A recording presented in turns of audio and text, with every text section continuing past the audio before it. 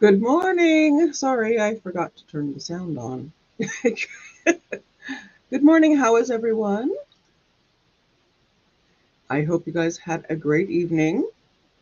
I did. I got to watch Keith Morrison with Nate. That was an awesome interview. Loved it, loved it. Like I said, he could read the phone book and I'd be happy. Excellent, excellent interview. And yes, I did get a little teary eyed when he played the message from Keith for his birthday. That got me. But yes, great interview. And not much happened yesterday. So I will get into a little bit of what kind of took place. Yesterday we had the first thing that happened, there was no judge and no jury at the start. No-shows and late jurors were the issue. One juror was stuck in traffic and the other one was not answering their phone. I don't know if it was a he or she, but their phone. So there were supposed to be a group of 16, and they only had 14 show. Out of the 14, 4 were chosen. So now we have 9 women and 11 men for a total of 20 so far out of the 50 needed. So that's where we stand. Right now, the live is up. The court's thing is up, and I'll show that up here so you can see. But that's where we stand as we start this morning on day 3 of jury selection. I will say hi real quick. It's a very small group this morning. Hump day, small group. That's the problem. I'm gonna say it's that problem. So, hi Addie. Oh wait, that's hi Paula. Hi Missy, Barbie, Mel, and that's it. It's just us. But at least we're here. So what happened after the court ended, and why it ended early, was they had some things that they needed to take care of outside of the presence of the public. And so the cameras, of course, were shut down, and everyone did their stuff behind the scenes. What they were doing was they went through the questionnaires after court, and then we got a half a day off, which I actually enjoyed. I went and sat outside in the sun and threw the ball with my 3 doggies and just had some time outside. It's sunny and beautiful, and I enjoyed it. Then it got a little warm, and then I got under the shade, but I can't stand it too warm. So anyway, that's where we are. There is a chance that this, like Nate said, there is, always a chance that this could go into, next week. But I'm kind of thinking, I bet you we have a jury seated by Friday evening, whatever you call it, whatever time slot that is. I bet you we seat the 50th, not seat, but we get that done. But it could bleed into next week, as he said. They are saying that there are less people for this jury selection than with Lori's, I think, right? Isn't that what? Yes. So there's only 50, and I can't remember. Anyone remember what hers was? I forgot. So also, one of the things that I really didn't understand or didn't get when it was happening, and sometimes it happens with me, I don't put 2 and 2 together. It's math, and then that whole connecting the dots sometimes gets me. But the potential juror that was having struggles with her brother being burned 30 years ago, it didn't dawn on me that that could be something that could be an issue for her because of what's happening, what happened with Tylee. And after putting that together, I went, oh, okay, I understand now. And it's not that I have no issue with anyone who in a trial may have issues with certain portions or certain things inside a trial because they sit wrong. They can't, it's just not something they can handle. No issue with that. Never, I always say, if you can't do something, let them know right away. They'll figure it, they'll talk it through. You guys will, they'll work it through or whatever. But even though it was 30 years ago, those memories pop up sometimes fresh if they're something that is reminded or something that happened, or especially, in these trials that are extremely emotional. So I connected that, and that, I didn't have a bad feeling about it. I just was not, the connection. I didn't make the connection. Oh, and also Nate did do a walkabout, whatever you want to call it, and showed the outside of Ada County Jail, which is where Chad is being held, and that is the same jail that Lori was held in. And I think did he say it was bigger than where he is now? I forget if I dyslexiaed that or not. I may have transposed those two thoughts, but I think he said that Ada County is actually bigger than where he is now. Let me know if that's what I heard.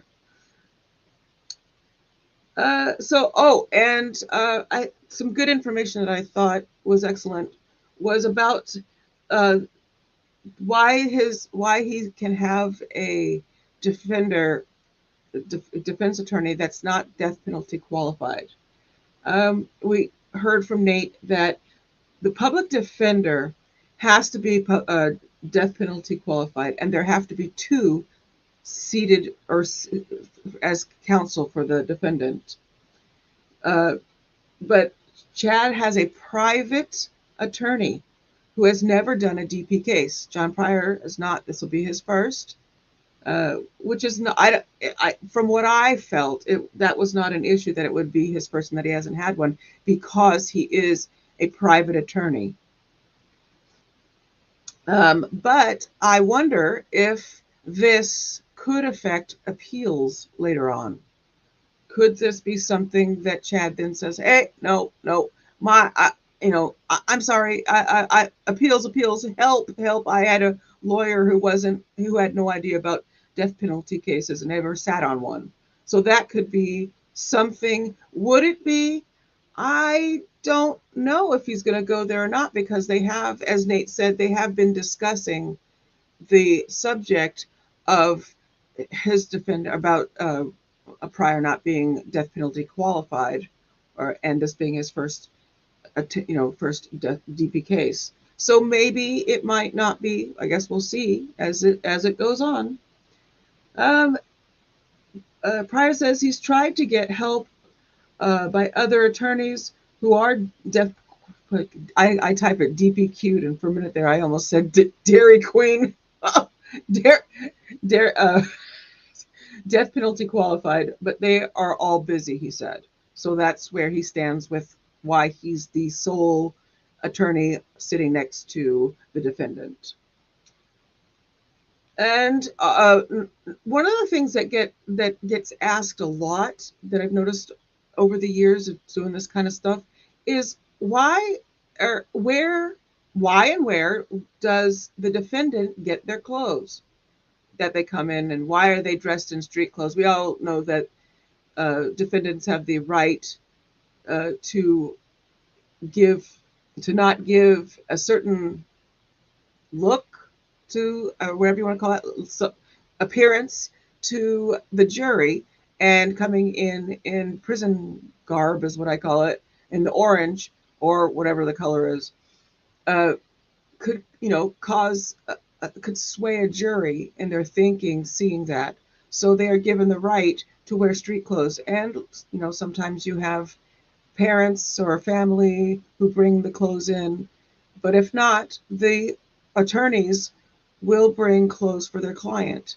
And you get the shirts every day uh, from Chad about the, he gets to change a shirt. At least we're seeing different colors. Sometimes you see this one person in the same one, and that's because that is an outfit that's borrowed, and so they get the one. And sometimes they don't fit, and they look like their clothes are falling off. But uh, his attorney does bring him his clothes every day, and somebody had made a comment. I think it's I was watching It's a Crime, I think is her channel name, and she said yesterday he was wearing the red tie. I go. I love her. I love It's a Crime. I don't remember her name, but her channel is excellent. Anyway, I thought that was kind of neat that she recognized that I need to be more looking at stuff. I need to be really honing in and really get my ear going. And I watch some of the others to see what they see that I miss. Uh, Another thing that Nate said, that Chad doesn't seem to be doing much during breaks. So he assumes that he gets a little bit of food.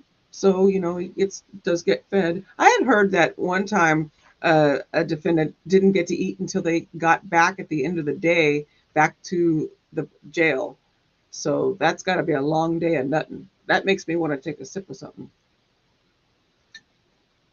Coffee. um, so during the trial, there will be cameras on the judge. This is another thing that was a lot of uh, contention and stuff with chatters. They're really struggling with the view, and we're lucky we get to see what we get to see.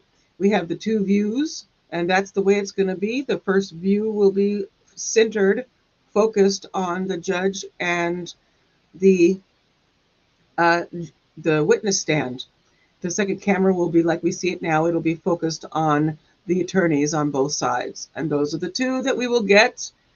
And I don't like it. I wish that I could control them independently and, blow them up so that we could see better. But it is what it is. I'll see if I can enlarge it any more by zooming my browser in. But I think that's pretty much what we're going to be stuck with.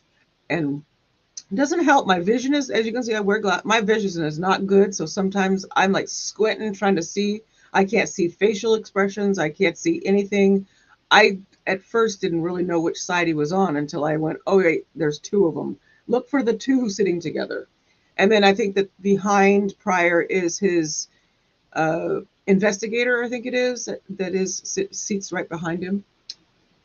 There were some things that were spoken about by the attorneys to give examples of things like, we got hashtag cheesy egg gate. I actually was kind of enjoying her. I do kind of like it, and I know we get to hear repeat. I like stuff that repeats. It helps with the memory, I must say. But there was another thing, and her egg thing was, you know, it was interesting, and it does help if you're sitting there and you're nervous and that kind of thing. So to hear an attorney speak of something personal kind of helps you, in my opinion, to be less. I'm in court. That's what I feel when I listen to it. But I thought it was cute. Then John Pryor tried to give an analogy on agreement and what that meant, and it was his fishing story. That you have two fishing people. One person says, "Hey, I'm going to go fishing tomorrow," and so he goes out fishing, and then looks across the pond and sees the other. The person he said he was going over there fishing. Now, was the agreement did they agree to do that together, or did they not, or no? Then they, the jurors were like, yeah, no, that was just a conversation. It was no agreement made. He just said, I'm going fishing, and then they happened to meet at the fishing thing.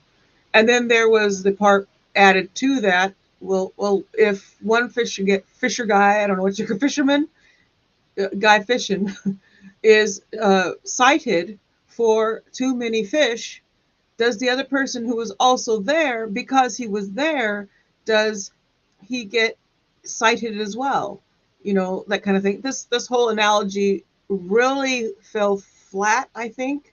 It was not appreciated by prosecution, and an objection happened, and they went to sidebar, and then when they came back, I believe that the judge asked Mr. Pryor not to give any more analogies. So we'll see what we get today.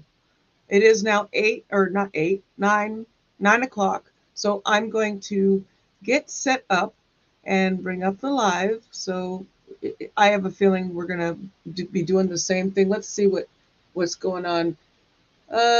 So far, I'm not seeing anything yet from anyone saying that it has started. So I'll bring it up.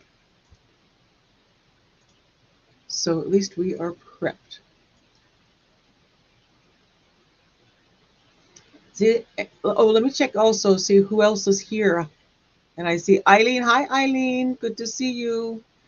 And Linda is here. Anybody else in the bushes? Hello. I love my bush watchers. Oh, here we go. I'm going to go ahead and put this up so at least we can see. And we'll be ready. Make sure the sound, yep, sound is on. Anyway, I thought that we got through yesterday. If they keep up with the pace that they're at, if they can continue, like Nate said, bringing in those 16, we could get it done by Friday. But I'm kind of torn on how I think. I think that it could. I mean, they could really push, especially when the judge asks everyone to, let's keep the flow moving, and I think that does help. I remember one time, I can't remember, I think it was the MacGyver trial. The judge was really on prosecution and how long they were taking for everything they were doing, and especially the speaking objections. And I remember him really admonishing them to the point where one of them spoke up and said they felt rushed. That they didn't feel like they could get all the words in they wanted to get in. And so I think, was it that it may have been, no, that could have been the other one I'm thinking of. What was his name? It was the one guy. Mods. Do you remember the what is his last name? The older guy that was supposed to have. No, it wasn't MacGyver. It was the other guy. I forgot the trial, the last name. Anyway, that guy, that trial, whatever, doesn't really matter. But I just thought, how reminders from the judge to keep things going and not get too bogged down in explanations or questioning and stuff could help this go on more. Was it Burns? Why am I thinking Burns? That's the name I think. Is that the right name? I told you I'm bad at names. So, anywho, I'm sitting here waiting. Let me see. Nothing yet from anybody. Not yet. Judge Schroeder. I'm trying to think. Let me look at and see. Hold on one second. Oh, what? Somebody said something was pretty. Judge Schroeder. I don't remember. It was someone help. I don't remember. It's going to drive me crazy, and I'll end up thinking about it in the middle of the night. It's probably Mods. Do you remember? Is it Burns? Is that the last name of the defendant? The trial. He was the older one that was wheeled in his wheelchair, and I think he passed away a couple weeks after that. Rittenhouse judge. Oh no, not that judge. No. This was a trial. The older guy he was the one that was caught on Mike, he went to the restroom with his mic on and was, and it was saying stuff, and they said that he admitted to doing it, but yes, I cannot remember his name. Oh my goodness, I can see his face. Oh, I can't. Durst. See, I knew Burns was. I had the I was partway there. Durst. Thank you, Linda. I knew.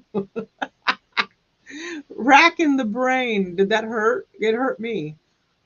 So there you go. Yes, Robert Durst. That was the trial. The judge admonished them, and they didn't like that. They did not like being told they need to hurry up. I don't remember if Schroeder ever did that.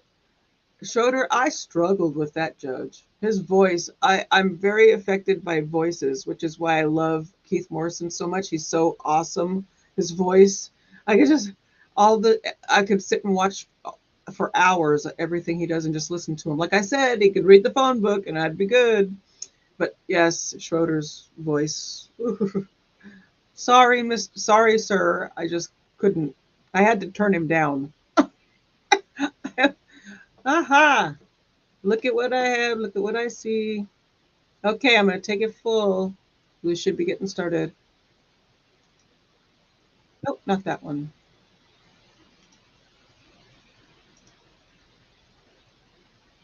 Oh, I know what the issue is. Well, there we go. All right, good morning, everyone. We're back on the record on case CR 2221-1623, State of Idaho versus Chad Guy Daybell. We are continuing with jury selection, including small group and individual voir dire this morning.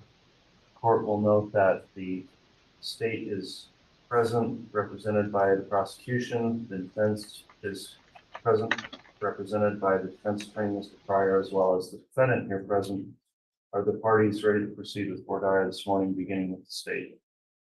Yes, Your Honor. Is the defense ready? Yes, Your Honor. Thank you. Okay.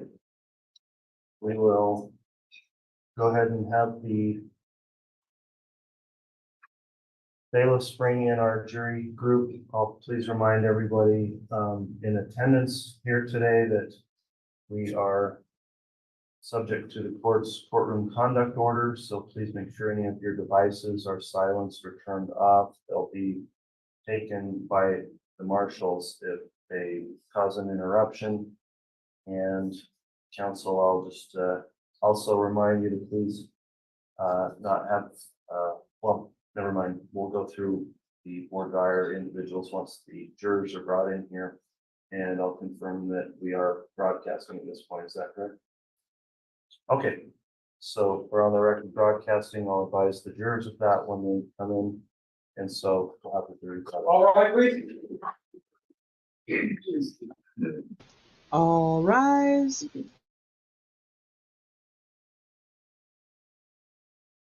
Sorry, I have to.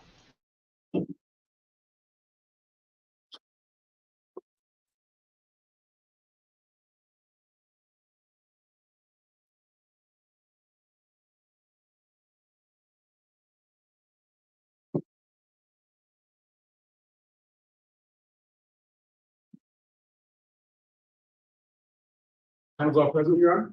All right. Thank you. Please be seated.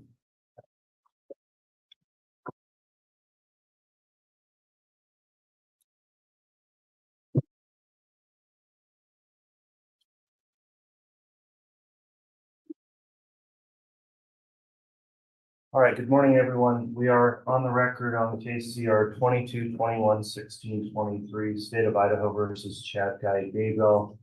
The court will note that the attorneys and defendant are present. Is the state ready to proceed? Yes, Your Honor, thank you. Is the defense ready to proceed? Yes, Your Honor. Thank you. All right, before we begin with the voir dire of this group of jurors, let me inquire from the state. Is there any objection to the manner in which the jury panel has been recalled and seated today? No, Your Honor, thank you. Any objection from the defense? No, Your Honor. Thank you. Okay, thank you, counsel. Ladies and gentlemen of the jury, thank you for returning this morning. You've been recalled as prospective jurors in the case now before us. I'll reintroduce my court staff again and myself. I'm Stephen W. Boyce, the District Judge for Fremont County, Idaho. and I'm in charge of the courtroom in this trial. The court clerk assisting me today, Shannon Holstein, is here, and she's keeping minutes of the trial proceedings and will also administer oaths to you as jurors. We have our courtroom marshals here also assisting in maintaining courtroom order and helping the jurors move about where they're supposed to go. Our court reporter is Mary Fox, who is taking a stenographic record of all the proceedings today, and she's seated down here to my left. And then over against the wall to my right, Courtney Stallings is my staff attorney, and she assists me with legal research and administrative issues that come up throughout the day. Each of you has been qualified to serve as a juror of this court. You've each filled out a questionnaire that's been reviewed by the court and the attorneys, and it's been determined to recall you for further questioning today. The first thing we do in a trial is to select jurors, in this case, 12 jurors and 6 alternates for a total of 18 jurors from among the group we've summoned. The clerk will now call the roll of the jury using your red card. So you each have a red card. As your name's called, please raise that and indicate that you're present verbally for our record, please. Madam Clerk. Juror number 823. Here. Juror number 1198. Here. Juror 1204. Here. 1242. Here. Juror 1251. Here. Juror 1320. Here. Juror 1332. Juror 1358. Here. Juror 1365. Yes. Juror 1378. Juror 1379. Yes. Juror 1389. Juror 1392. Juror 1424. Here. Juror 1535. Here. Juror 1541. Yes, sir. Juror 1585. Thank you. All right, thank you for returning. The court will advise the jurors that we are broadcasting this proceeding on the court's official YouTube channel for public access. Also, the courtroom is open. However, there are no cameras pointed towards or making any photography of you as jurors. However, your voices are subject to that broadcast. I'll next introduce you to the case and the parties at this time. In this case, the case has been brought by the state of Idaho. I'll sometimes refer to the state as the prosecution. Counsel, as I list your names, you may stand briefly. So the state is represented here by Lindsay Blake, Fremont County prosecutor. Rob Wood is the Madison County prosecutor. Ingrid Beatty, a specially appointed prosecutor in the case, and Rocky Wixom, a deputy prosecutor for Fremont County. The defendant in this case, Mr. Chad Guy Daybell, is represented by his attorney, Mr. John Pryor. Good morning. This case is a criminal matter, meaning the defendant is charged by the state of Idaho with a violation of the law. I previously read to you a summary of the charges in the amended indictment when you were here last week to complete your questionnaires. With regard to the defendant, the state of Idaho has alleged that Chad Guy Daybell committed the following crimes. Count 1, conspiracy to commit first-degree murder and grand theft by deception. Count 2, first-degree murder. Count 3, conspiracy to commit first-degree murder and grand theft by deception. Count 4, first-degree murder. Count 5, conspiracy to commit first-degree murder. Count 6, first-degree murder. Count 7, insurance fraud. Count 9, insurance fraud. Mr. Daybell has pled not guilty to the charges. Please remember, that's simply a description of charges. It is not evidence. Under our law and system of justice, every defendant is presumed to be innocent. This means 2 things. First, the state has the burden of proving the defendant guilty. The state has that burden throughout the trial. The defendant is never required to prove his innocence, nor does the defendant ever have to produce any evidence at all. Second, the state must prove the alleged crime beyond a reasonable doubt. A reasonable doubt is not a mere possible or imaginary doubt. It is a doubt based on reason and common sense. It may arise from a careful and impartial consideration of all the evidence or from a lack of evidence. If after considering all the evidence, you have a reasonable doubt about the defendant's guilt, you must find the defendant not guilty. The duty of the jury is to determine the facts and then apply the law set forth in the instructions I will later give you to those facts. In this way, you will decide the case. In applying the court's instructions as to the controlling law, you must follow those instructions regardless of your opinion of what the law is, what the law should be, or what any lawyer says the law may be. During the course of this trial, including the jury selection process, you are instructed that you are not to discuss this case among yourselves or with anyone else, including any use of email, text messaging, social media, or any other form of communication, electronic or otherwise. Do not conduct any personal investigation or look up any information from any source, including the internet. Do not form an opinion as to the merits of the case until after the case has been submitted to you for your determination. At this time, then, I am going to ask our clerk to administer an oath to the jury panel. The jury panel will be sworn for voir dire examination. If each of you would please stand at this time and raise your right hands, I'll have that oath administered. Do you solemnly swear or affirm that you will truthfully answer such questions as may be asked of you by court or counsel, touching upon your qualifications to sit as a trial juror in a cause now on trial, so help you God? Yes. Thank you. All right, thank you. Be seated. I'll note for the record, each one of these jurors did take the oath just given by the clerk. The clerk's now impaneled 17 prospective jurors this morning for questioning in a small group today. Will the state stipulate that these jurors have been properly called and impaneled? Yes, Your Honor, thank you. Will the defense stipulate as well? Yes, Your Honor, thank you. All right, thank you, counsel. The court will also note that the jurors, each 7 of the 17, has completed a juror affirmation indicating they've not, or they have followed the court's admonishment to not look into the case between now and the time they filled out their questionnaire last week. And I will just confirm that with the bailiffs. I am told that all of the questionnaires, or I'm sorry, affirmations were returned. Is that correct? That is correct, Your Okay. Honor. In this part of the jury selection process, then you're going to be asked questions touching on your qualifications to serve as jurors in this particular case. This part of the case is known as the voir dire examination. Voir dire is an ancient Anglo-Norman term dating back hundreds of years to the origins of common law, and in Old French it simply means to speak the truth. Voir dire examination is for the purpose of determining if your decision in this case would in any way be influenced by opinions which you now hold, or by some personal experience or special knowledge you may have concerning the subject matter to be tried. The object is to obtain 12 persons who will impartially try the issues of this case upon the evidence presented in this courtroom without being influenced by any other factors. Please understand this questioning is not just for the purpose of prying into your personal affairs, but only for the purpose of obtaining an impartial jury. Whenever you need to answer a question, please hold up your red card. And when you're called upon to speak, you may identify yourself with that red card number. We won't be using your names through any stage of these proceedings.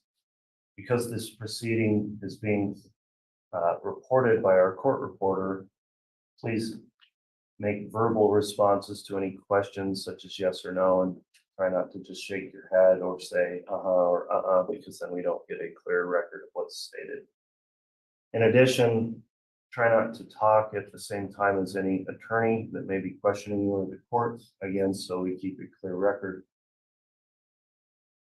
If you have any response that you think is too personal or would be embarrassing to discuss in public, or for whatever reason you don't want that to be addressed publicly, you can tell us and we will discuss that in a more private setting outside the presence of others in the courtroom and individually. Also, if you have answers to any questions that you think may prejudice any other prospective jurors or any of the participants in this trial, please refrain from those comments until we can arrange again to have you discuss that outside the presence of other jurors. Also, if you have knowledge of this case from pretrial media coverage or publicity, please don't start talking about any facts of what you may know. We'll discuss that with you individually again so that other jurors don't hear the information that you may already have. I'll now read to you a special instruction that's being given in this case as follows. The defendant, Chad Guy Daybell, has been charged in the amended indictment with certain counts of entering into a conspiracy with Lori Vallow Daybell and or Alex Cox. The crime of conspiracy involves an agreement by two or more persons to commit a crime. You must only consider the evidence against the defendant in this case and should not speculate as to any other case or legal proceedings involving the alleged co-conspirators. You must remember that the defendant has the presumption of innocence, and you must consider his guilt or innocence based solely on the evidence provided in this case. That concludes the court's special instruction. At this time, I'll instruct the attorneys to please avoid repeating questions already asked in efficiency, and the attorneys do have the right, however, to direct follow-up questions to a juror's responses. The jury should be aware that during and following the voir dire examination, one or more of you may be challenged. Each side has challenges, what are called for cause, which means that each side can ask that a juror be excused for a specific reason. In addition, each side has a certain number of peremptory challenges, by which I mean each side can challenge a juror and ask that he or she be excused without giving a reason for the dismissal. If you are excused by either side, please do not feel offended or don't feel like your honesty or integrity has been questioned, because it has not. And in addition, I'll note that if you are excused and you are approached by anyone after your excusal that wants to talk about case with you, once you're dismissed, you are excused from your service and you can do that. However, please bear in mind that we are in the process of trying to obtain impartial jurors. You don't have to talk to anyone who may question you. And if you do so, please respect the opinions of your fellow jurors. And also bear in mind that we're trying to keep down publicity in the case until a jury is selected. At this time, I am going to begin the court's own voir dire, after which the attorneys will be given an opportunity to make their own voir dire inquiries. When I'm questioning jurors, please pay attention to what's being asked, because you may be recalled to answer those same questions. The first question I'll ask of the entire panel is as follows. Is the information provided in your juror information forms still true and accurate? And in addition, are your responses in your questionnaire true and accurate as well? If you believe that's all still true and accurate information, please raise your red card. All right, thank you. We've got juror 1332 that did not raise your card. Is there something that you would need to correct or clarify in your questionnaire? I wasn't feeling very well when I got this paper and they asked me to fill it out. Looking back, yeah, there were a few answers. Okay, that's fine. It was a long questionnaire. I understand. We can talk to you about that probably individually or maybe further in a group, but we'll return to that. Thank you for notifying us of that. The next question. Judge? Yes. I apologize for the interruption, but I saw 1378 did not raise his card, and I thought maybe he has some issues as well. Oh, thank you, Mr. Pryor. I didn't notice that. I just wanted to state that my work did say that I would get compensation for being on jury if I have to. I answered that I couldn't because of that. I wasn't sure, but they said that I could. So. Okay, well, thank you for that follow-up information as well. That will lead us into the next question, and I'll ask if this applies to you, you can raise your red card. I want to discuss the time commitment required for jury service in this case. So if you are required to serve as a juror, it's going to be for a period of approximately 8 to 10 weeks. The question is whether or not that time frame or amount of time would create a serious hardship upon you or your family or your business or profession or occupation so as to prevent you from rendering service as a fair and impartial juror in this case. If you think you may suffer a hardship based on the length of the trial, please raise your red card. Okay, if you could keep those held up for a moment, we'll note down who we've got.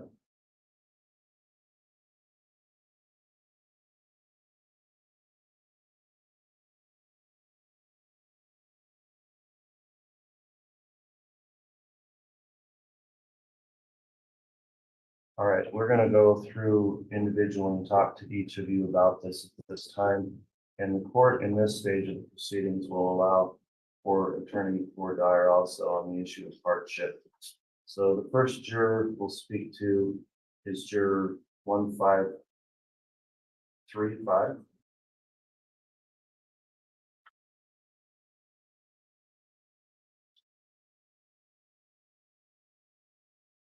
I may have written that number down wrong. Do we not have that? Got it right, 1535. Okay, thanks. I was in a different order here. Let's talk to you first then. Juror number 1535, you did raise your red card. Let's discuss the length of the trial. What's your concern about a possible hardship if you had to serve? The provider for my family. If I take that much time off, I don't know if I have enough money to pay the mortgage or any of that, and I don't have any vacation time until the end of the summer.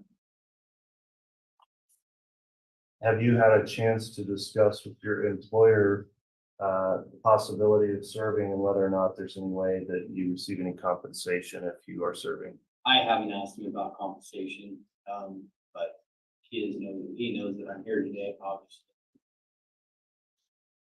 We don't need to get into too many details, but is this a small company, a big company? How many employees total are in your I company? would say there's about 20 of us. Okay, so small business. Yes.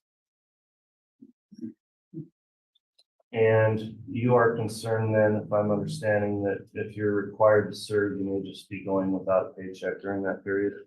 Yep. Are you a sole provider or is this your sole source of income? My wife works part-time. All right. Follow up from counsel, please, beginning with the state.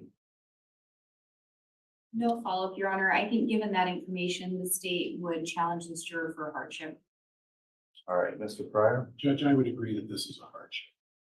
All right, juror 1535, if you're in that kind of an employment situation, given the length of this trial, I do believe that would create a hardship for you to be out of work that long. So the court will grant the state's request without objection to strike 1535 on the basis of a hardship.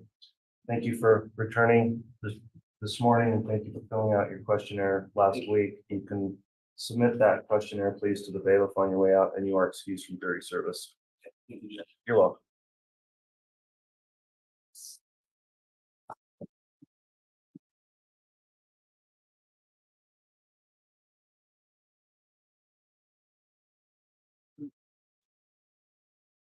Apologies for being a little out of order here, but we'll next talk to, I believe, 1541 also.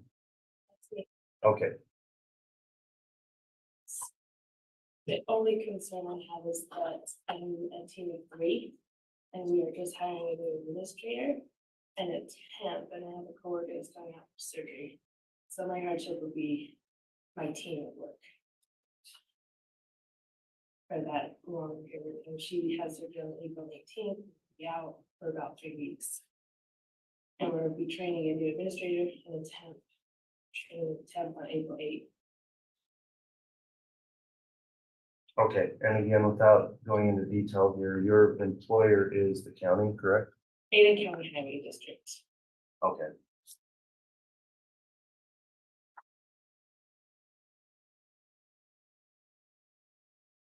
And could you repeat, please, the information that's beyond the employment concerns?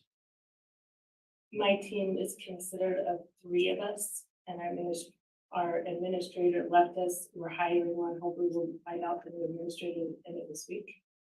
My coworker, the other procurement contracting technician, has had a back surgery on April 19th. She'll be out for 3 weeks.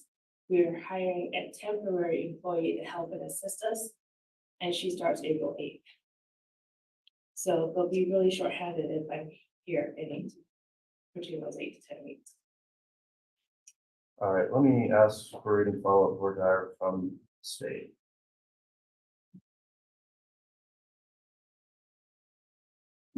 Your Honor, given that information, the state does not have any additional questions. We would actually make a challenge to this juror based on hardship, given the information she provided. All right, Mr. Pryor, response from the defense. And Judge, I know it's not relevant because she probably won't even be on jury service before that, but I understand her stepdaughter has a graduation Friday as well. Oh, yes, that is With correct. that? Yes, that is correct. And it's That's in what I- Twin Falls in the morning So as Judge, well. given that, I think it's appropriate to excuse her. All right, considering the request for an excusal for hardship and a motion to strike made by the state without objection, the court will grant the request and juror 1541, you're excused from service. Please leave your questionnaire with the bailiff. Thank you for taking the time to complete your questionnaire.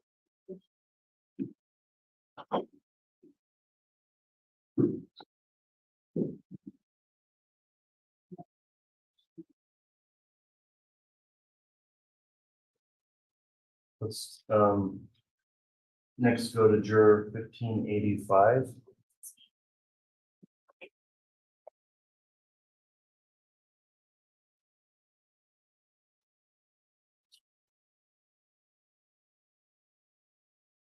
So I know in your questionnaire, you did raise some concerns, but also didn't think it would be a hardship. If you'd like to explain why sitting here today, you believe it's a hardship, you can do that. So previously I didn't think it would be a hardship, to be here because I thought I could finish my semester online. But my instructors let me know that that wouldn't be possible. I'm a full-time college student and I would like to finish this semester, so I only have 1 more to go. And, obviously being here would delay that and put me to school for another semester, so. Okay, where are you in terms of progress through the current, you're currently in a semester right now? Yes, And when is that scheduled to be done? beginning of May. All right, if you were out for these 10 weeks, then you would essentially lose the semester. All right, any follow-up questions from the state? No, Your Honor, we also had a note here to follow up on that hardship. I think given that additional information, the state would make a motion to remove this juror for cause based on hardship. All right, response from the defense. And Judge, in addition, if I'm not mistaken, she also, and I'm not trying to expose information, you have a 7-year-old son, from what I understand. 3, I'm Yes. sorry? yeah, 3 years. Oh, it's a 3-year-old? Oh, I'm sorry. That more, I guess, more of the case. So not only does she have her education that she has to be concerned about, also having to, I was under the impression it was a 7-year-old. My memory must not be as I thought. A 3-year-old son, so I would just move for hardship as well, Judge. All right, I've considered that. Noting in the questionnaire, it wasn't initially listed as a hardship, but I guess upon further consideration, the jurors thought about that and the prospect of losing a whole semester of school, in addition to these other issues brought up without objection from either side, the court would agree, juror 1588, that would constitute a hardship. So thank you for coming in and filling out your questionnaire. You can be excused with thanks to the court.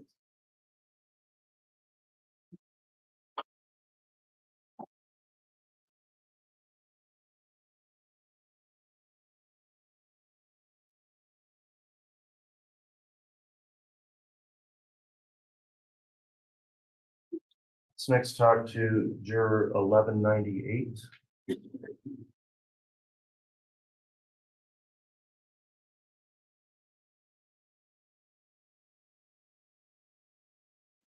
Okay, you did list some information in your questionnaire about the hardship. If you'd like to explain what information you have in addition. I've started a job recently in the last few weeks. I guess twofold concerns.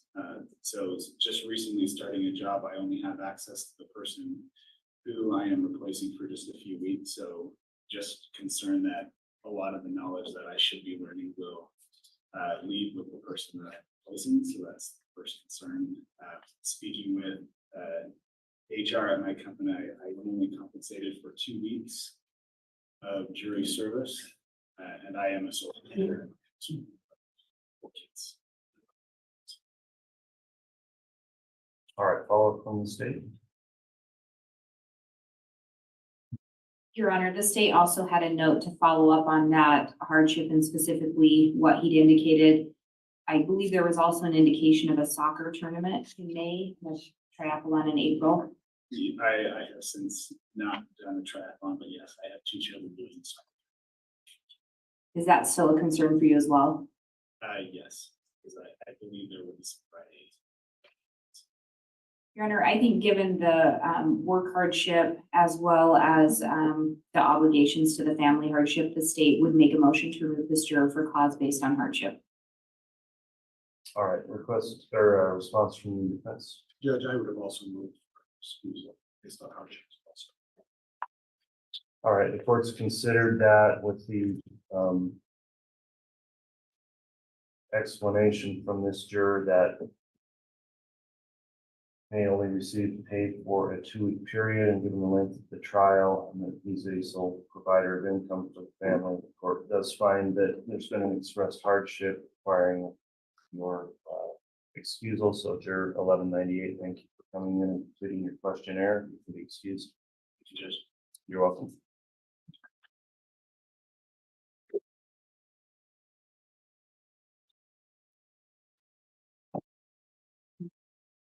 Juror number 1242.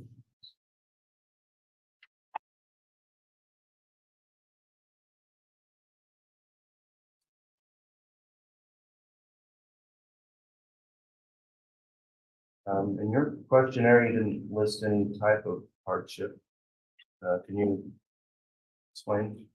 Yes, Your Honor, I think when I had taken the test, I didn't really fully realize the implications of the time involved as well. I've got 2 concerns. Number one is the hardship of work. I did have a chance to speak with my HR department, and although they grant me the time off to attend and participate in the jury, I would receive no compensation. 8 to 10 weeks of jury duty would cost me in excess of $25,000 in income. I'm 63, single, and that would have a high impact on both my potential retirement as well as my personal savings. My second concern is that last year in June, I was diagnosed with systemic lupus erythematosus, which is an autoimmune disorder. And part of the circumstances of that disease is that they have certain triggers and things like that that cause flare-ups. Flare-ups during lupus can result in hair loss, full body rashes, extreme fatigue and nausea, inability to participate pretty much in anything. And so my concern with that is that I believe that the stress and the anxiety that I've experienced in this involvement in this case would potentially impact my disease, and that could make me unable to participate at all. I could a bad day for me could last 3 to 5 to 7 days. Since my diagnosis last June, I've had 3 flare-ups. The first one lasted over 2 months. That's the first time I lost all my hair and such like that. Second one was in October and November of last year, and the last one I experienced was in February of this year, and that was about a 5 to 7 day stint. It's something that I have no control over, and I manage my diet and my lifestyle to avoid stressful situations. I also have to avoid sunlight and heat and exhaustion. And so between the loss of the income, I am a sole provider in my house. I don't have a family, but at this time I also have an elderly dog who's been diagnosed with a large part, and she is on her last, probably her last year with the family. She requires medication 2 times a day. And so I basically am the sole care provider for her. I work from home because of what my disease now. Had I needed to report to an office, I would need to go onto disability because I'm just too inconsistent. I approached my doctor on Monday to write a letter to the court explaining my circumstances. And unfortunately, I was not able to get that this morning. They were not open on my way in. But I would be happy to provide that written doctor's notice to you regarding my disease as well as the hardship of my loss of income. All right, Juror 1242, thank you for the explanation. Does the state have any follow-up for Dart? No, Your Honor, I think given all the information provided, the state would make a motion to have this juror removed for cause based on hardship. All right, response from the defense? I also move for exclusion of cause. All right, thank you. Juror 1242, for the reasons you've explained on the record, the court does find that would constitute a hardship of service for both the medical issue as well as financial. Court will excuse you from service. Thank you for coming in and completing your questionnaire. Thank you, John. You're welcome.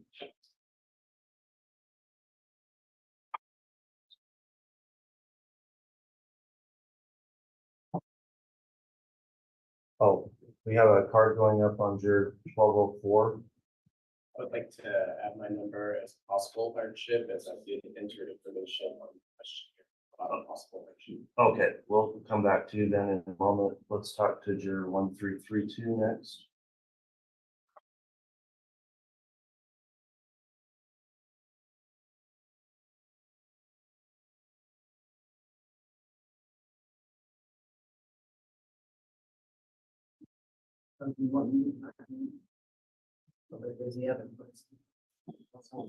Yeah, I'm looking at your questionnaire, juror 1332.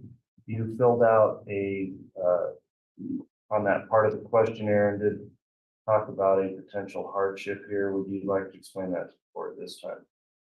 Well, my hardship is basically my husband. He's a sole income for our family. We live here together. We don't know anybody, and he works in the middle of nowhere. He's on a specific diet, and I have to prepare and pack all of his food for however long he's gonna be gone. And he works on somewhat of a fireman's schedule. When the machine breaks, he has to go. So it gives us not much time, and it's kind of like being always on call. All right, if you were able to be home each day late in the afternoon, would that give you adequate time to help prepare those meals for your husband? You know, it's not something I can say definitely, because he could get a call at 9 o'clock at night. He could get a call at 6 o'clock in the morning. He could get a call anytime. He doesn't only work in Idaho. He works in Oregon, Washington, Nevada, and California, and Idaho. And travels through the whole Pacific Northwest on giant, and he works on giant inverter machines that transfer power to the utilities. And they're not happy when their machines go down, but other than the 2 plants he takes care of in Idaho, all the other plants are 6 hours at least one way. All right, during the course of the trial, do you think there's a way that if you were unavailable to prepare his meals, he might be able to prepare some of those meals on his No, he own? would take whatever's in the refrigerator, throw it in his lunch pack, and who knows, you know, because he's in the middle of nowhere where he's working, he can't just hop in the car, or it's time for lunch, you know, go to town and get a sandwich. Like, he's on a special diet and he can't eat out. So he gets really sick when he does. And I work really hard to keep him healthy and keep us going. And, you know, he's older now, and it would be nice if he could really retire when he turns 65, but that's not the case anymore. All right, any follow-up, Board Darp from the state, I have no follow-up, Your Honor, thank you. from the defense? And ma'am, from what I understand, and again, I'm going off memory, but 41 years of marriage. So Coming up on 42, Yeah, we've please- been together almost 45. please so- forgive me, we're not disclosing, we're about the same age, and this has been a lifelong partner. our whole adult life. And one of the concerns is also in the event that you're sequestered, and you understand what that means, locked up, and having to consider something. Couldn't handle it. Couldn't handle it. You basically have been inseparable for 41 years. Absolutely. And not only would that cause you a distraction and not be able to be processed what needs to be processed in this case. Absolutely. Would there be a concern? I don't even have to ask. I guess there would be a great concern about how your husband was doing it. Absolutely. And that would be a significant distraction. Absolutely. Given that, Judge, I'm going to move for cause to have this juror excused. I think this is a significant issue. All right, I've considered the hardship expressed with juror 1332. I'll grant the strike from both parties here. So 1332, you're excused. Thank you for filling out your questionnaire and coming in.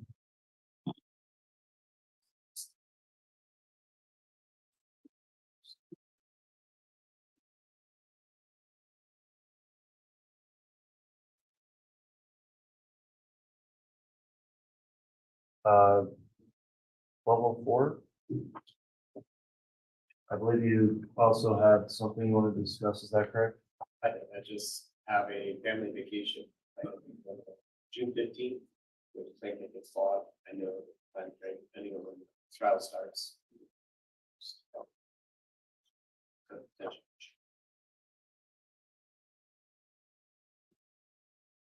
All right, I'll defer more to counsel. They are the ones that would know best on trial length. It's my understanding we should be done by June 15th, but if the state has any follow-up to address any concerns about that time frame on this June 15th vacation, we can follow up with that juror 1204.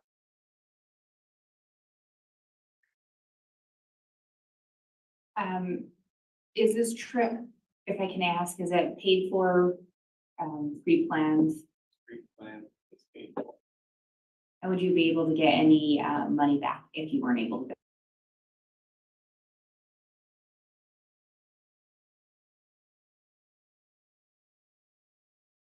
Right now, at least the trial is set to be, I think what was advised is an 8 to 10 week trial. So that shouldn't put you into that time frame. Do you have concerns sitting here today if it is close to that 10-week timeline even?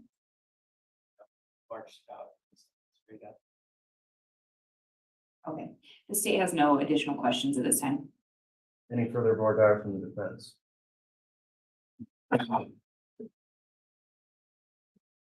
I'm not anticipating going to June 15th. I guess what I'm concerned about is what if we do? I don't think so. I don't want to speculate, but by the same token, Judge, I'm concerned about the distraction, and that would be a distraction if you were still doing this on the 13th or 14th. That'd be fair. And that's what, then you just answered my question, which is if, for instance, we stop and then there's deliberations, we start on the 13th, you're going to be highly motivated to be done by the 15th, aren't you? Like, Judge, I'm, and Keeser, don't take this personally. We're just all trying to be fair. So, Judge, I think given that, I think I'm going to move for cause with this. All right, response from the state.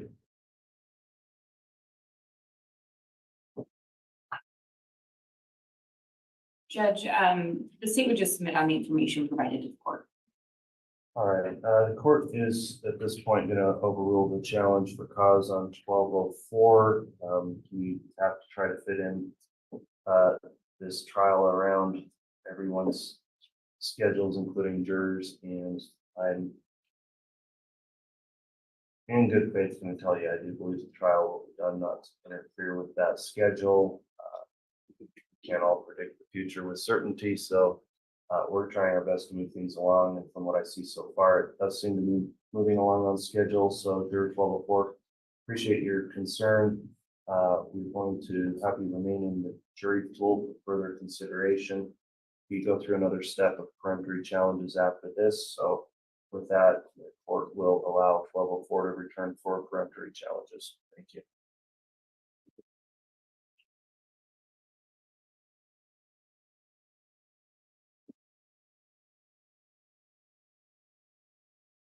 All right, the next question we're gonna go through would be on knowledge of the case. And several of you, I'm sure, in reviewing your questionnaires have indicated you do have some information or knowledge about this case. If you do have any information or knowledge other than what you've learned since you've been summoned as jurors in this case, would you please raise your red card? Okay, none of you have heard anything about the case other than what was told to you in court when you got here last week? Okay, thank you.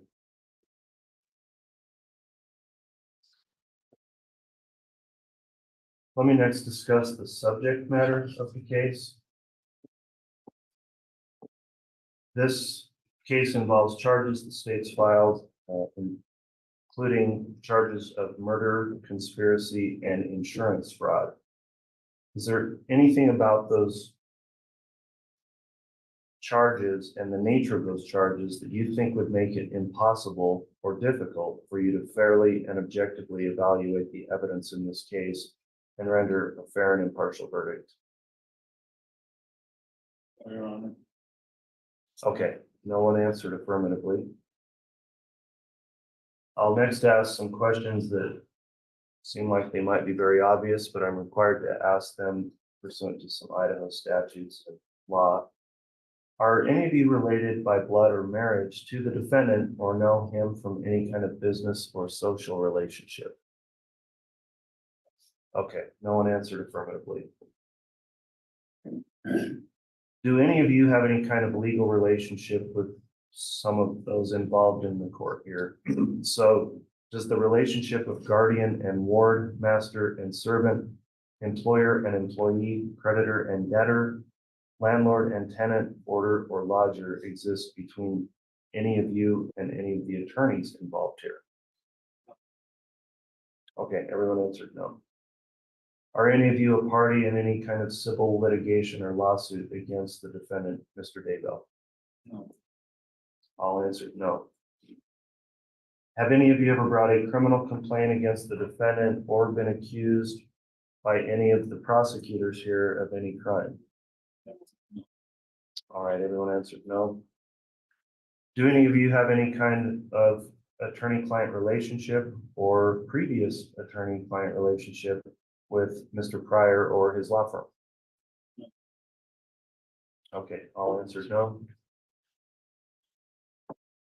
Do any of you have any kind of a relationship by blood or marriage to any of the lawyers, or do you know any of the lawyers from any kind of professional, business, or social relationship? No.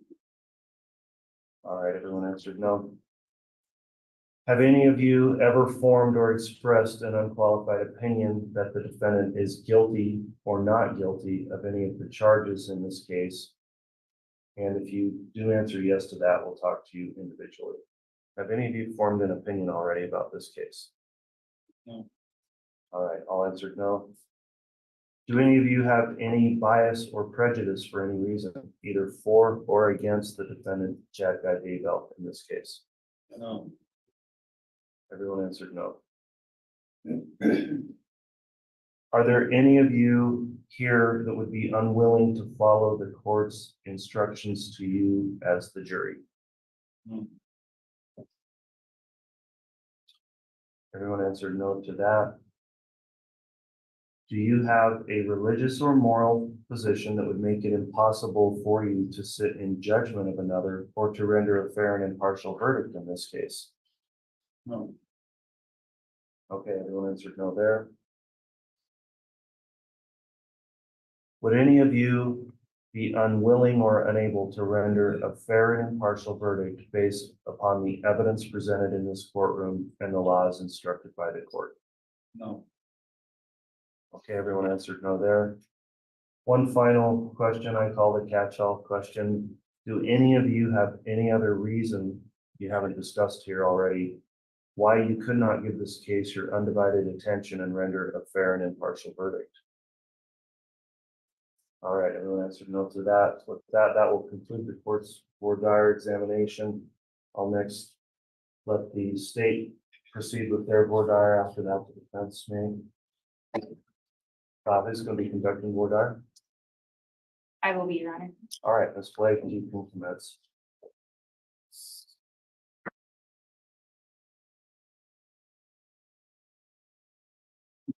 Hello, ladies and gentlemen. Thanks for being back with us this morning. I know this process has been long. You all had to come in last week and fill out a questionnaire, so we appreciate you sticking with us through this. As you may know, we want to just be thorough as we're selecting a jury. Both the defendant, Chad Daybell, and the state of Idaho have the right to a fair trial.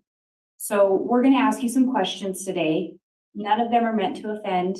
I don't really want to put anyone in a hot seat, but I will be asking some of you questions and I will be asking for responses. So I just want you to know why we're doing that. If I were to use the term brutal honesty, I'm going to ask some people what comes to mind. Juror 1392, if you hear the term brutal honesty, what do you think of?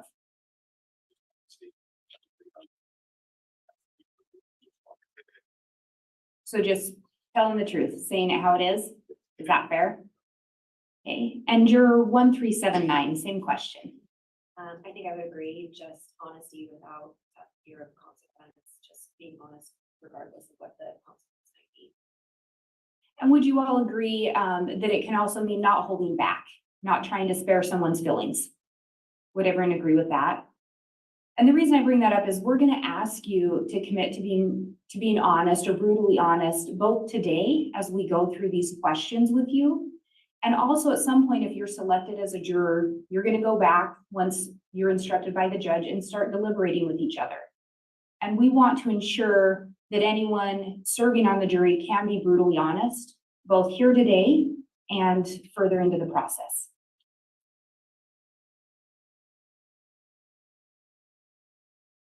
And we all may know someone that we feel like we can go to get just the honest, how it is answer. So for me, I had my first niece, I found out when she was pretty young, she wouldn't filter her answers.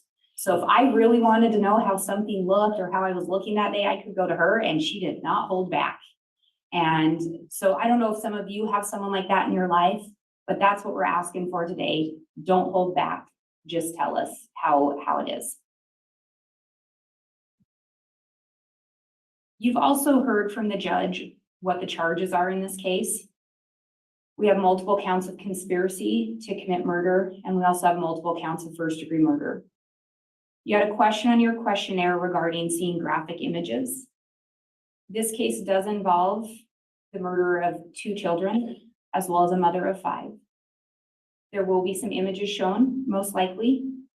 Does anyone here have concerns if they were to see images that are graphic in nature, maybe unpleasant to look at?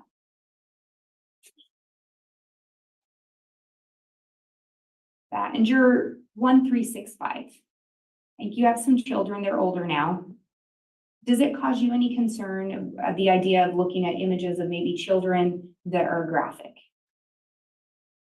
No, if it's in a court-related environment and you have to do that, and if it's going to allow more truth to come out and the facts to come out. Thank you. And your 1320, I think you also have children. Looks like they're adult children now. Yes.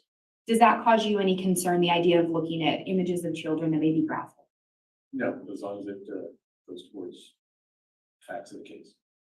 And do you feel that you could look at those images and give them the weight you feel they're due in relation to other evidence presented in the case? Yes. Thank you. Has everyone here been on a plane before? Yes. When you get on the plane, you get the instruction at some point, they say, sit back, lay back, enjoy your flight. We're going to arrive at our destination at such and such time. If instead you got on a plane and the pilot came on and said, hey, I'm going to try to land the plane. I think we'll get there at this time and I'll do my best to land. Would any of you feel comfortable staying on that plane? No. I'm seeing that shaking of the heads, and juror 1389. I saw you shake your head no. Would you want to stay on that plane? And why wouldn't you want to stay on that plane? Experience a pilot has to have in order to fly an airplane. if he can't even make a guess as to when he's gonna get in the air, put the boat wheels down on the ground again, sorry. What else is he gonna make a mistake on? Thank you for that. And juror 1358, how about you? Would be my first choice. But as you mentioned, he should have, or she should have some idea of when they will land, how to land. So no, I'm not. And the reason I ask that is because, again, when we talk about the trial and the right to a fair trial, we want to make sure that the jurors selected can land the plane. We want to make sure that the jurors can commit to being impartial, to weighing the evidence and rendering a verdict that they believe is the correct verdict. Does everyone here feel like they could commit to that? Yes. Thank you. So I have a little boy, and in the mornings when he gets up, if I ask him what he wants for breakfast, 9 times out of 10, it's cheesy eggs. But there's a very specific way he wants me to make his cheesy eggs. There's a recipe I'm supposed to follow. So that recipe includes milk and eggs and cheese and salt and pepper. Sometimes he likes them a little extra cheesy too, so we got to throw that in. But he doesn't want me to vary that recipe. Have any of you had that experience, whether with a kid or someone else, that maybe there's a recipe and they like it done just so? Juror 823, have you ever had that experience?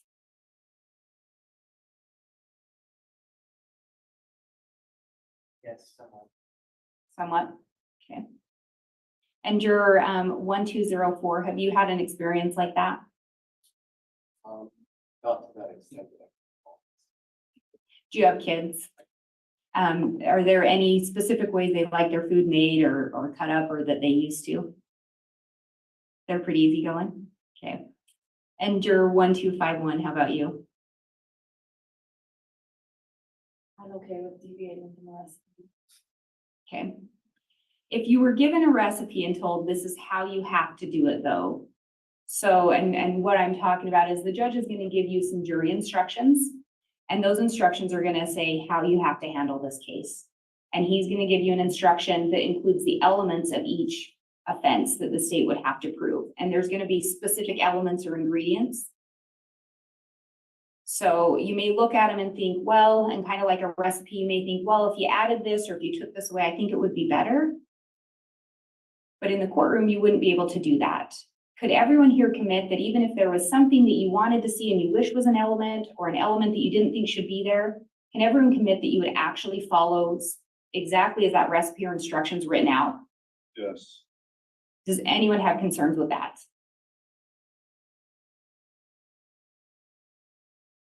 And with that, one of the things is when we get to the crime of homicide, does anyone have concerns that if it reads an actor did something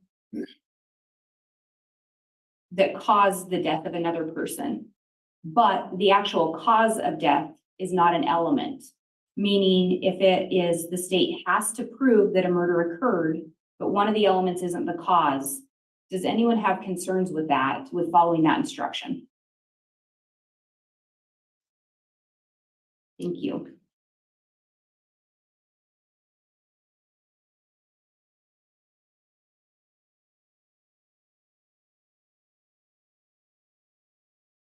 So today, as you headed to court, if the sky had started to turn gray, and then you got into the courthouse and we closed all those windows and we closed the blinds, and when you went outside, it was wet, your car was wet, the grass was wet, the pavement's wet, you start driving home, everything's wet along your drive, are you going to be able to determine what happened? Yeah.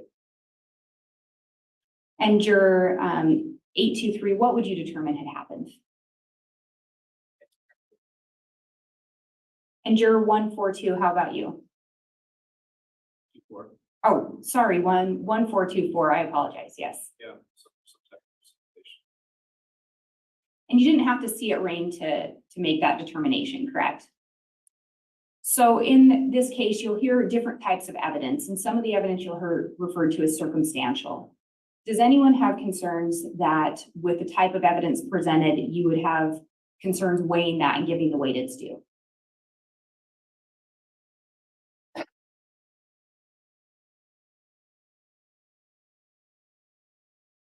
Do we have any football fans? I see some people nodding their heads. Juror 1358. I think Kansas City Chiefs won this year. Does that sound right? And even though it may be unfortunate, would you agree that everyone on that team should get a ring?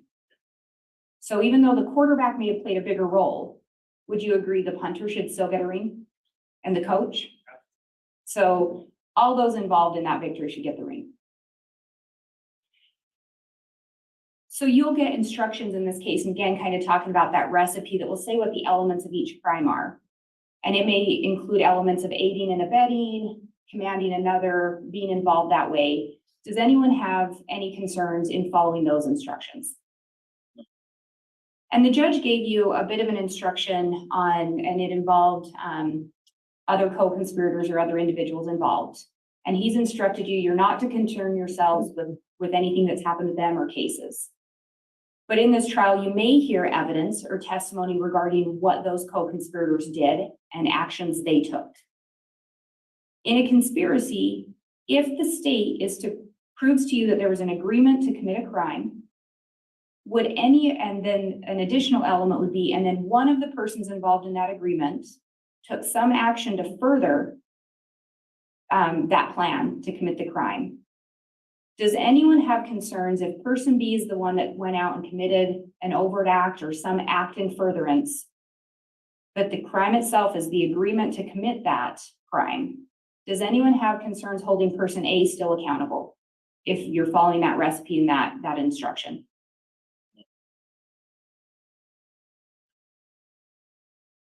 Thank you. I have no further questions. All right, thank you, Ms. Blake. Mr. Pryor, Bordier for the defense. Judge, would you prefer to take a break or would you rather? Let's go ahead and move forward at this point, given the time.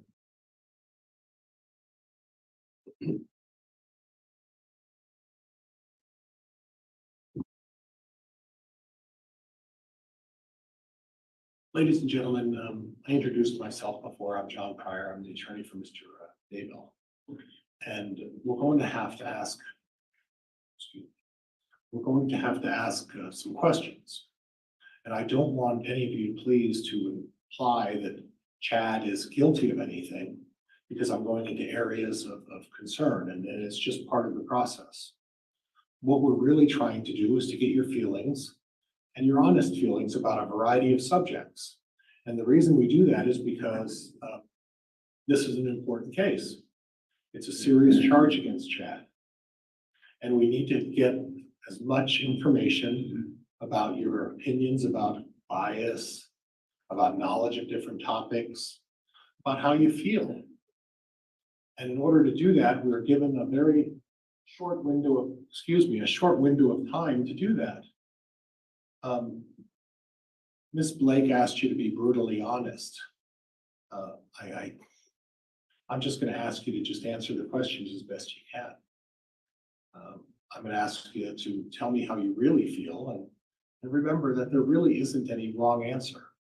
All of us think differently. If I were to poll you on an important issue, I would imagine if there were several ways to answer it, we'd get several answers. And not everybody answers things the same way. And what's more important than anything else, each and every one of you have a very important idea and perception of how you feel about different issues. And that's what we're really after. So when I ask you questions, again, I can promise you if you ask me questions, I'd probably have different answers, and all four of us here, the four prosecutors here, and myself would probably have 5 different answers. So again, there's no wrong answer. I've spoken to some of the other jurors before, and I talked about a story how when I was a young man and I wore smaller clothes, how I was on jury service. And the lawyer at that time asked the jurors, is there anyone who just really doesn't want to be here? Now, I struggle with that because as a citizen and having been raised by an absolutely wonderful mother, an amazing father who taught me the importance of doing your constitutional duty and your civic duty and that we live in what I think is the greatest country in the world, that you don't shirk that duty. But he also said, and I remember this, and I've continued to do this for the almost 30 years I've been practicing law. And I ask all the jurors this. I do that because all of us have a lot of things going on in our life. All of us have had issues, and some things are important. Previous juror has a dog, and that's a very big concern. Some people who are dog lovers, that's a really big concern, and it's very important. Some of you have other concerns. Some of you are in the military service and having to focus on our military and protecting our country. Others have jobs where you're an accountant and you have responsibilities and potential hardships because tax season's coming up. And that's a concern. All of us have concerns. Some of us just don't want to deal with this because they find this very difficult. So I want to ask you, and I'm going to ask you to start off by just please tell me, and please be completely honest with me. This is our opportunity to share information and to kind of get an idea where all of you stand. So is there anybody who just doesn't want to do this? Just feels like, you know what, this is too much for me, or I have so much going on in my personal life that I just can't do this. And I would please ask you to be honest about that. Anybody at all? No? Okay. Now you've heard the charges against Chad. And you've heard the judge read the charges against Chad. And the prosecutor has talked a little bit about elements, about a recipe, and I'll get to the recipe part of this. But is there anybody, having heard the charges, immediately assumed that Chad was guilty because this judge read charges? No. Thank you. Thank you. Does everybody agree with that? No? Okay. Yes. All right. Okay. Is there anybody here who believes that Chad should have to testify in order to prove that he's innocent? No. Okay. No? Okay. Does everybody understand? And I'm going to ask you to get a little bit of exercise and raise your cards on this one. Does everybody understand that if Chad and I decide to, we don't have to put on a single piece of evidence? Does everybody understand that? Yes. And I'll try to limit the raising of cards. Thank you, folks. And does everybody understand that the prosecuting attorney must prove this case? And that if they don't prove the case, the verdict from you folks has to be not guilty. Do all of you understand that? Yes. Yes. Thank you. Thank you. That's okay. Okay. I want to go into a couple of well, before I start that, I guess I'll go back a little bit. Again, if Chad decides not to testify, is there anybody here who's going to think that he's guilty because he chose not to testify? No. All right, thank you. Nobody? Okay. Now, I want to talk a little bit about bias. Does everybody understand what bias is? And would everybody agree that bias is you have an opinion about something, whether it's based on fact or truth, but you have an opinion about somebody and it may influence your judgment? Would everybody agree that?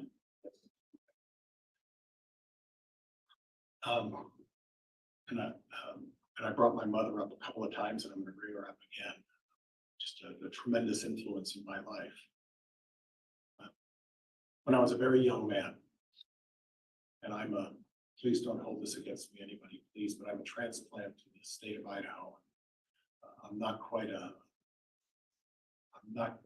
born and raised here, but I've got 30 years in, so I feel like I've spent enough time in my life that I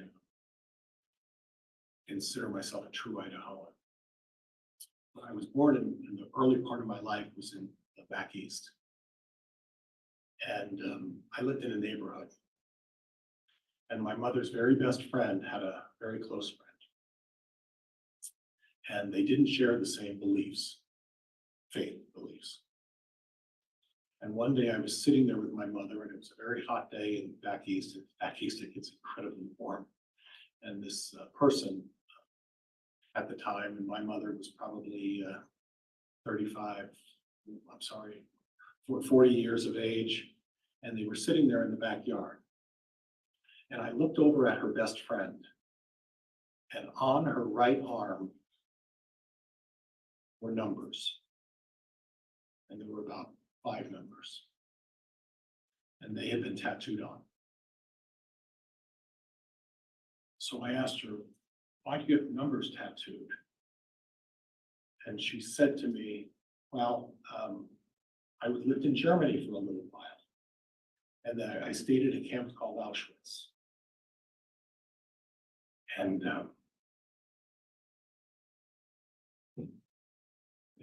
I was surprised because I couldn't understand as a 7-year-old how someone would tattoo someone an arm and put numbers on there.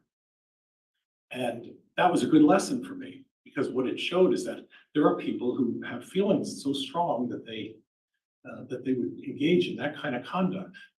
And I can assure you, you can't count the number of people who have had that done to them anymore, because most of them aren't here anymore. But that had a profound impact on me, and it was the best example of what bias was.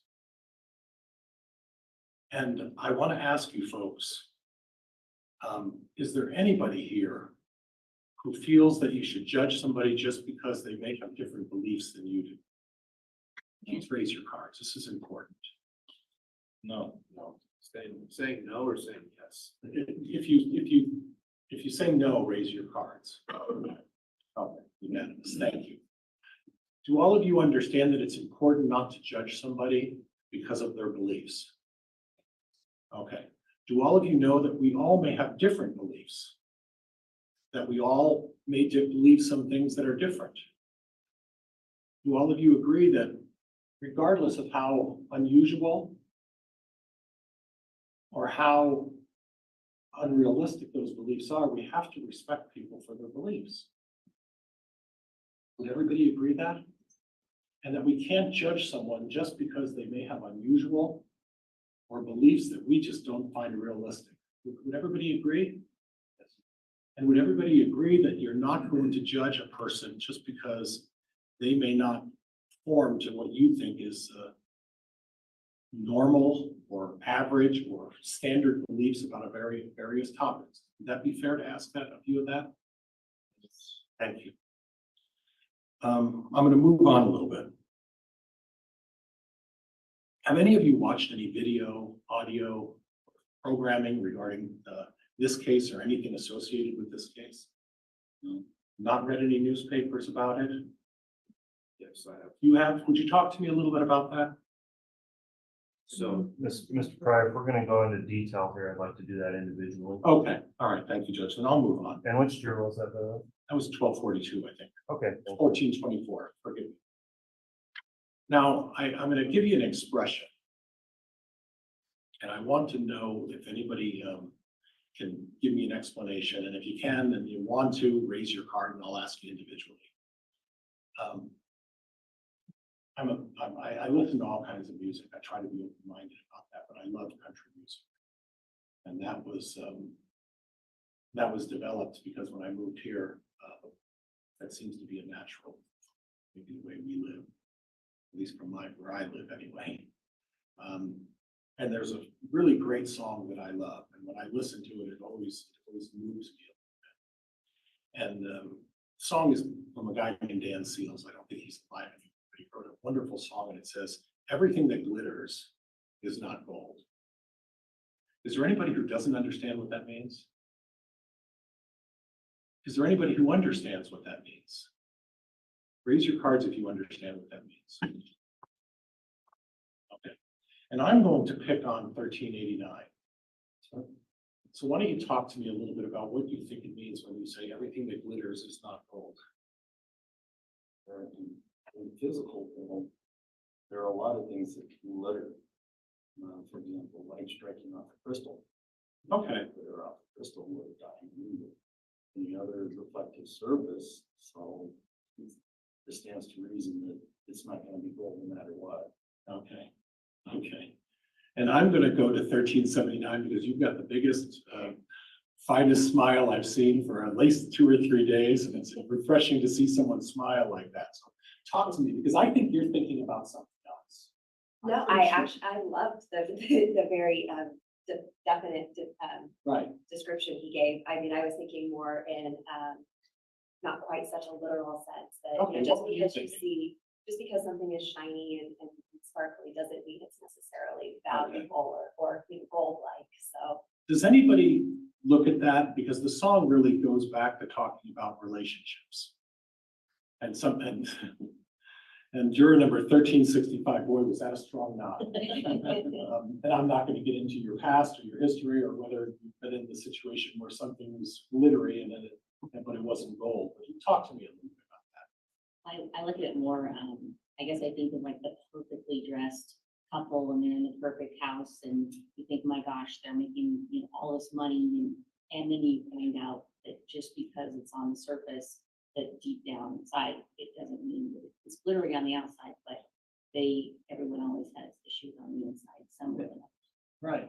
And sometimes you may be tricked into believing that something is gold when it's just glitter. Or like in our city of Idaho City. And there's and we'll go, in fact, I'm going to jump to 1378. Where am I going with this? All the fools that's up there. Right. Yeah. And we have a wonderful ski resort called Bogus Basin, right? And we all try to enjoy that when we can. Getting to the end, I think that we've got about another week or two probably. Yeah. But that is where they believed that there was gold up there. So when you evaluate information and look at information, it's important that we really decide, is there really gold here or is it just glitter? Would everybody agree that we should be doing that? And I'm going to move over to juror number 1392 because you haven't had a lot of reaction.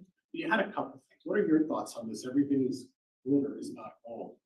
I just think that you can't judge a book by its cover. Right. But all of us struggle with that. Would you agree with that? All of us have been in situations, whether it's a personal relationship or whether it's a business relationship or whether it's any kind of relationship, and we have to gauge somebody. And would everybody agree that we've made mistakes in terms of judging people who we thought may be gold, but reality is they may be glitter? Would everybody agree with that? Yeah. Okay. And sometimes it's too late, isn't it? Mm-hmm. Okay. Now, we're here today and you know that you're supposed to, part of your job as jurors, if you're selected, is to evaluate the evidence and make a determination. And with respect to Ms. Blake, she talked about a recipe. But when you're looking at things and trying to make a decision, in the important decisions in your life, is there always a recipe to follow? And that's 1358. And I want you to talk about that. Very few things have recipes. She mentioned a cooking recipe. Right. Have to be a little more exact, especially if you're baking. But I'm an accountant by trade. I have rules I have to follow. I have yet to find a situation that falls with the everything is in the gray area. So yes, recipes are black and white, but I do believe there's a lot of gray. Right, and then I am dumbfounded how we got two accountants next to each other. With all the people here, we have two accountants. Are you folks going to be okay sitting next to each other? No, I'm trying to be a little, probably not much. But you're right, there's a lot of gray area in major decisions that we make, right? And we just don't check off boxes before we make a major decision about something that's extremely important to us. Does anybody do that? Raise your hands if you check off boxes and follow a recipe before you make a major decision. None of you. Okay. Do all of you take some time and balance things and look at things before you really make a major decision in your life? Is that what most of you do? Raise your hand if that's what most of you do. Or all of you do that. Okay. Now, Ms. Blake also talked about, she talked about the plane situation. And one of the jurors, and I think it was 1392, where are you, 1392? Oh, back there again, I'm gonna pick on you again. All right, you okay with that? And I think I'm gonna move to 1424 in a minute, because he's sitting there very quietly. We'll get to you in a minute, but 1392, Ms. Blake talked about a plane, and that you were gonna make think really twice before you get on a plane if you're not sure it's going to land, right? But if you're thinking about whether a plane is going to land or not, it's kind of a guess, right? And another word for guess is a word called speculation. Do you understand what that word means? I try not to use big words because I'm not that bright. Okay? And I try to use simple words and talk very simply, because a lot of times, would everybody agree that a guess and speculation are pretty much the same thing? Raise your hand if that's what you believe. Not everybody, oh, looks like it, except for number 12. Oh, you did. Okay, thank you. So when you're making a major decision in your life and you're trying to determine which direction you're going to go, is it a good idea to speculate about things? Ever? Raise your hand if you think it's a good idea to speculate when you're making a major decision in your life. You do? Okay, all right. And again, there's no, thank you, 1251. There's no wrong answer. So talk to me a little bit about when you speculated making a major decision. I've had to make major decisions about having all the information. Okay. So I'm just thinking through how to go. Okay. So you've done that. So if you've been given all of the information and you're told this is the information that you have, and that you have to make the decision based on all the information that you have, and that's the information you have to use to make your decision. Do you think it's a good idea to speculate about other things that, well, may affect it or may not affect it? Or you make that decision if you've been told you're only allowed to follow what's been provided to you? Is that fair to speculate in that situation? Anybody? If you think yes, please raise your hand. Thank you.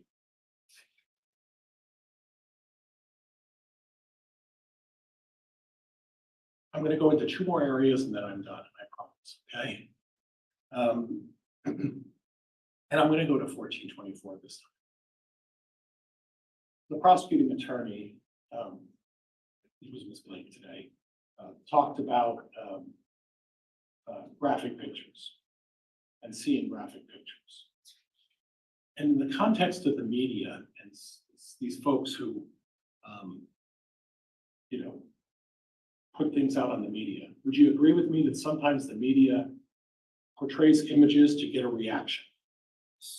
Does anybody disagree with that? Does everybody agree that the media tries to sensationalize things to try to get you to get a reaction and to think something in a certain way? Is there anybody who disagrees? Raise your hand if you disagree with that. Nobody. So when you're showing these sensationalized pictures, the instinct is to react to them. And the instinct is to feel affected and to move in a certain way to do that, like in the media. Would everybody agree with that? You don't have to raise your cards, just nod your hand if everybody would agree with that. Trying to elicit a reaction. So you're going to see very graphic pictures. And I told the folks yesterday that these pictures are going to hurt your heart. They're going to hurt your heart. And there's no way you're not going to have a reaction to these pictures. It's not possible if you have a heart. But what I'm asking for you folks to do is to look at the pictures and view the evidence, but don't allow it to sensationalize. Take the evidence as it is. But does anybody think it's fair that because these pictures are graphic, that you should automatically presume that Chad is guilty because of these pictures? Does anybody believe that by looking at graphic pictures, you should automatically presume that Chad is guilty? Does anybody believe that? No. Okay. And all of you can promise me, if there's anybody who can, please raise your hand. Please raise your hand. Can all of you agree that when you look at these graphic pictures, that you're not going to immediately presume that Chad is guilty because of these pictures are just so heart-wrenchingly graphic. Could everybody agree with that, please? Yes. Thank you. And this is the last topic, and I promise it's the last topic. I want to talk about people and honesty and how you judge honesty.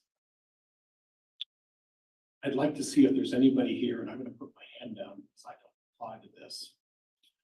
Is there anybody here who's been honest 100% of the time in their entire life? Raise your hand if you've been honest 100% of the time in your entire life. I'm gonna hold my hand up. I'm sorry, you had a reaction. I'm gonna get to you now. You just prompted somebody back there too. I'm gonna start with 1320 because you had a big smile and I haven't had a chance to talk. We haven't had a chance to talk yet. So what kind of instances do you run into? You find that someone has not been honest. What are the scenarios when you find people are dishonest? Business relationships, have you run into that? Yes. Where you're dealing with someone in business and they don't necessarily are honest. Personal relationships. Yes. Anybody been in personal relationships where people have not been necessarily honest? All of us, maybe most of us. Okay. And we're going to go back to juror number 823 because you had a reaction. I think it's from the gentleman behind. Talk to me about your views on honesty. I think most people try to be as honest as they can be.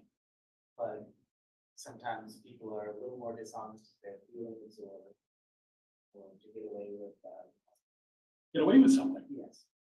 Or if they're trying to stop you from finding something out about them.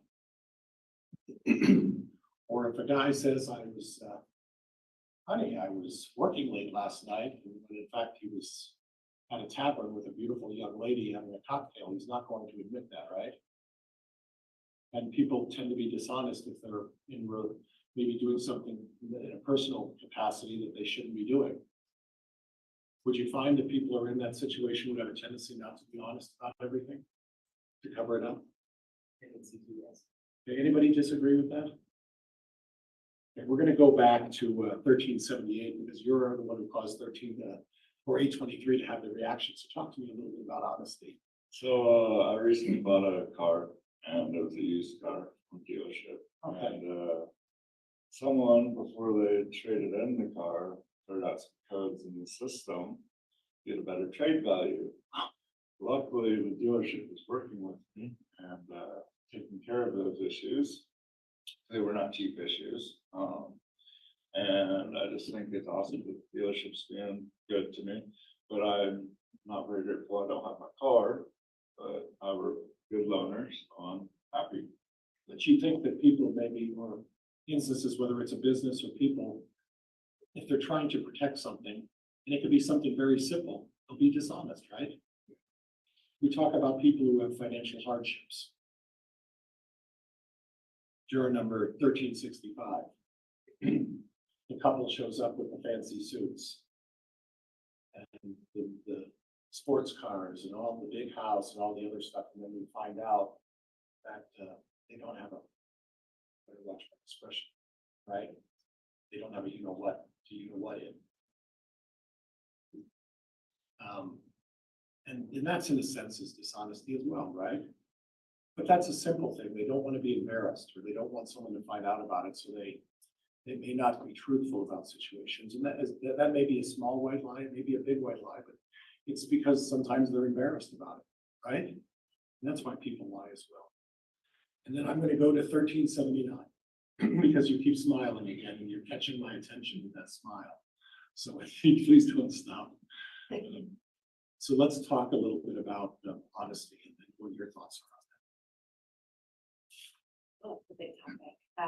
I think I agree with what's been said, though. I think most people do tend to try to be honest, but there are situations where maybe, budgeting the truth, there's very feelings or that type of thing. So not being discovered about something they may be doing that they shouldn't be doing. Right, or, jury codes, so they get a better deal, or, maybe they're motivated by that, but I think generally they're motivated. Okay, and lastly, I just want to thank, I understand how difficult all of this is. And I understand how hard it is to sit there and have me pick you out and answer questions. I really appreciate it. I hope you understand the magnitude of how important it is that I've been given this opportunity. The folks here, the prosecuting attorneys are given the point at the same time in the court, because we need to be able to talk to you folks to get your feelings on a variety of subjects. So once again, thank you for bearing with me. Thank you for your time. All right, that will conclude the defense for Dyer at this time. We're going to move on to some individual for Dyer with this group of jurors. This will be a logical point to take a mid-morning break. So we'll allow the jurors to be excused, and then we'll take a break for about 20 minutes or so. Come back in with our first juror for individual for Dyer question. I'll please rise for the jurors.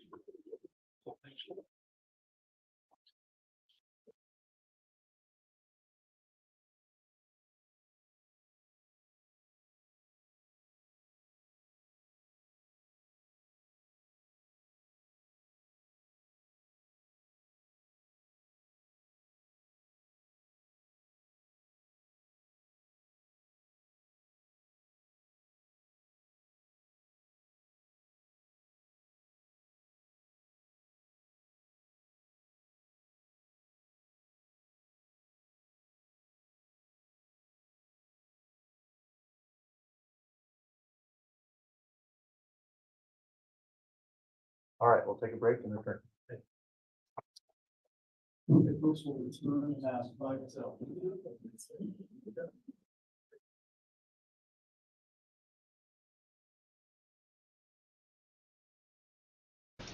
Okay. Oops, excuse me. Oops. Sorry about that. I swallowed a frog. Let me get some of these in real quick before.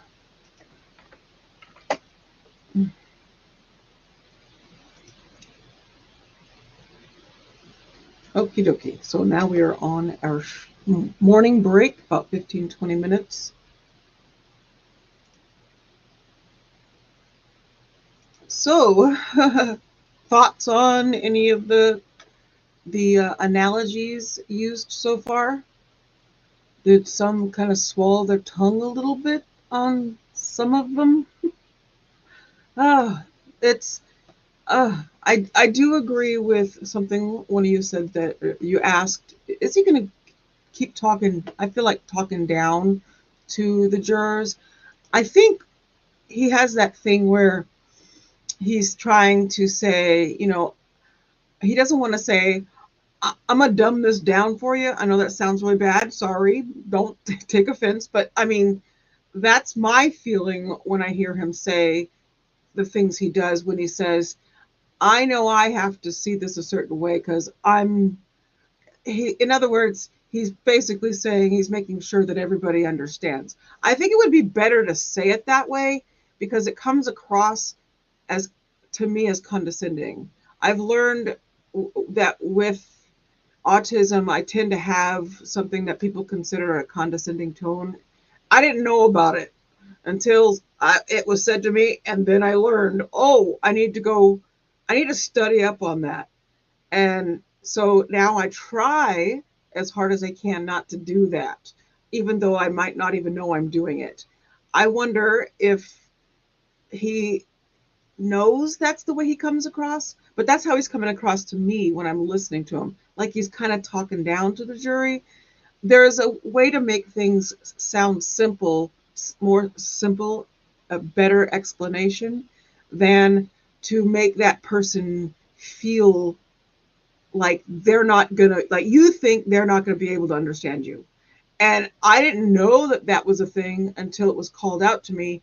And then I have tried as best I can to watch that.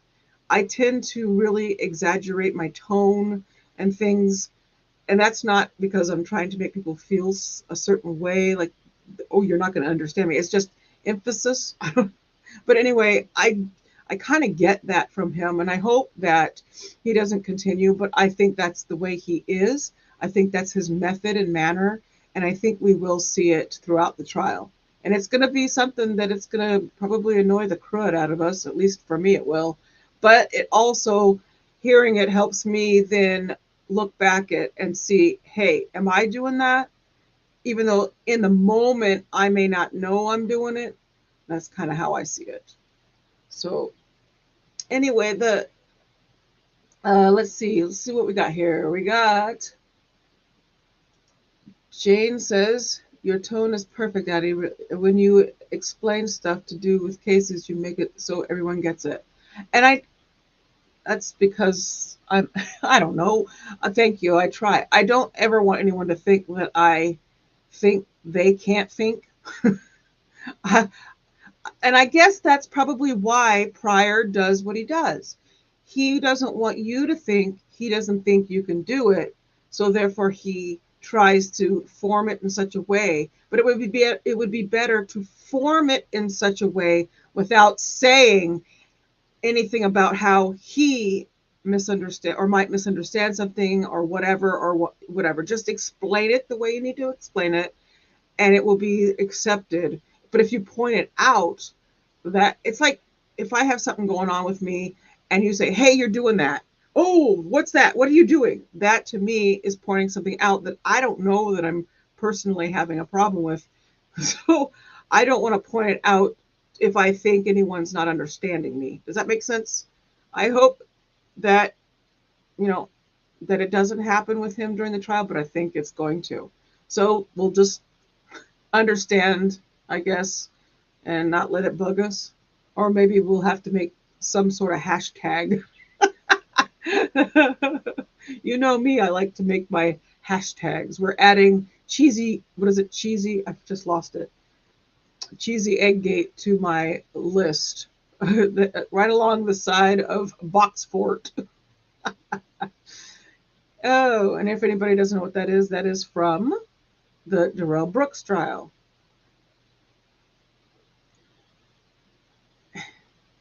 So, yeah, I also try not to over-explain, and that might happen because I get stuck in my words and try to find my way out of them. Oh, so here we sit. I didn't look at the times when I assume it's going to be about a 15-minute break. So, yes, I said, do you think he's being judgmental? I think he's being judgmental to the prosecution when he calls out or says, as they say, brutally honest, and then he changes it to something else. I think he's judging them, but he doesn't like the brutally honest part. It's the word, I think, brutal, given that this case has that connotation to it.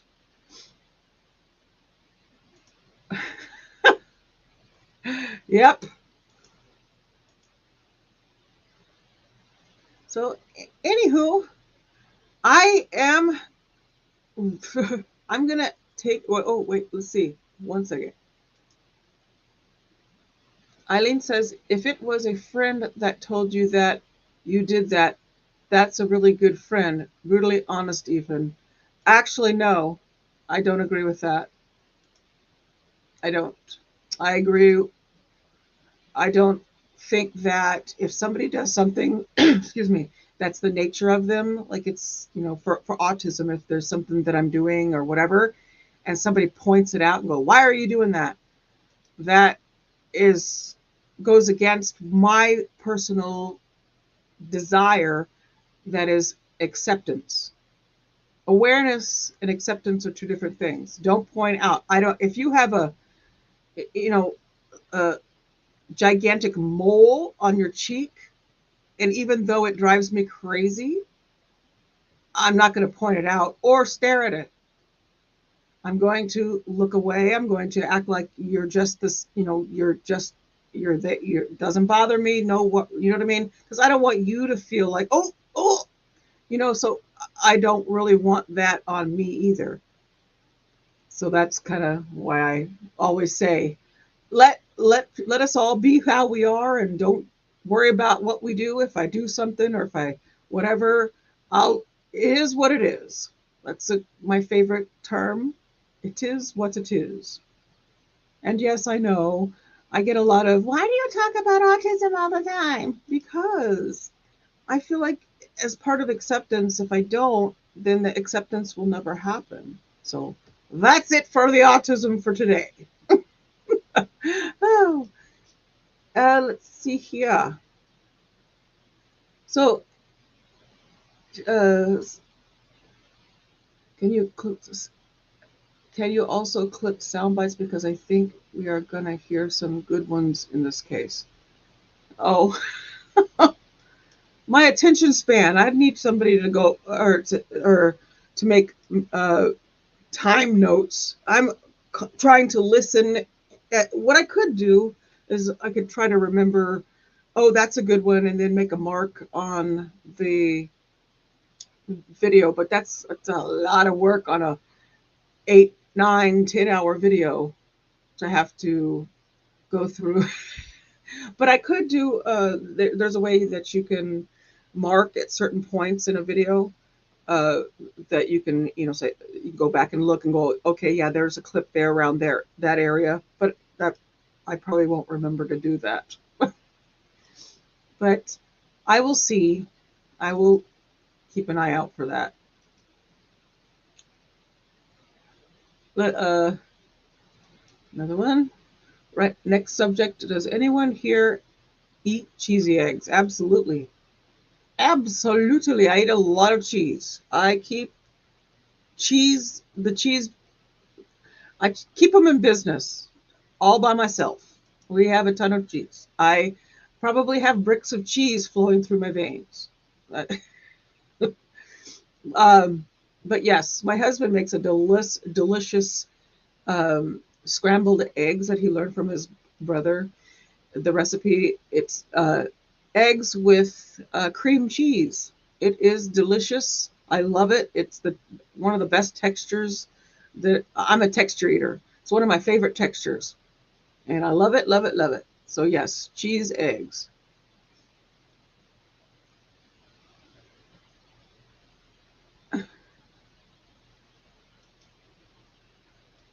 Wait. What? If sorry, I'm not. I'm trying to follow two conversations. Then that wasn't a friend. No, I don't want my friends to do it either. I think you're misunderstanding. I would be, it's a friend. If a friend, a true friend, would do what you feel comfortable with, they would learn how you are. They wouldn't do it even though it might annoy you or upset you or whatever. A true friend learns what works best for you, just like I would learn what is best for my friend. Uh, that's just how I see that. I know it's a hard subject. Nowadays, it's a tougher subject. Uh, you know, trying to just accept people as they are without pointing out things that might make them feel uncomfortable, or because you're uncomfortable with what they're doing. Uh, I think that acceptance is broad. It should be accepting of, I mean, unless if it's a religious thing or whatever, and then that kind of thing. I'm not talking about that. I'm talking about just acceptance of how we are, you know, as a person who sticks out like a sore thumb. And I hope that you can understand where I'm coming from with that. But difference. Moving on from that subject. Ooh, let me see here. Vegan cheese is awesome. I tried it a few weeks back.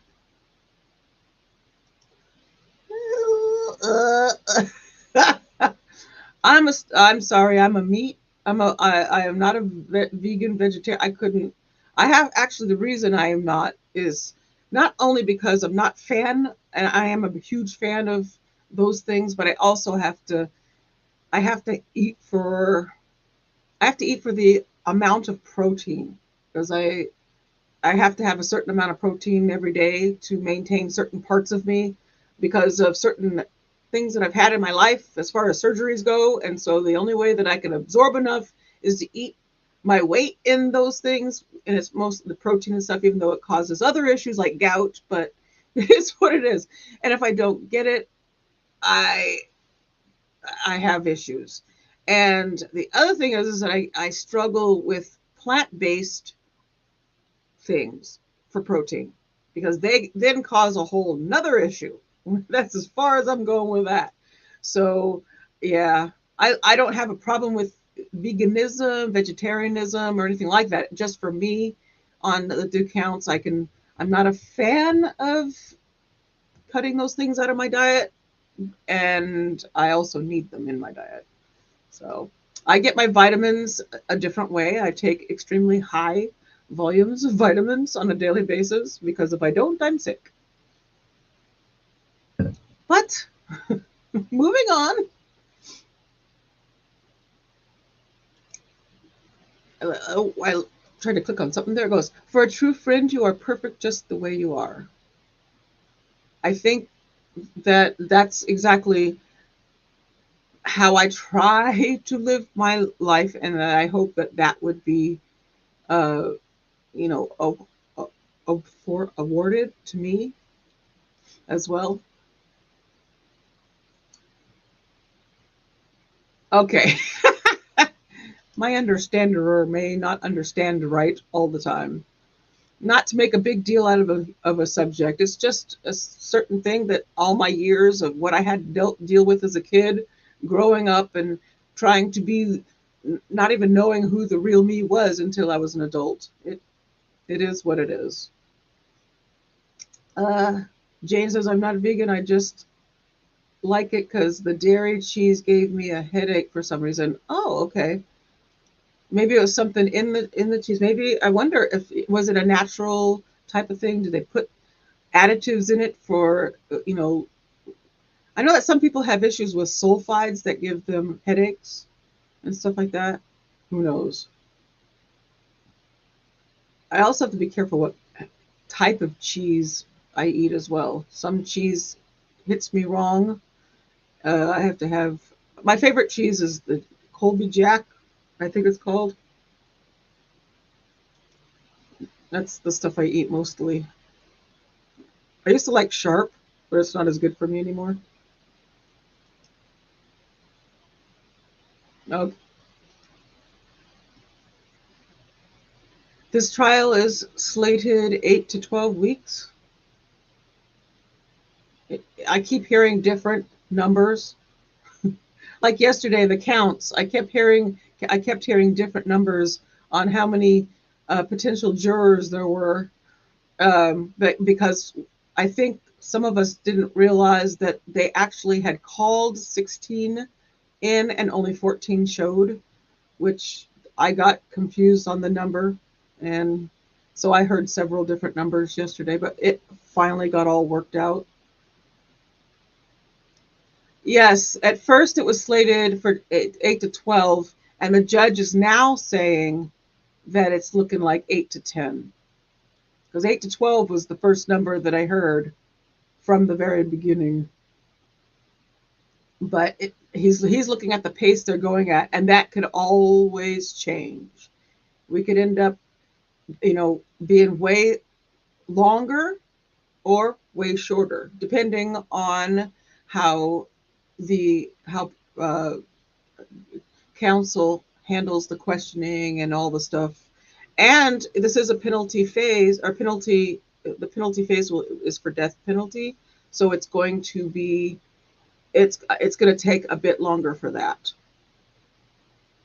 And I agree.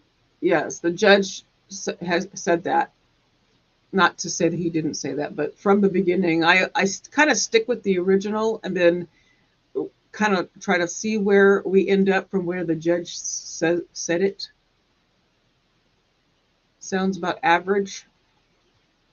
It depends. This is being a DP case. I think we're gonna. Do I ever braid my hair? No. No. Nope. I leave it. I also don't like haircuts. I cut my own. I don't like it. People get on me I've had people get on me about, why do you cut your hair? you're outdated. You look like you're in the 70s. I don't like haircuts. I have 2 kids who also don't like haircuts. They're not kids anymore. They are adults, and they don't cut their hair either because we don't like haircuts. I don't like uh, you know, all the stuff. Last time I had my hair colored, in fact, there's a picture that I used to use. It's my hair is really red. It used to be much redder when I was little, but it's changed color as I get older. And I'm half Irish, so that red hair comes through, but it doesn't anymore because hormones change color of your hair. And so now I have this color. But I would love to put it back the way it was. And the last time I did it was right before the pandemic. And it was a 2-hour process where she had to stand way back and stretch it all out and then paint from the tip all the way down. It was a whole sight to see, but it was a beautiful color. And I walked out and it was a gorgeous, gorgeous color. I got so many compliments on it. And then the pandemic hit and it has grown out. But I don't like to braid. It's not that I don't like to braid my hair. I just don't have the coordination to do it myself. And I can't sit still long enough for somebody to do it. So that's why you see me all the time moving my head as I'm talking, because I don't sit still well. So please forgive me for that. Oh, let's see. Eileen says, I understand my friend's daughter was diagnosed with Asperger's. They don't even call it that anymore. Asperger's, when they when they updated the DSM-5, Asperger's was taken and added to the spectrum. So now it's all one spectrum. And people on the spectrum are not too fond with, the term high functioning or low functioning or whatever. So there's that issue after all this stuff was added. It also changed things for people who are Aspies, was what we used to say. But our diagnosis in our house is autism. And that was actually before the first diagnosis in our family was before the DSM-5 was updated. So then everything moved over, and one of us in this household is getting what I call a re-diagnosis to help them with anything that they need later on in life. And so they're going through that process right now. But not until she was a teenager. So much lost time. It's sad, but it's also if you didn't grow up knowing anything about autism or why you do what you do and why, when you think back, you get you get the why as an adult or whatever. You look back and you think, oh, all those things that were said about me, about all the things that I did as a kid, now make sense. And I think that anyone that's in a situation like that would go through a mourning period of things that were like, especially if you're told as a kid, stop moving, don't do that, you're this, you're that, stop doing this or whatever, and not knowing why you're doing it instead of just allowing you to do it. I do not believe in stopping a child who is on the spectrum from doing the things that they need to self-regulate. And that is called stimming. I was stopped as a child. I was told to sit on my hands. And to this day, I still am like this mostly. So when you see me hunched up like this, that's me trying to control the things that are a normal part of what should be a normal. Thank you. Please be seated. Here we go. Back at it. Judge, before you bring in the jury panel, the state was going to see if we may approach. You may.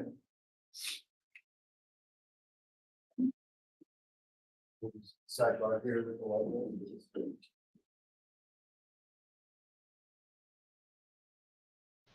Oh, first we have a sidebar.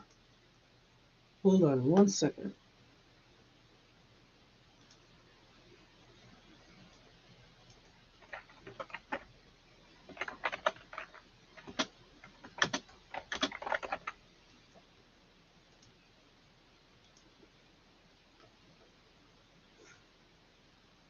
Okie dokie. Now we sit here and watch the sidebar. Oh, but good conversation we were having.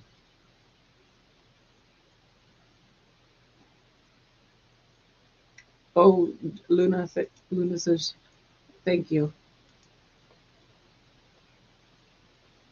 I've always told my husband that I don't have any desire to cut my hair because somebody else thinks I should. I'm happy with my hair. And if it comes to where I'm sitting on it too much, then I will trim it. I do trim it myself. You can't even tell that I trim it. I also one of my actually both of my sons have long hair, and I will trim theirs if they ask me to. It's just right across the bottom. Yeah, you can't tell. No one ever notices that it's self cut or a home job, as I would call it. I just don't. We're just not fond of having to go get the haircut, having to sit there, be in the chair, having people around, doing all the So we avoid, and it is what it is.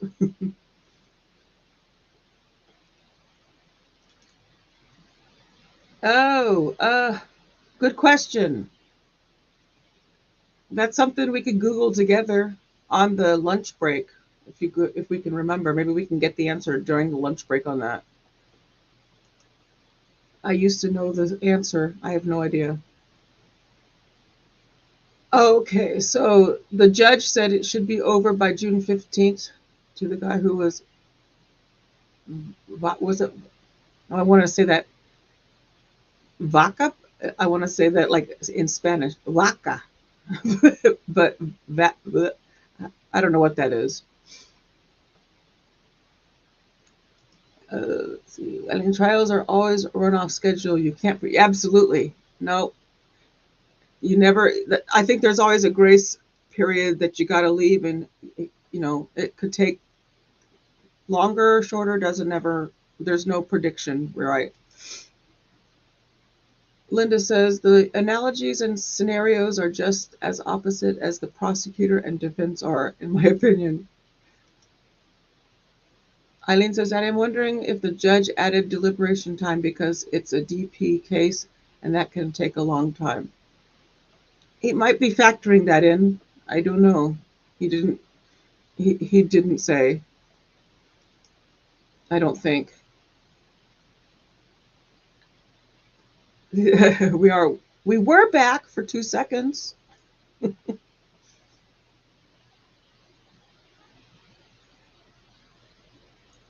Oh, vacation. Oops. Oh, I got taken out by an abbreviation.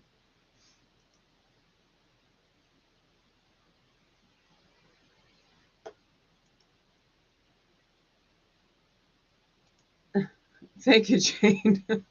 Ah, I have the memory of a gnat.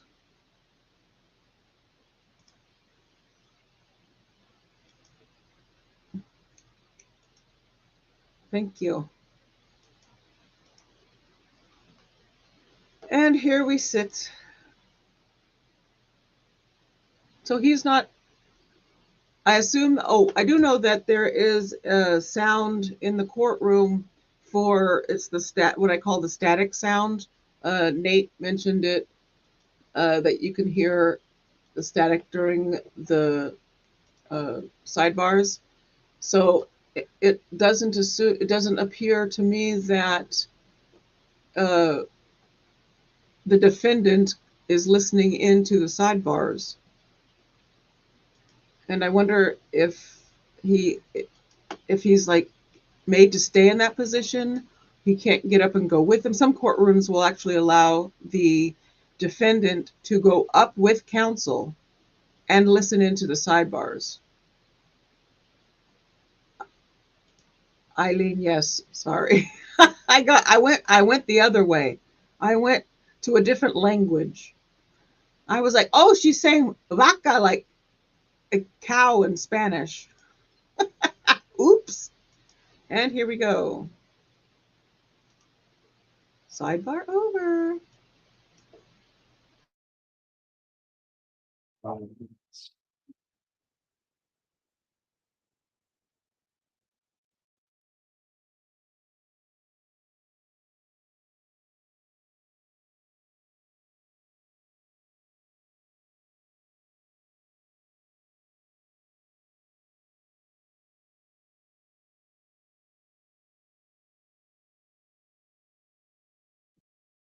Okay, let's go back on the record then, CR 2221-1623.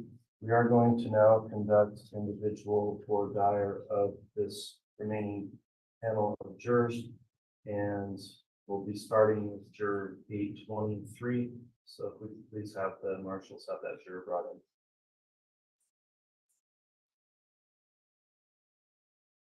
While we're doing that, I will note on the record that the defense is present as well as the defendant and the prosecution as well.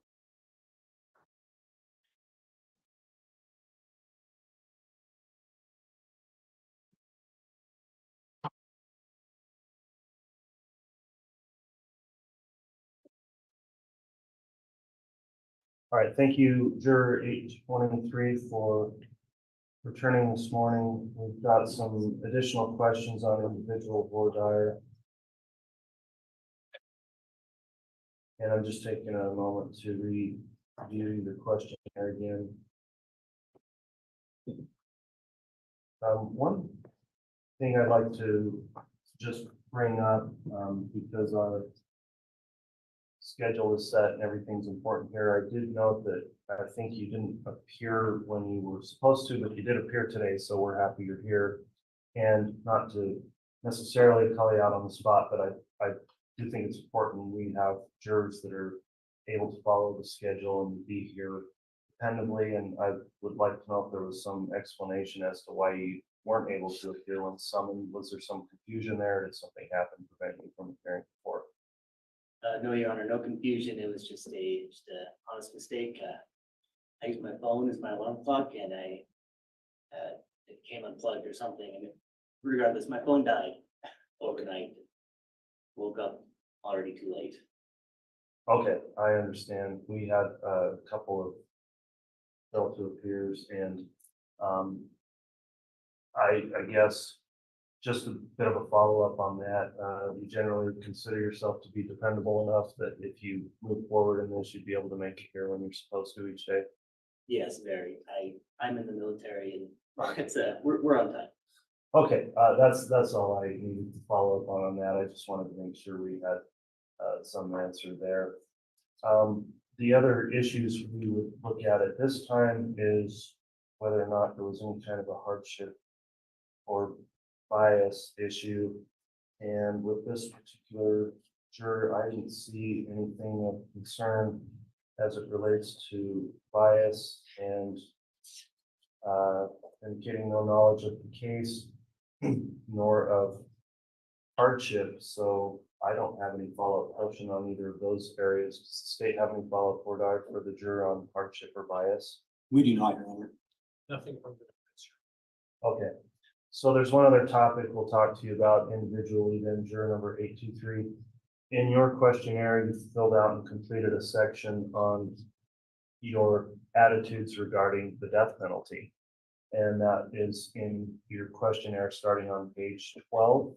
Do you recall when you filled out your questionnaire thinking through those questions and answering those? Yes, I do. Okay, are the responses you made still your feelings about the death penalty now that some time's passed since you filled that out? Yes, Your Honor. Okay, I'll advise you that in this case, it might be necessary for you to make that determination in regard to the imposition of the death penalty or some other penalty. And as you're thinking about that, consider that that's not a hypothetical because this is the case before us. So you have to consider that as if any punishment you consider would be absolute and carried out in the case. So as you think about that, I'll go through your questionnaire responses, a few of those. And on the first one I'll address with you, the question is, do you support or oppose the death penalty? And you said you support the death penalty. Is that accurate? Yes. Okay. The next question I'll look at was on the following page. You were given a series of choices about what would most accurately represent the way you feel. And you picked choice C, which reads, I generally favor the death penalty, but I would base a decision to impose it on the facts, law, and instructions in the case. Do you recall selecting that answer? Yes. And does that describe your feelings about the death penalty. Yes. Okay, I just have one more question for you then. Do you believe, or is it your personal belief that you would always be in favor of the death penalty in every case where a murder's been committed? In every case, not necessarily, no. All right. Thank you for your responses to those court's questions. Does the state have any questions on voir dire relating to the death penalty? We do not, Your Honor.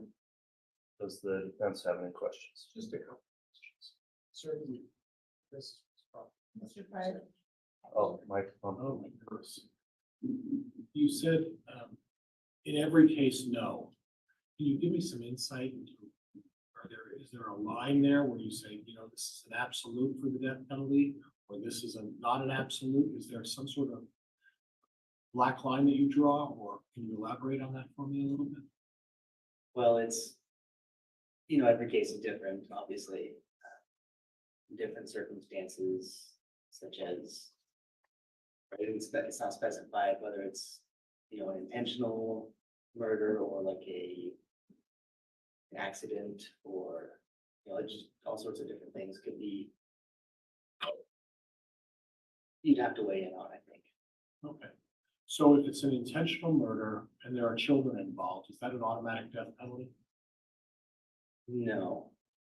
Okay. When you looked at the list and then you had the options from A through F, A, B, and you know what? Murder is death penalty. If you could refer to that, I think it's H.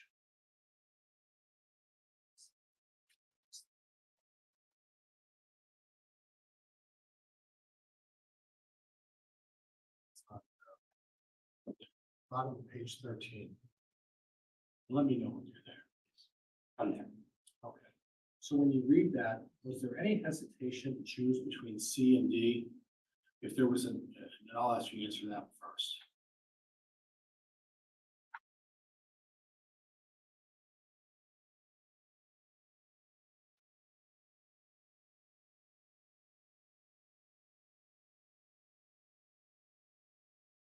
Not really, no. Okay. If there was one that said neutral, that I'm going to make up my mind based on each and every one individually, and not just rubber stamp yes or no on the death penalty, would that be closer to your beliefs? Yes. So if there was a neutral choice where you would say, listen, I've got to hear everything, and then there's just there's no criteria for like a recipe, let's put it that way. That quite frankly, you have to look at the facts, and it's not just because there are kids or not just because it was intentional. You have to look at the whole story to determine whether or not that's where you're going to go. Would that be fair? I'd say yes, yeah. Okay. And sir, thank you for your time. Judge, that's it. All right, thank you, counsel. Juror 823, then that will conclude the individual voir dire for you. You'll go ahead and return to the jury room, and we'll have further instructions for you here after we talk to the other jurors. Thank you. Thank you.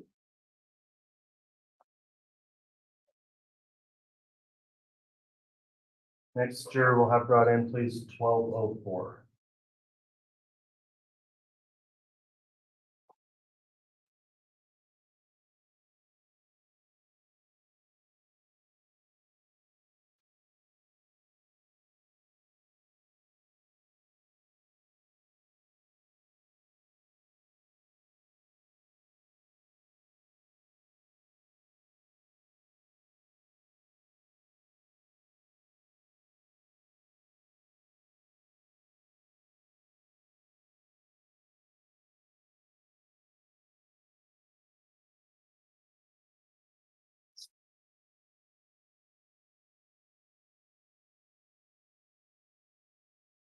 All right, juror 1204, welcome back. Thank you for returning for individual voir dire. At this stage, we're going to have a few questions beginning with questions about bias. We've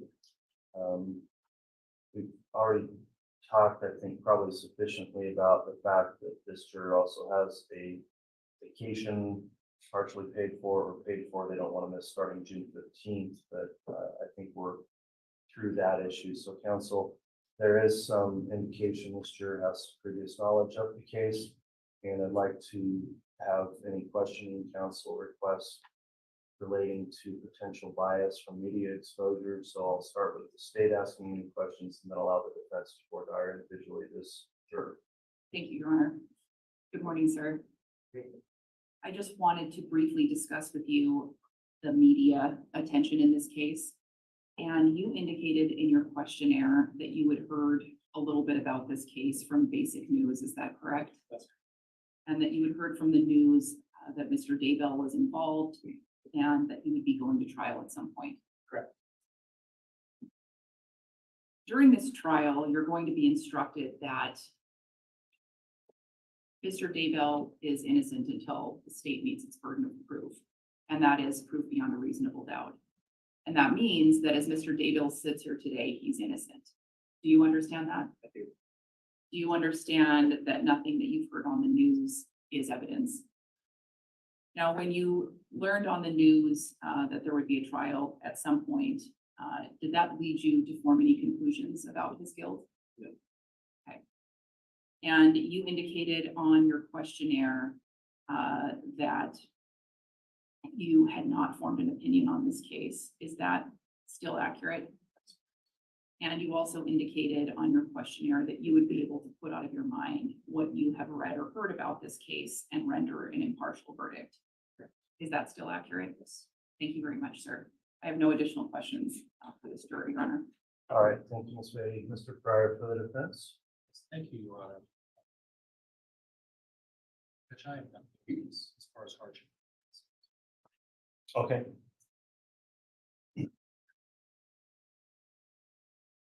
All right, Mr. Pryor, could I get you to repeat that again with the microphone? We didn't catch it on our audio. Judge, I have nothing on hardship and bias on this. All right, thank you, Mr. Pryor.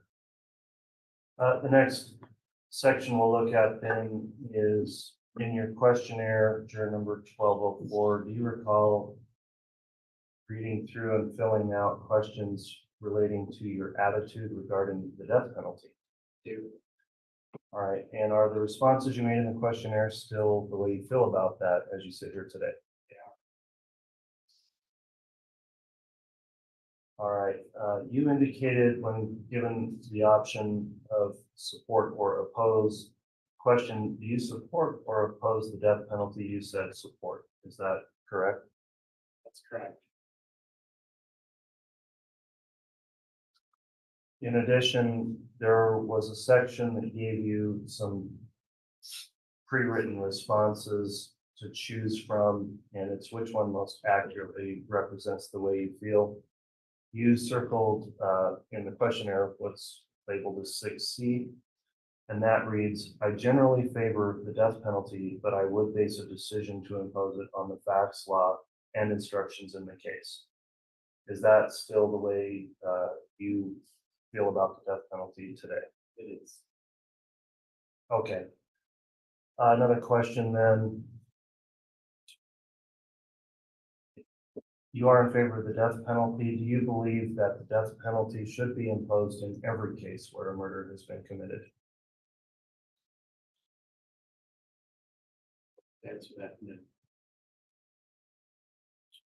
Okay. Is there anything about your views on the death penalty that you think would either substantially impair or prevent you from following the court's instructions about the death penalty, whether that was to consider it or to not consider it in this case? Okay, thank you for your responses. I'll let the state continue with Fort Dyer. Thank you, Your Honor. Sir, you indicated on your questionnaire that you believe that the death penalty has its time and place and that it is not to be taken lightly. Is that how you feel still as you sit here today? And so you would be able to consider the state's presentation and anything presented by the defense during the death penalty phase and give that fair consideration before you make up your mind whether or not the death penalty is appropriate if the case should proceed to that point. Is that correct? Thank you, sir. I have no additional questions for this jury, Your Honor. All right, thank you for the defense. Juror number 1204, could I have you turn to page 13 of your questionnaire?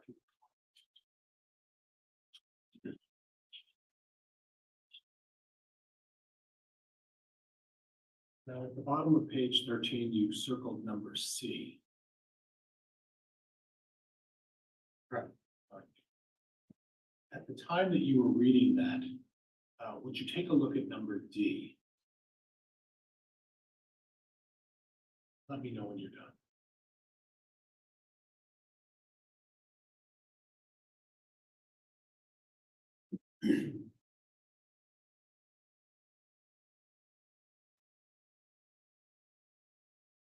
Just number D.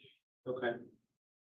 Okay, if there was a choice between number C and number D, and I will tell you that when I read that, the difference between C and D is C says I favor, D says I oppose, but both folks would look at the evidence and make a determination on the facts. Do you agree with that? Correct.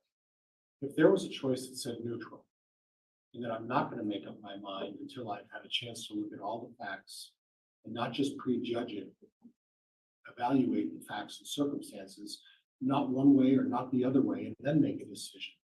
Could that represent your position? It could. I would say I might lean more towards neutral, but I do still support the death penalty. Okay. Certain circumstances. Well, in certain circumstances, and if the judge gives you instructions and say, listen, in the event we get to a sentencing phase, there are options that you have, and the two options are death penalty or life in prison. You will, before you make a decision, you'll look at all the facts and circumstances and remain neutral until you decide which one fits the facts and circumstances. Would that be fair? Yes. All right, Judge, I have nothing else. Thank you. All right, thank you. Juror number 1204, then that will conclude your individual voir dire. We'll have you return to the jury room with the bailiff, and you'll receive further instructions once we've talked to other jurors today.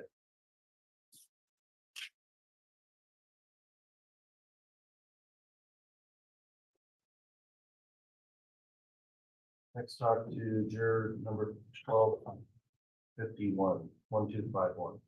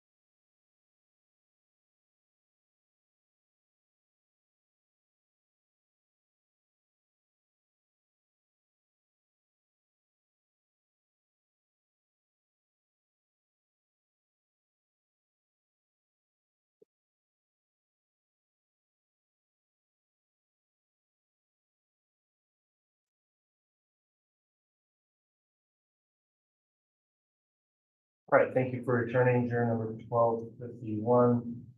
Court is going to allow for some individual voir dire at this time. We've got a little bit of case knowledge, not much, and there wasn't anything in the way of hardship. If the state would like to inquire as to any potential bias, I'll allow that as well as the defense, and then we'll move on to our next topic after that. Thank you, Your Honor. Juror 1251, just a reminder, there's no right or wrong answers. I just want you to tell us how you feel. So it sounds like you don't know much about Guy Daybell. Is that accurate? Yes. So you haven't followed this case in the news at all? No. There is one thing on your questionnaire. You say you don't have a hardship. You do say, I wish I could say yes. Tell me about that. Like, why did you write that on your questionnaire? I think anytime you're involved in a difficult case like this, that takes a lot of time and emotional energy. And just, for me, I try not to even involve myself in dramas or news or things like that. And as I was thinking about that question, I realize that because of all those things, it probably makes me a good candidate, but I just want to be honest about my exposure and hardships and all of those things, and it's like, you can make things up, but if I don't have anything, then it's like, there's no reason why I shouldn't be serving this duty. You just used the word energy, and in your questionnaire, you said, I have 0% energy for this process of. Yeah. Can you elaborate on that? What, and maybe you've already kind of answered that in what you just said. We just want to make sure we understand how you're feeling. So when you say you have no energy for this process, what does that mean to you in terms of actually serving on a jury in a case like this? It's more connected to people who watch news and are into sensationalized things or just not really focusing on their own lives. And so they insert themselves in all sorts of stories and spend a lot of their time, I guess, reading news headlines. And I just don't do that. I don't live my life that way. That's why I don't watch the news. That's why I don't read articles and anymore. So I'm in communications. So it's like, I see when, let's say, trying to get my attention or trying to get me to think certain ways. So that's why I just choose to not involve myself in headlines. And to be fair, yeah, when you said the 0% energy, that was for the media. And so, but going back to this idea that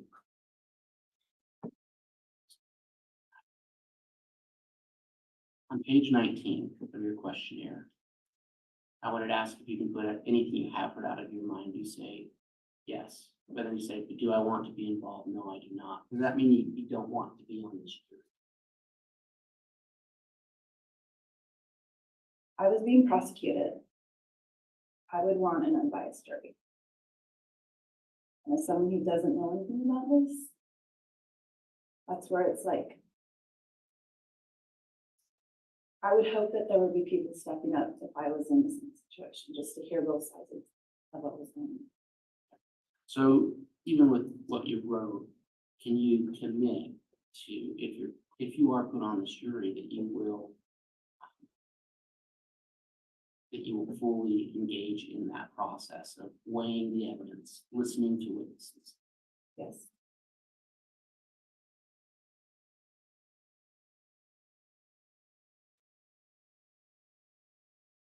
You did have one other thing that I would need to check in with my work days on the trial schedule. Have you done that? Do you know if this trial schedule, you'd be able to accommodate your work with this trial schedule? Okay. Sure. Right. I have no further questions at this time. Okay, on that topic then of a potential hardship or bias, Mr. Fryer, you can inquire. And ma'am, the reason I asked initially, and we made eye contact initially, is there anybody who doesn't want to be here? That's what I took from your questionnaire. And after you explained, I applaud your honesty, straightforward answers. If I'm understanding what you're saying, listen, I don't have time for gossip. I don't have time for all of this sensationalized, and I'm going to look at this thing in a fair and balanced, neutral way. Is that fair? Yes, and I would just say that it's more about you wanting to be here in a way that's kind of sick. So it's like, I don't know that any of us really want to be here, but are we here? And are we answering questions honestly? And yes. And you could find that there are people that just don't, you could understand why I would ask that. Because there are people that are just saying, you know, we run across this all the time. They make comments about and make up things to avoid having jury duty. There are people that do that. And what I'd rather do is just say, you know, folks, just tell me the truth and just tell me you don't want to do it. Because if you don't want to do it, there's no sense putting anybody who doesn't want to do it on a jury for it, considering it's going to be 8 or 10 weeks. But I applaud the fact that you say, listen, I don't necessarily want to be involved, but I will do what I'm instructed to do, and I will follow the rules and listen to the court and do all the things that are expected of me. Is that fair? Yes, I trust that by answering honestly and letting the chips fall, that that's what is supposed to happen. And I can be in my, secure in my integrity, but I wasn't trying to get out of something just because of my own uncomfortableness. You weren't trying to skirt your responsibility, you're being forthright about things, right? Right. I want to thank you for that, Judge. All right, thank you. All right, juror 1251, there's another topic we're going to discuss here individually with you, and that relates to the questionnaire and your responses on your attitudes regarding the death penalty. Do you recall reading through that section of the questionnaire and answering those questions? I do. And are the responses you gave in the questionnaire still accurate in terms of the way you feel about it today? Yes. Okay, you indicated when given a choice of whether or not you support or oppose the death penalty, you checked the box that said you support it. Is that correct? Yes. All right, and I will advise you in this case that it may actually be necessary for you to make a determination in regard to the imposition of the death penalty or some other penalty. And when we're discussing this, you need to consider this as not a hypothetical, but that it may be required to be considered in this case, and it may be absolute and carried out in the case. So with that in your mind, you said you support it. Also, in a response when you had choices on this section 6, there were like 7 different choices. You selected choice D and said, I am generally opposed to the death penalty, but I believe I can put aside my feelings against the death penalty and impose it if it is called for by the facts, law, and instructions in the case. You recall answering that? Yes. And does that generally represent the way you do feel about the death penalty? Yes. Okay, so in the one instance when just a yes or no, you said you support, then later you say you're generally opposed but would follow the facts, law, and instructions. So is there anything you want to clarify there, or are you just kind of in the middle on that issue? I would just hope that the death penalty is reserved for extreme case. Okay, so you are not of the view that it should be considered in any murder case. You wouldn't believe that. Can you repeat that, please? So the question is, do you believe that the death penalty should be considered or imposed in any case where a murder's been committed? No. All right. Is there anything about your views at all on the death penalty that you think could prevent or impair your ability to follow court's instructions if you had to consider that in this case? No. Okay, that concludes the court's inquiry. Would the state like to inquire? Just briefly. Your 1251. So as I read your questionnaire and listening to your answers, just to make sure I completely understand where you're coming from. It sounds like you believe there are times when it is necessary, the death penalty. Yes. And but you are willing to, if the court is to give you instructions, if this becomes an option, you will follow those instructions in law to make sure it's applied appropriately. Yes. I have another question. From the defense. No questions. All right, thank you, Juror 1251. We'll go ahead and have you return to the jury room with the bailiff and maybe some additional instructions once we talk to the other jurors.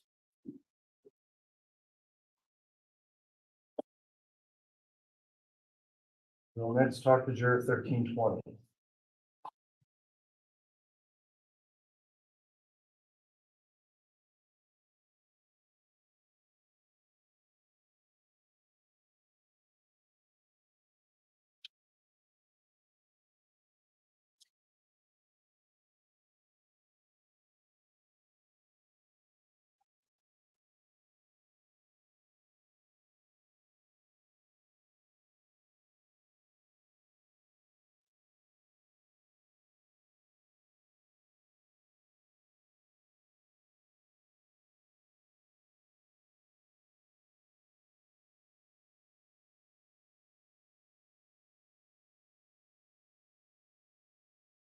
You can be seated. Okay.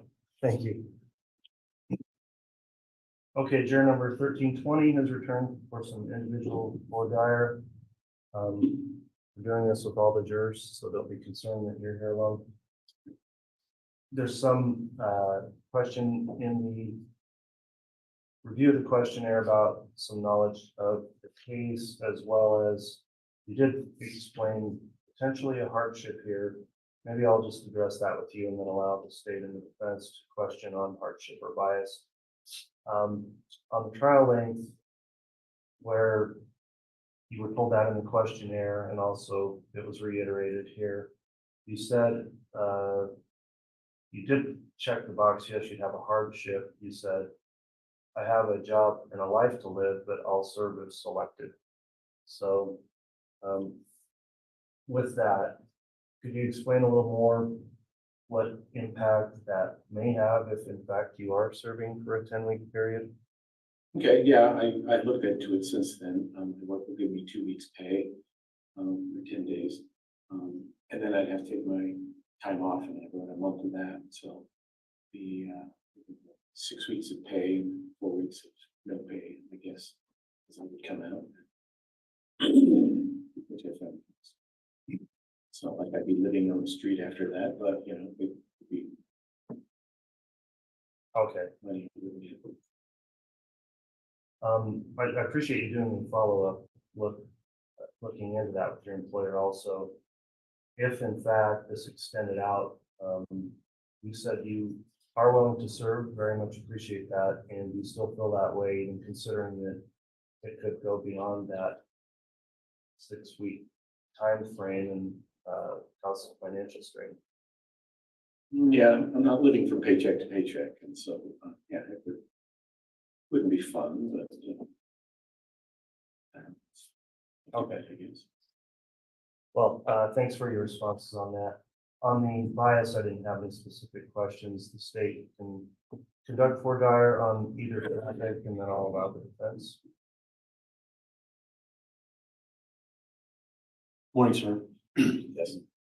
So to follow up where the court just left off, I think I followed you that you'll get a couple of weeks pay, you've got some time off, probably paid time off, you can apply about a month. Right. That if this goes 10 weeks, you won't get paid. Yeah, for the last months. Do you feel like there's anything about that during that last month, if you were chosen as a juror, that probably wouldn't be uncommon for jurors or lawyers or judges after 8 or 10 weeks to be tired of the case? Do you feel like during that last month where you're not getting paid, did that cause any resentment? Did that cause you to be distracted at all in terms of listening to evidence or resentful that you're still there? No, not necessarily. My wife has a part-time job, and so it's like I said, it's not like we'd be going hungry or living on the street, but maybe my 401k wouldn't get as built up as I want it to be. Maybe I won't buy that new video game or something. Fair enough. Excuse me. And then just a couple of questions from some comments you made about the press coverage. You made a comment on page 415 of the questionnaire that it asked if you did follow these cases, has that caused you to already form an opinion regarding the guilt or innocence of Guy Daybell in the case? You said no, but the media reports is not necessarily the truth of facts. Yeah. You still stand behind that? Yeah, they're there to sell newspapers or screen time, and they're reporting on what we get noticed, not necessarily what is the truth. So is it fair to say though that you have heard some things about the case? Yes. Okay. Anything about what you have heard that has caused you to form any specific opinions about the case or about Mr. Daybell? No, not really. I mean, when it first came out, I read about it, and you know, it was interesting and so forth, but I didn't make an opinion on it because it's, you know, I know it's not the whole truth there. So, So as you sit there, you feel like you can hear the facts and deliberate and be objective about everything? yes, I do.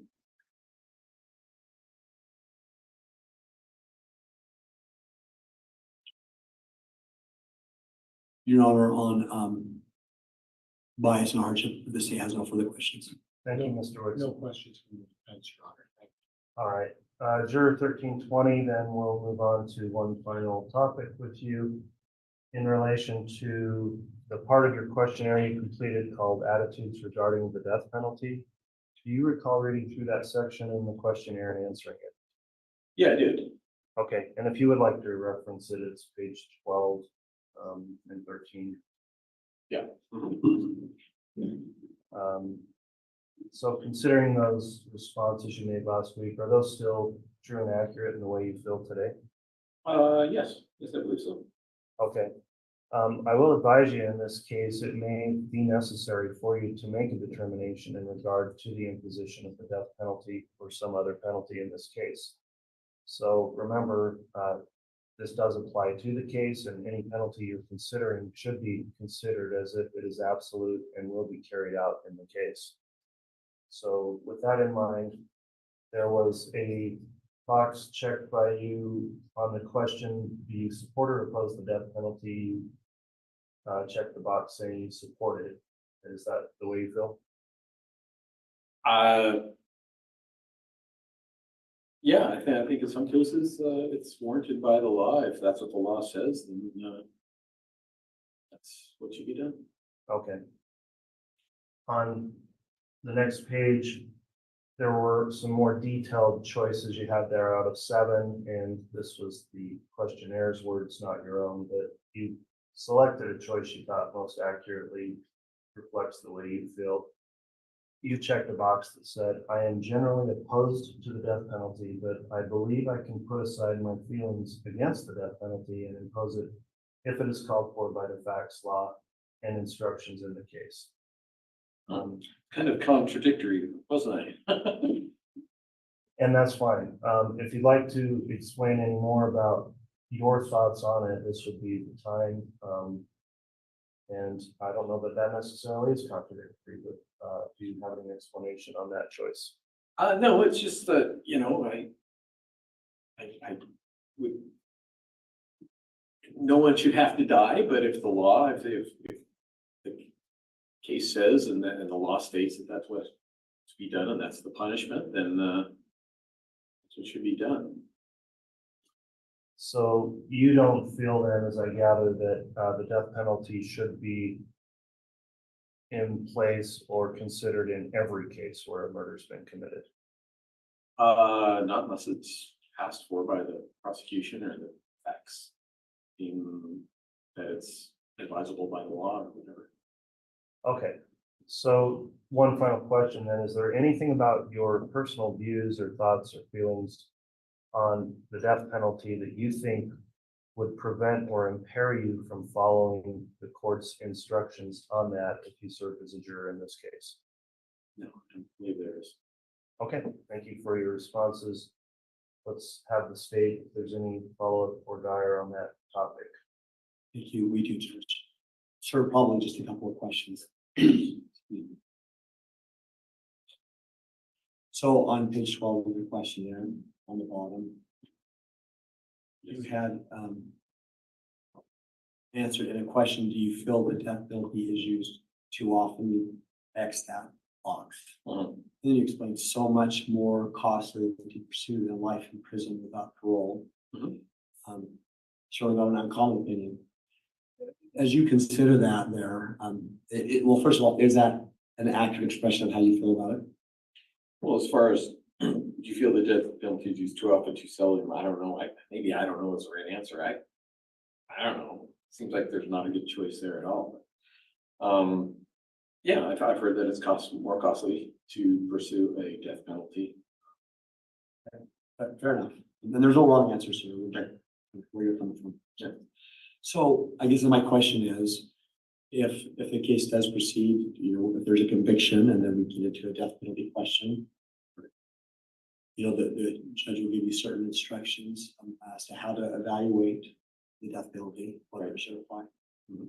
Will the fact that you think and believe that it's more expensive to society to use the death penalty than just life in prison, will that be anything that would dissuade you from otherwise following the instructions that the judge gives in terms of how you apply the facts and law. Will that still be a factor in the back of your mind? No, because all the people, the first part, prosecution, the judge and everyone has weighed out those facts and those, you know, the cost of it and so forth. And if they believe that it's viable, then, you know, and I'm given those instructions to figure that out, then do what the judge would ask. Okay, so if it's fair to say that you won't let that cost factor be part of your decision, is that fair? Yeah, yes, that's fair. No, I don't have any more questions. All right, any questions for Vordire on that issue? Just to follow up, my concern. Yes. You made a comment that if the prosecution asks for the death penalty, I take things sometimes literally. And in that situation, I was wondering, does that mean that if the prosecutor, and I don't want to imply under any circumstances that Chad is going to get convicted, but if that happened and the prosecutor asks for the death penalty, does that mean you're absolutely going to follow the prosecutor's recommendation and impose the death penalty? No, I would follow the judge's advice and take the prosecution's arguments into fact, and your arguments into fact. So if the court were to instruct you that upon a conviction, you have a choice between the death penalty and life in prison, you would equally balance those considerations based on the facts and circumstances surrounding the case. Would that be fair? If that was what the judge dictated and those are the choices, yes, I would balance those out fairly. Okay. And at this point, based on what I understand, is that despite those choices, it's still your, and I don't want to use the word preference, you oppose the death penalty, but you're going to be fair. And you're going to look at both of the options before you make a decision based on your understanding of the facts, based on what the prosecutor tells you, based on what the defense tells you, and based on what this judge instructs you on the rules to follow. Would that be fair? I'd like to think that's where I stand, yes. Okay, is there any reason to suggest that you wouldn't stand anywhere else? Not that I know. Thank you for your time, sir. I greatly appreciate your time. All right, that'll conclude the Vordire individually of juror 1320. We'll have you return to the jury room with the bailiff, waiting for their instructions as we talk to our remaining jurors.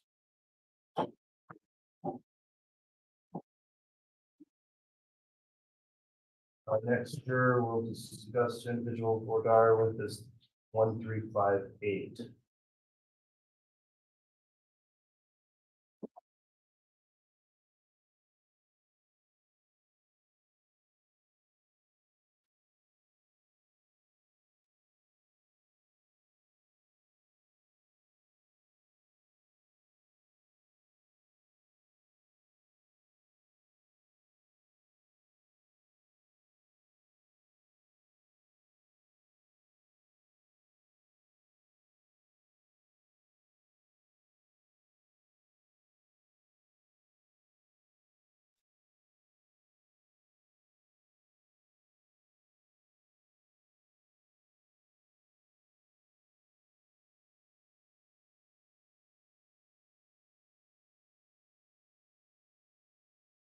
All right, thank you for returning.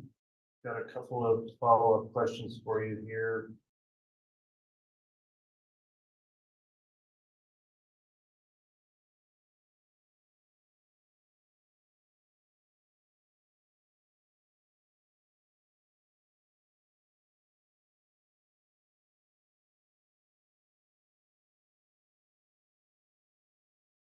All right, this court doesn't have at this point any individual questions for this juror in relation to bias or hardship.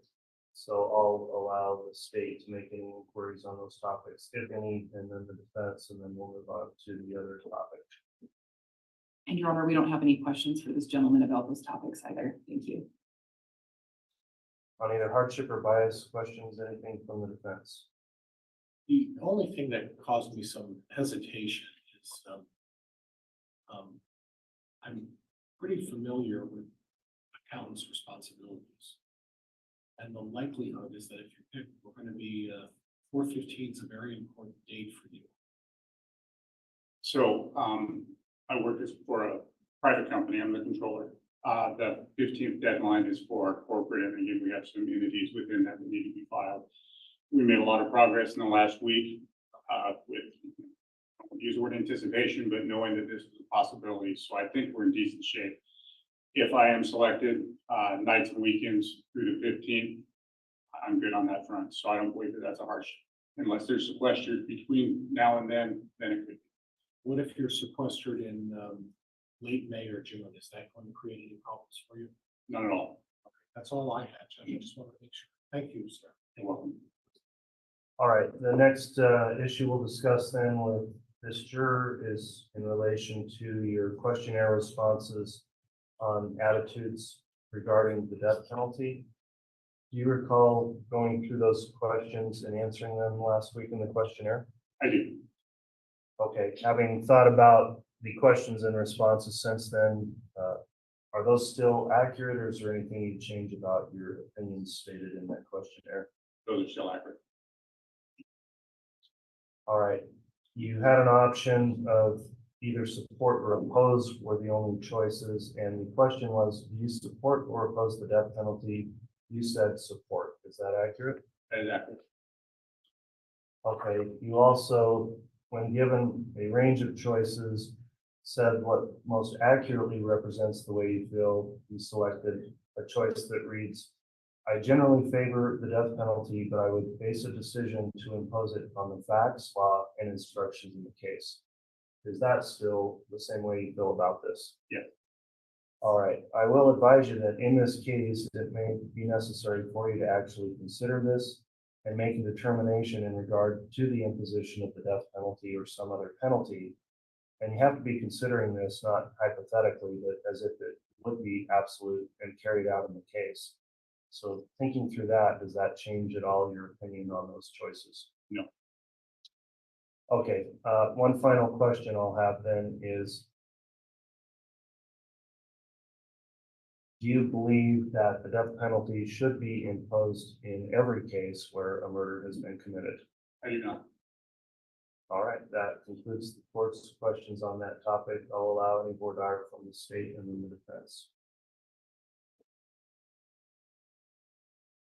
And Your Honor, I don't have any additional questions for this juror on that topic either. Thank you.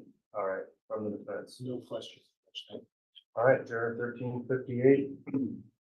You might have set the record for the quickest individual board member today at least. So thank you for your quick and concise answers. We'll have you return to the jury room for further instructions and talk to the remaining jurors.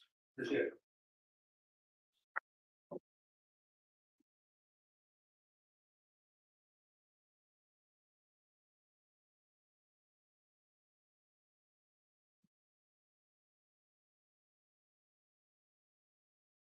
Juror number 1365 will be next.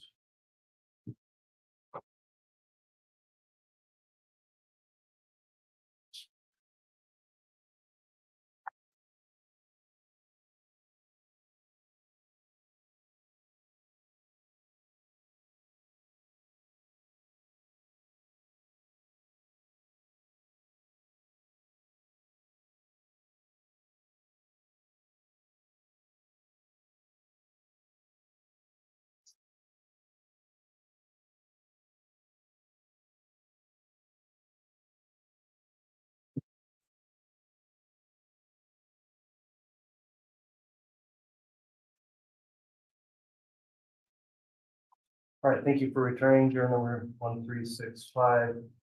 The court's going to permit Dyer from the state and the defense on issues. First, talking about any potential bias or hardship. I'll note this juror has indicated some knowledge and detail of potential facts relating to this case or the case itself.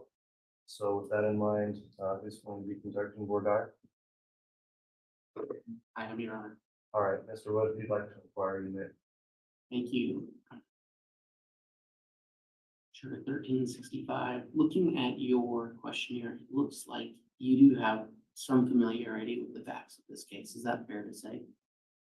I had heard over the years that when the children were found, it was on the news. And then I believe when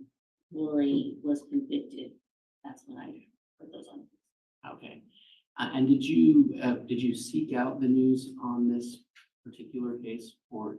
No, it's just a matter of the news was on and I heard that. Okay. So you mentioned that you did know that Lori Vallow was convicted. The judge gave an instruction earlier today. In this case, you will hear about Lori Vallow. She's a part of this case. But the fact that she was convicted, the judge gave an instruction that you were not to consider that. Will you be able to put that out of your mind and not hold her conviction against this defendant? Yes. Because they're two separate people. And so you can commit to that 100%. Yes.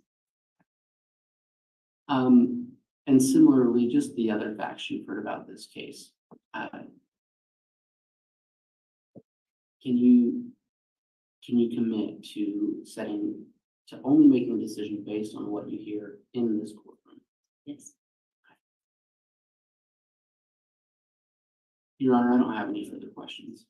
All right, thank you, Mr. Wood. Mr. Pryor. Thank you, Your Honor. It sounds like all you've heard are a few stories that were on the news. That's about all the exposure you have, right? Yes. And you haven't made a decision one way or the other, even knowing that there may have been some issues with the Lori Vallow, correct? That's correct. I kind of do believe that sometimes the news doesn't necessarily report all the truth either, And one of the news, as I understanding, one of the news agencies. Mr. Pryor, could you talk in your microphone? I thought I was, Judge, I'm sorry. One of the news agencies was it East Idaho News you were looking It would have been whatever was here. at? Okay. Because it's local. Okay. All right.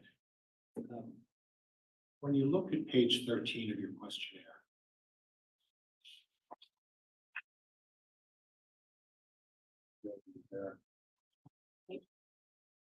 there are A through F as the choices, right? At the bottom? I think at the bottom, yes. Yes. And you marked number C. Mhm. And I don't want to put words in your mouth. But what it sounds like is you're saying that I have not made a decision yet, one way or the other. Is that fair? It's fair. But I'm going to look at all the facts and circumstances. Is that fair? Yes. I'm not going to take into consideration some of these media outlets that may or may not sensationalize things and give us an accurate picture. Is that fair? Right. Okay. And that in weighing all of the facts, I'm not committed one way or the other towards the death penalty. Is that fair? And if the judge gives you an instruction that says, yes, I will, you have two choices if there's a conviction for murder. Before I start, I want to make sure you understand Mr. Daybell's here today, and I don't want to imply that he's guilty of this in any way, but we have to talk about this so we get an idea where you stand. You do kind of understand that, don't you? Yes. Okay, so if I understand correctly, that if you look at item number C, and then you go down to item number D. And Mrs. Pryor, we're going to get into the death penalty qualifications here momentarily. But in any event,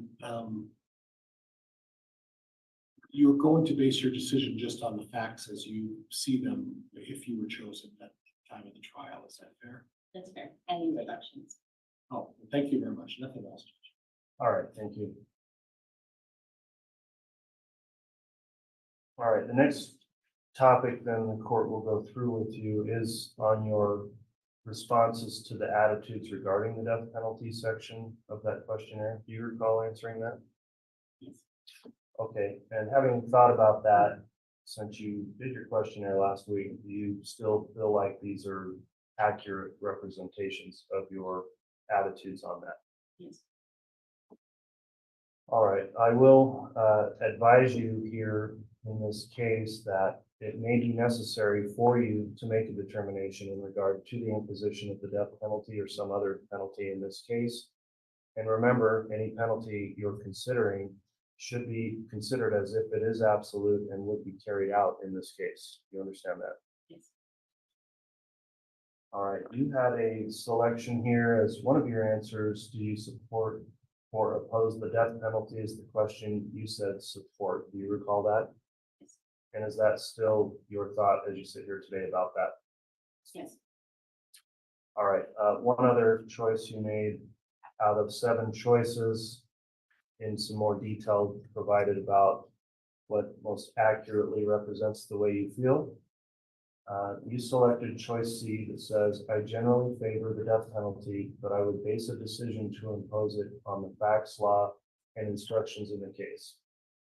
Does that still accurately describe your general thoughts on the death penalty? Yes.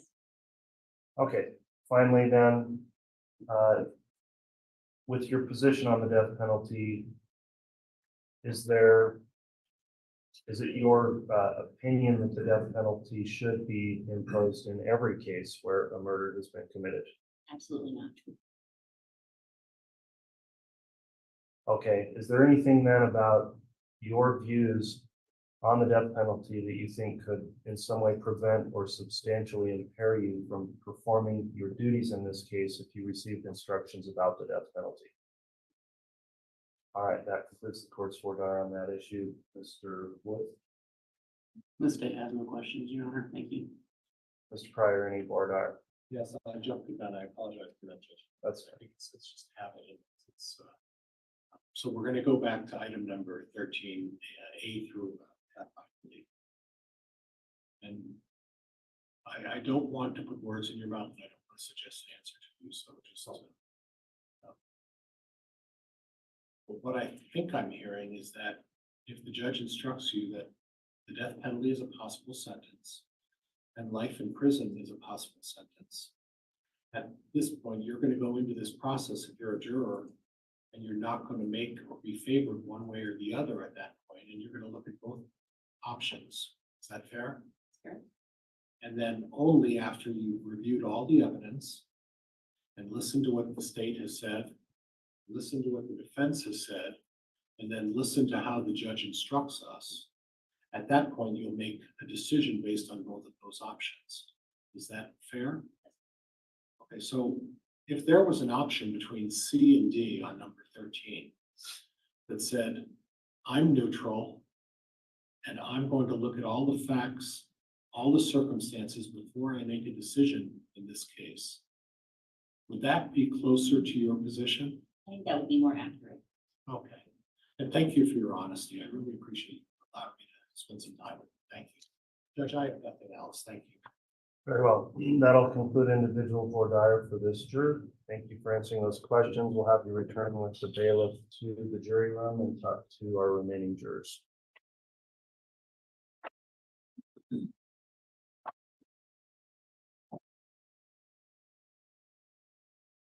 Next up will be juror 1378.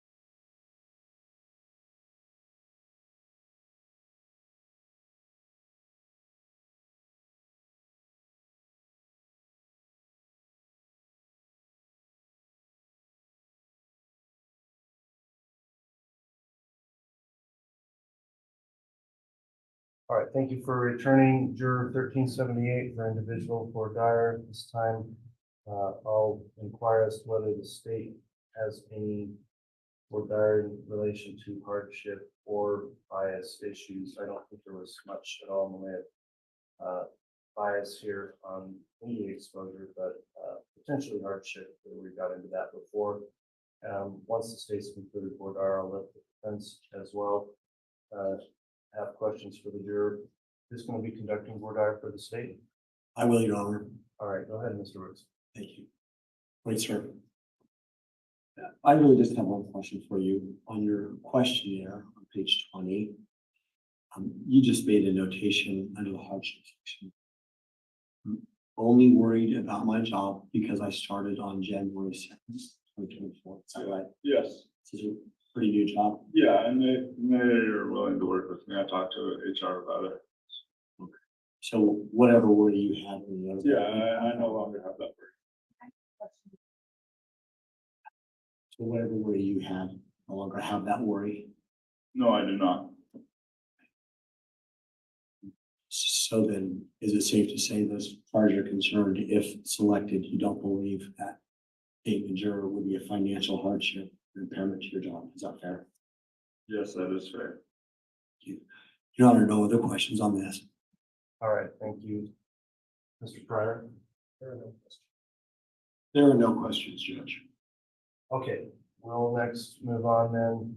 Soldier 1378, when you filled out your questionnaire last week, there was a section in there called attitudes regarding the death penalty. Do you recall that section of the questionnaire? You can remind me, but I do not. I mean, I remember answering, but I don't remember what I answered. Okay, if you'd like to just refer to it, I think we provided you a copy. You could turn to page 12 is where that begins.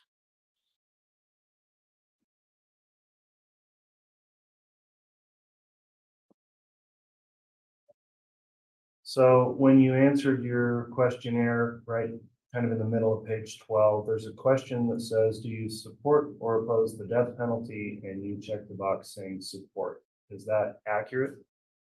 Yes, Your Honor. Okay, and that's the way you would feel about that today as well? Yes.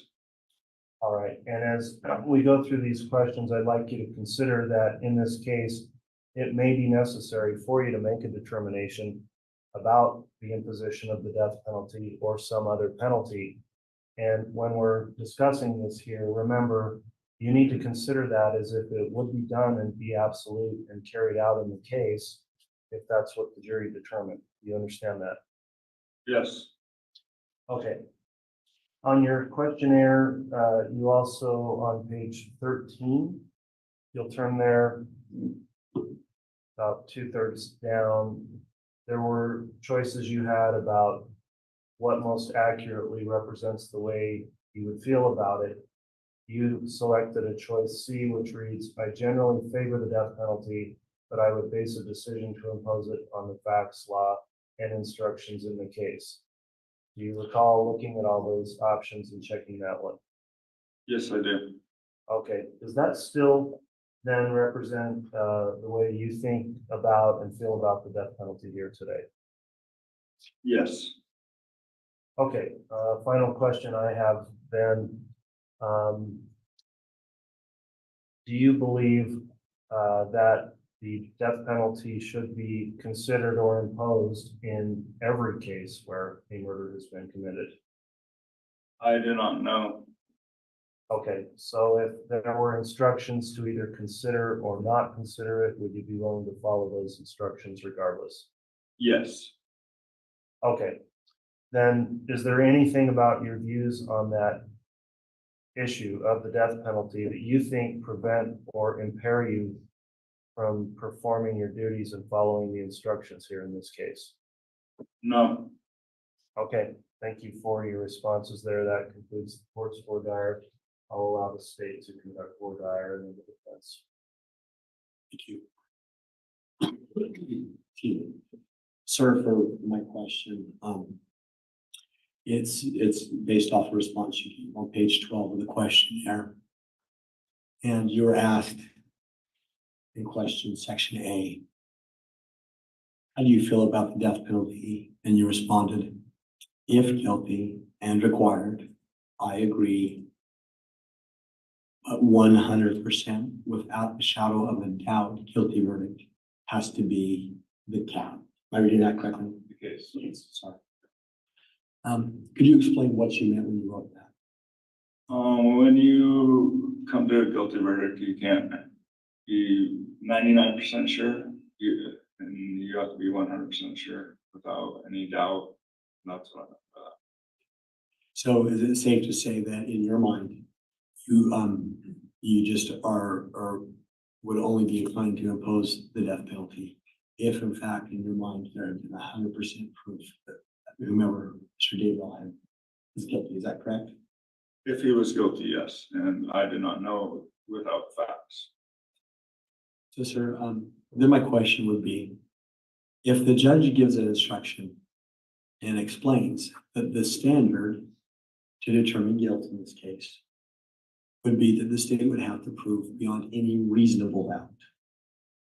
Is that an instruction, one, that you feel like you understand or would understand? And number two, would you be willing to follow that instruction? Yes and yes.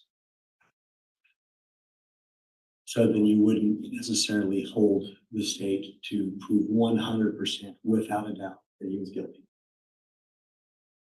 Yes. But he doesn't have to be, like, he has to be guilty to the law. To what the law states. So you'll follow the judge's instructions on what Yes. the law is? Yeah. Okay.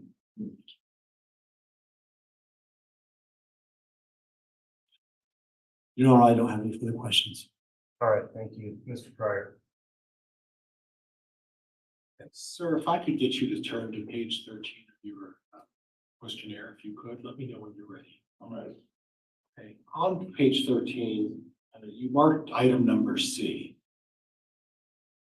Is that correct? Yes. And what I'm hearing from you is saying, listen, I am going to listen to the judge's instructions and take those, and apply those to this case, right? Yes. I'm not going to make a decision right now, or not until I hear 100% of the evidence that's presented, correct? Yes. That you have not made a decision one way or the other, correct? Yes. That you haven't made a decision whether, and you don't favor the death penalty or not the death penalty at the present time, correct? Yes. But that decision won't be made until you've had a chance to look at 100% of the evidence, correct? Yes. And only if you feel that Mr. Daybell did something and all of the other jurors agree with you that there's a conviction, at that point, you will balance whether or not to impose the death penalty or not. Is that fair? Yes. And you won't prejudge or favor one position or the other before that time. No, I will not. So if there was a choice between item number C on page 13 and item number D that included a box that would say, I am neutral on this issue, and I will only make a decision until I have heard 100% of the evidence and I am convinced that Mr. Daybell may be guilty. Would that be closer to your position? That would be 100% my position. All right, and thank you, sir. I appreciate your time. Thank you. Okay, juror number 1378, that concludes the individual board our. Your Honor, I'm trying to interrupt you. Yes. I know this is unusual to your course, but there is another issue on this questionnaire that I'm wondering if we ought to, that I had overlooked initially, and it might. Judge, could we approach on this first? Let's approach.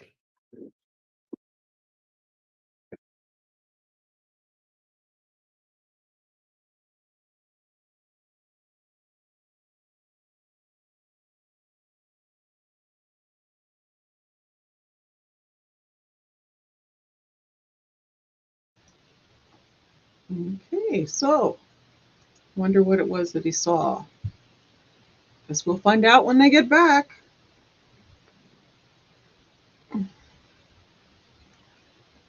From what I heard, oh, the original, was it 20? It was like, was it upwards in the 40s? Something. Let me see if I can find out real quick. I think it was 25. I'm trying to, that's the number that's floating around in my head. Thanks, counsel. Juror 1378, you can go ahead and return to the jury room with the bailiff, and we'll question the additional jurors, then give you some more instructions after that. Thank you for returning.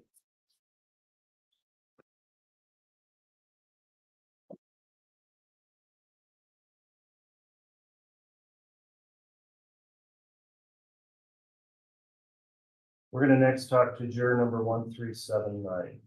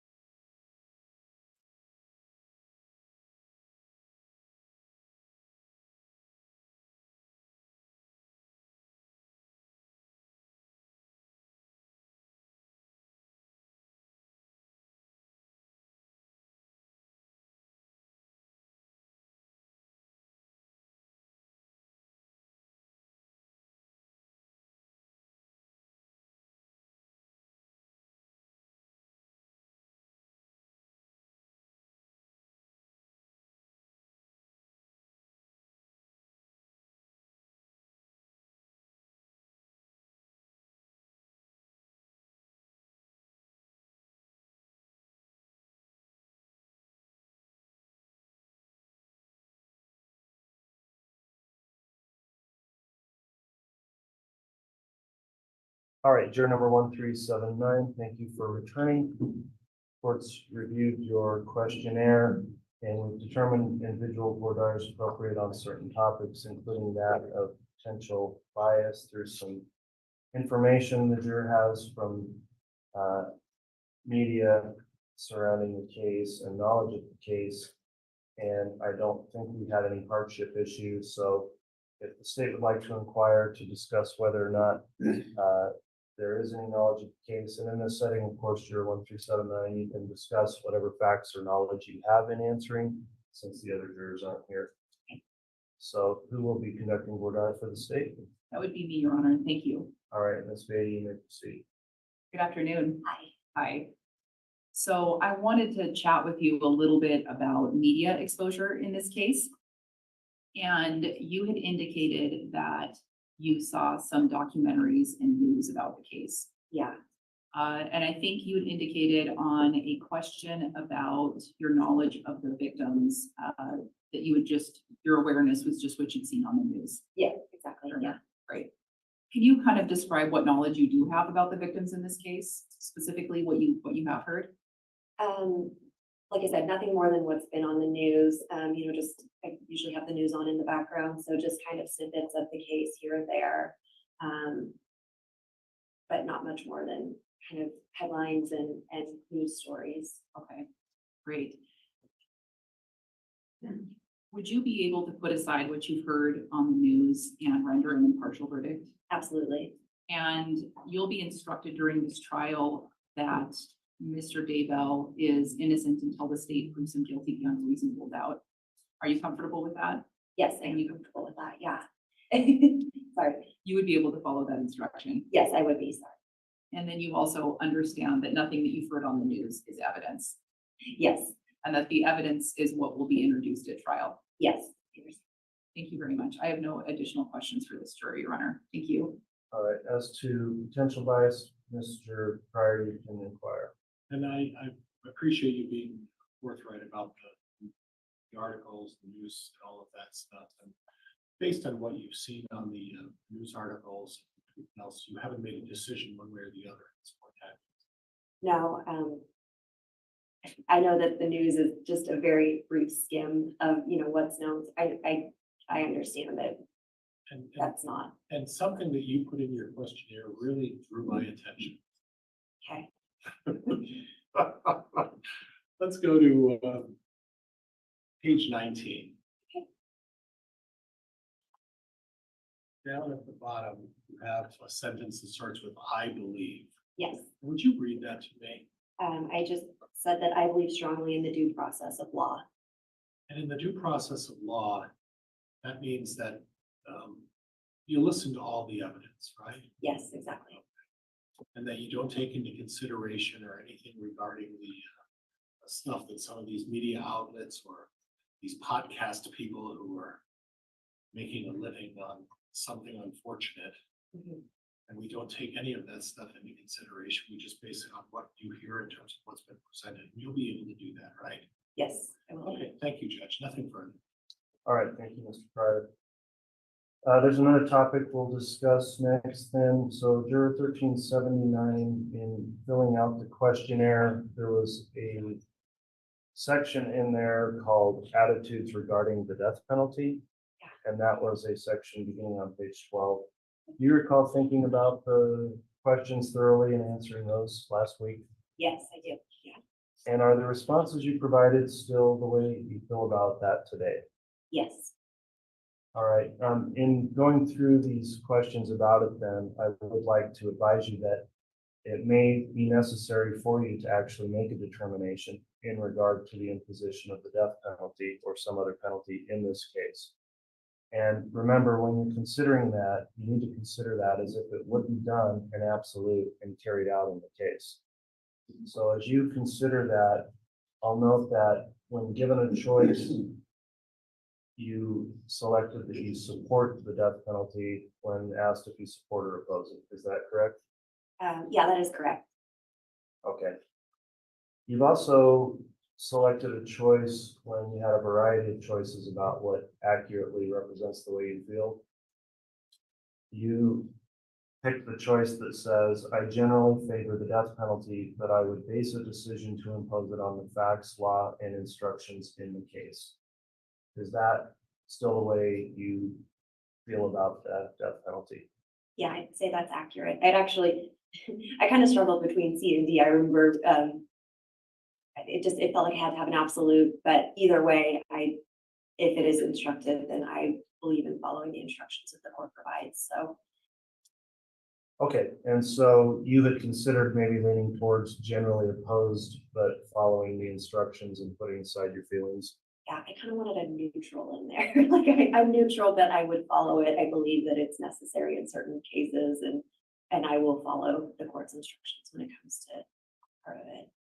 Okay, so given the way you feel about it, then do you believe that the death penalty should be imposed or considered in every case where a murder's been committed? I don't think it's appropriate in every case necessarily, but I think based on the circumstances and when you're talking about especially egregious cases, that is probably an appropriate option. Okay. Final question from me then. Will any of your views on the death penalty, you believe, either prevent or substantially impair you from serving as a juror in this case and following whatever instructions the court gives you on the death penalty, whether it's to consider it or not? No, I don't think that I'd have any problem with that. Okay, that concludes the court's voir dire for this juror. Any voir dire from the state? I have no additional questions for this juror, Your Honor. Thank you. Mr. Pryor. And just briefly, Yeah. I appreciate you bringing that up between C and D. I've spoken about that before. And what I gleaned from your questionnaire, especially the comment on page 19 where you said, listen, I'm a strong believer in the due process of law. I saw some of your hobbies with the Ducks Unlimited, the other stuff. I think that you probably have a very patriotic sense to you. Would that be fair? Yeah, and I think the first day that we were here, Judge Boyce likened this to serving in the military. If you hadn't served in the military, this might be the most patriotic thing you can do. And that really struck me because my husband did serve in the military. So I'd say we are very patriotic, and so, yeah. And it is all of our civic responsibility. And I appreciate the fact that you struggled with the choice between C and D. So I'm going to ask you again, just to reiterate, there's you haven't made up a decision at this point. No, I don't. You haven't, and as far as guilt or innocence, you understand that we have to ask you about these questions, even if we believe that belief from the defense is that Mr. Daybell is not guilty. We have to talk about this because it's important. It's a potential issue. The judge is going to give you a choice of the death penalty or not to impose the death penalty. And at this point, you're neutral on either of those. Right, yeah, I don't have a preconceived notion about what the end is going to look like. And at this point, before you make that decision and make that important decision, you're going to balance what the prosecutor tells you.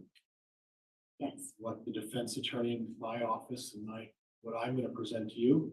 And then you're going to follow this judge's instructions. And you're going to remain neutral until you've had a chance to make your own decision, and you're not going to follow a recipe. You're going to do it based on your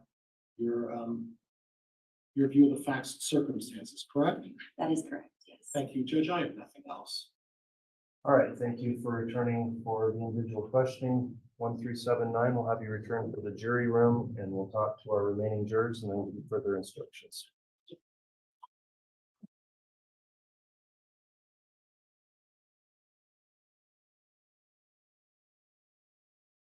We'll next talk to juror 1389.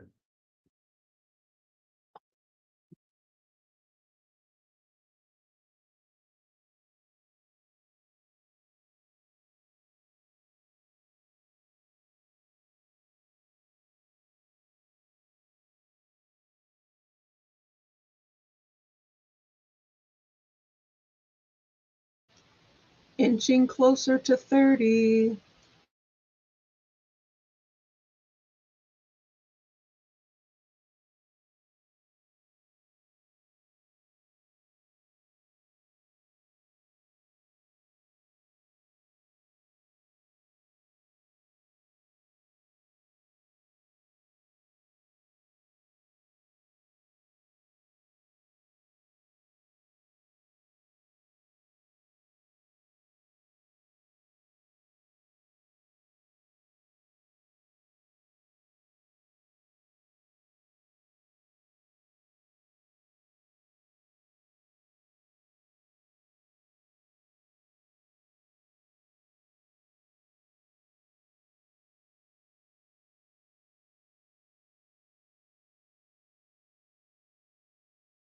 All right, juror 1389, thank you for returning. We've got some additional questions for you here on board Dyer.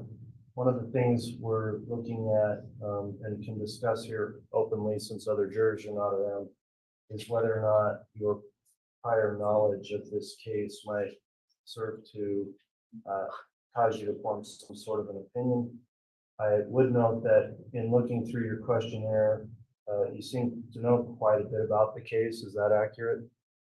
Only what's been presented in the media up until I was called for jury duty. Okay, and let me just try to clarify that. Did you just sort of watch in passing what was reported, or have you actively gone out to, for example, watch any documentaries or look this case up on any commentators on YouTube or anything like that? Well, only passively, basically anything that was a media push on various news aggregated websites, or my wife had the television going, for example, Channel 7, they've covered it extensively. Now it's kind of hard to miss when they have that as their headline news for the night.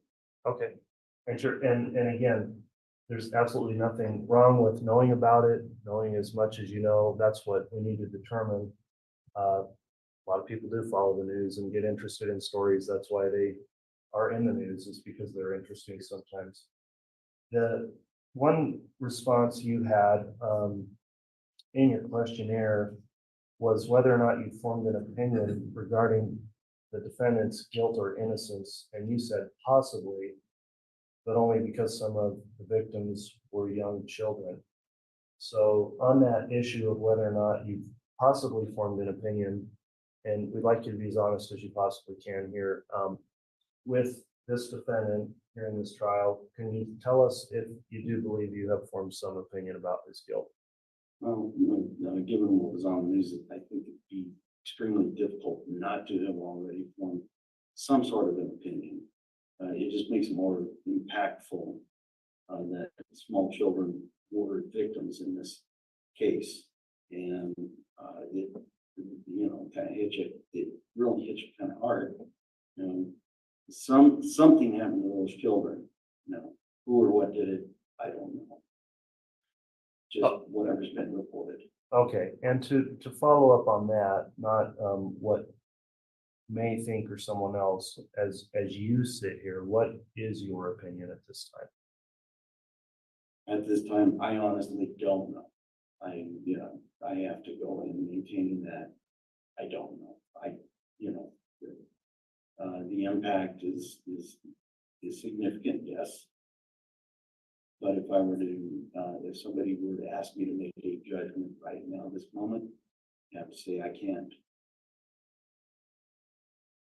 All right, but it's fair to say you're not completely without some opinion here. It does, and again, we can openly discuss this here. So if you are leaning one way or another, which way are you leaning right now? Right now, just based on the news coverage, I'd have to say I'm leaning towards guilt. Okay, and I do appreciate your responses. This is what we need to discuss. I'll let the state follow up with any additional voir dire if you'd like, and then the defense. Your Honor.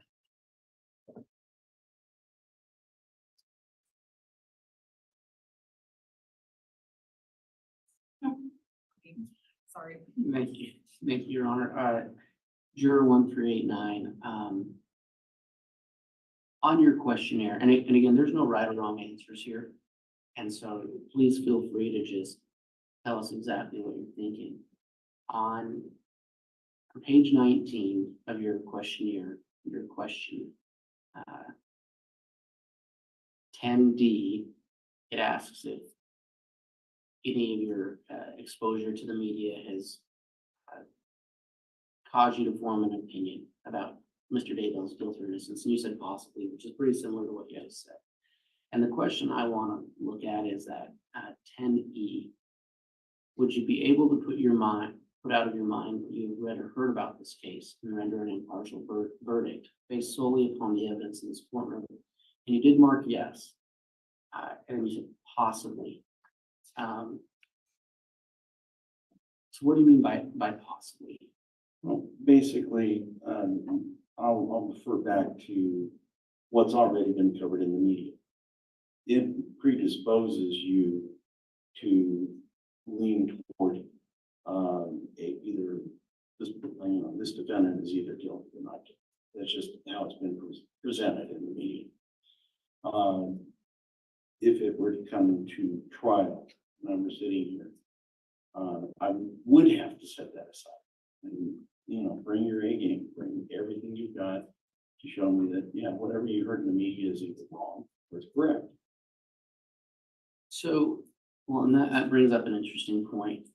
When you say, show me what the media has said is wrong or correct, do you think that at some level, as you're sitting here listening to either evidence from the state or from this defendant, that you're going to be referring back to what you heard in the media?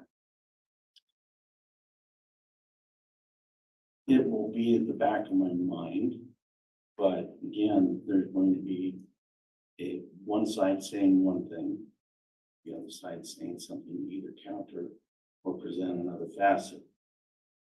Those are the two most important sides to look at right now. It's only if there's some sort of nebulous gray area, and I don't think there will be, but let's say there were, at that point, then I would go back and look at, hey, this is what I heard. This is what I saw. This is what I was told. Okay. And thank you so much for your honesty. We really appreciate it. Your Honor, based on Juror 1389's responses, I would move to excuse this jury for cause. Okay, so you're moving to strike for cause based on bias. Thank you, Ms. Wood. Mr. Pryor, do you wish to conduct any further or dire or simply advise the court whether or not there's a stipulation on the motion? Well, Judge, I served, there is no right or wrong answer. Judge, I concur in that opinion, but to avoid the court wanting its own analysis, the court's going to accept the stipulation. Otherwise, I can go through some analysis and further idea to support that. My belief, there should be, maybe some consideration of the cause. All right, and I'm inclined to agree with the strike. So based on that, so Juror 1389, first, thank you so much for coming back today and taking the time to fill out your questionnaire. We appreciate your honesty today. We're trying to get the best, most impartial jury we can through this process. And with your knowledge of the case, I would find that perhaps the burden's been shifted improperly towards a presumption of guilt instead of innocence. And despite best efforts, I'd be concerned that Juror 1389 may have that preconceived notion. So we are going to excuse you as a juror. And again, thank you so much for your service of coming in today. Thank you, Ron. You're welcome.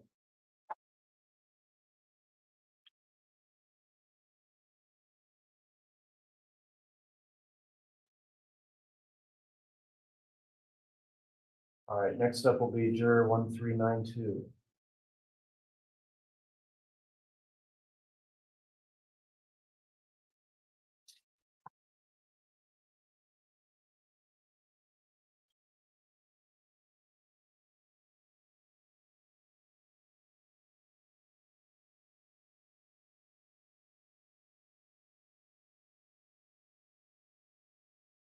While they're on their way in, counsel, maybe I'll just inquire.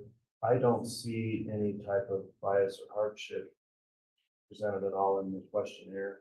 Either side have any questions you think you'll have on that? Judge, I just have one.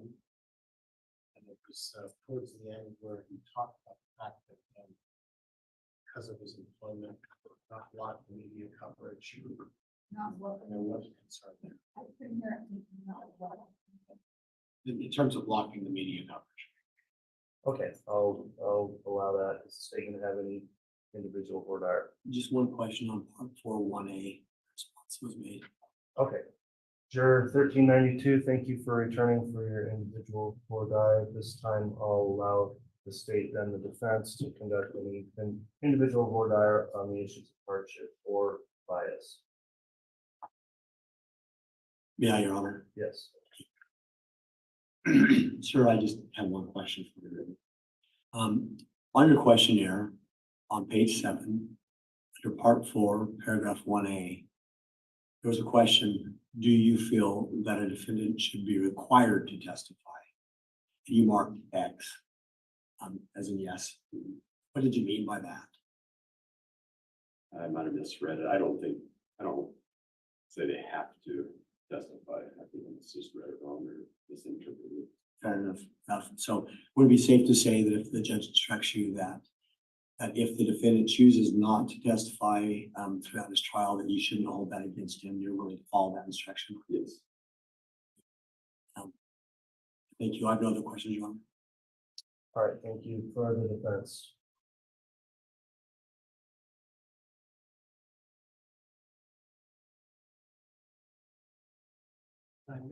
I may have been mistaken, sir, but I thought in your questionnaire, there was some reference that you would not be able to block out the media because of your job position. Is there an issue with that? I don't watch any media or do social media. Maybe I made a mistake. Judge, if I could just have a moment. Go ahead.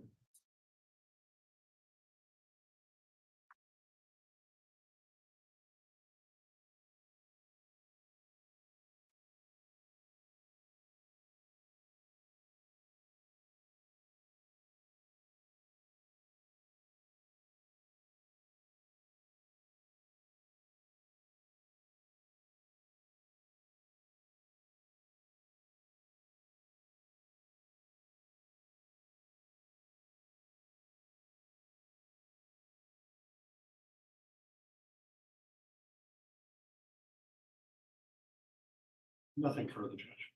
All right, thank you, counsel. So juror 1392, there is one additional topic we're going to cover with you. In filling out your questionnaire, you went through one section that was called attitudes regarding the death penalty, and that was on page 12 and 13.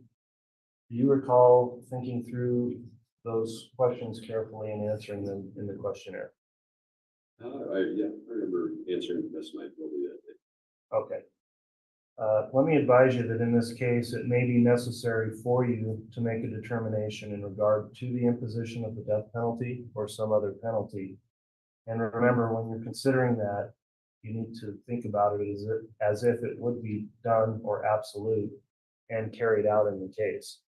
So with that in your mind, you selected a choice.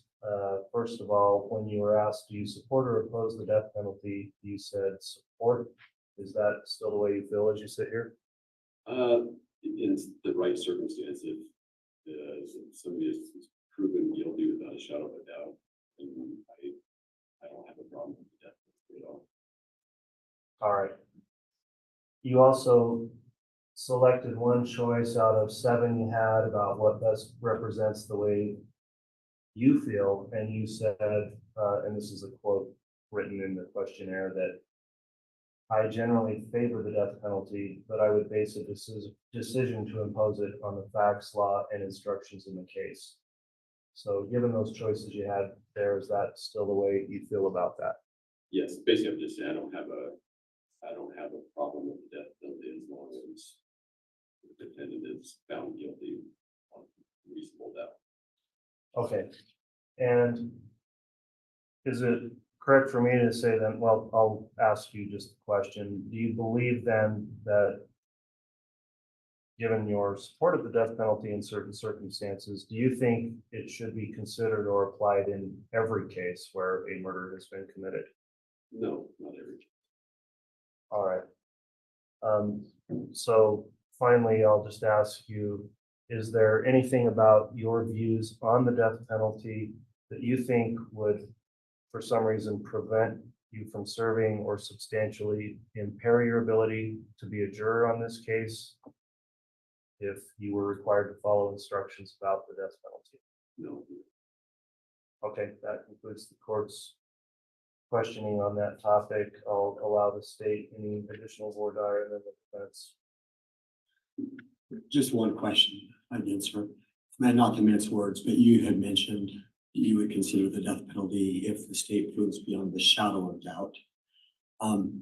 I'll just ask, would you agree to follow whatever instruction the judge ultimately gives you about the proof standard providing proof beyond a reasonable doubt. Will you follow his instruction when you get that? Okay. All right, thank you. You don't have no more questions? All right, right. And sir, we have to talk about these issues because they're very important issues. And I don't want you to assume that because I'm talking to you about this, that I believe that Chad's guilty or that we're not here for some purpose. But if I understand you correctly, that in the event there were to be a conviction to the charges, it's not an automatic in your mind that the death penalty would be imposed. Is that correct?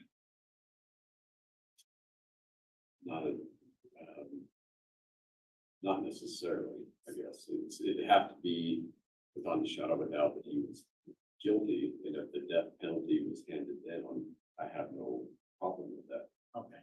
So when you say without a shadow of a doubt, we're talking about two different things.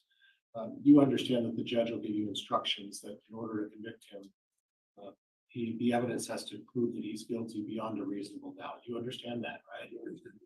And then we would go to a sentencing phase.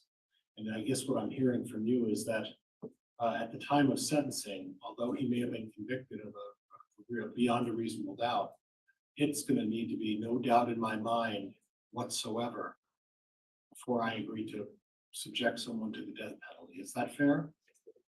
Okay, so could I have you turn to number 13?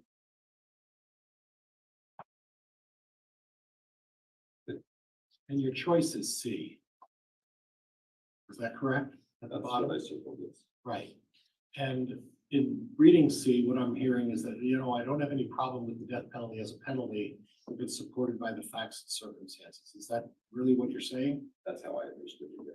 But if you look down to D, the only difference is you're saying, listen, I generally oppose it, but if it's supported by the facts and circumstances, I'll reserve judgment. Is that the way you would read D?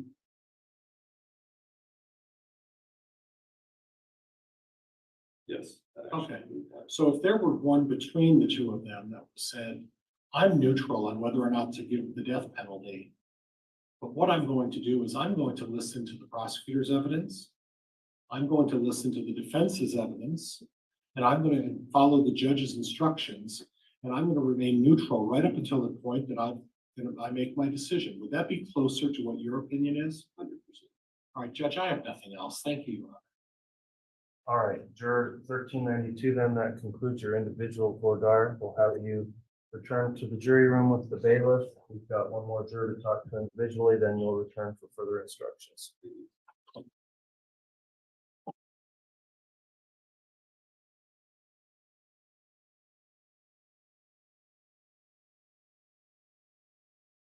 All right, our last juror we'll talk to at this point is 1424.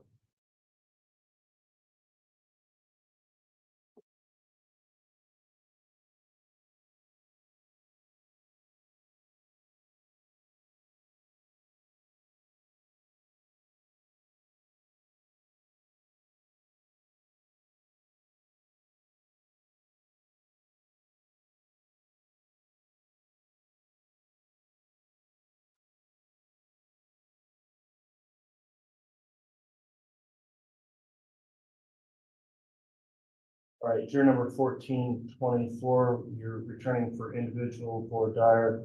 We had some additional questions for you that you may talk about in as much detail as you want or as requested by counsel of the court about your prior knowledge of this case. The court does need to conduct an individual voir dire in relation to potential bias. I don't think there was any hardship issue. So you do have some knowledge or information about the case from prior reporting on it. Is that correct? Yeah, just general knowledge. So I haven't really followed it closely for 4 years. I had court TV at one point, and so I'd seen some of that reporting. Okay. Okay, apologies. Is there, well, let me just read one of your responses. You said the media portrayed him as guilty. The media has been wrong before. A concern we have, including me and the parties, would be whether or not he may have already formed some type of opinion about the defendant and his guilt or innocence with what you know in the case. I have. All right, let me allow the state some additional voir dire, and then I'll allow the defense as well. Thank you, Your Honor. Sir, you indicated that you had watched some proceedings of, in this case on court TV. Is that correct? Yes. Okay. And you indicated that you hadn't really followed this case for the last couple of years. Correct. But during the time you were watching news on this case, it sounds like you did get some knowledge of the case. Is that fair to say? Yeah, it was, I think they were speculating still. Okay. You described learning of a religious aspect to the case. Yes. And when you were asked what you knew about the defendant, Chad Daybell, part of your answer was that you had learned about a quote trail of death. Is that correct? Yeah. Okay. You described one of the victims in this case, JJ Vallow. You were aware that he had special needs. Mm-hmm. And thank you. And you described him as sweet-natured.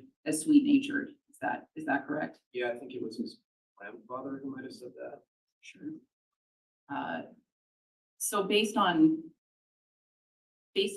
that experience, watching court TV, watching the news, learning about a trail of death and some humanizing facts about these victims, do you think that that contributed to your sense that you would lean toward guilty that you put in your questionnaire?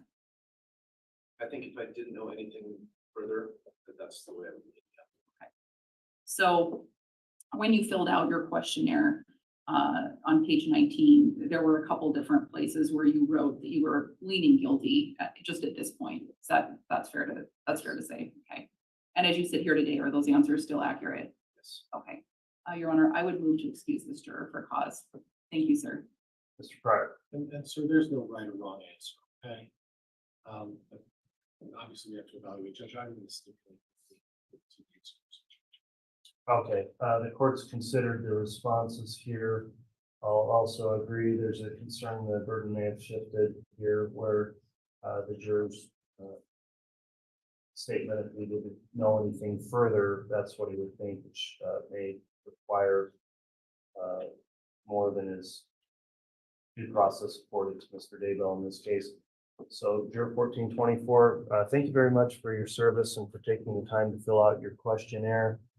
Due to some prior knowledge of the case, we'll continue to look for completely impartial jurors, and you will be excused with the sincere thanks of the court.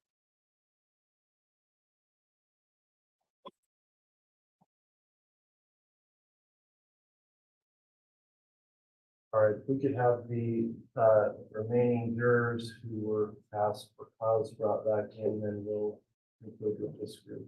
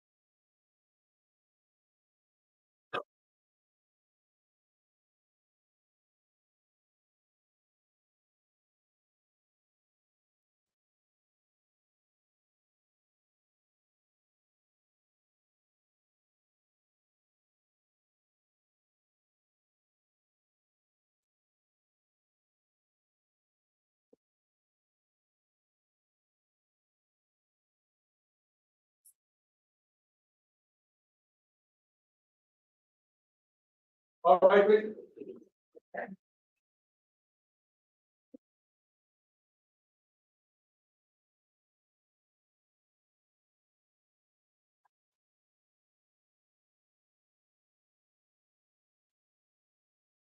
Madam Glover, you're on.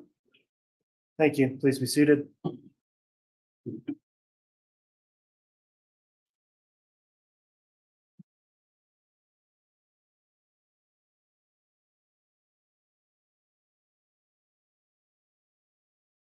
All right, ladies and gentlemen of the jury who have returned here, we're dealing with a lot of numbers of jurors in this case, so I'm trying to give everyone a chance to make sure we're all tracking the same.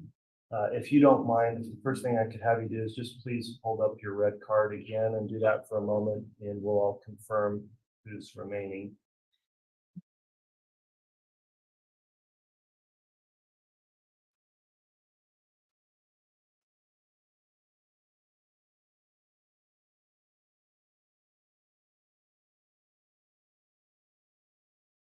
Okay, thank you. You can put those down.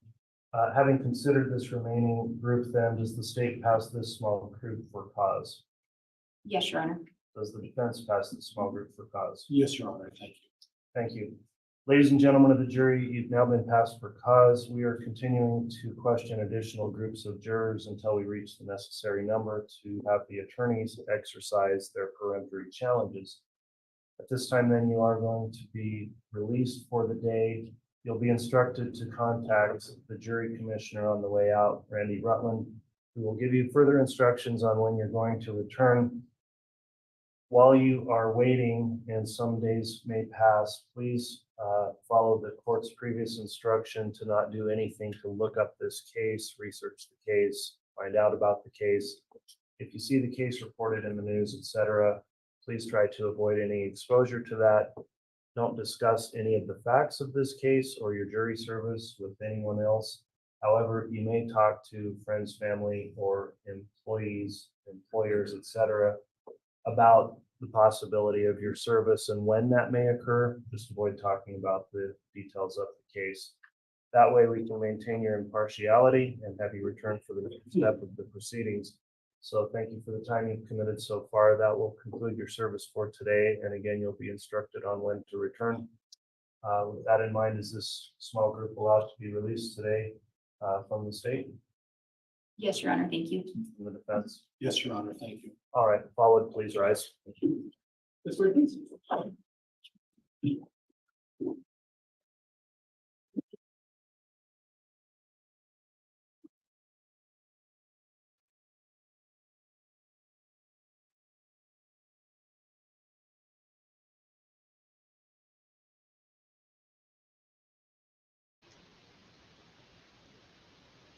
Sorry. Right, doesn't leave a whole lot of time for lunch, but we've got our next group scheduled at 1:30.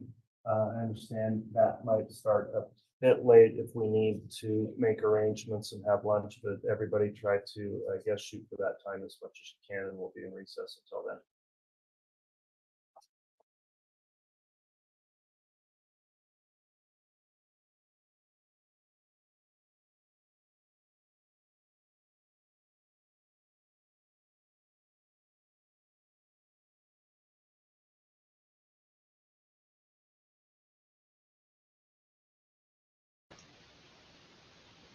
Okie dokie. We are on lunch break.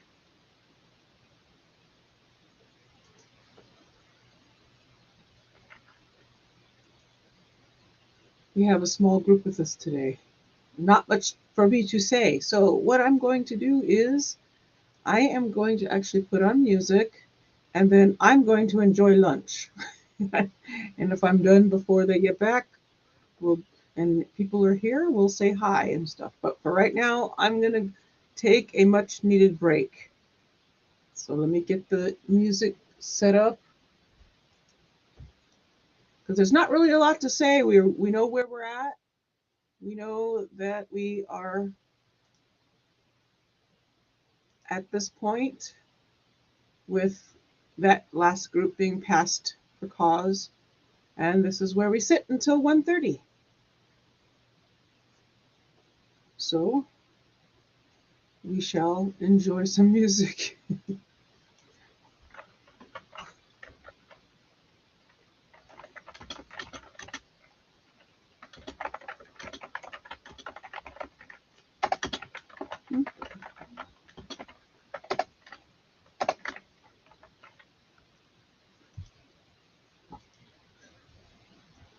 So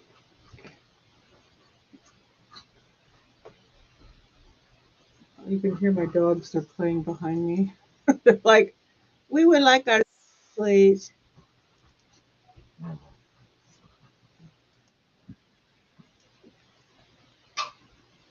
Hold on, puppies. 1 second.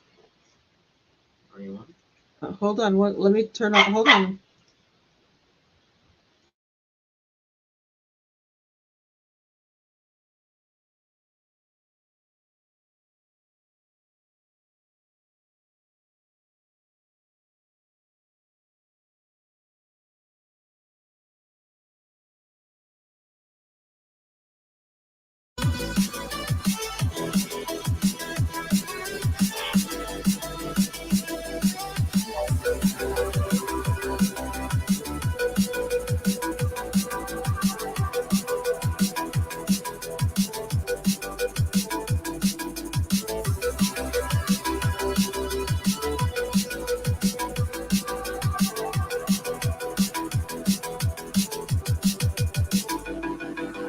I don't know what you want.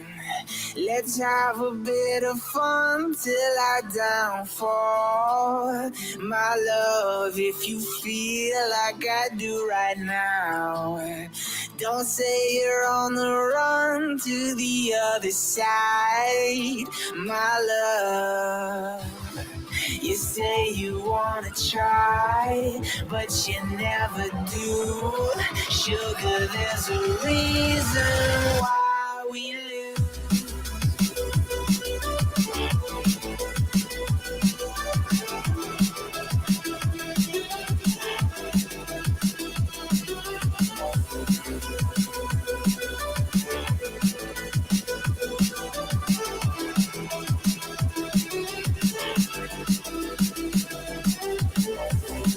You say you wanna try, but you never do. Sugar, there's a reason why we lose. You say you wanna cry, but you never do. Sugar, there's a reason why we lose.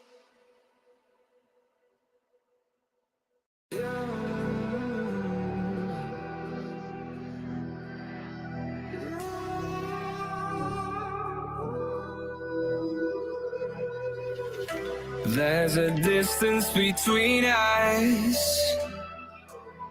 It's getting hard to reach out. Haven't seen you in seasons, but all I hear is your voice.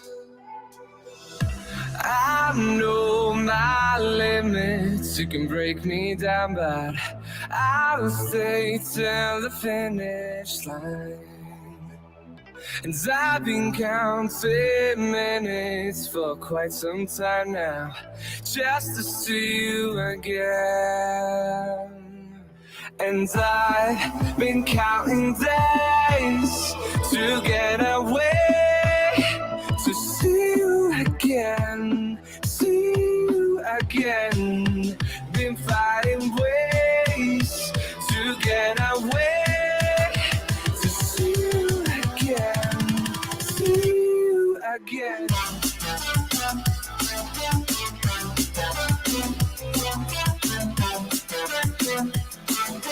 See you again.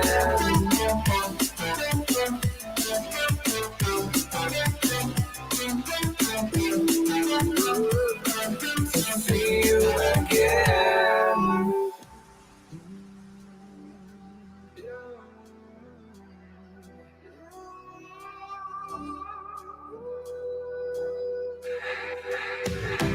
We got millions of reasons to let it all go. Hope we're not too broken. I know I'm not always strong.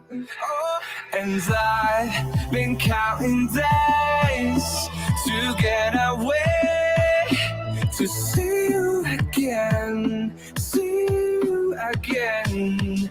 Been fighting ways to get away, to see you again, see you again.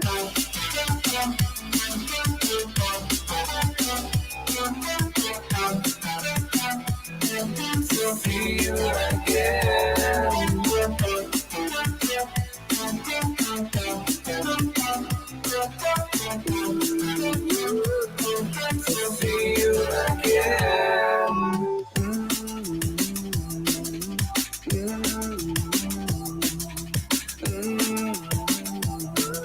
See you again.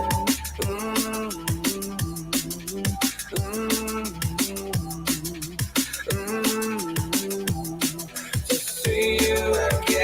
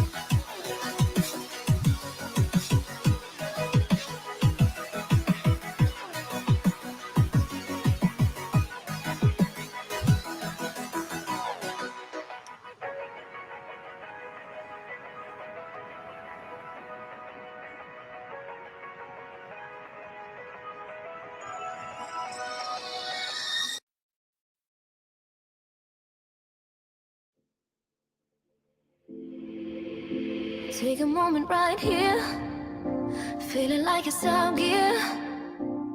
Driving towards the sun with a rose and a gun. Feel the wind in my hair, going nowhere I swear. Like an outlaw on the run, dangerous but it's so fun. Running, running, no. Hold on, don't let go. Running, running, no. Keep running.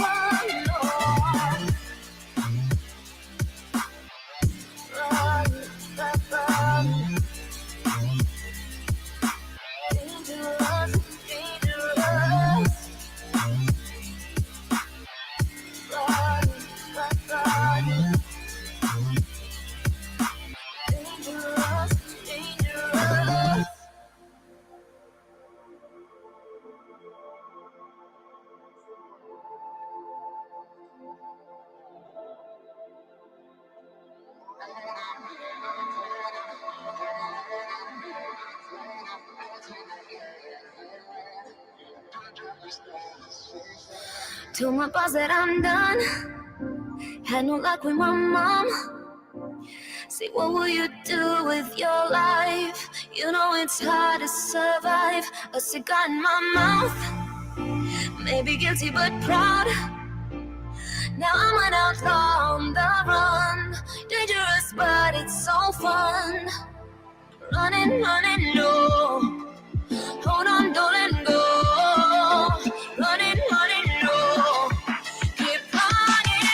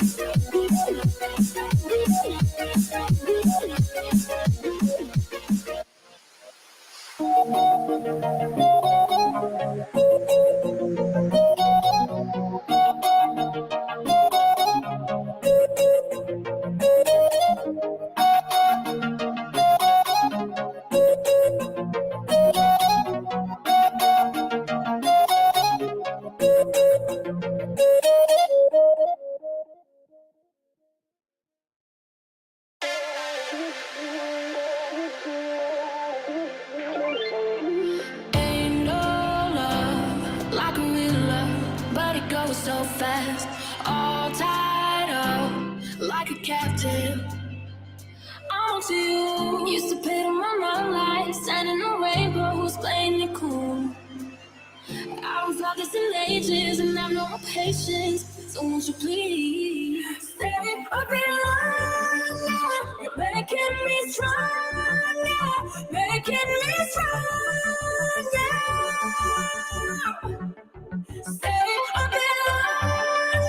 You're making me stronger, making me stronger. You're stronger.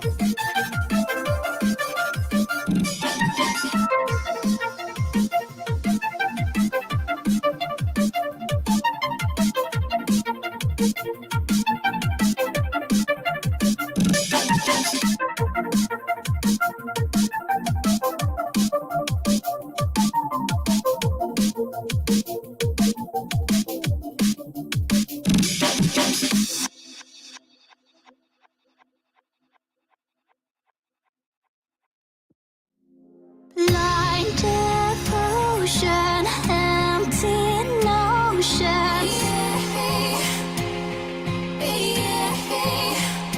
Like a roaring ocean, slow in motion.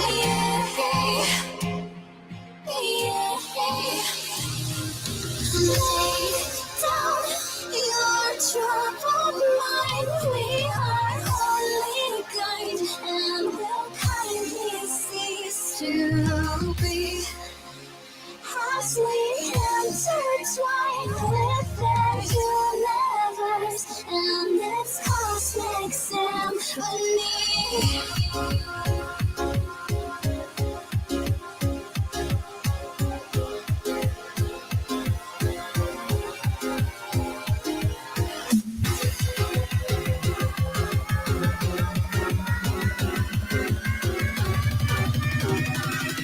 The smoke lingers after fire.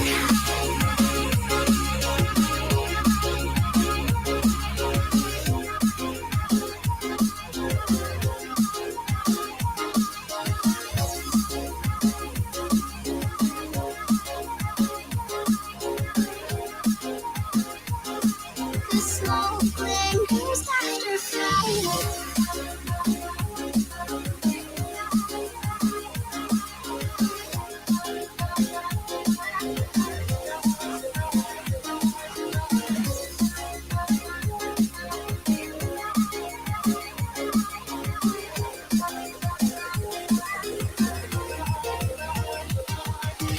Blind devotion, empty notion.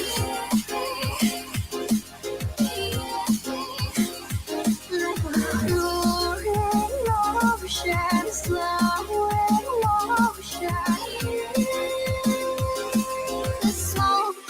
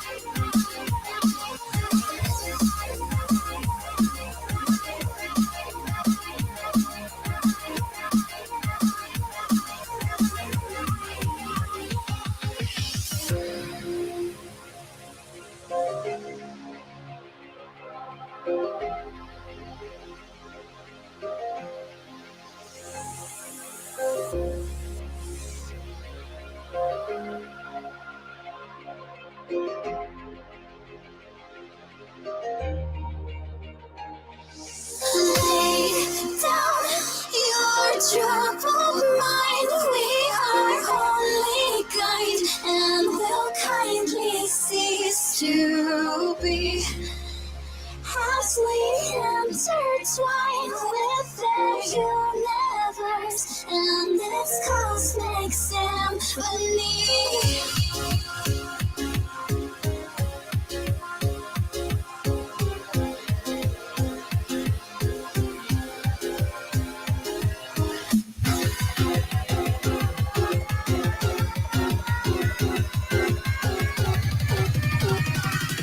The smoke lingers after fire.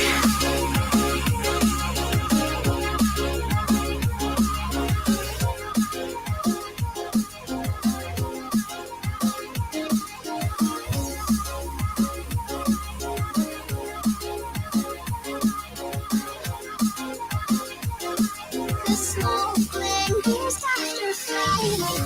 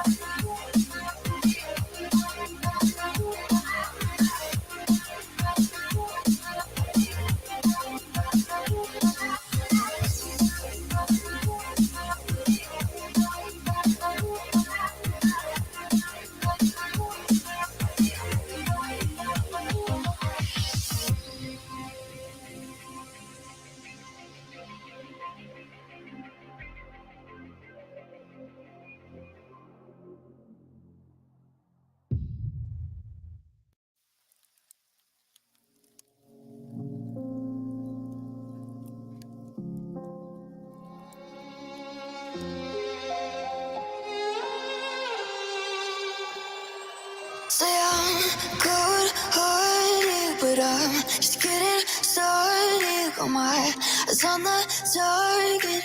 No, no.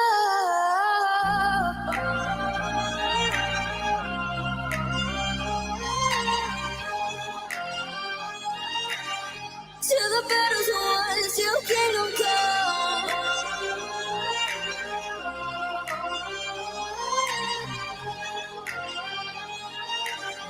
I'll never run. Best to give me your loyalty, 'cause I'm taking the world, you'll see. They'll be calling me, they'll be calling me royalty. Best to give me your loyalty, 'cause I'm taking the world, you'll see. They'll be calling me, they'll be calling me royalty.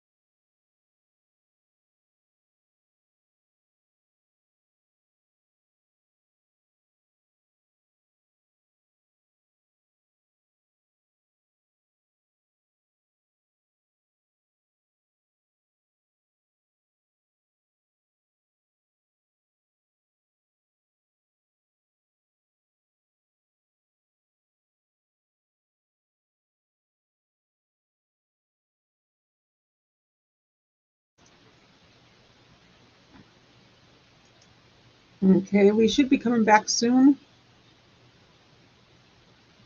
I didn't realize that it was only half an hour lunch. I looked up and went, oh, wait. Oh! So now we know. They get half an hour for lunch.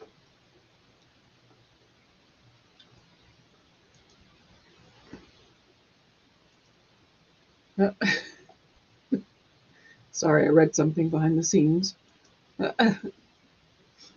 Luna Lake, are you dizzy? Did you so dizzy that everybody left? It's just me by myself, probably.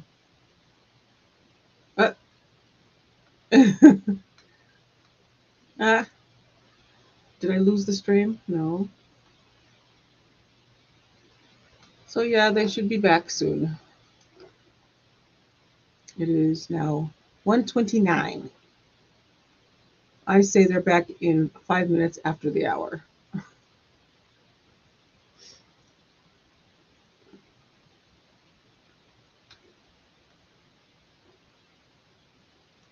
So we'll just sit here and wait, and we'll be waiting in dead silence.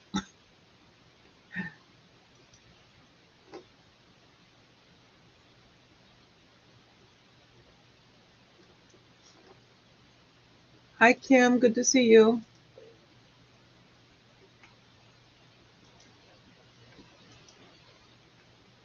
Should be starting back.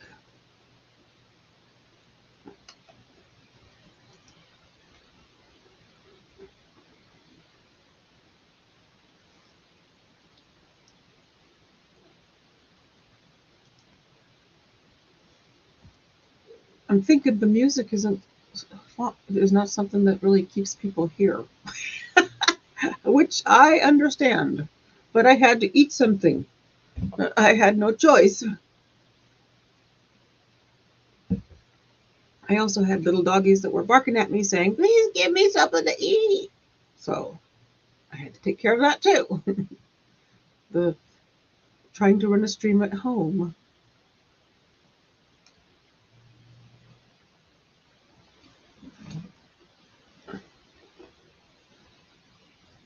I keep you.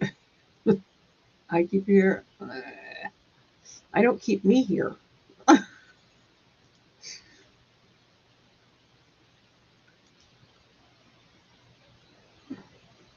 So I say we have 4 more minutes. Betcha.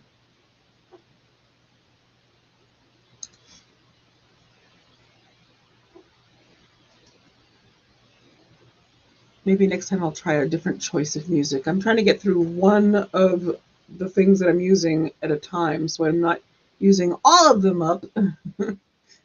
But it's not the same as other music. Yes, fur babies always come first.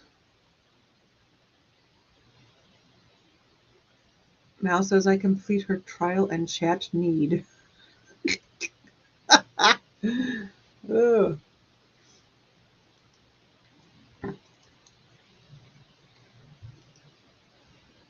So one of the questions I have in it, if anybody's watching this and wants to comment later in the comments, that would rock. But do you like the way that I'm doing it with the banners at the bottom? Or do you want me to do it the way I used to do it in another chat and put them in the chat too? Or the mods could do that, or whatever they want to do, because you mods are awesome in the chat. They're answering all the questions. I'm trying to pay attention and do what I'm doing on the screen, but I want to know how it's coming across. Excuse me, I have to cough. 1 second.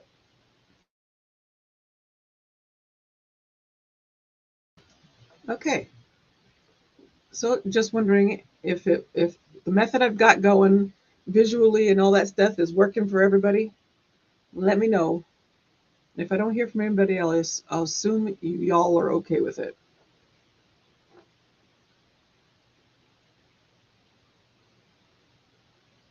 I suspect court is assembling. Let me see if anybody's saying anything yet.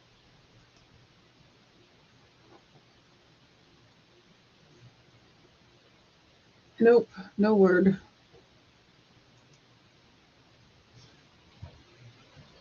You're a Banner fan? Okay. I'm trying not to overdo it, but just for this part, just to kind of give explanations about why, they're passed or not passed or whatever. So, or stricken or whatever. See, I'm kind of confused about the number of strikes and all that stuff. Like what strike? Like I thought they were given a certain amount of strikes. Maybe that's for the very last part to whittle down the down to that 18 from the 50, and those are they called preemptive strike? No, I don't know the words. But I guess we'll find out.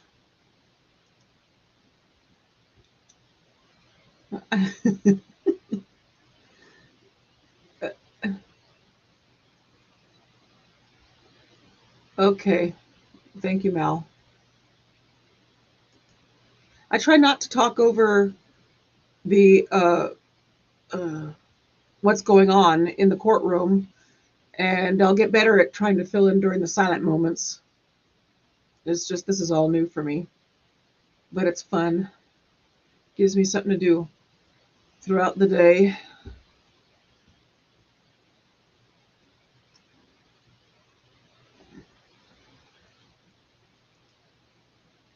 Hold on a second.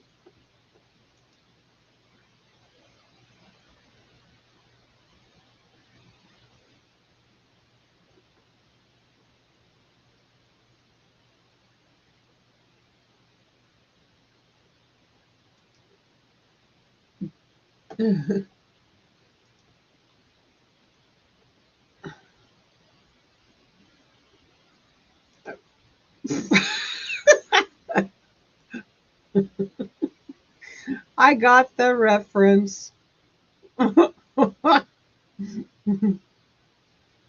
I'm a strike. No, I'm a spare. I my husband and I were on a league together, and I was the queen of spares. Splits. I guess they call them splits. No, splits. That's what it is. It's the with. Oh, I was horrible. I was not good at it. He was. I wasn't. But I did win a trophy for most splits. So there's that. And for lowest score. That I now know what that was. That was the everyone gets a trophy. But it felt good at the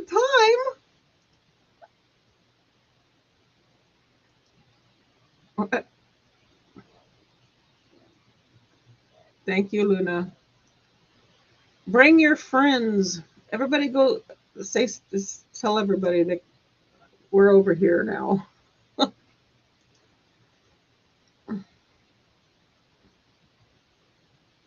And so would I. Absolutely.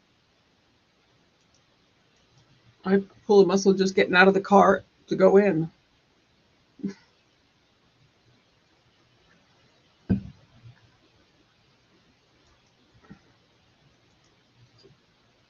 Come on, courtroom. I'm ready for them to come back. Nothing, no word yet from Switter.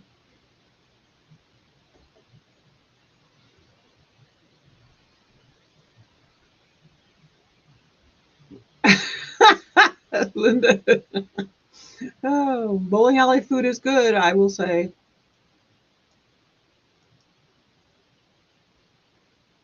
It's not good later on, but it's good in the moment.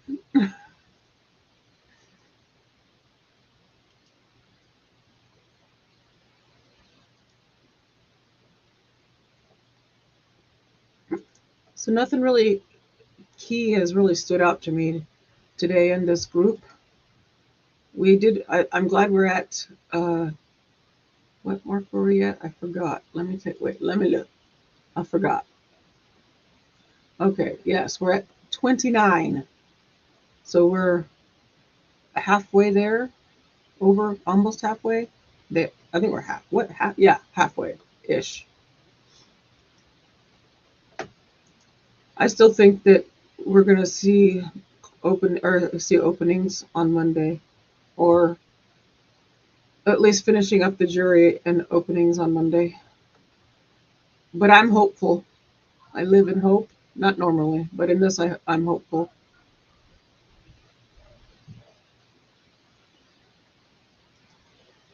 Extra grease.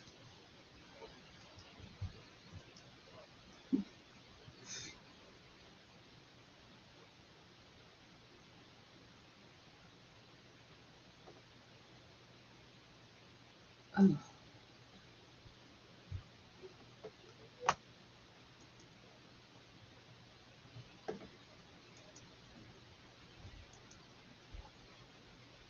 Whoops, I've passed.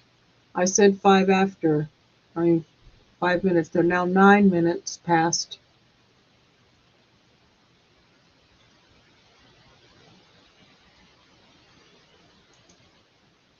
Oh. I was watching a friend of mine do a live on that subject, Missy. I didn't even know about it until I saw her live. I went, oh, okay.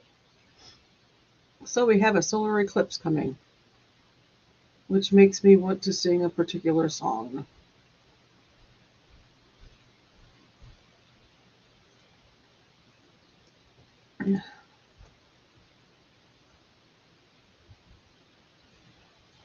Wait, oh, the moving pink. Oh, from the music?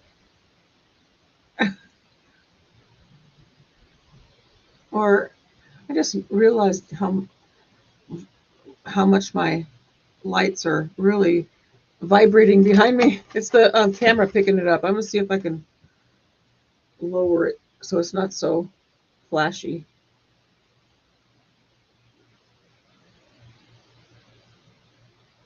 I don't know if that helps any. That's too much. I don't know. Oh well. Vibrating. Hopefully it's not giving anyone seizures.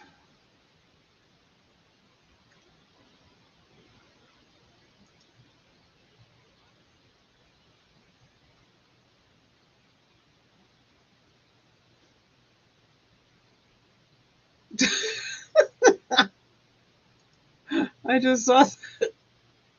Oh wait, where'd it go? There it is. Ew.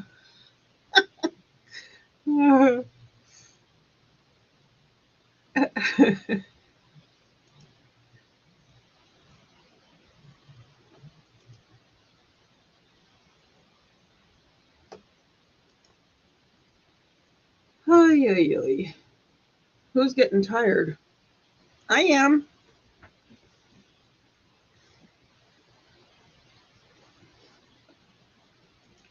I heard another YouTuber say something called sniper streaming. I just learned what that was. I'm too scared to do that kind of thing. Go around and see what other people are doing on their streams and hope you don't get in trouble. I'm not. Not unless I know them and they're okay with it. Do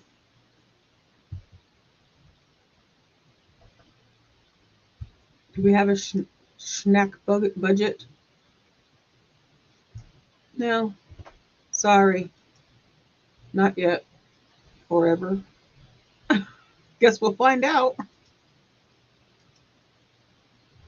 Okay, so we are past lunch, so we can take that banner down.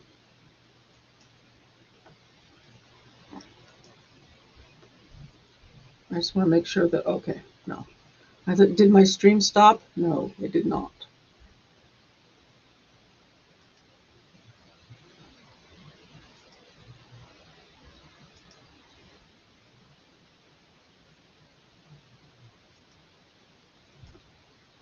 Waiting, waiting, waiting.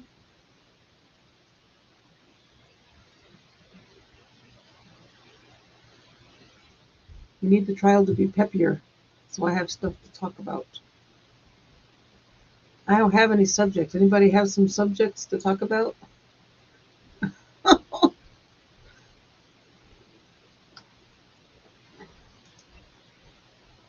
I should have left the music on. But now I'll end up turning it back on and then be late for them starting.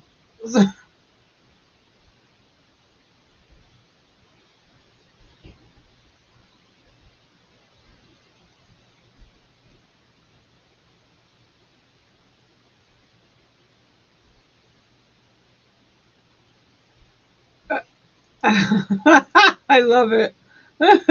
Yay, Niners. Go Niners. Yes, that's my team. But I like that. I kind of want to go back on a league just so I can make a bumper sticker that says Bowl Arena. I'm a Bowl Arena. I like it.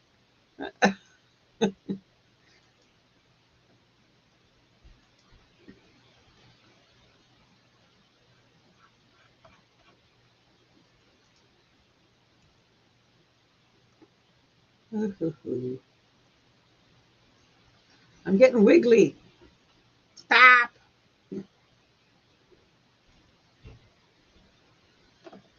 Okay, so we have, it says they're back in the courtroom. Very kind couple brought me a bag of Smarties, hot tamales. This is from Nate, sorry. Hot tamales, that's my favorite. Should help keep me awake this afternoon. Thank you, Linda and Ken, he says. And then a minute ago, he says, the prosecutors are here. Chad Daybell is sitting next to John Pryor, waiting on the judge, waiting on Judge Boyce and the jurors to be brought in. So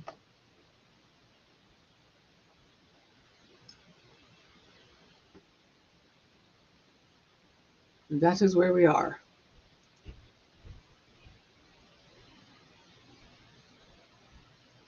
Yes, I like bowlers who bring their own stuff, walk in all sparkly. Actually, my shoes would be sparkly.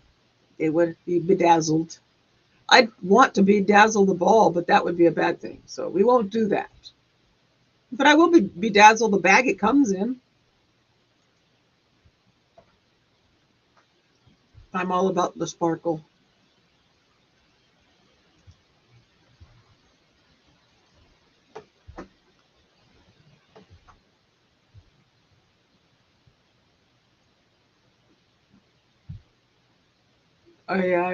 Me either. I've never had a bowling ball either.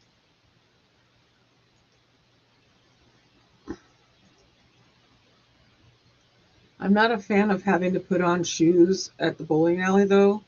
I have a thing about that. Yak! Yeah, sort of like trying on a hat at Salvation. I mean what is it called? I don't know. At the secondhand stores, I don't do that either. Nope.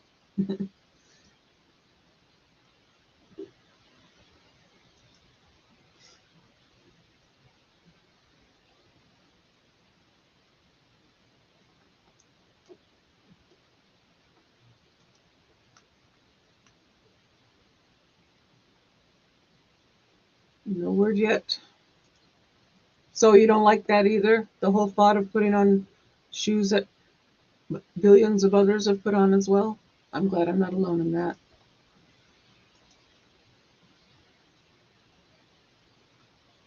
Yes, I have had a ball whilst bowling. Ew. Ew. I do it. I just don't like it.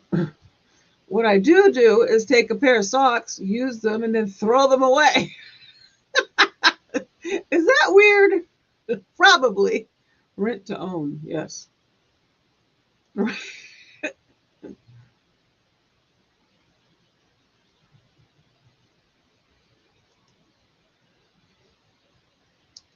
Is that the thought process behind that is probably very odd, but yes, that's a yucky thing for me. I don't even like to put on my own family's hats or anything like that. No. I'm quite the particular person.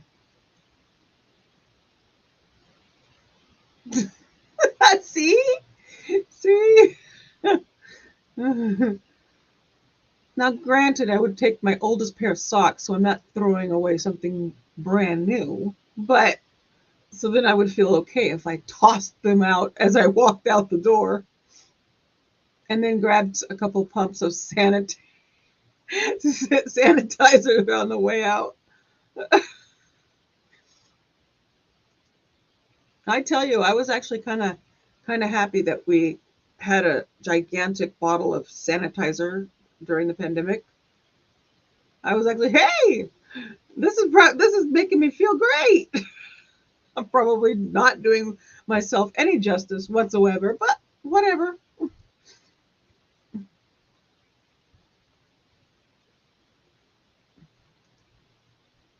Mal says she's hoping that Shallow Vallow will testify for Chad. I should I could do, when we get going, I'll do a poll on that. Do you think that she will or won't? We'll do a poll. We will hold off on answering that for now. Got to come up with some polls as we go along. And the cool thing is I can do my own polls and I don't have to answer to anybody. We could be doing polls about bowling. See, we could have done that. Do you have a sock thing or not? Are you okay with putting other people's hats on your head?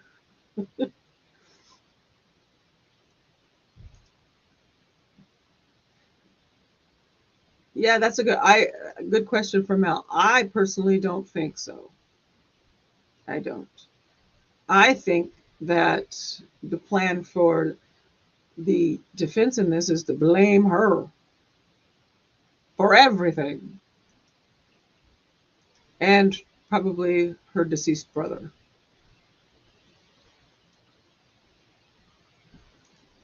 Yes. I don't know, but yes. I always like when. Sessions, Oh. the Honorable Judge Stephen Boyd, right. Thank you. Please be seated.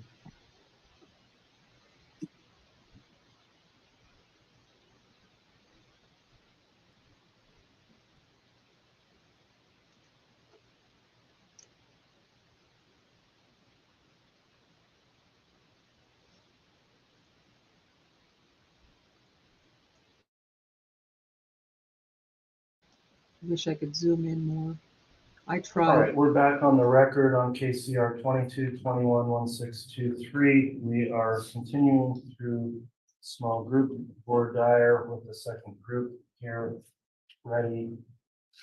Before we go on the record to board dire with those jurors, I'll note that the state's here represented by the prosecutors and the defense, as well as the defendant present here. We also have attending members in the courtroom of the public. And the court did have a concern raised and wanted to address that. In this case, on March 28th, the court issued a non-dissemination order, also commonly known as a gag order. Under the terms of that order, counsel's been prohibited from discussing this case with the media while this jury selection process is occurring, in order to try to maximize our efficiency in obtaining impartial jurors. The order is directed towards counsel. However, it also does address if counsel is approached by or attempted to have communication with the media, and to report that to the court if it occurs. Nothing at this stage has occurred, but the court is advising and admonishing members of the media in this case that the attorneys are currently subject to a gag order and are not permitted to talk to you about the matter while this jury selection process begins. And I'll remind counsel that if anyone persists or that occurs, you think outside of the scope of the order, please report it to the court, and the court will then address that individually with any media member that is trying to elicit a non-compliance with the order. So any questions about that or the court's order from the state? No, Your Honor, thank you. From the defense? No, Your Honor, thank you. Okay, thank you. With that in mind, then I believe we're ready to continue with board dire in this next group. Is the state ready to have the jurors brought in? Yes, Your Honor, thank you. Defense? Yes, Your Honor, thank you. Okay. Bring in the next group.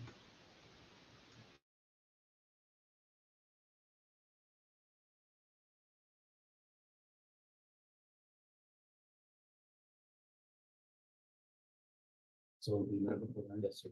Okay, we're gonna have a slight delay here before the jurors come in. Delay. No. Okay, counsel, we do have one extra juror in this pool as well that was either late or FTA yesterday. Juror number 1112, and they'll be included in the group. We'll see them on one end or the other of the front row, wherever the bailiffs think is appropriate, and I'll have them hold up their card numbers so we can confirm where that juror is seated. It probably makes sense to seat them on the far side, to the right of 1623. And Your Honor, I would indicate on the chart we were given, we had a placeholder. It was just for the other juror number that we brought in this morning. Yeah, So okay. that most likely just be changed to the 1112. Yeah, I think we'll go ahead and put them on that side, so we would have 7 on the front row.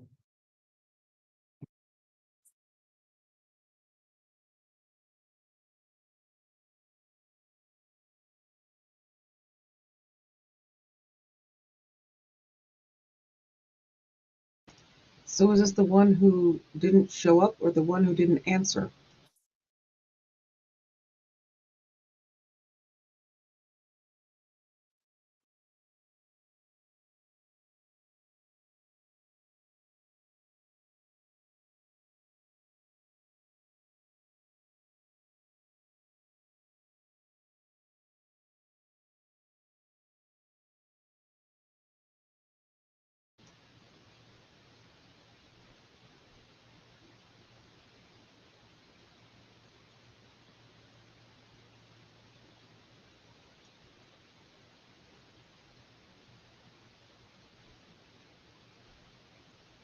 So I wonder if you don't show or I mean, I assume a don't show, but if you don't show or you get stuck in traffic or whatever, you'd think you'd call the court and say, hey, While we're waiting also, counsel, on our juror affirmations, there's a couple of notes, and I'll share these with counsel when the time is appropriate, but just note that we've got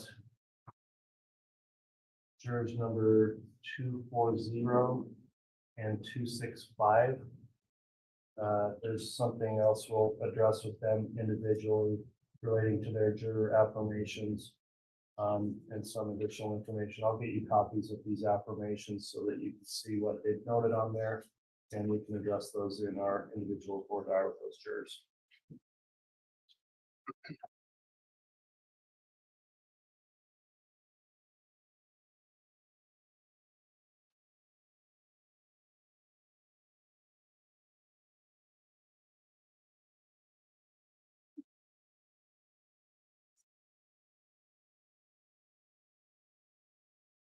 So judge was addressing the gag order issued last week, reminding reporters that attorneys cannot speak with them. Read more about that on I'll put the link to Nate's tweet. I'm sorry, tweet in the chat. There, you can read up more on that. And he says a juror who did not show up yesterday will be part of this next group, so 17 will be brought in.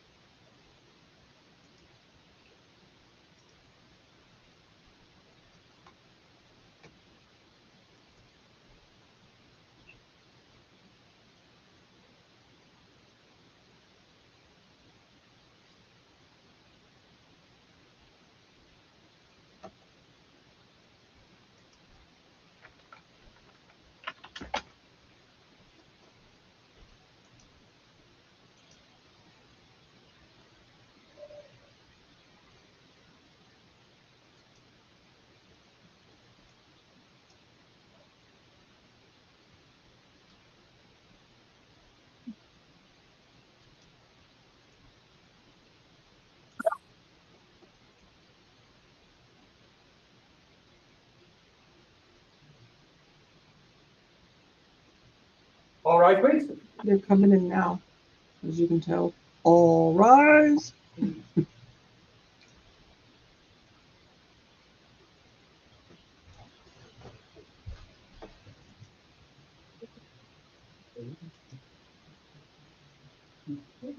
Here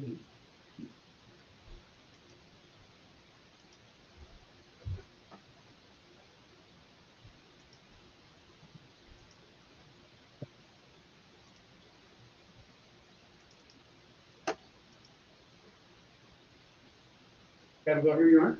Thank you, everyone. Please be seated. 1112 building front row forward. Okay, I will confirm, thank you.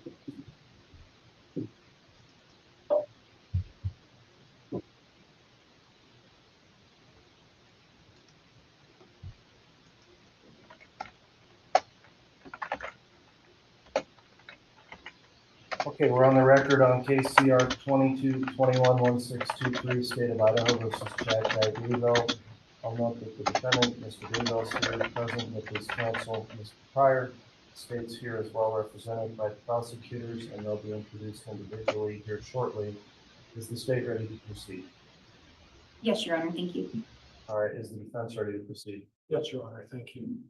All right, at this time then, just to confirm, ladies and gentlemen, of the jury that have been brought back, you're all seated now. For us to just confirm on our seating charts, if you wouldn't mind, please take those red cards you have and hold those up, and then we'll confirm our seating chart. Your Honor, I think I have the front row on bird. I think for purposes of going forward with the time we have, it might be easier to just get them rearranged. So if you're in the right place, 1112, and the rest of you, if you please stand up, we're going to have you change seats. Yes. So all rows or? No, just the front row. Just okay. Any 1623? Yeah, you can walk around. Then 1624. 1640. 1747. 1747 and 1758. And the last one, last year, 1761. And then this row needs to be one out around. It's going to be 1793. Okay, so we'll have the back row shift as well then. Judge, I have 17. Let's see, can we have the back row raise their cards? Yeah, I'm sorry, we've got that inverted from the seating charts also. So you guys stand up. 1793, come on around. Then 40.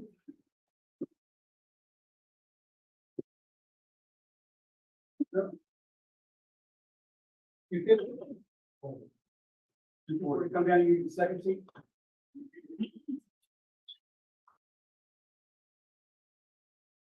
Then 265.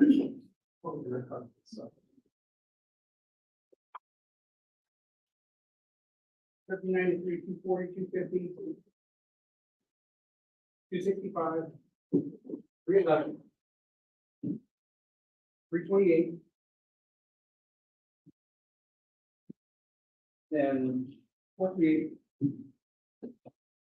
512, 527, and 6517.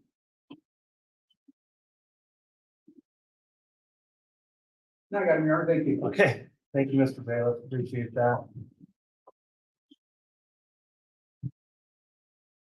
Thanks for moving around. We're tracking you based on your numbers with the charts we've prepared. So we'll do another confirmation here at this time. If everyone would hold the red card number up, please.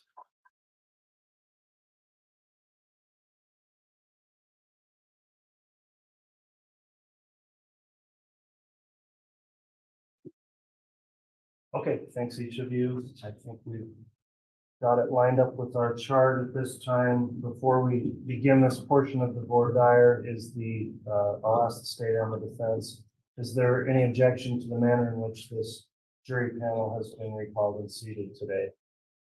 No, Your Honor, thank you. No, Your Honor, thank you. All right, thanks, counsel. Ladies and gentlemen, thanks for returning this afternoon. You've been recalled as prospective jurors in the case now before us. I'll reintroduce myself and our court staff at this time.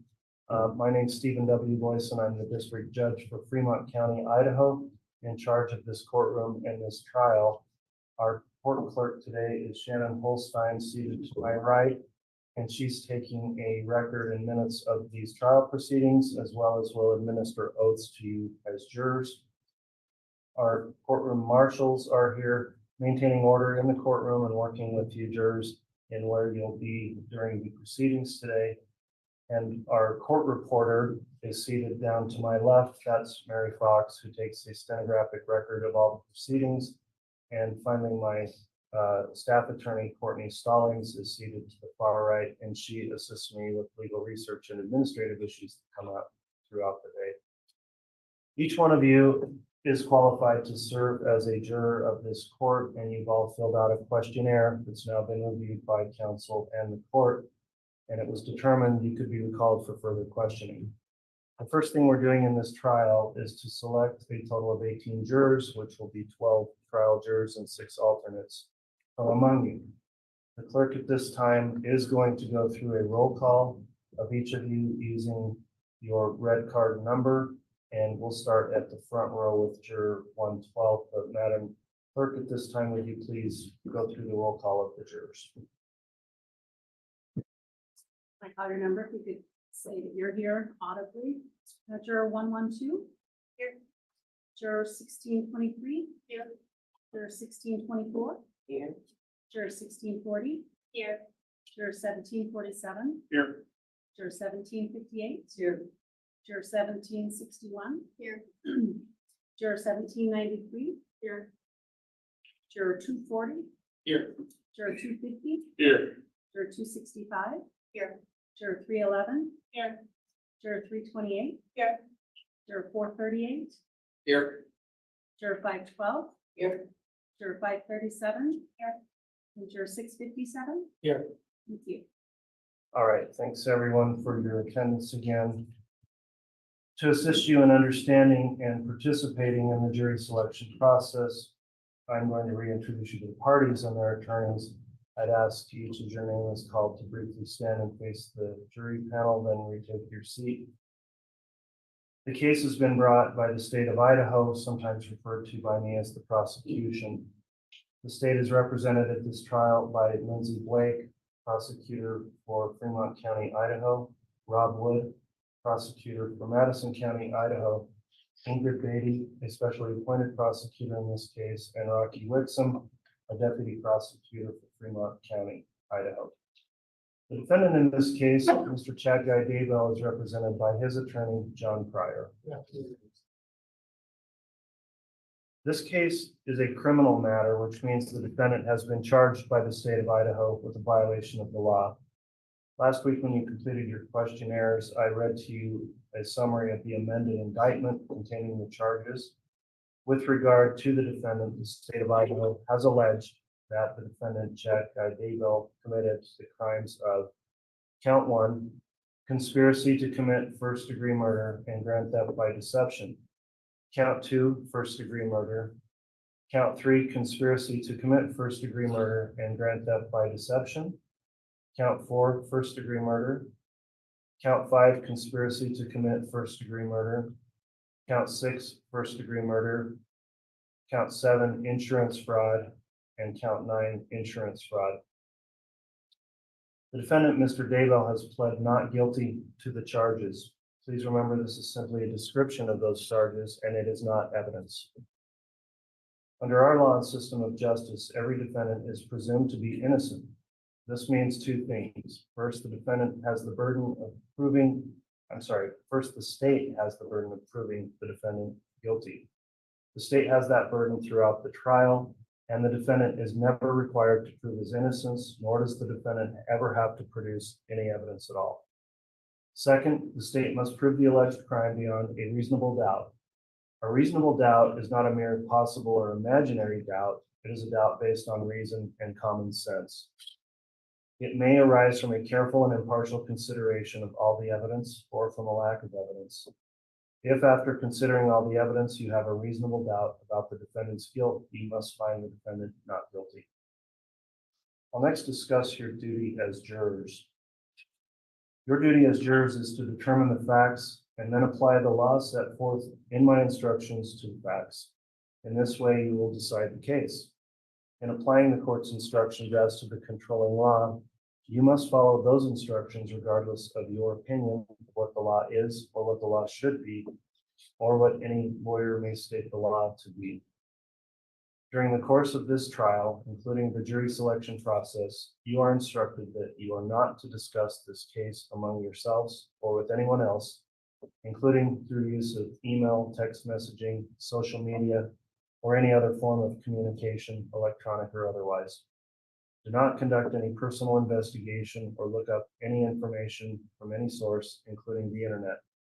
Do not form an opinion as to the merits of the case until after the case has been submitted to you for your determination. At this time, then, I am going to request that the clerk place the entire jury panel under oath for the voir dire examination. Ladies and gentlemen of the jury, if you please rise and raise your right hands. I'll have to do that now.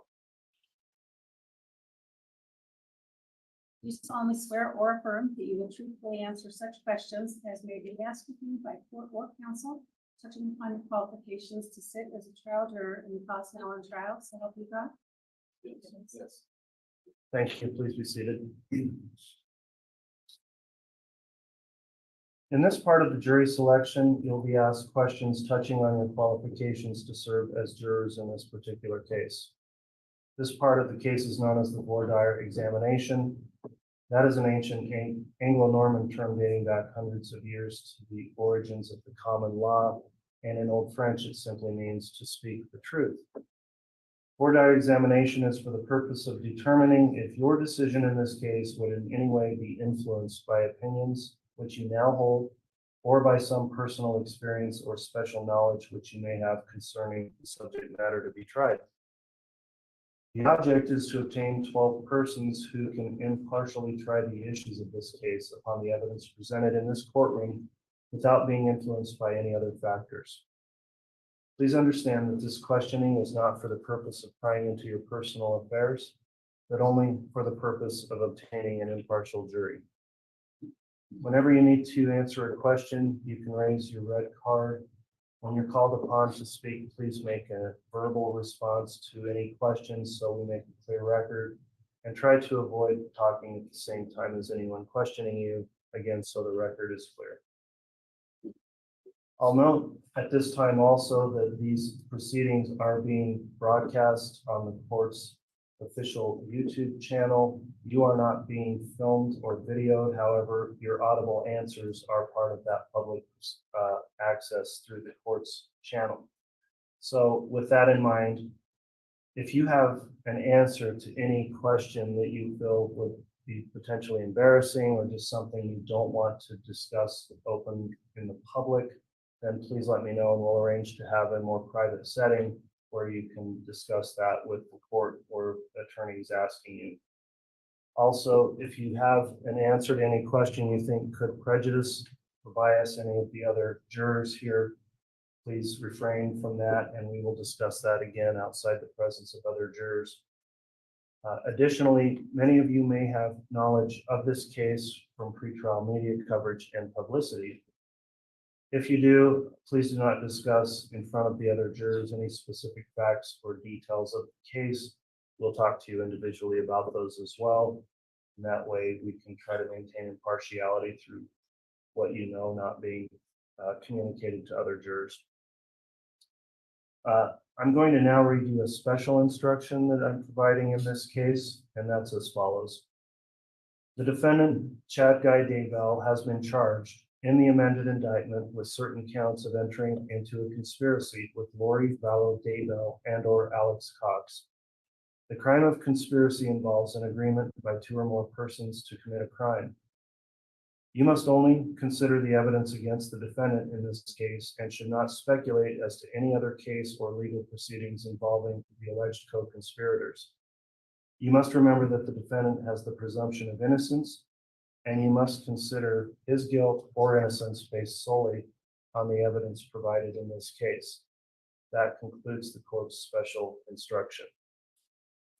At this time, I would instruct the attorneys for both parties to avoid repeating questions already asked and answered. The attorneys do have the right, however, to direct follow-up questions or questions answered by the jurors. Also, for the jury, you should be aware that during and following this voir dire examination, one or more of you may be challenged. Each side can challenge you for cause, meaning they can ask you to be excused for some specific reason. In addition, each side has a number of what are called peremptory challenges, and that means they can challenge you and ask you to be excused without giving any reason for the dismissal. If you are excused by either side, please do not feel offended or feel that your honesty or integrity has been questioned. It is not. I'll also mention that if you are excused and anyone approaches you or wishes to talk to you about the case, with your excusal, you're no longer a potential juror in the case. However, please be aware that we are seeking to obtain an impartial jury in this case. You may refuse to answer questions if asked by the media. Otherwise, please be respectful of your fellow jurors as well as our process in seeking to obtain an impartial jury if you do choose to make any comments. At this time, the court is going to begin its own voir dire of the jury. And after that, the attorneys for the state and the defense will be permitted to ask their questions as well. So the first matter I'll take up relates to what you've already filled out here. You were given both juror information forms as well as a questionnaire. So starting with the juror information forms, if I'm going to ask, is the information you provided in those forms still true and accurate? If it is, please raise your red card. All right, we have one juror that's a more or less juror 250, and this isn't necessarily the questionnaire yet, just the juror information form. Is there something that has potentially changed there? I'm sorry, are we talking about That's the questionnaire. Okay. The form is just, where you live, et cetera, that you're a resident of Ada County. That was something that would have been filled out, I think, before when the summons came. My wife's title at her job is the one thing that I wrote down incorrectly. Okay, we'll address that here in a moment on questionnaires. So in addition, of course, you completed this lengthy questionnaire last week. And I'll ask is, if you believe all the information in your questionnaire is still true and accurate, please raise your red card. Okay, and then juror 250, that was your only correction there you wanted to put on the record? I suppose one more. I wrote that I would only have 3 weeks of PTO on my organization. This would actually be paid in full. Okay, thank you for that further information. We'll note that as we go through our questioning. That will lead us right into that issue coming up next then. The time commitment in this case, if you're required. Okay.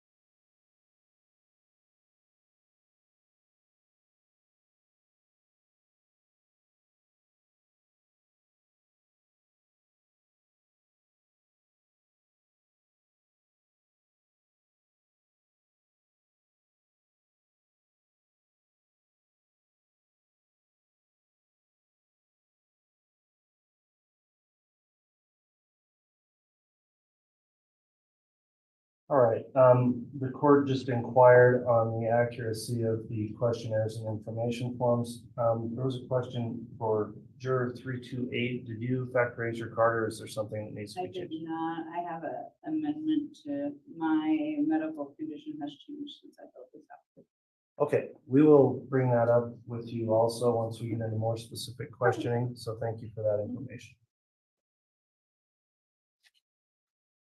In this matter, then, the case is going to take from 8 to 10 weeks to go through trial. And given that time frame, the court recognizes that's a difficult amount of time. Therefore, we've asked you questions about whether or not that may create a serious hardship for you. So I'm going to ask you, would that length of time of service create a serious hardship upon you or your family or your business or profession or occupation to prevent you from rendering service as a fair and impartial juror in this case. If you think you would have such a hardship, please raise your red card. Okay, if you'll hold those up for a moment, we'll note each of those.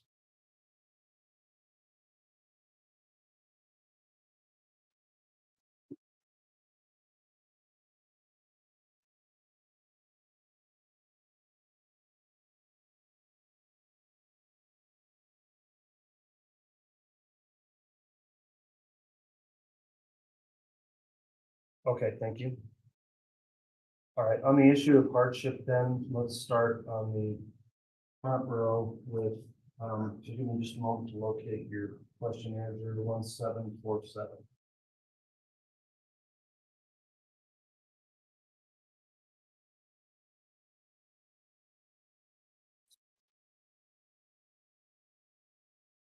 All right, I'll note in your questionnaire, you didn't indicate there was a hardship. Can you explain what has changed that you think would be a hardship for you? So we just discharged our last employee. And now I'm a owner operator of a single man company.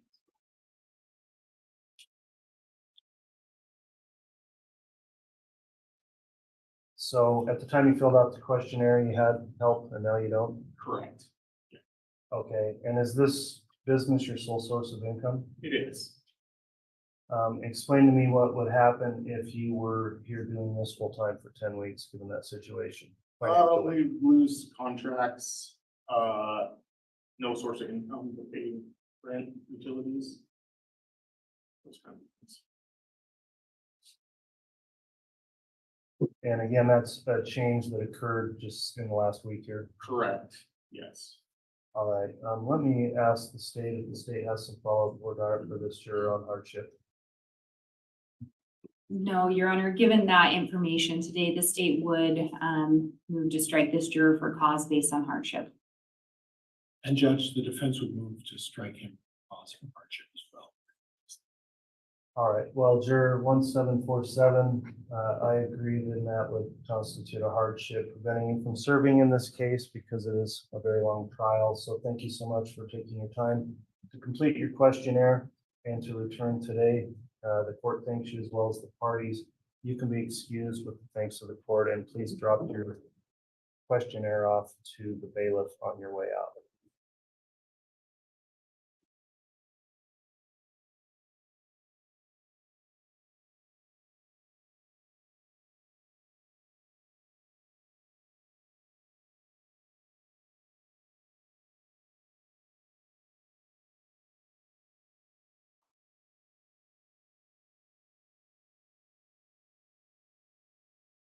All right, the next juror we'll talk to is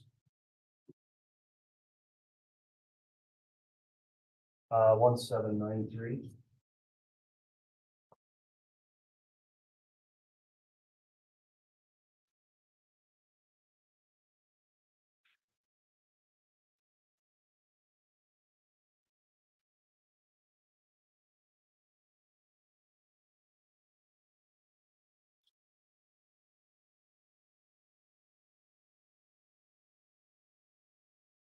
All right, this juror also did not indicate a hardship in the questionnaire. Can you explain what's going on that you believe would constitute a hardship? My work will only be 10 days of being on jury and being a female. I don't have either covered my bill. And you have confirmed that with your employer? I have. All right, and do you have any other source of income? All right, any questions from the state on board on the hardship issue? No, Your Honor, given that additional information, the state would actually make a motion to strike this juror for cause based on hardship. Judge, the defense would concur and also make a motion to strike the hardship. All right, juror 1793, given that situation with your employer, that being your sole source of income, the court finds the length of this trial would constitute a financial hardship. So thank you also for filling out your questionnaire and returning. You can be excused.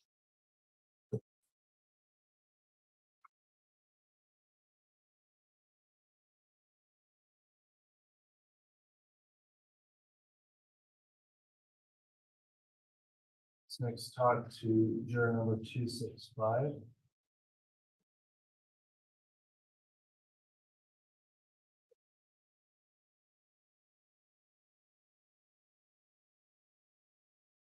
You indicated three different things on the questionnaire. We wanted to follow up on some more specifics with those. So why don't you just indicate on the three items you listed in your questionnaire how you believe that would constitute a hardship if you were required to serve 0265? It mainly because of my kids and their parents. So my parents are in care, they're in memory care, and they have severe dementia. I do check on them every day to help with activities of daily living. I also take them to medical, dental, vision appointments, and they do have a number of things coming up. On that point, to interrupt, is there anyone else that would be able to step in for that length of time and potentially cover those responsibilities? No. Okay. And So is it possible for me to reschedule that and then delay everything for several months? The answer is yes, although some of these appointments have been scheduled or on the books for months now, but nobody's. okay, and well, if there's no one else to cover, there's that. But do you believe this would also, if you were worrying about that situation throughout the trial, would that potentially create a distraction for you where you'd be concerned enough about your parents that it would make it difficult for you to pay attention here during each day? No. All right. What was the other issue you had as well? I think the other one that I put down was just that I have kids in elementary school, and so it would be a bit of a challenge, not insurmountable, but a bit of a challenge in terms of finding childcare and rescheduling their appointments as well. So some travel with them. All right, I'll let the state inquire. Your Honor, we actually had a note here to follow up with this juror based on some of her comments in the hardship section. Given her statements here today, the state would make a motion to strike this juror for cause based on hardship. All right, from the defense. And Judge, I would just like to inquire a few things. There's family travel plans the 24th through the 30th, is that right? That's May, so Memorial Day. And then there's one soccer tournament for the kids. And obviously those probably can't be rescheduled. I know the answer. Soccer tournament, no. Family travel, yes. Judge, I'll concur with the state and move to strike this particular potential juror for causes. All right, given the expressed hardship for those reasons, I think primarily for the care of the parents issue, the court will determine that juror 265 has expressed a hardship requiring excusal from the case. So thank you for coming in and completing your questionnaire last week and returning today. Thank you.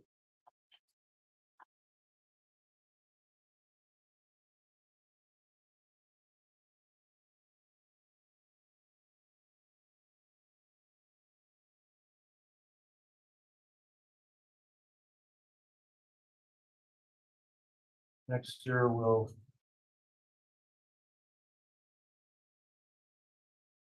bring up will be juror number 311.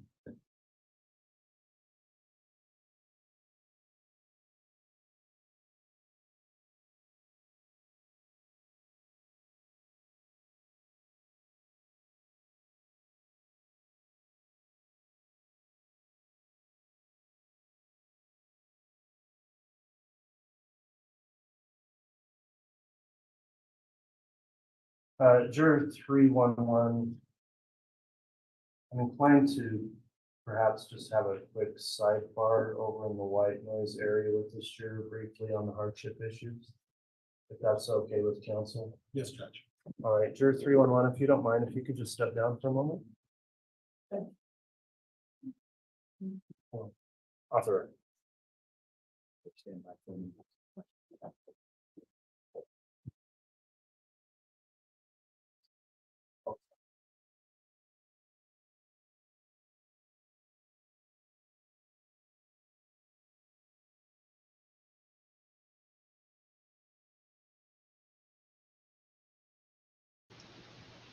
So this one probably had something going on that they didn't wish to discuss on camera. So we shall wait for them to return.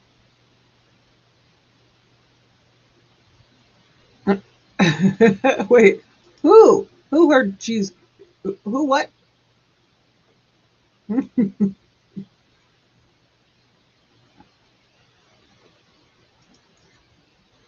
She has parents in memory care, also small children.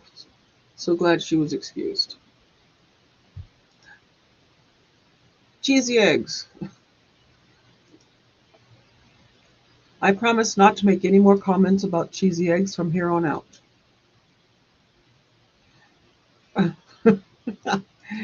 Oh, I'll probably forget and break my promise.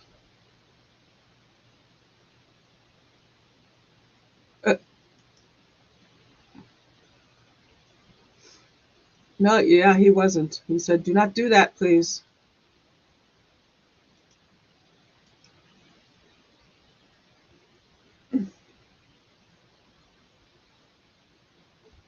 Oh, Nate says they went in the back hallway. So not even inside the courtroom.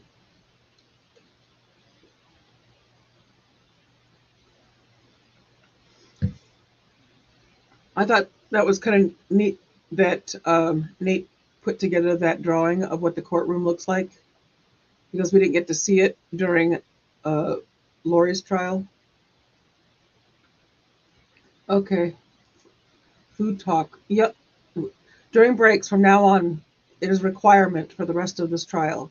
Food talk during breaks. Waiting for the judge to return.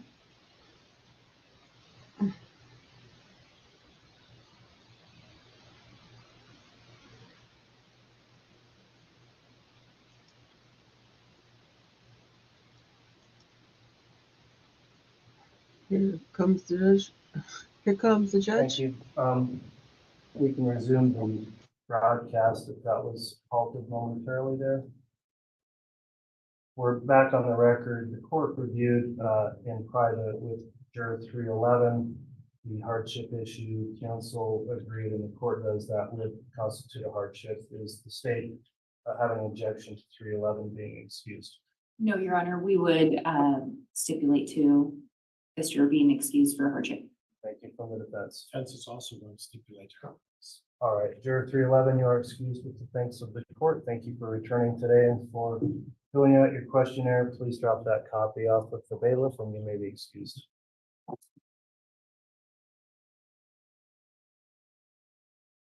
We'll next talk to juror 328.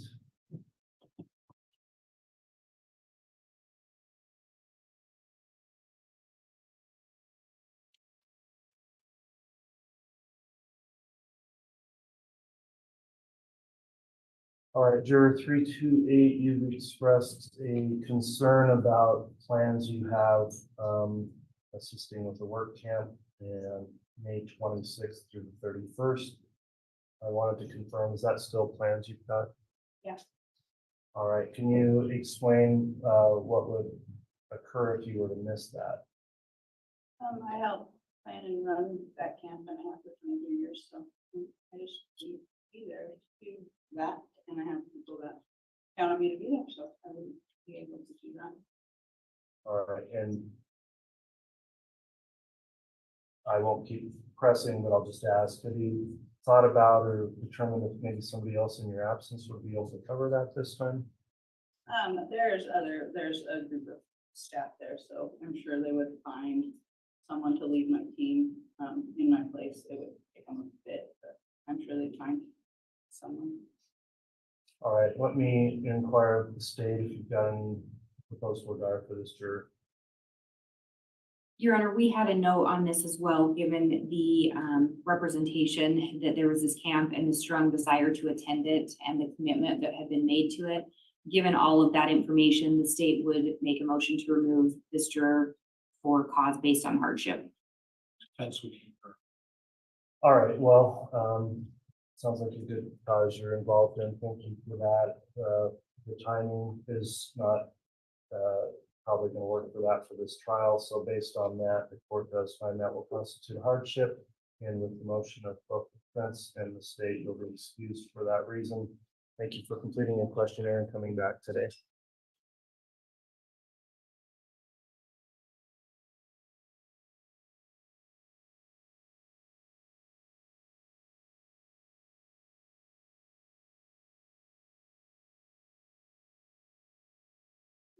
I think that includes those that raised their red cards, but I may have missed one. Is there somebody else that raised a red card in response to that question?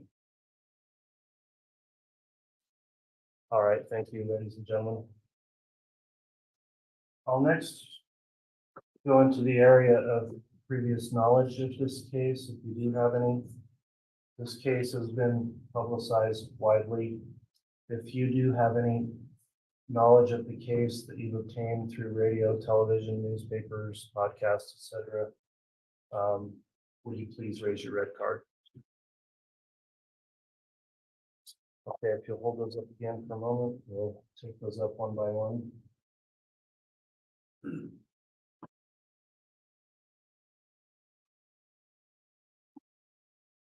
All right, for those of you with those answers, we'll simply address those individually with you during the next section when we don't have the others present for those discussions. I'll next move on to the subject matter of this case, and that involves, as you've heard, charges of murder, conspiracy, and insurance fraud. Is there anything about those particular charges that you think would make it impossible or difficult for you to fairly and objectively evaluate the evidence in this case and to render a verdict? Okay, no one answered affirmatively for that. Next set of questions I'll ask might seem overly obvious to you, but certain state statutes require that I ask these questions to make sure there's no connection between you and either the parties or the defendant in the case. So, are any of you related by blood or marriage to the defendant, or do you know him from any kind of business or social relationship? All right, no one answered affirmatively. Do any of you have any kind of a legal relationship with any of the attorneys, including a relationship of guardian and ward, master and servant, employer and employee, creditor and debtor, landlord and tenant, or boarder or lodger? So any of those types of relationships between you and any lawyers? All right, no one answered yes to that. Are any of you jurors a party in any kind of a civil action, lawsuit, or anything else against the defendant, Mr. Daybell? No one answered yes. Have any of you ever brought a criminal complaint against the defendant, Mr. Daybell, or have any of you ever been accused of any crime by any of these prosecutors that are here present today? All right, no one answered to that. Do any of you have any kind of attorney-client relationship, either current or previous in the past, with Mr. Pryor or his law firm? No answer to that. Do any of you have any relationship by blood or marriage to any of the lawyers here, or do you know them from any kind of professional, business, or social relationship? All right, no one responded to that. Have any of you formed or expressed an unqualified opinion that the defendant is guilty or not guilty of the offense charged? Okay, no one responded to that. Do any of you have any kind of bias or prejudice, either for or against the defendant, Guy Daybell? No one answered that question. Are any of you unwilling to follow my instructions to you as the jury to apply the law in determining this case? There's no response to that. Do any of you have any kind of religious or moral position that would make it impossible for you to sit in judgment of another or to render a fair and impartial verdict? No one answered that affirmatively. Are there any of you that if you're selected as a juror in this case would be unwilling or unable to render a fair and impartial verdict based upon the evidence presented in this courtroom and the law instructed by the court? No one answered that affirmatively. And finally, a catch-all question for you. Is there any other reason why you would not be able to give this case your undivided attention and render a fair and impartial verdict? Okay, no one answered that, so that will conclude the court's voir dire of this jury panel. At this time, I'll allow the state to proceed with its voir dire. I'll next have the defense follow up. So, Ms. Blake, you can proceed. Thank you. Ladies and gentlemen, we appreciate you being back this afternoon and hanging in there with us. We know this has been a process.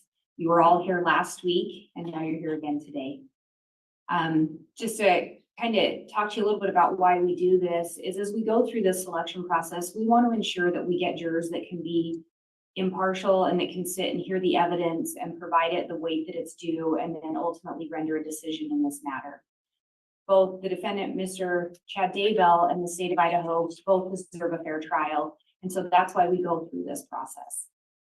As we go through it, I may ask some questions. I may ask people to give me some answers, and I may call on a few people as we go through this process. I don't want anyone to think I'm picking on you. That's just what we're trying to do is select a jury. And for that reason, to ensure a fair trial to both, to everyone here today. So with that being said, I'm going to ask you to think about the term brutal honesty. And juror 1761, if I use the term brutal honesty, what comes to mind for you? Being totally honest, whether it's good or not. Thank you. And juror 1758, how about you? I thought about a club. And if you hear the term honesty, what do you think? Fair. Fair? Okay. And I don't know about all of you, but do you all have someone in your life that maybe doesn't hold back? They're going to tell you the truth no matter what, even if it hurts your feelings. They're just going to give it to you straight. Do we all have someone like that? So for me, I had my first niece when she was younger. I learned pretty quickly she could be that person for me. She was young, didn't have the filter, and did not hold back. So if I truly wanted to know how an outfit looked or anything, she was going to give it to me straight. So to me, she was my brutally honest person. In this case, the judge has already talked to you about the charges. So we have multiple counts of conspiracy to commit first-degree murder, and we have multiple counts of first-degree murder. With these type of cases, oftentimes the evidence that may be presented can contain graphic images. And in this case, we have 2 children that were murdered, a mother of 5. So you may see photos, autopsy photos or otherwise, that may be graphic. Is there anyone here that would have concerns about looking at those type of photos? And juror 1758, you indicated you may have some concerns. Can you talk to me a little bit about what those would be? Rather not say. Rather not say? And I should have started out this way, and I know the judge said, if there's ever anything that you'd be more comfortable talking about outside of the group setting, we can absolutely do that. Is this maybe a situation like that where you'd like to talk outside of the group, or would you rather just not say in general? Okay. Can I ask you, if you were to be instructed by the court that you have to review all evidence, hear all testimony, and then ultimately it would be up to you to give it the weight it's due, do you feel that whatever concerns you have in seeing those type of images would be so great that you couldn't just give that type of evidence the weight that you felt it was due? Maybe. You do have concerns about that? Do you feel that your concerns are such that you don't believe that you could sit and be fair and impartial in the case if you were to see images that you found disturbing? Yes. Your Honor, I think with those answers, the state would make a motion to remove juror 1758 for cause. And Judge, I would stipulate to that. All right. I've considered those responses as well as responses in the jurors questionnaire. I do find there are grounds to support the challenge, so Juror 1623, we appreciate your honesty and candor. And Your Honor, I believe that was Juror 1758. Thank you for that important correction. We'll go ahead and sustain the strike for that juror. Thank you for returning today and for filling out your questionnaire last week, and that will conclude your service.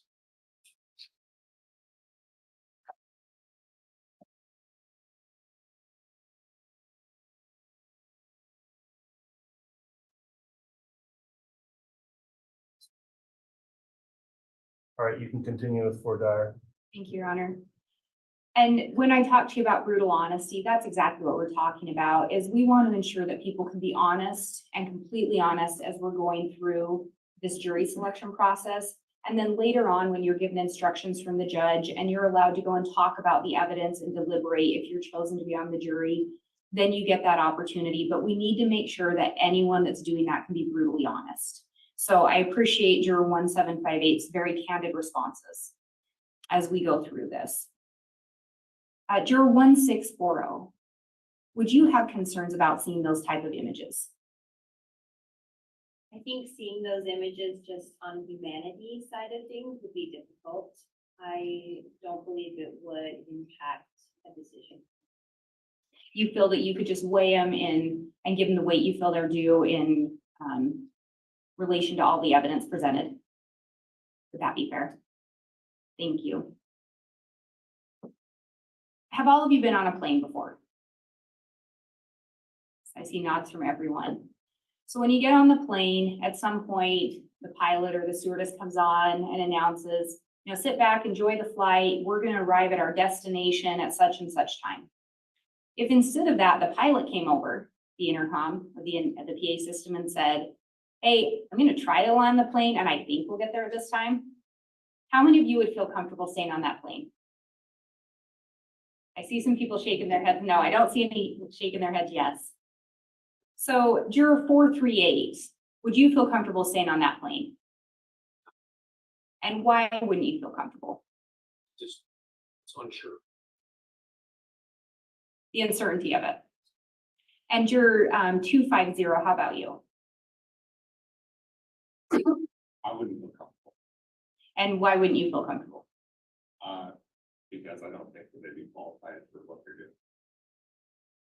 I appreciate that. And I want to let you know where I'm going with that. And the reason that we give that analogy is, as I've already talked about, we're trying to select jurors that can be fair and impartial, because both the defendant, Chad Daybell, and the state are both entitled to a fair trial. So similar to the pilot, we want to make sure that we get jurors that can land the plane. So jurors that can be fair and impartial, weigh all the evidence, give it the weight that they feel it's due, and then ultimately meet together to deliberate and reach a conclusion. And so, again, when we talk about the brutal honesty, if at any point someone has concerns about that, please just let me know. I have a little one, and in the mornings when we get up, one of his favorite things to do is he wants to make me a cup of coffee. But when he makes that cup of coffee, we have a coffee machine, and there's certain directions that you have to follow to use that coffee machine. So you've got to open the top, put the pot in, close it, and hit the button to brew the coffee. So he's learned how to do that. I don't know, do any of you have experience with that? Electronics or coffee machines? Everyone used them before? And they all come with a set of instructions or directions that we have to follow. And in everyone's experience, if you follow those directions, barring there being something wrong with the appliance, does it generally work? So in this case, as we go through things, at some point, the court has given you one instruction or a couple instructions, but one was given today. As we go through this process, the judge will give you even more instructions. And some of those instructions are going to deal with the crimes charged, and they're going to lay out what the elements are that the state has to prove. And the state has the burden of proof in this case, no question about that. And the court will instruct on what elements the state has to prove with each charge. So as you go through those, similar to the instructions to use an appliance, you'll follow those. Now, some people might say, well, maybe I could modify the appliance and make it work. maybe if I add this to it, it makes the appliance work better. But here in the courtroom, we don't get to do that. So you may look at those jury instructions and you may think, man, I don't think they should have to use this element, or man, they should really have to prove this element. Can everyone commit that you would set any of those thoughts aside and only follow the instructions as given by this court? And could everyone commit that regardless of if someone tried to instruct you differently, or if someone tried to convince you that you didn't have to follow that instruction, that you would stick with whatever instructions given by the court and only follow that one? Thank you for that. With some of these charges, they involve the crime of homicide. And in those, and again, the court will be the one to give you the instructions, but you'll be told that the state has the burden to prove that a homicide happened, but one of the elements is not going to be that the state has to prove the cause of death. Would that cause anyone concerns in being able to follow the instruction as given by the court? Would anyone be concerned and say, well, I think the state should have to prove this, and so we're going to hold them to an additional element? No one would do that. Thank you.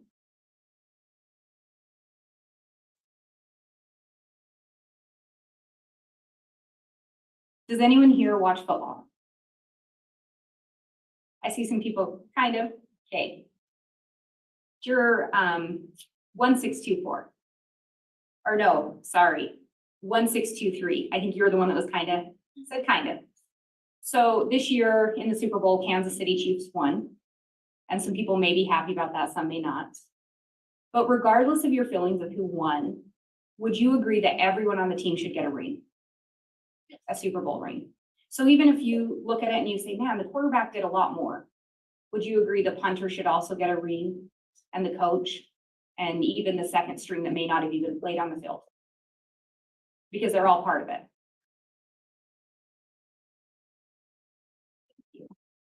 And I'll ask, I think, juror 240, you said you kind of watch football? Yeah. Do you feel the same way? Should everyone on the team get a ring? And why do you think they should all get a ring? A lot of times it's not a player's choice if they're on the second string. I'm sure they would love to be on the field too, but I figure if they're part of the team, they deserve a ring. Thank you. The judge has given you one instruction regarding conspiracy, and he's talked about two co-conspirators in this case, or two named co-conspirators, Vallow Daybell and Alex Cox.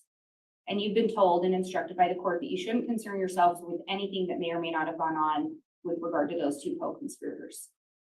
And everyone has committed, you can follow the court's instruction, right? What you will hear about in this trial is some evidence and testimony regarding those co-conspirators. You may hear evidence and testimony regarding actions that they're alleged to have done. You'll also be given instructions regarding a conspiracy, and you'll be, and we'll talk about the fact that it involves an agreement between two or more persons to commit a crime. And then in addition to that, that one of those individuals, just one, has to do some kind of act in furtherance. So one person has to do something to try to further that conspiracy or that agreement to carry out a crime. Does anyone have concerns if you were to hear that person A, B, and maybe C agree to something, and only person A does another act? Could everyone here commit to follow the court's instruction regarding what's required for a conspiracy? And that would include the only one of them had to do an act in furtherance. Does that cause anyone concern?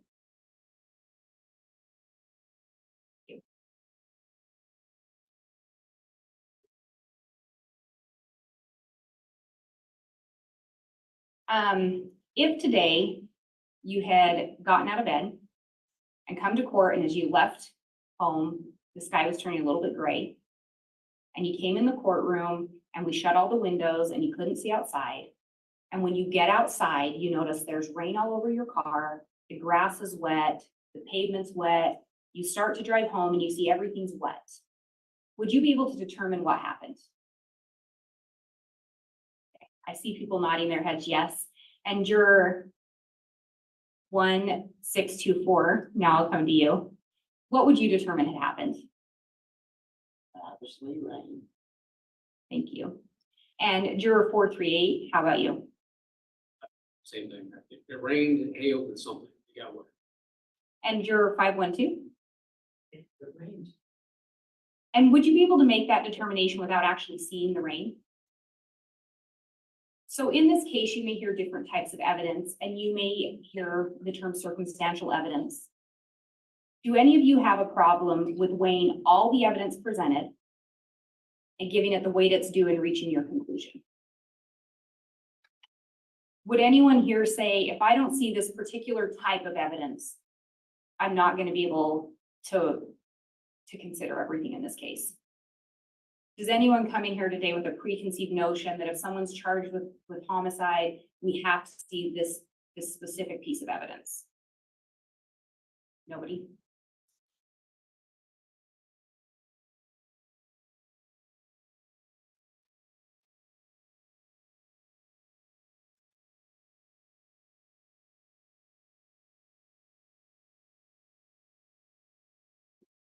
And Judge, I don't have any additional questions.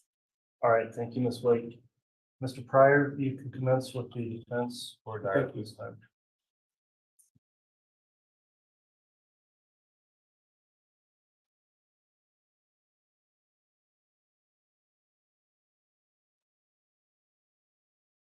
Good afternoon, ladies and gentlemen.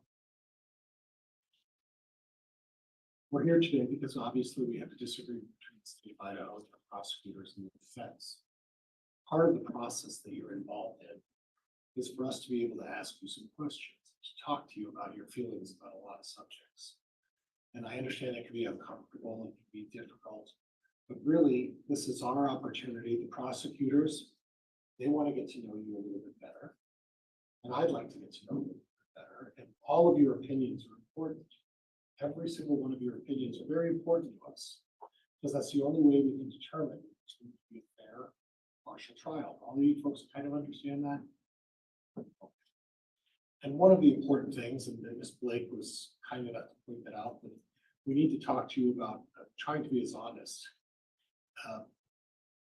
because there is no wrong answer. All of us come from many, many diverse backgrounds. All of us have many, many experiences.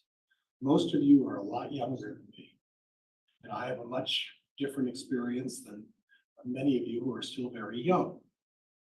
Okay, so we all come from different backgrounds. We all have different ideas, and as you walk through this and see this process, you'll realize, oh, there's a lot of us that don't really agree on everything, and we just have different views, but that doesn't make anybody's view less important. So if I could just ask you, please don't be afraid to express your view. And again, if you're uncomfortable expressing something to me, just say it, and we can arrange for the judge to sit with us, and we could talk about it privately, because this isn't supposed to embarrass you. This isn't supposed to make you uncomfortable. It's just a chance for me to spend some time with you, a little bit of time to get to know and see where you fit in terms of whether or not you might be a good juror for just this case. All of you, in going over this thing, I've realized that all of you would be great jurors in a lot of cases. But every case, like anything else, is always different. And that's kind of what we're going through, and that's what we're trying to accomplish here today, okay? So I'm going to start out with a couple of easy questions, and I'm not going to, and if you don't know the answer to anything, just don't answer. You say, you know, I don't know. I'm fine with that, okay? So all of you heard the charges. Judge Boyce was kind enough to read the charges and let us know what we're here for. And obviously, these folks know what we're here for, and I know what you're here for, what Chad's here for. But when you heard the charges read, did anybody assume right off the bat that Chad was guilty of the charges? Could I see your, just raise your hand if you said, think he was? No. Now, a good number of you have had some exposure to media. And could I see a raise of hands on the red cards of those of you who have watched any kind of media as it relates to this case? So 112, 24, and 438. So 112, tell me a little bit about the media you watched. This prior, I'm sorry, I want to do this in individual voir dire, just in case it doesn't elicit any specific facts. And I was gonna go with a very general, but I think I'll defer to the court and do it on private. All right, thank you. All right. So let's move on from the media exposure, because I think I can handle that differently. Does anybody believe that Chad should have to testify to prove his innocence? The judge is going to give you an instruction that's going to say, Chad is not required to testify. It's not his job to prove that he's innocent of these charges. Does everybody understand that? Okay. Does everybody understand that the prosecuting attorney is required to prove that Chad is guilty of these charges? Would anybody require Chad to prove that he's guilty of any charges? Raise your hands if you think Chad should prove that that he's innocent of all of these charges.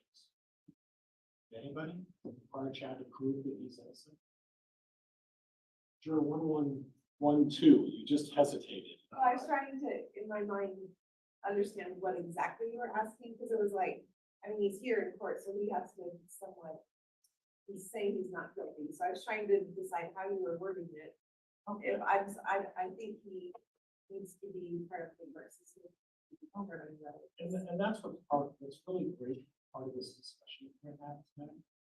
It's because I kind of want to delve into that and see what you think he should have to do to be part of this process. What do you think he needs to do? I don't know. I feel like we will see all of the evidence, and I feel like he's already claimed he's not guilty. That's what he's saying. Right. So I feel like we just need to look at the evidence and make a decision for ourselves. Okay. I don't think he needs to do anything extra than the evidence that was given, because I feel like that's what the court's supposed to give us, and that's what we're supposed to use. Okay. Okay, thank you. And do you think it's necessary in order to come to a conclusion that he should have to present evidence? Okay, and does everybody understand that if Chad and I decided to, the state could put on their case and I could say, I don't need to show anything. And if the state hasn't done what they're trying to do in this case, all of you, the verdict would be not guilty. You folks understand that? Everyone raise your hands if you understand. We just want to say, now, do any of you jurors know each other? Anybody know each other personally, friendships, otherwise? No? We're going to be sitting for long periods of time. And I happen to mention one of the older people here. I am. And sitting for these young folks here, sitting for a long period of time, sometimes it's uncomfortable. Is there anybody here who has difficulty sitting for long periods? Okay, thank you. And even though both of you are much younger than I am,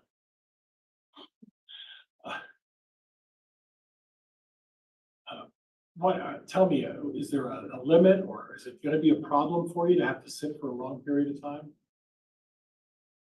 It is? Basically, yes. Okay, can you make it an hour or hour and a half, or is this going to push it a little bit? And if this is too private, we can go and talk to the judge privately if you'd like to do that. No, it's a couple hours. Okay.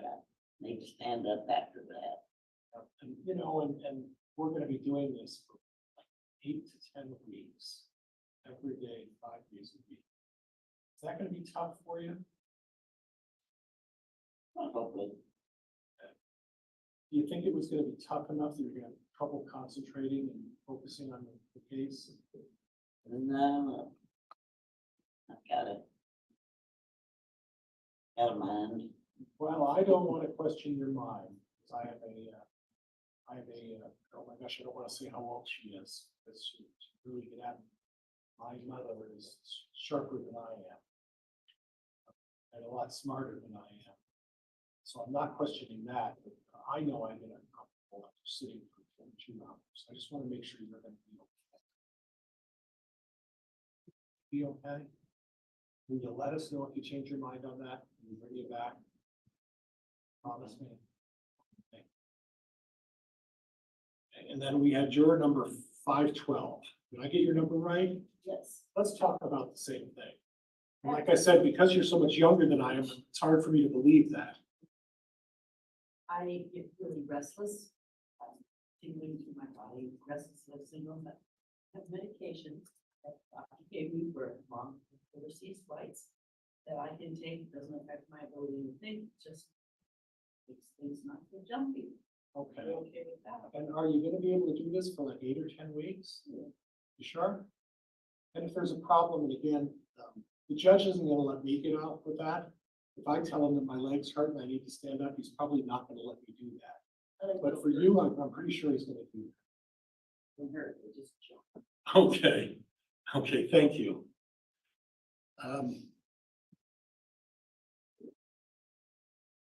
I want to kind of get into this discussion about graphic pictures. And some of you have talked about some of the media exposure and other things. When you watch TV and you see startling pictures, would most of you agree with me that the reason they show those startling pictures is to get a reaction? Raise your hand if you agree with that. One person agrees with that. Okay. Is there anybody who would give me some other reason why media outlets, podcasts, or any of these personalities display, tantalizing facts or pictures? Go ahead, Drew. That would be juror number 250, correct? To get more viewers. Okay. So it's kind of a self-serving.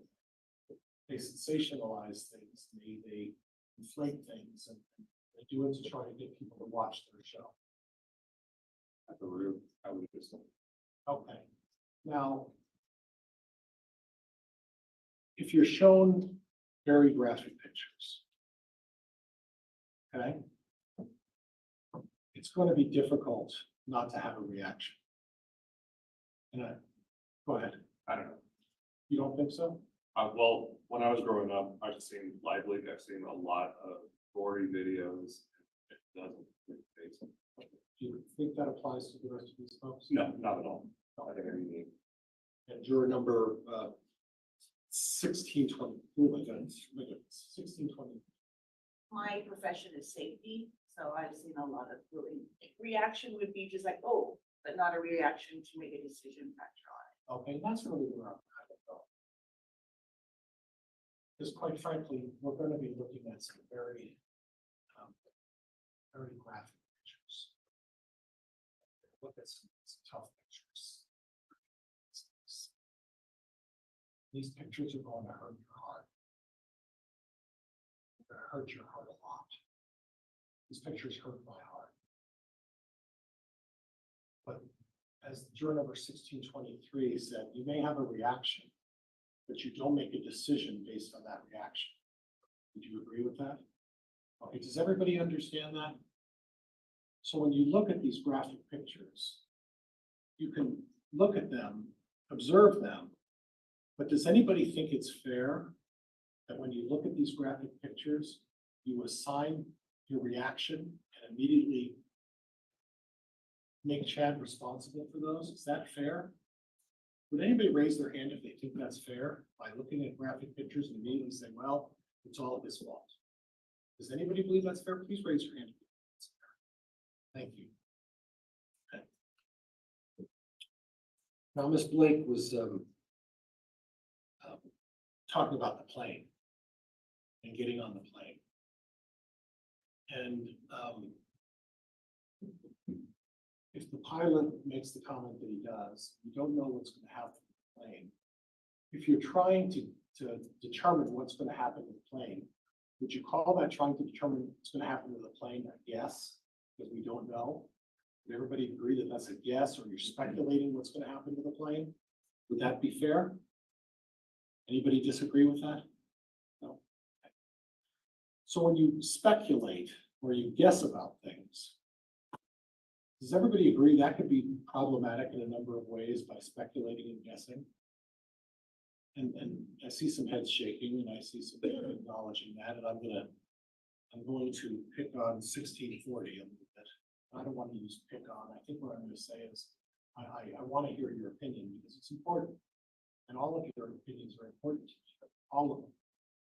And please, if I don't call you, it's not that I don't value your opinion. If anybody wants to say anything, please speak up. I want to hear it. But when you're making major decisions in your life, do you ever think that it's a good idea to guess or speculate about what you should do? Try not to. Right, and why do you try not to? I need the numbers, Judge. 1640. Why do you try not to?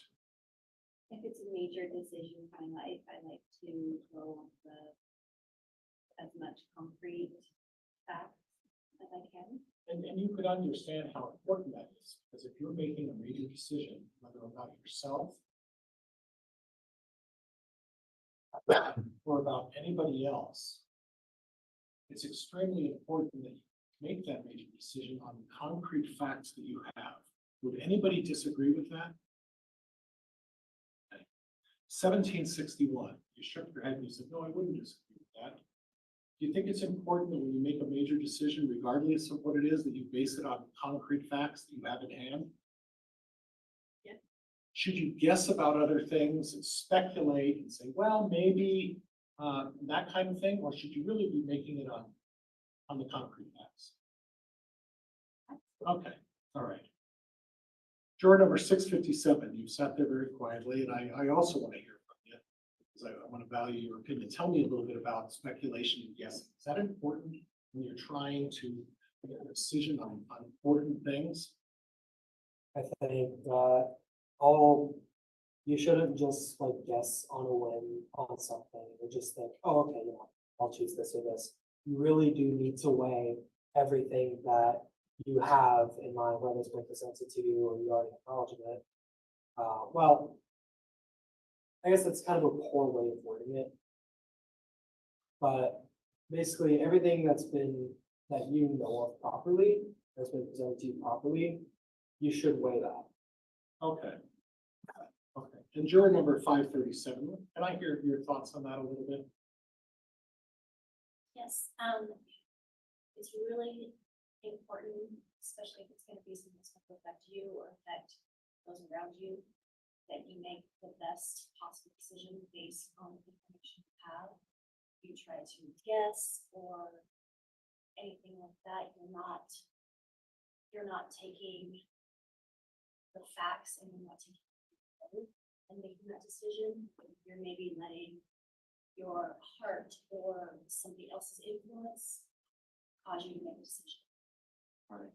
And go ahead, I'm sorry, juror number 657, please. Sorry, I just kind of wanted to reword what I said, just to make sure I kind of get it across clearly. Okay. Basically, when it comes to making any sort of major decision, it's almost never a good idea just to guess, you know, on a whim or, you know, just assume, I guess you could say. Right. It's always very important to weigh information, weigh facts, before you make, especially a big decision. And would you all agree with me that it's never a good idea to speculate about facts? That what we should really do is look at what we have at hand and make a determination based on what we have at hand and not guess about other things, other possibilities. All of you agree with me on that?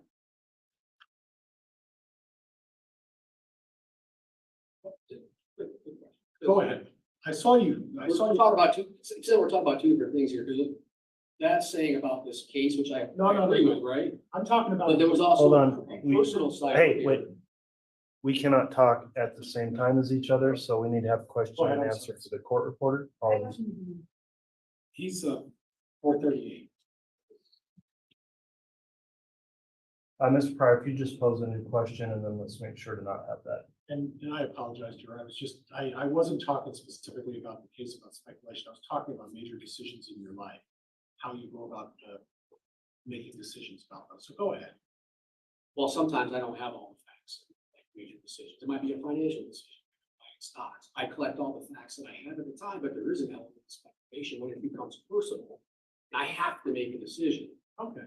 So that, I'm just saying that there was some questions about personal, and then it went down this case, and I kind of like separated the two just based on questions. Okay.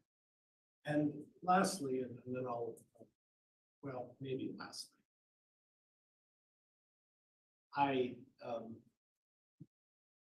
don't judge. I listen to country music. And I enjoy it. Some of you look horrified.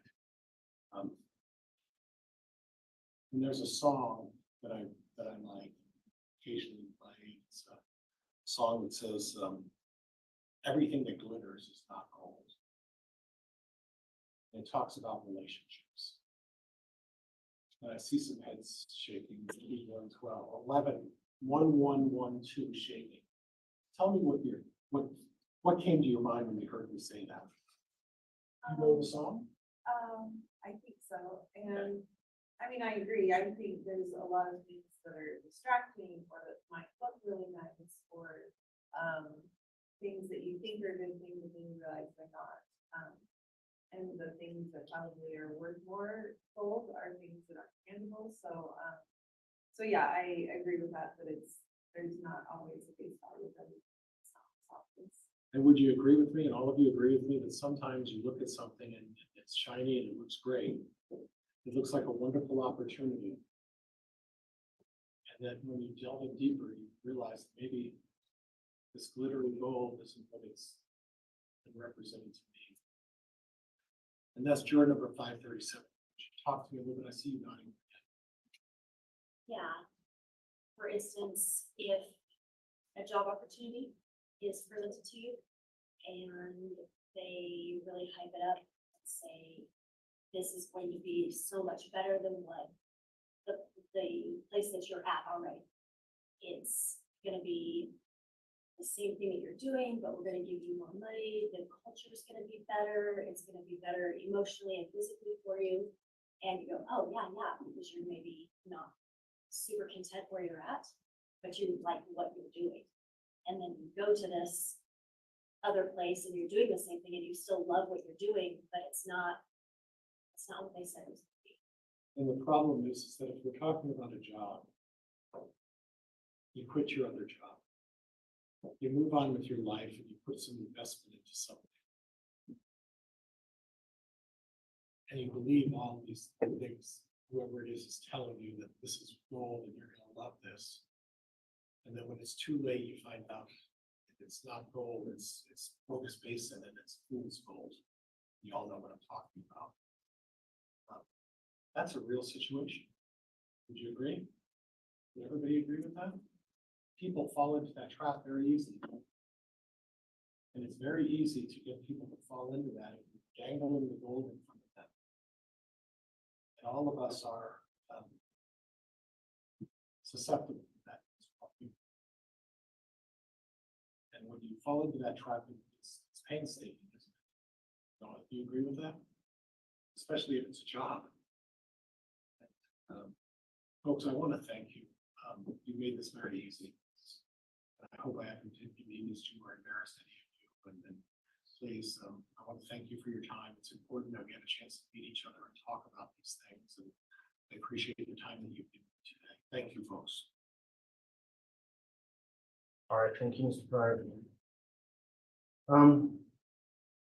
What I intend to do next, let's have the jurors excused. We'll take a mid-afternoon brief recess and start with our individual board dire. However, just before we have the jurors excused, there's two I'll just have stay together with some questions on the juror affirmation.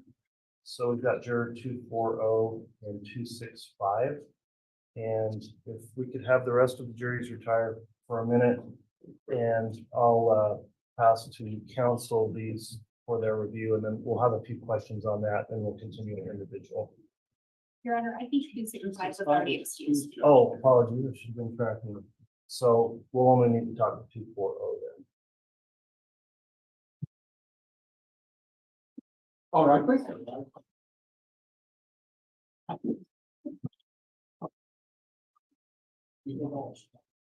Yes.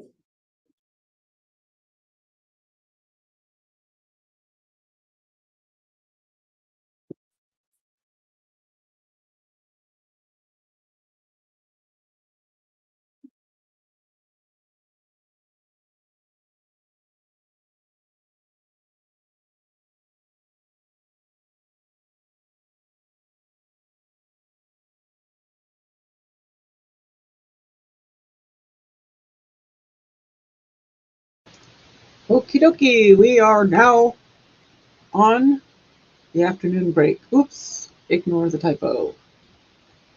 So while all that was going on, Pryor was talking about media sensationalization. Holy mackerel, that's a big word. And things. Oh, wait. All right, juror 240, excuse the other jurors. I just had a question and wanted some clarification in your juror affirmation form. Yes. And you made a notation and said, quote, have watched the jury deliberations.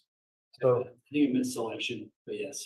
okay, so let me just clarify that issue. You filled out your questionnaire, and then after that is when you did watch some of these proceedings that were being live streamed or something?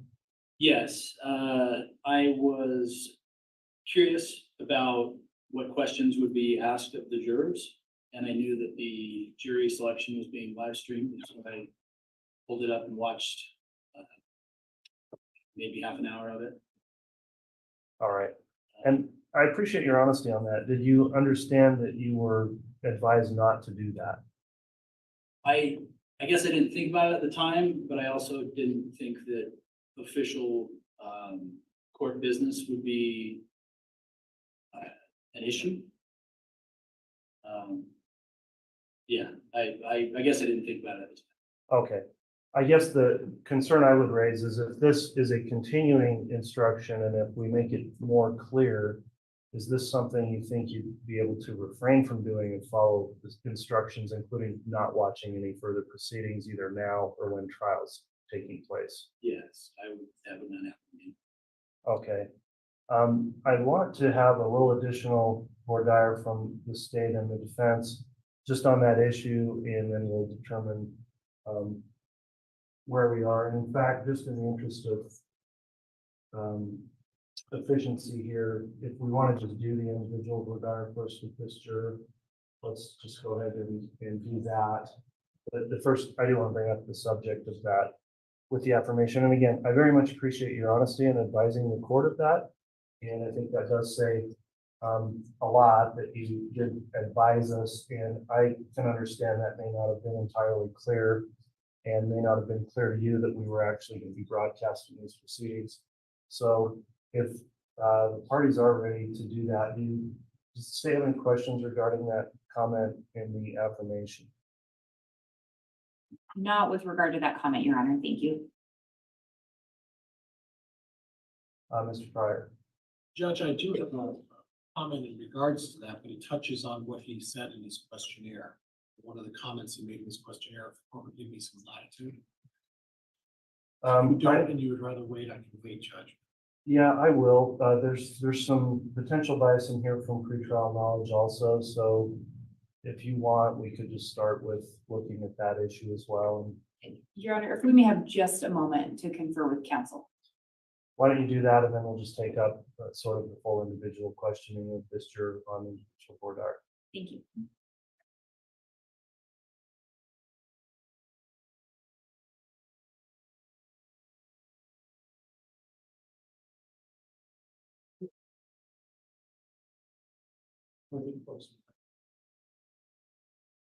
Your Honor, we get. Yeah.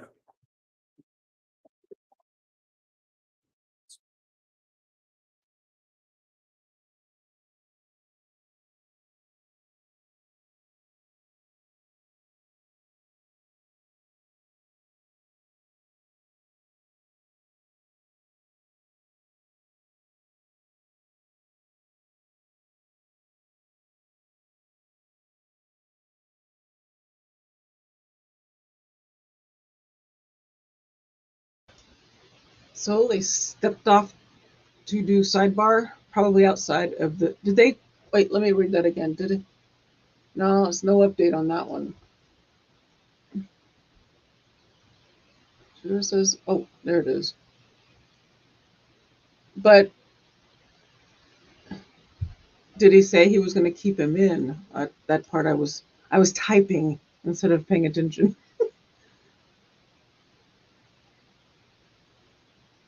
Yeah, Jane, it happens. Hey, Bailey Hoffman, good to see you.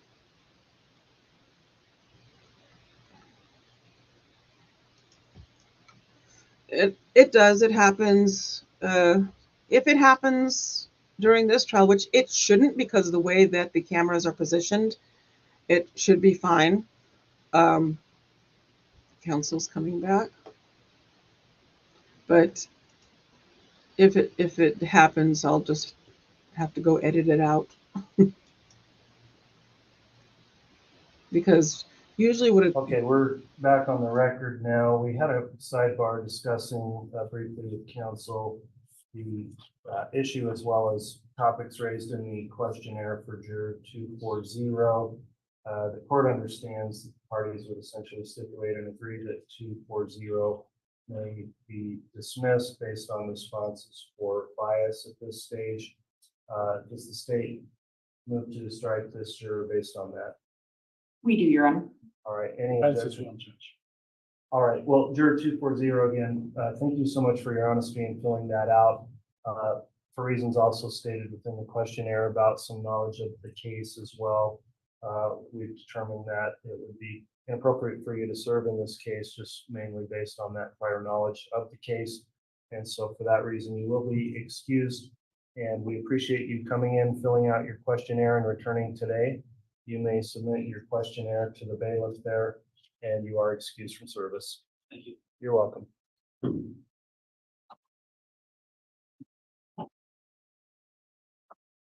All right, let's take a recess here, and then we'll come back on the record for further individual voir dire of this remaining jury panel. All right, please.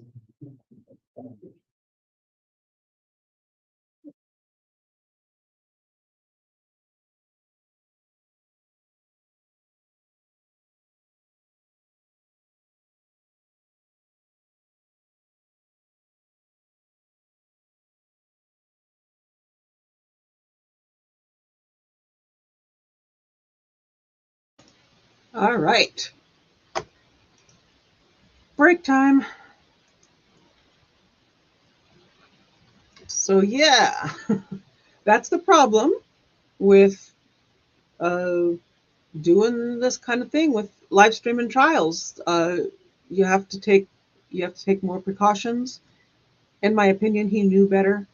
This is my opinion. But I think he knew better, did it anyway, and then let the judge know, knowing that he would probably be removed from service, which is exactly what happened. That's just my opinion. I didn't feel like it was an oopsie. I feel like it was a, here, let me do this oopsie. Just my opinion.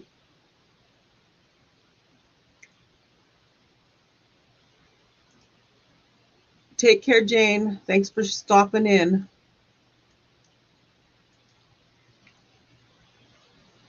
So what are your guys' thoughts on that, on what he had to say? So, by the way, this break will be about a 15-20 minute break. What sense did you get from what you were hearing from him?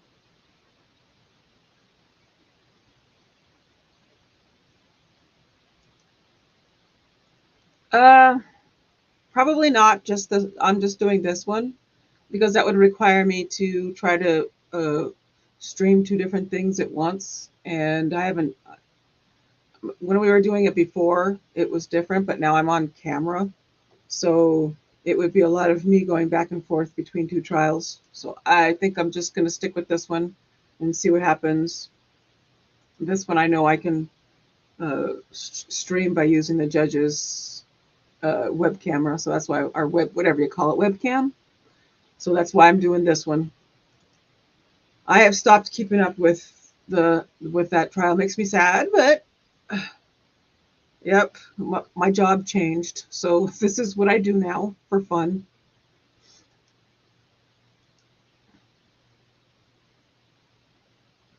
Oh.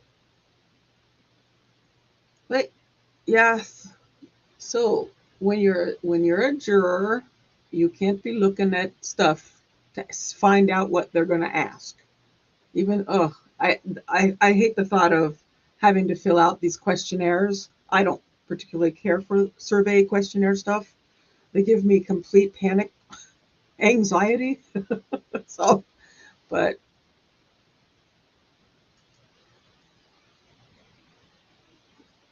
oh, it was fine. They have stuff they want to do and try differently, and I hold no grudge. It is what it is. No worries.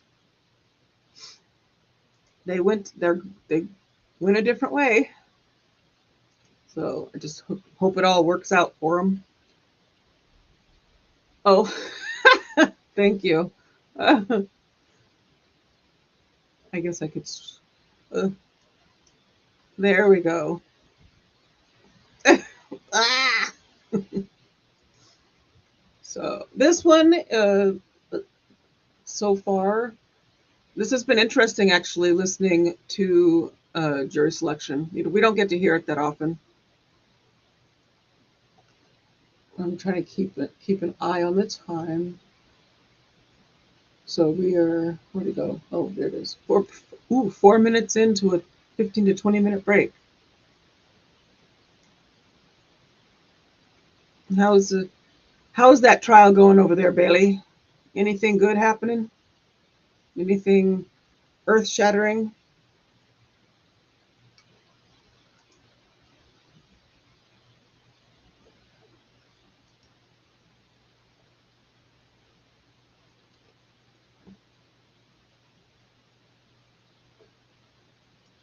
Oh.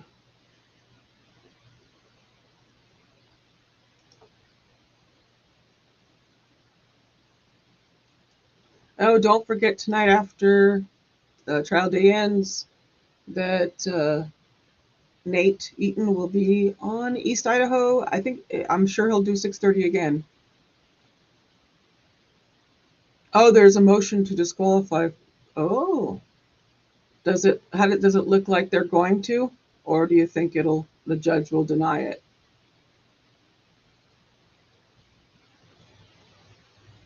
And what's your thought on it? Should she be? I know that most in that watching the trial are not fond of her.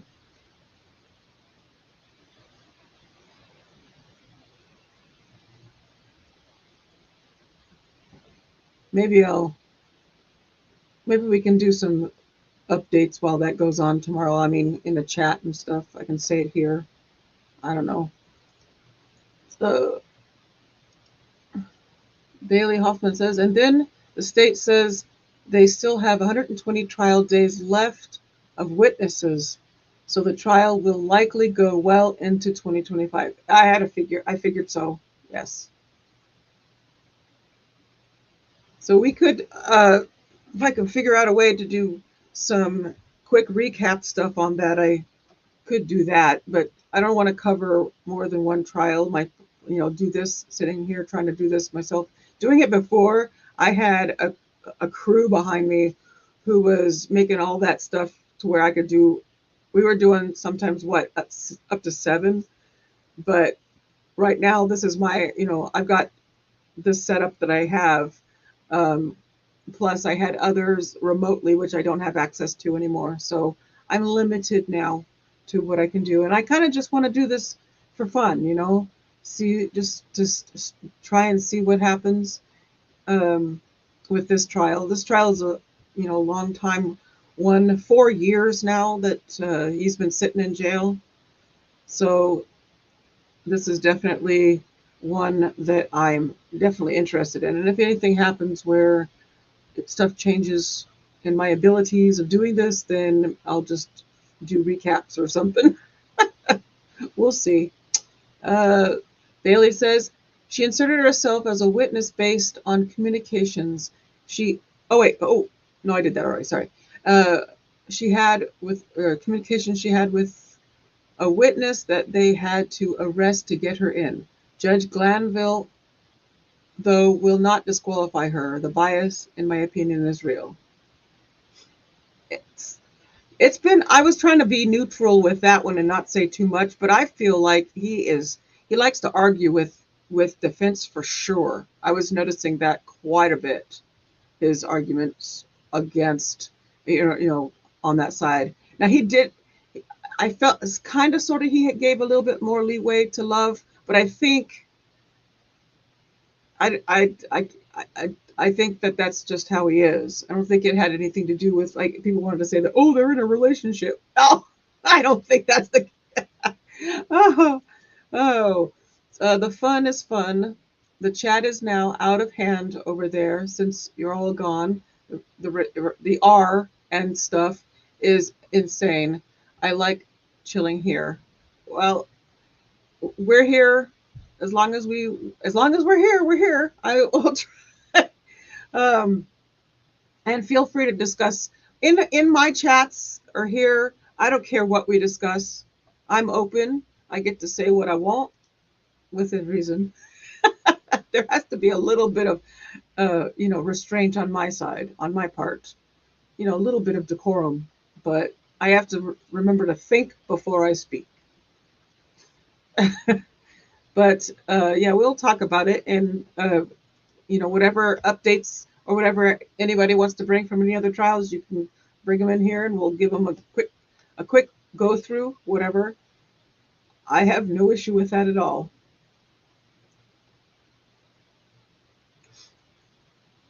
Yeah, and I do like being able to say what you want and stuff like that. I think that opinions are very much important. My whole thing and how I was running things before was more about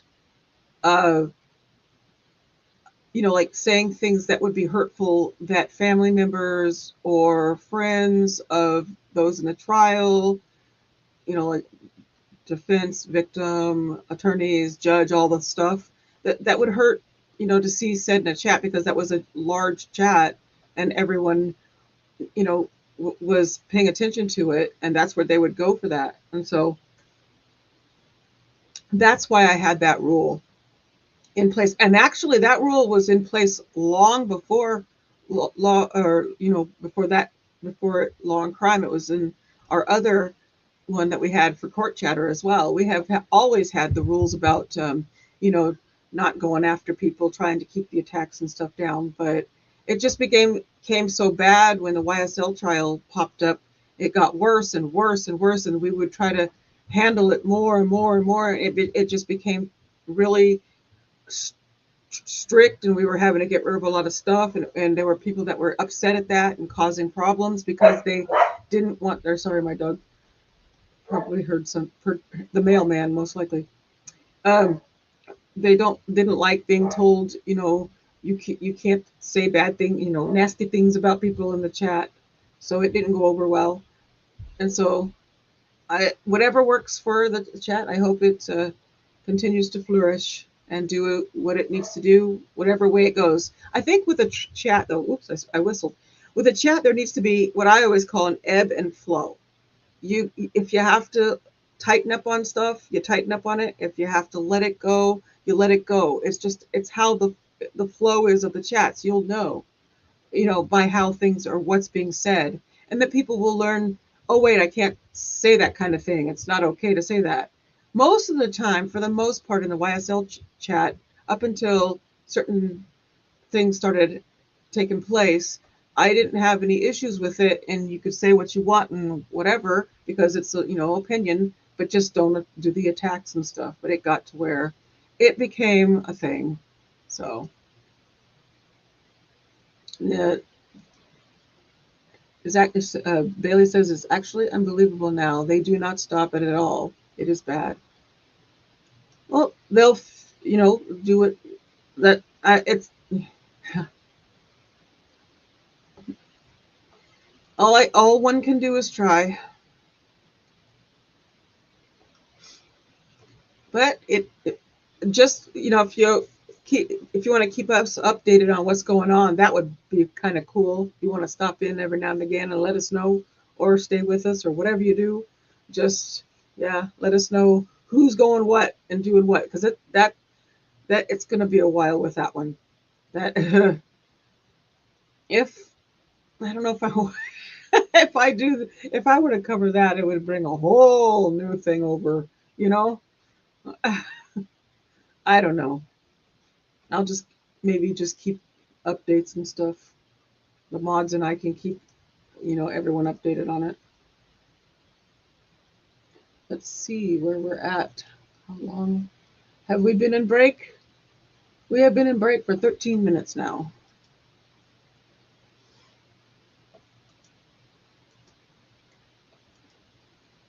But it's neat to see you over here and say hi to everybody. Tell them I say hi. Well, don't say it in that chat. Never mind. Don't say that. Don't say it over there. Forget that. Never mind. Don't say anything. Shh, shh, shh. Just you can say it behind the scenes. I actually see a lot of people in Nate Eaton's chats in the evening. I noticed that I recognize a lot of names in there, and I'll say hi there. I did that yesterday. So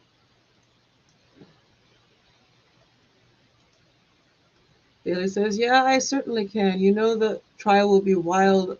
Yes, always will be a wild ride, really. Judge even says he will start doing court Saturdays and Sundays. Oh, good gravy. Oh, no. So stay tuned for YSL antics. I guess he has, if the way he runs the court, and I don't know why is it because it's a RICO trial? Is it because of that? Is it, just the way he runs his court that causes such a short amount of time in court and actually in session? Breaks are breaks. I think he does a lot of breaks for a reason, because there are so many defendants and stuff, and so he's trying to give them all a break, maybe. And then I don't know, but I think that he needs to tighten up on stuff like that. But that could just be how that court was. The other trial that was being covered at that time was also having some of the same issues with tardiness, in my opinion, coming back from breaks, not when they should, and that kind of stuff. It happens in every court. Most courts don't come back exactly on time. The Maya Kowalski judge was so good about that. He was on time, but most of the time it doesn't happen that way. And that's just, especially since there's so much security and stuff you have to get through. And in the YSL trial, there's 6 defendants. So that's a lot that you have to get in, get out, plus all their, my dogs, you hear growling, that's my doggies, they're playing. My doodle is very mouthy when he plays.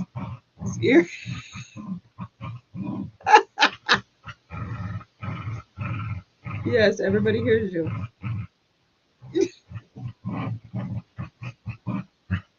He's a medium-sized doodle, and he's playing with his little sister. She's about this big compared to him, and they play together. It's so cute.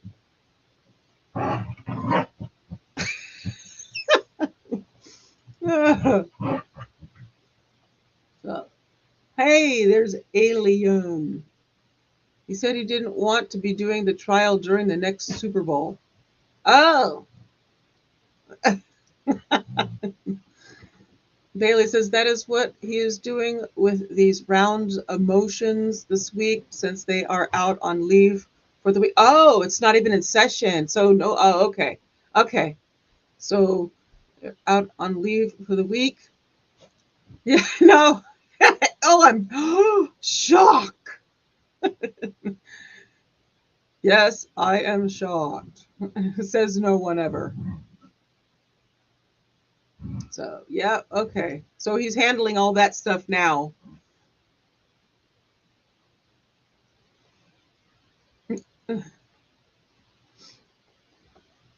So let's see. We are now at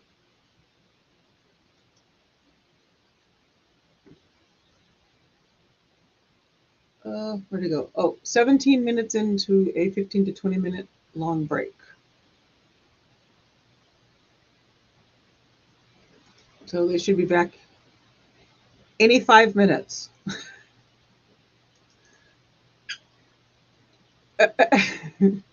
So, yes, somebody behind the scenes says they heard Ollie playing. Yes, yes, he does. He is so cute when he plays.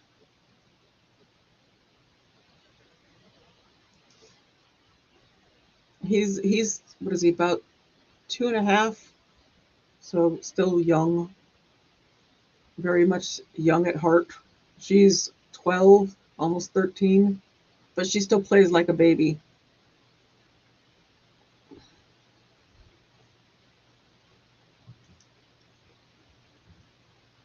So, oh, I'm gonna take one. No, I'm not. Well, yeah, I will. I'm gonna put this on, and I need to run real quick. Court will probably be back in session before I get back, so I'm gonna set it up like it's coming back. But I need to go take care of something really quick. I'll be right back.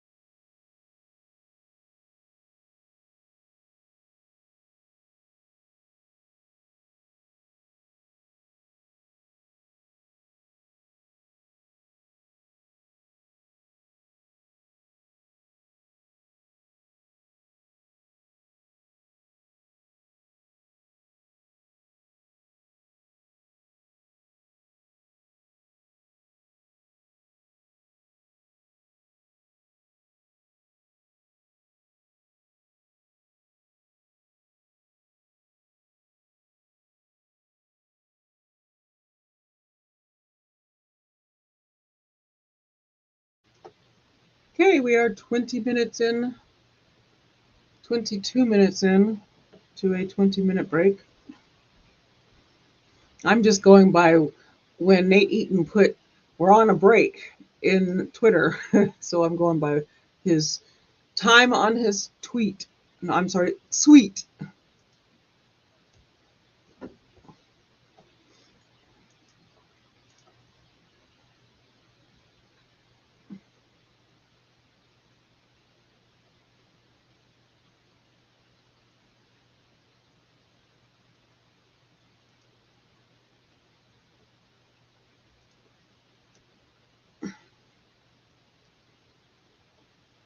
Well, I kind of sort of agree with it. Some dogs are brilliant and some not so much. Well, actually, I have one that's very stubborn. She will defy you and give you a defy face. She actually gives the face. Seriously. Like you tell her, and she's like, no, I'm not going to listen to you. I refuse. She's been that way since she was a baby.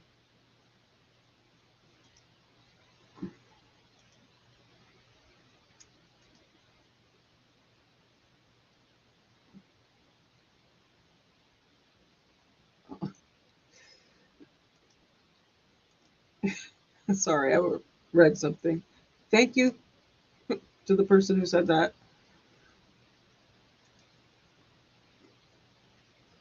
Oh, ho, ho. I need to see if we can do some sort of time consuming thing during these breaks. I have the music, but I don't know. It's getting tiresome, I think. But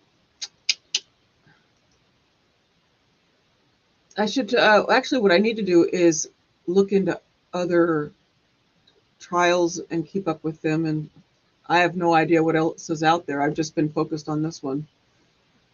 And maybe, do some updates on those while we sit here during the breaks.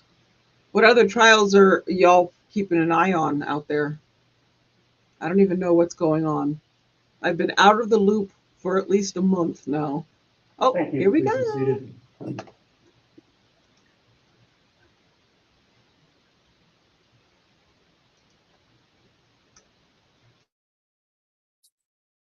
All right, at this time, we're going to take up additional individual board dial with jurors. We are back on the record on KCR 22-21-1623.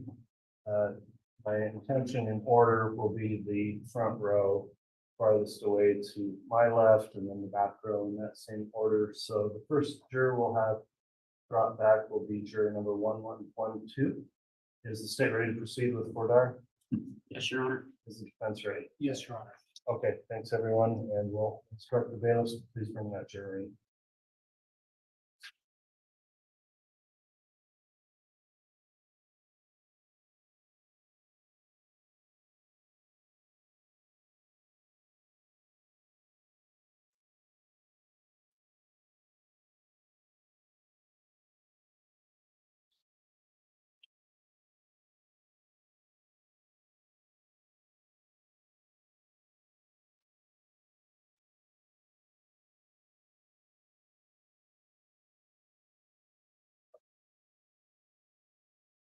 Hi, welcome back. We're going to do some individual board questioning with you at this time, juror number 1112. As we get started, the first issue I just wanted to raise was the timing of your appearance, I guess I'll say, and non-appearance. I think it was yesterday. And I did want to know if there was an explanation about how you missed the timing for the first time you were supposed to be here. Just an embarrassing one. I just completely misunderstood the directions and I knew I had to check in and I had my phone and I was like, oh, I'll just call in and didn't recognize that it was just different instructions. And so once I found out that I had missed the correct way to log in and then I missed my number, I called and I apologized and just said, if there's still an opportunity, because I filled out the questionnaire, I kind of did all that prep. Is there still an opportunity I could show up for this? Since I already did that prep work. So just me not looking at the instructions fully. So. Okay, well, and I appreciate the explanation. Yeah. And not trying to just put you on the spot on the issue, but we obviously will need to have a lot of instructions followed, timing to be here. And you think generally you're a dependable enough person that we could count on if in fact you were here determining this trial? Yes. Okay, well, thank you so much for the responses and the explanation on that.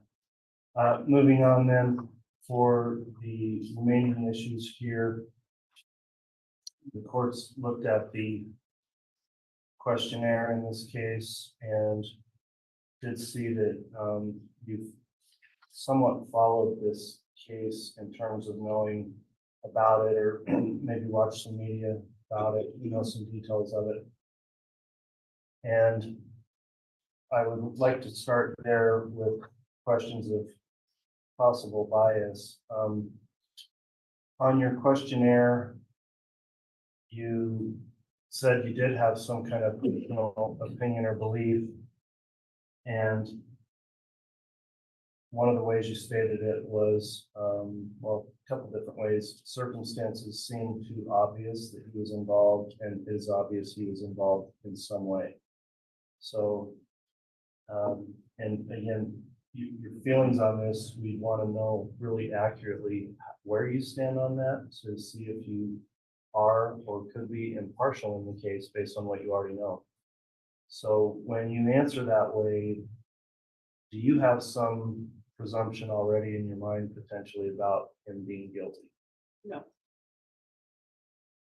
Okay, and to explain, when you say involved in some way, first of all, what do you believe he is involved with?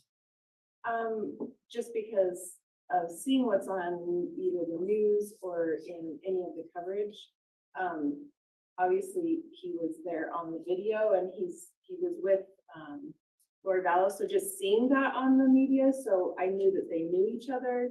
I knew that they, I think, were married. I can't remember if they were officially married, but anyway, so I knew that they knew each other. So from all of the things that were shown on the media, just by knowing that they have a relationship, there's that circumstance that there may be some involvement with each other for sure. I don't know about the involvement in all of the different pieces of the case, if that makes sense.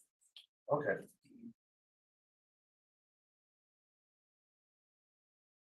All right, at this point, I want to have counsel inquire further on the issue of potential bias here. So we'll begin with the state and any questioning, and then move on to the defense. Thank you, Your Honor. Juror 1112, and just again, there's no right or wrong answers. Just feel free to tell us the way you see things. Looking at your questionnaire, it looks like you've followed East Idaho News, actual court summaries of Lori Vallow. Does that mean, did you look at some of her trial or listen to some of her trial? The East Idaho News, my husband's from that area. And so that's probably what piqued our interest. And then somebody told us they're doing summaries of what's happening in the case. And so, yeah, we would occasionally look in that and just see what was going on because of the different ties to the area and things like that. We wanted to see what was going on. Sure. It's very covered. Yeah, there was a lot of media. Yes. And so you've also seen the Dateline and the Netflix. So you understand that this defendant has an absolute right to a presumption of innocence. Yes. On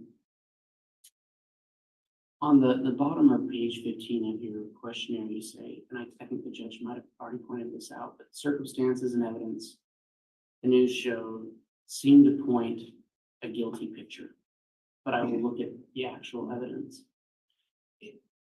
Is it possible that if you were to sit in judgment on this case as a juror, that you would have some of those things you've heard in the back of your mind? I really don't think so. I'm not one that watches a whole bunch of news stories and things like that, but the one thing I have realized is the media says what they want to say. And by being part of this trial or any sort of a trial, there's so much more evidence I know than what they are going to say on the media. So to me, that's the way the media is across all things, politics, trials, whatever it may be that they're covering. They're going to show what they want to show, and you're only seeing this small viewpoint. So to me, it's easy because I already feel that way about what you see on either social media or even just in the news. So it's easy for me to really just look at, I know I'm going to see evidence in this trial that probably did not even make it into anything else. And so you have to take what's in front of you to really decide, because there should be a lot more than what I even think I've seen other stuff. Yeah, I think Should the state or the defendant be concerned at all that, because of how much media you have seen, that maybe you're waiting for something to be shown that doesn't get shown? That maybe there's something in those media reports that you think is important and that doesn't end up in court? no, because I would not say I followed it enough to know what even would be left out or what would be included. It was just definitely a high level, hey, what's happening with this, not knowing or remembering necessarily what all was shown in the media or in all of the different outlets. It was just definitely on a high level, hey, this is going on in our culture right now. So, so no, I wouldn't be looking for anything because I don't think I would have, nothing would have stuck in my mind.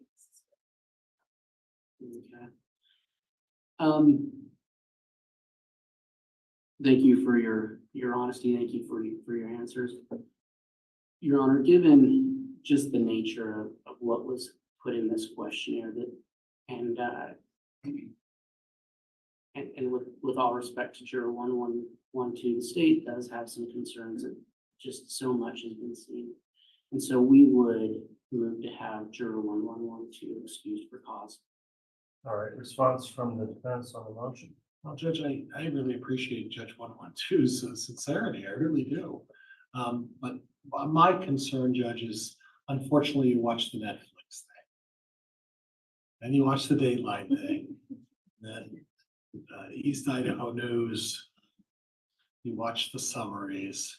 And I understand your explanation about that, but those questions kind of said, did you form an opinion? And you kind of said, well, it kind of points towards guilt.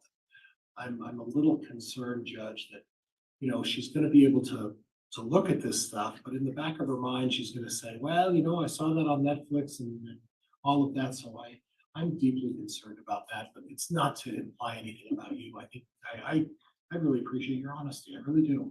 But thank you. And Judge, I'm just going to also move to this. All right, I've considered the responses here too as it relates to bias and equally share the concerns raised by the defense and the state that there just might be too much already known information about this case, including facts, which could lead to some improper speculation. So again, this is nothing personal at all. We appreciate your candid responses in the questionnaire as well as before the court today.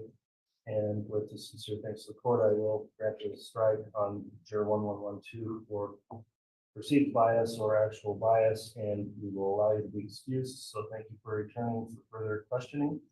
If you please drop off your questionnaire with the bailiff, then you may be excused for the day.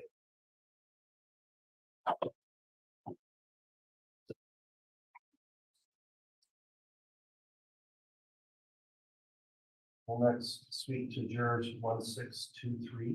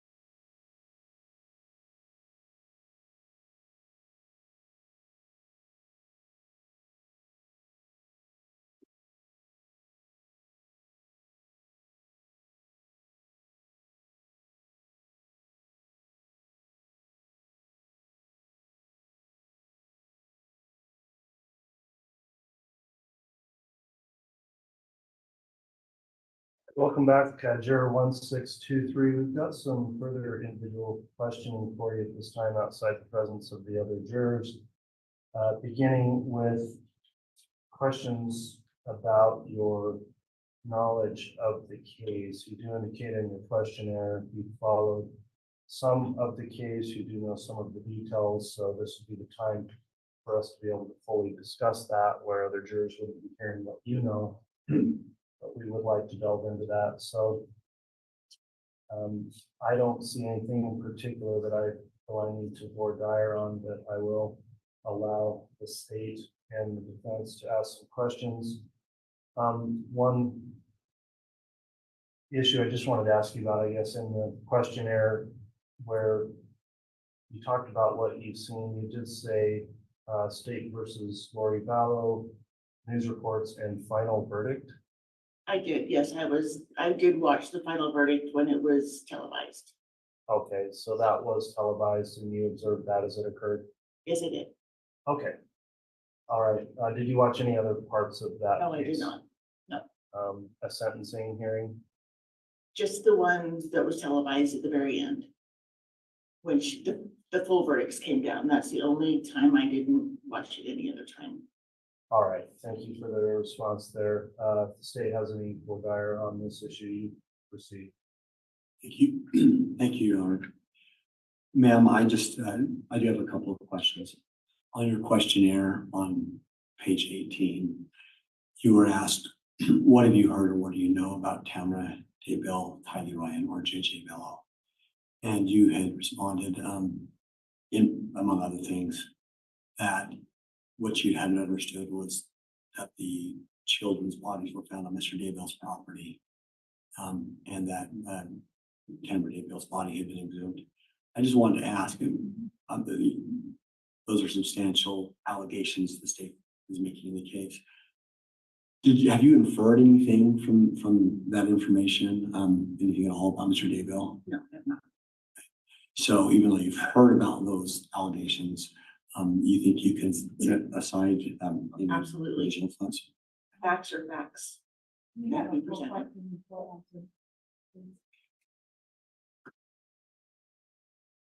She just doesn't want to talk over each other. So go ahead with your answer.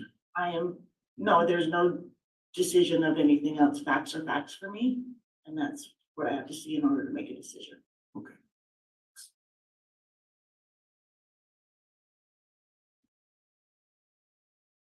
Just 1 second, ma'am.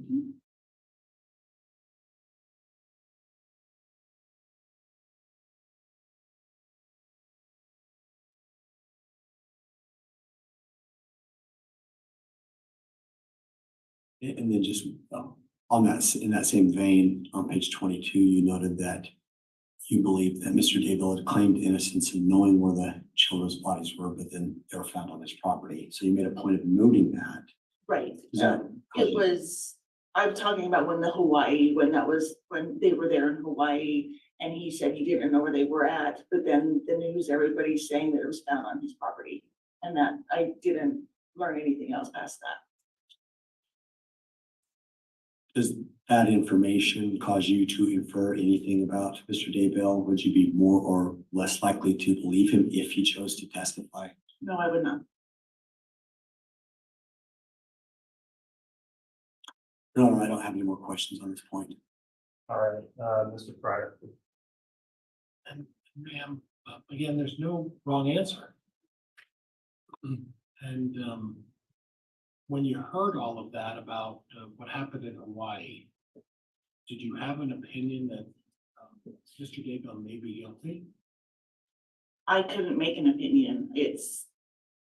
Unfortunately, the news doesn't always share everything that they want that you should know. So I can't make an opinion if I don't have all the information in front of me. And then you watched Lori Vallow's being convicted. Yes, I did. Did you, at that point, you obviously had an opinion about, right? Opinion is not the right word. It's what came down to what the jury found for her statement or for her closing case. My opinions, everybody has an opinion, but I have to have a fact in front of me in order to make the decision, or to the best of the ability to make my decision. So even if you had an opinion about Mr. Daybell, what it sounds like to me is that you're going to be able to push that aside and still just evaluate the facts. Would that be fair? Yes, can I add to that? My profession is human resources and safety. So I have to have the facts to make a decision. So I'm always investigating situations down to the final decision. So that's how I make my decisions. So there was obviously some interest you piqued some interest in this matter. Now, would that be fair? Yes, And if I understand, you looked at the announcement of the plea on Lori Vallow. And again, what else did you look at? Remind me again? it was when they were in Hawaii and they stated they didn't know where the children were. And you saw that where? It was on the news. You don't know which news? It was Channel 7 or Channel 2. And you didn't read any newspaper articles? No, You didn't look anything on the internet? no, I tried to be separated from it, just so that if there ever is a decision, I don't want to be tainted to make the right decision. If where I'm at right now in jury, you never know what's gonna happen. And this is what I'm struggling with, and I'm not questioning you or anything like that, but as someone who, you know, has a thirst for wanting to know what the facts are and wanting to make the right decision. And then I hear, well, and as the human resources, I'm trying to discover what's really going on here. So in my mind, that would sort of prompt me to look into this a little bit, because if you were so interested in Lori Vallow and interested in the Hawaii, I would think you would have pushed that a little further. And then on the other hand, you're saying, well, I'm not going to make a decision because it sounds like you kind of predicted that you thought you were going to be here today. No, the media can never, unless you're here, the media is not gonna give you all the information ever.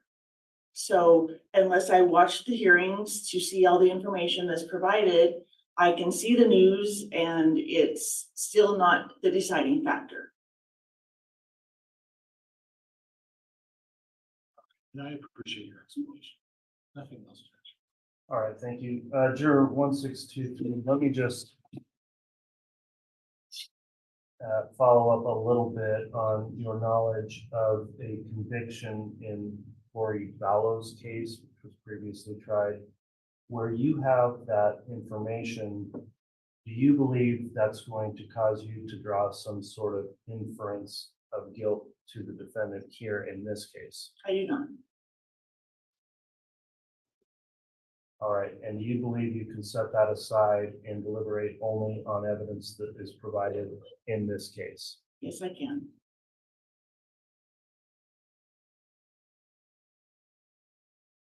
All right, and where the jurors are instructed not to communicate with each other about anything they know about the case or until deliberations or even going there, are you committed that you wouldn't be discussing that fact or information with any other jurors if you are on this case? I am. Okay. Then on that point, I think that will conclude questioning. There's been no motion for cause, and so court also feels there's no reason for cause at this point. I don't think we had any indication of concerns as it relates to potential hardship. So I'm going to go on to another topic at this point, unless either side thinks they have any final board ire on the issue. May I, Your Honor? Go ahead. Thank you. And frankly, Your Honor, I don't know that I have more questions, but I think the state would take the position that I would appreciate the candor and the honesty. That it would appear that there was some significant information that was obtained by this prospective juror on just tracking the case.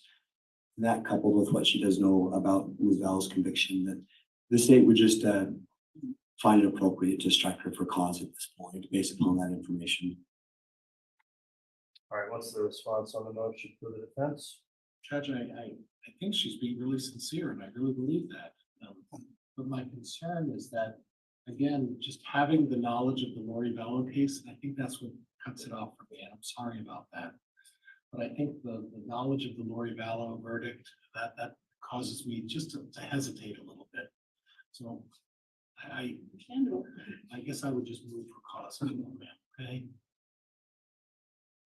All right, and I'll indicate I am really wavering on this too. I do believe you as well, that you would be able to set that aside It is, however, a pretty significant fact that if it were to come out, we don't know if that's going to come out during trial. It shouldn't, but it could. And then in the course of deliberations, there's a real concern that could persuade people against the right of the defendant to have a presumption of innocence. And so with that potential, I do think I'll permit the challenge for cause raised by the state, not objected to by the defense. So very much appreciate your time and your candor and coming back after filling out your questionnaire. Juror 1623 is excused for cause. And if you please drop your questionnaire with the bailiff on your way out. Thank you, ma'am.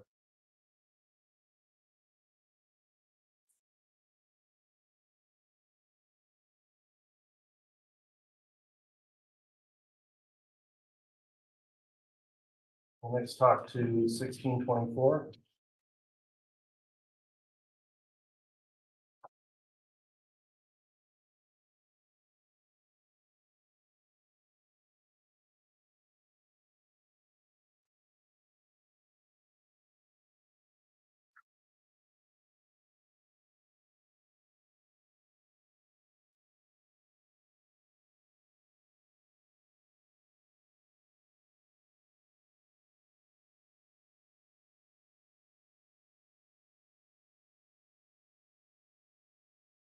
If you're ready to answer this, counsel, I don't know that we had any specific hardship or bias concerns. They did mention something about some doctor and dentist appointments, but didn't say it'd be a hardship. Is that a topic you think we need to go into? No, Judge, I'm going to move on from bias and hardship. I think she acknowledged that in her answer at the very top about the doctor's appointments. So I have nothing with bias and hardship and defer to the state. Your Honor, on this juror 1624, I did have one concern with bias, but it sort of overlaps with the death penalty issue, which is just the comment that this juror wrote that under the death penalty section, that the accused gets time to prove innocence. That sounds a little bit like burden shifting to me. That was something I was going to question this juror on, but we could also do that during the death penalty portion as well, since the juror did make that statement in the death penalty portion of the questionnaire. All right, thank you, Ms. Beatty. We'll go ahead and take that up. I'll just begin with the questions regarding the death penalty, and you can inquire on that response then.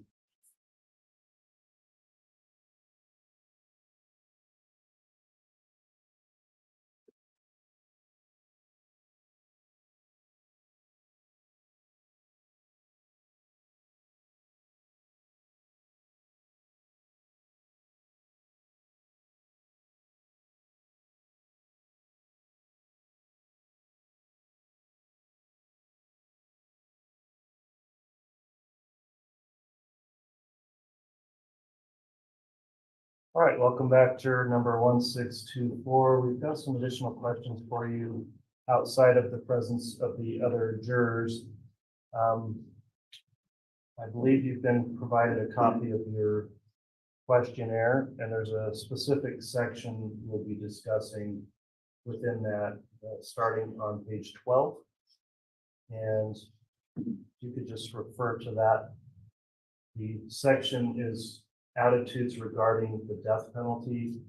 Do you recall reading through those questions and answering those last week? Yes. Okay, and to your recollection, are those answers you provided still accurate in the way you feel about the death penalty at this time?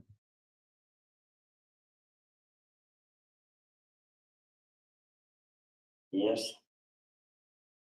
All right, I want to let you know and advise you that it may be necessary for you to make a determination in regard to the imposition of the death penalty in this case or some other penalty. And remember, when you're considering that and any penalty, you need to consider it as if it would be done and absolute and carried out in the case. So in thinking about it in those terms, in other words, not hypothetically,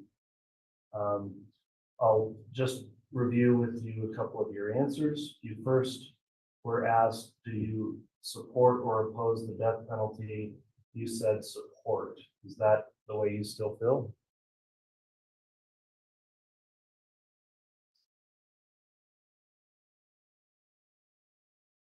Yes. Okay. If you don't mind, if you turn to page 13.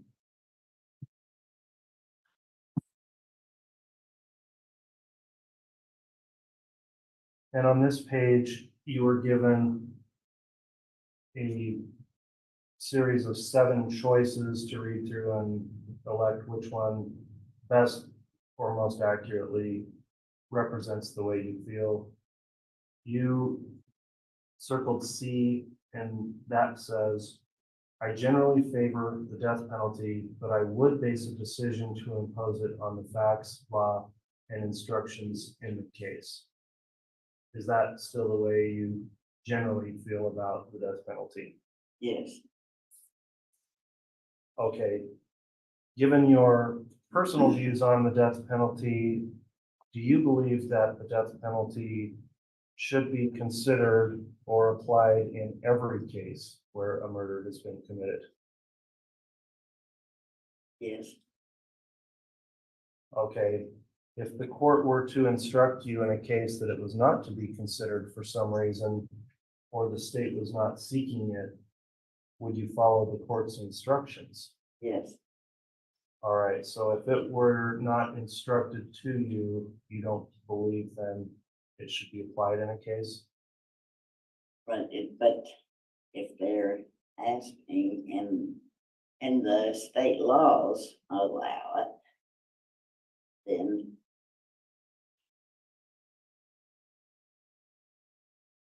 you know, then it's no question then. Okay. So let me just ask you this. Is there anything about your belief on the death penalty that you think would either impair your ability or prevent you from being a juror and applying only the instructions the court gives you?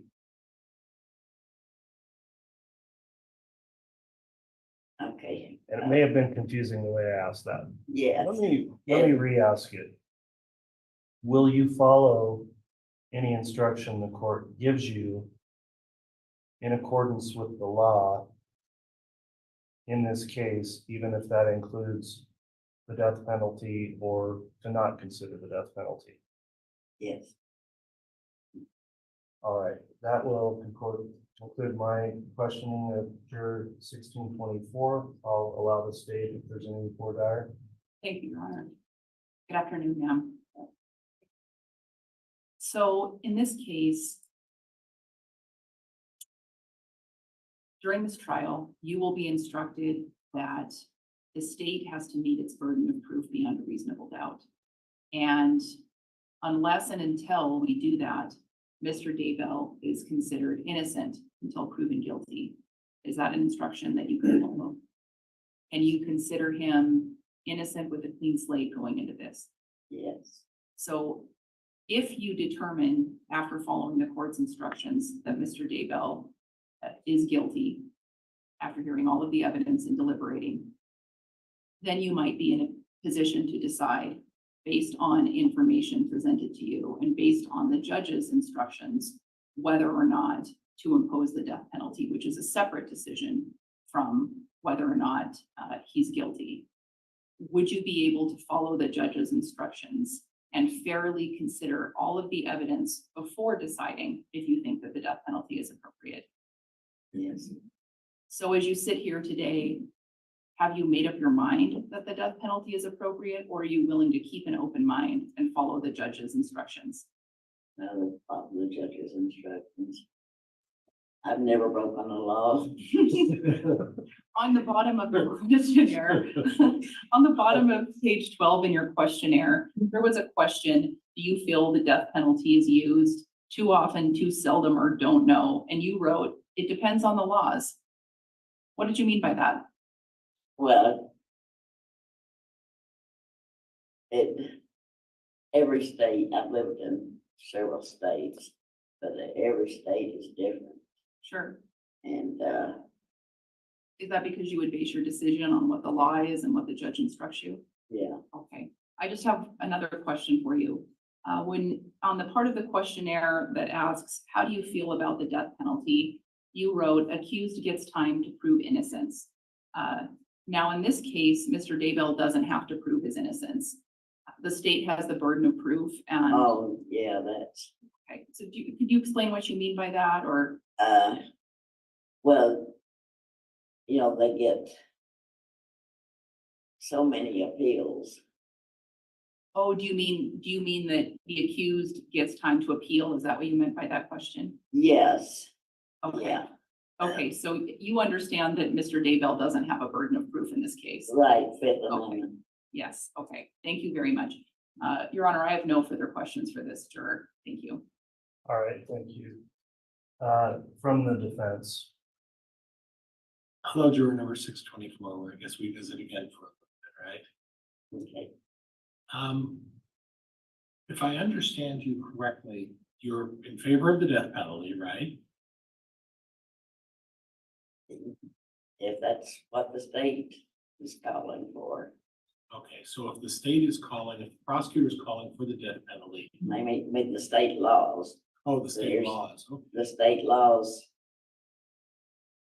Okay, so if you're following the state law and it says, well, if you're convicted of murder and there is a conviction, you have two choices. You have the choice to impose life in prison, or you have the choice to impose the death penalty. Would you agree with that? If that's what the state law says? I thought the jury doesn't do that. Okay, I well, thought the judge decided, you know, death penalty or life in prison. but if the judge instructed you that you're to decide life imprisonment or the death penalty, and let's say the judge says it's up to you as the jurors, right? Are you following me? Yeah. Okay, and let's say the judge decides that you have to do that in Idaho. Your position is you favor the death penalty now, right?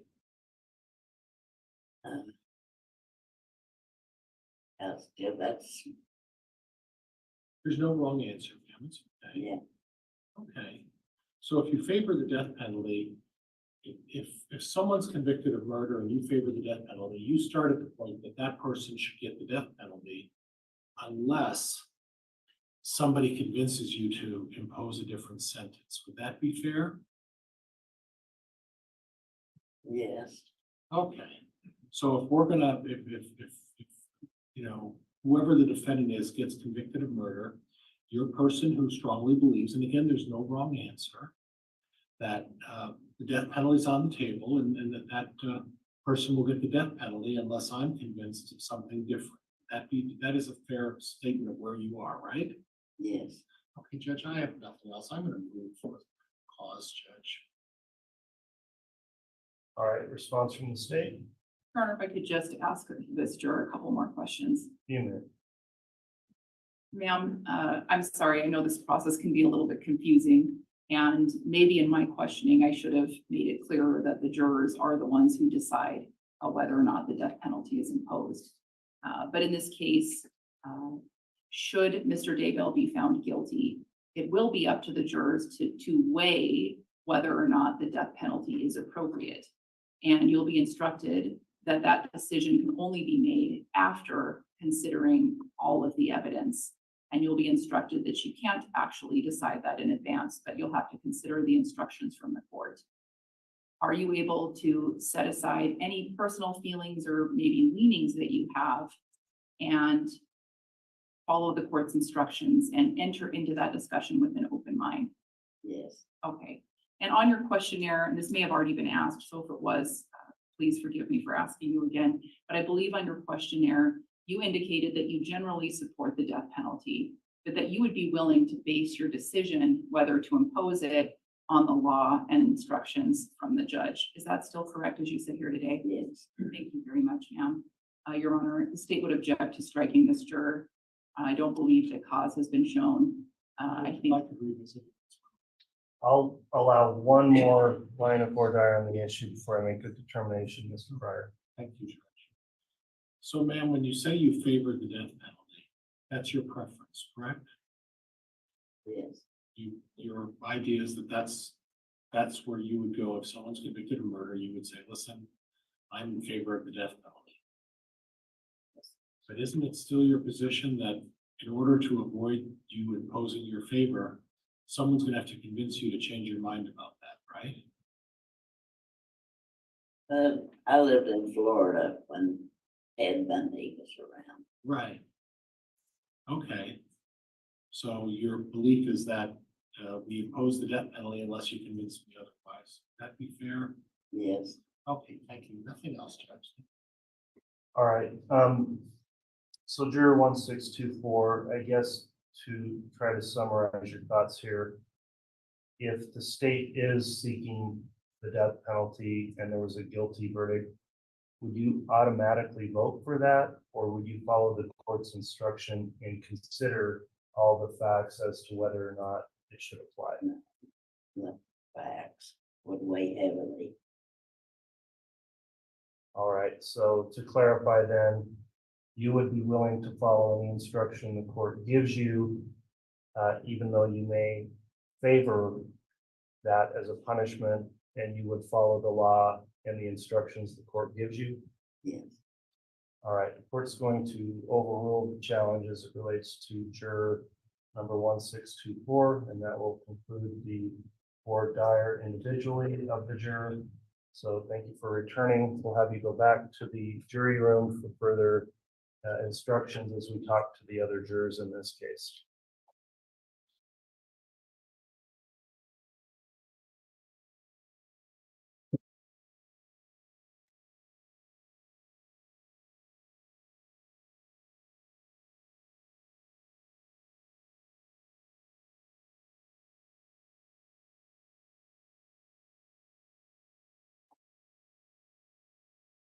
Let's next talk to juror 1640.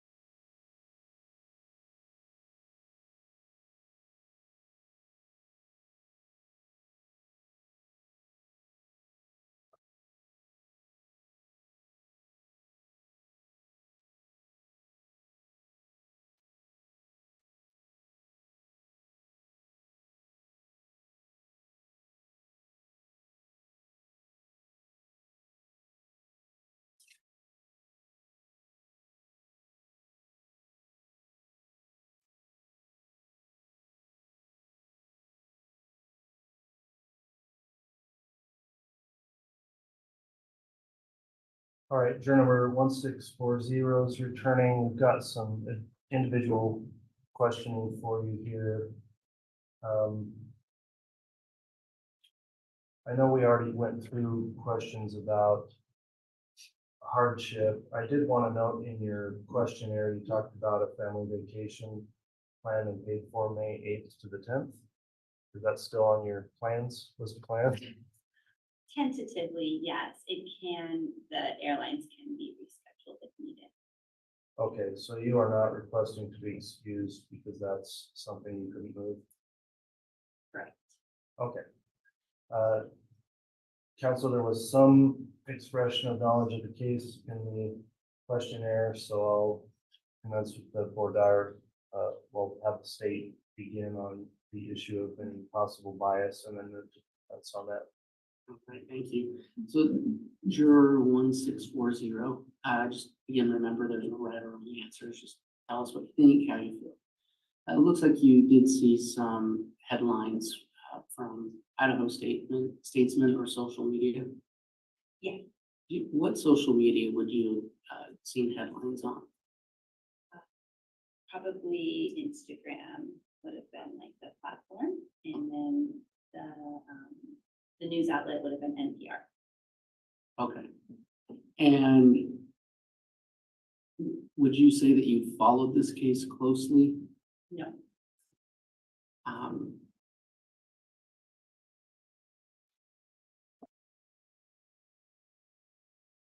Do you recall if you ever actually read any articles or just the headlines? I have not read any articles. Okay. Just And have you watched, do you know if you've seen, it looks like you knew something involving Hawaii. Do you know if you watched anything on TV regarding this case? I have not watched anything on TV. It was probably just like in conversations with like family members who may have done stuff, and we're just talking about things. But I myself have not watched anything. Okay. Do you have your questionnaire with you? I do. On page 19, question 10E says, would you be able to put out of your mind what you have read or heard about this case and render an impartial verdict based solely upon the evidence presented in this courtroom? And you marked no, but then you wrote, I have not read or listened closely to any reporting on this matter. You explain that? Sure. I probably meant to say yes. Okay. Yeah. So, and just to be clear for the record, Mhm. are you telling us today that you can absolutely commit to setting aside anything you have learned about this case and give this defendant the clean slate that he has a right to? Yes, that is correct. I do not have any like preconceived notions of anything. I have no further questions about Vice Chairman. No questions, Judge. All right, there's another issue we'll discuss next with you then, Juror 1640. In your questionnaire, there was a section beginning on page 12, and that was questioning you about your attitudes regarding the death penalty. Do you recall reviewing and answering that section of the questionnaire? I do remember it. Okay, in this case now, we're not dealing in a hypothetical situation, so it may be necessary for you to actually make a determination in regard to the imposition of the death penalty or some other penalty. Remember, any penalty you're considering should be considered as if it is absolute and will be carried out in the case. So with that in mind, I'll note that you check both boxes. Do you support or oppose the death penalty? You said you support and oppose, and note I see both sides, but overall oppose. Is that still the way you feel about the issue today? It is. Okay, looking on page 13, you had another response when you were given 7 choices about what most accurately describes the way you feel about the death penalty. You chose D, which says, I'm generally opposed to the death penalty, but I believe I can put aside my feelings against the death penalty and impose it if it is called for by the facts, law, and instructions in the case. Is that still the way you feel about it? Yeah. Okay. So as I understand it, then you do not have any opinion that it should automatically be considered in every case where a murder's been committed? Yeah, that's probably right. All right, and you are willing to, despite any personal views on the issue, follow any court's instructions, even if it involved you considering it despite your opposition? Yes, I agree. Okay, that wasn't a good question. I apologize. let me ask you this. Do you think in any way your views may prevent or substantially impair you from serving as a juror here if you are given instructions about the death penalty? No, I don't think that would impair my duty. I think I'd be able to carry out a verdict, and my opposition maybe, or feelings of opposition would not be, would not stand in the way. Okay, so back to your choice D then. You said you think you can put aside those feelings and impose it if that were called for by facts, law, and instructions. All right, thank you so much for your responses. I'll allow the state if there's any more dire for this juror on the issue. Just briefly, Your Honor, thank you. Juror 1640. On the bottom of page 12, you wrote, death penalty, in my opinion, should only be an option in extreme cases. Without getting into too much detail, what would be an extreme case?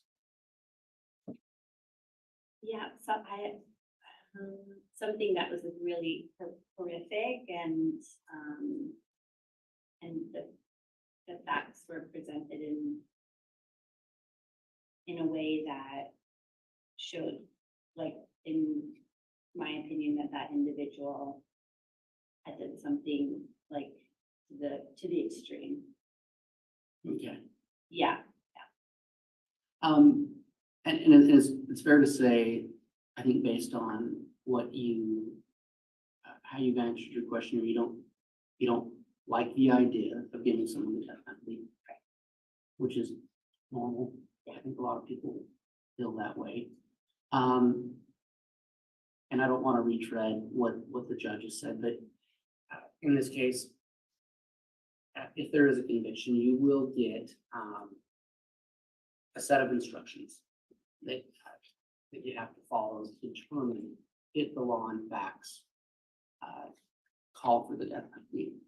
And so even though, and we're not asking you what you're going to do, because we don't know, but will you commit to following those instructions and the law? Yes. I have no further question, Your Honor. No questions, Judge. All right, thank you, juror number 1640. That concludes your individual or dire. I'll have you return with the bailiff for further instructions to wait while we talk to the remaining jurors. Thank you.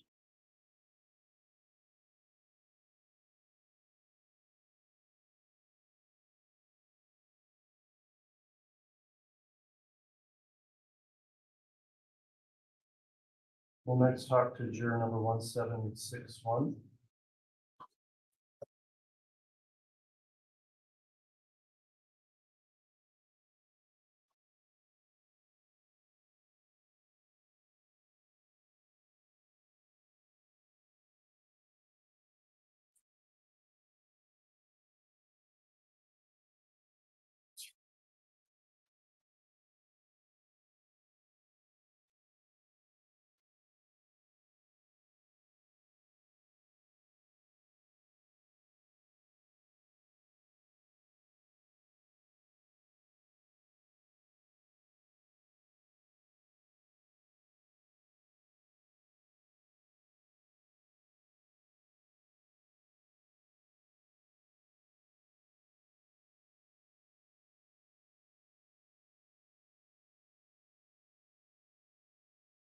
All right, welcome back, juror 1761. We're going to have some individual questions for you, and here outside the presence of the other jurors, I encourage you to let us know everything you can about the questions given to determine whether or not you're able to serve.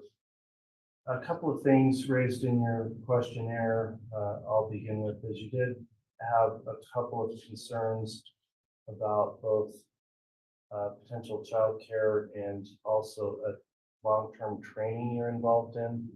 Do you want to, I guess, discuss whether or not either of those would be significantly impacted and distracting to you if you were required to serve for the long term of this trial? The training can likely, I can get into another cohort of the training. I have to drop out of this one, and it would be about a year before I could get back in it, but will substantially impact my employment. Okay, so stopping there, if that did happen and you were required to serve, do you think you'd feel some sort of anger or resentment that you got stuck in jury service, got behind on that, and maybe have that impact your ability to see things impartially? I don't think it would impact my impartiality or attention. All right, thank you. Any other concern you may have as it relates to any hardship you may suffer? If we were to be sequestered, I would, so I have my kids 85% of the time. So I would have to coordinate with their father. I have absolutely no idea what his travel schedule is, like he travels for vacation. Okay, and without making any promises, it's hard to predict how long that would be if there were sequestration, that it could be a week, it could be more than a week. I don't know that it would be 2 weeks, but again, you can't hold me to that because it could turn out to be much longer. If that did take place, do you think that would create a real distraction for you worrying about what was going on with the care of the kids? As long as they have an adult to supervise them, they are old enough they can manage. Okay, well, I very much appreciate your responses there. There was some other minimal knowledge of the case. I'll let the council go into that if you wish. So I'll let the state commence with any individual board hire, including topics of hardship or bias. Thank you, Your Honor.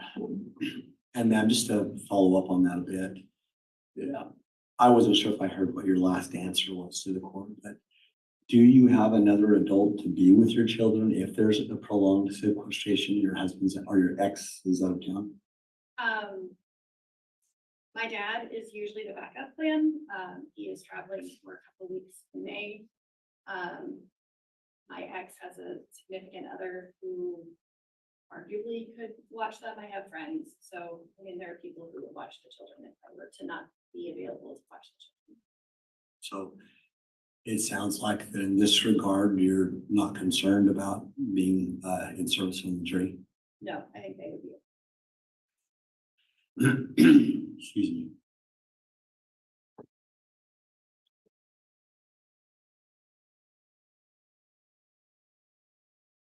And I guess, you know, when we began this process this afternoon, the judge had asked a question if anything had changed on the questionnaire she completed, and that we had these hardships and you had mentioned them. Is there a reason why you didn't bring that up, or you just didn't feel like it was an issue, or what was your reason for not bringing it up? Because I had checked, like if I were to need to, day to day, they're fine. They're old enough, you know, they can get themselves to school and home from school and all of those things. My oldest is 18, so arguably he is of legal age. There are people who could, it would be challenging, but it's the same thing if I go away for a weekend. It's challenging to make sure the kids are covered. So it's nothing I haven't managed before. Okay, thank you. Your Honor, did you want me to go into bias questions at this time as well? Yes, please. Thank you. So ma'am, I just have a couple of other questions. I noticed in your application, you are a PhD psychologist, is that correct? Yes. Can I ask what field of psychology do you typically work in?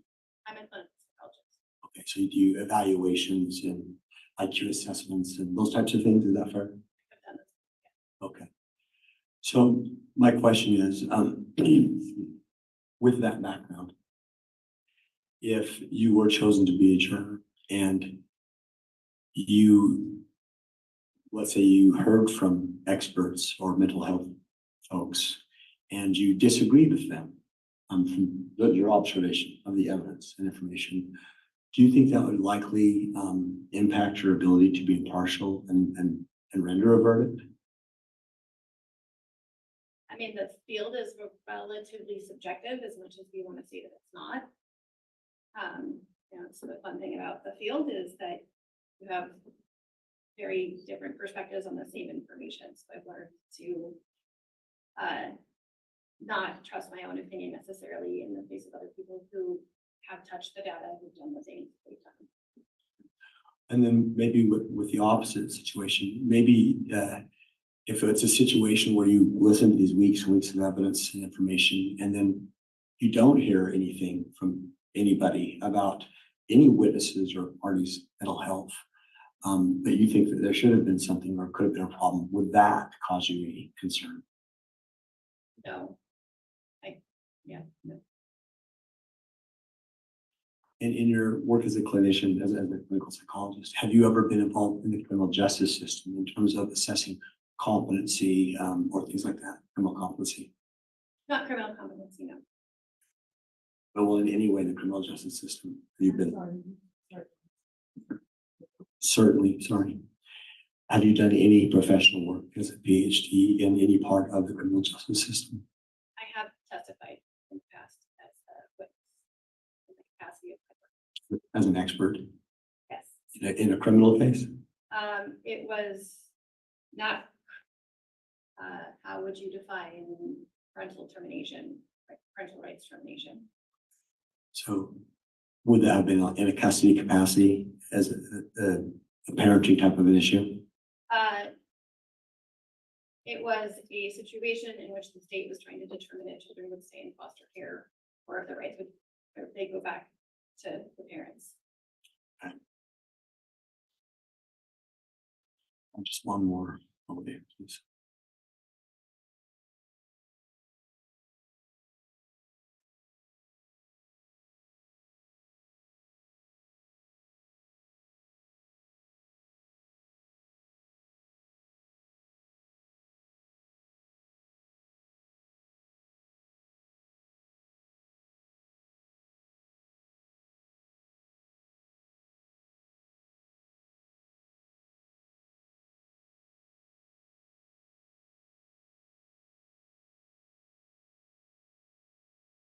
No, at this point, I don't have any other questions on this topic. All right, thank you. Any questions from the board? All right, so the next issue we're gonna take up, juror 1761, is in regards to questions you previously answered relating to your attitudes regarding the death penalty. That was starting on page 12 of your questionnaire. Do you recall going through those questions last week and answering? Yes, yes, I do. And I'll advise you that in this case, it may be necessary for you to make that determination in regard to the imposition of the death penalty or some other penalty. And remember, when you're considering that, you need to consider it as if it is absolute and will be carried out in the case, if that's what you determine. So as you're thinking through that, I'd just like to review a couple of your answers with you, and then I'll let counsel ask you as well if they wish. You had a couple of choices when it was, do you support or oppose the death penalty? And you checked the box saying you oppose it. Is that generally the way you feel about it? I am not a big fan, so yes, I would say that kind of at a base level, I oppose it. I also recognize that it's legal, so. Okay. Going to the choices you had about what most accurately represents the way you feel, and understanding these are not your words, they're words of the questionnaire, but you selected a box or a choice D, and that reads, I am generally opposed to the death penalty, but I believe I can put aside my feelings against the death penalty and impose it if it is called for by the facts, law, and instructions in the case. Is that still the way you feel as you sit here today? Yes. All right, so although you may have some opposition to it, is there anything about your views that you think would prevent or substantially impair your ability to serve as a juror and follow the court's instructions, even if that included that you must consider the death penalty if that were provided in an instruction?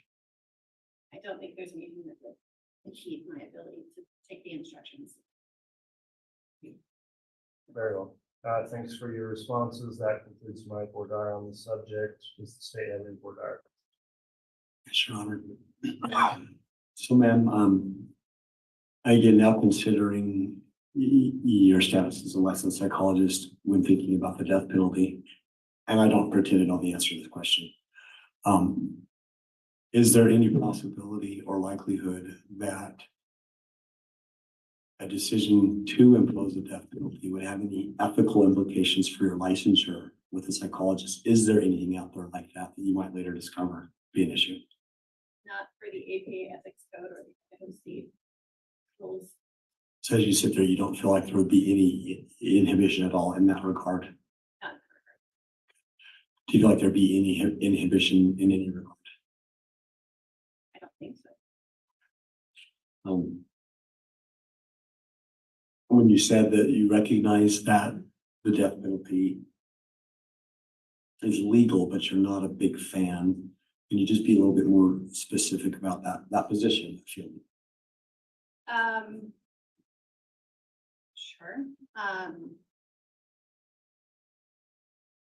Morally, I think that there are some issues with the death penalty in general, but I also don't get to make that decision.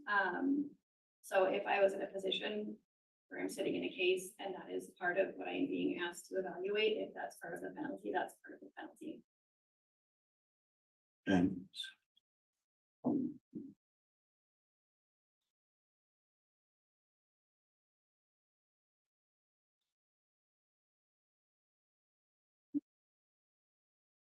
so with respect again to determining either guilt or punishment with Mr. Daybell, and if you were to receive an instruction from the court at some point in the trial that mental illness is not a defense in my doubt, but you were to perceive that Mr. Daybell did have some likely mental impairment, would that impact your decision then to either find guilt or to be disinclined to impose the death penalty? I don't think that, again, trying to follow instructions, right? That if that is not a defense, I wouldn't hold that into account. So you're assuring us, the court today, that even though you have these moral reservations about the death penalty and these potential biases for your professional status, that you would set all that aside and that you would listen to the instructions given by the court, consider the facts, and then apply the law. And even if that's completely against your own moral base of taking someone's life. So I'll ask this, as you look at the defendant today sitting here, if you were put in that position, if there is a finding of guilt, and you're sitting in a jury room, considering the evidence and deciding whether or not the death penalty should be imposed, and you're morally opposed to it, you could render a decision to take Mr. Daybell's life. Yes, if that's what we're been instructed to do, then there's evidence and yes. Okay. Thank you. Nora, I don't have any more questions. No questions, Judge. All right, that'll conclude the individual for Dyer then for this juror. Thank you again for coming back, and we'll have you return with further instructions waiting from the marshal for our remaining jurors.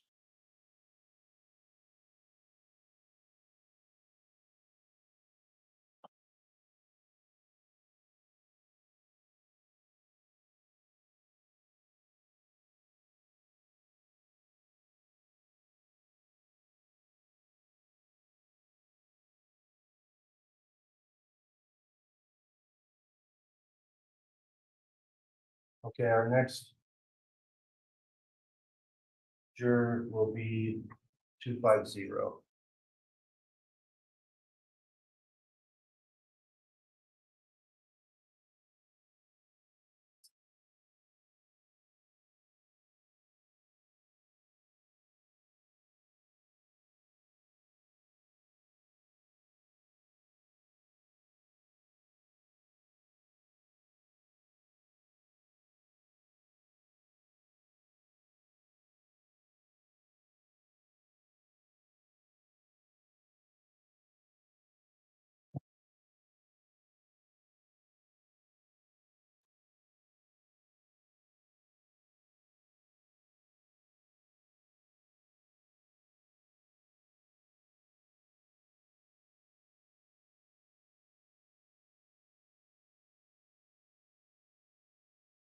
All right, welcome back, Juror 250. If you'll give me just a moment, I was briefly reviewing the questionnaire.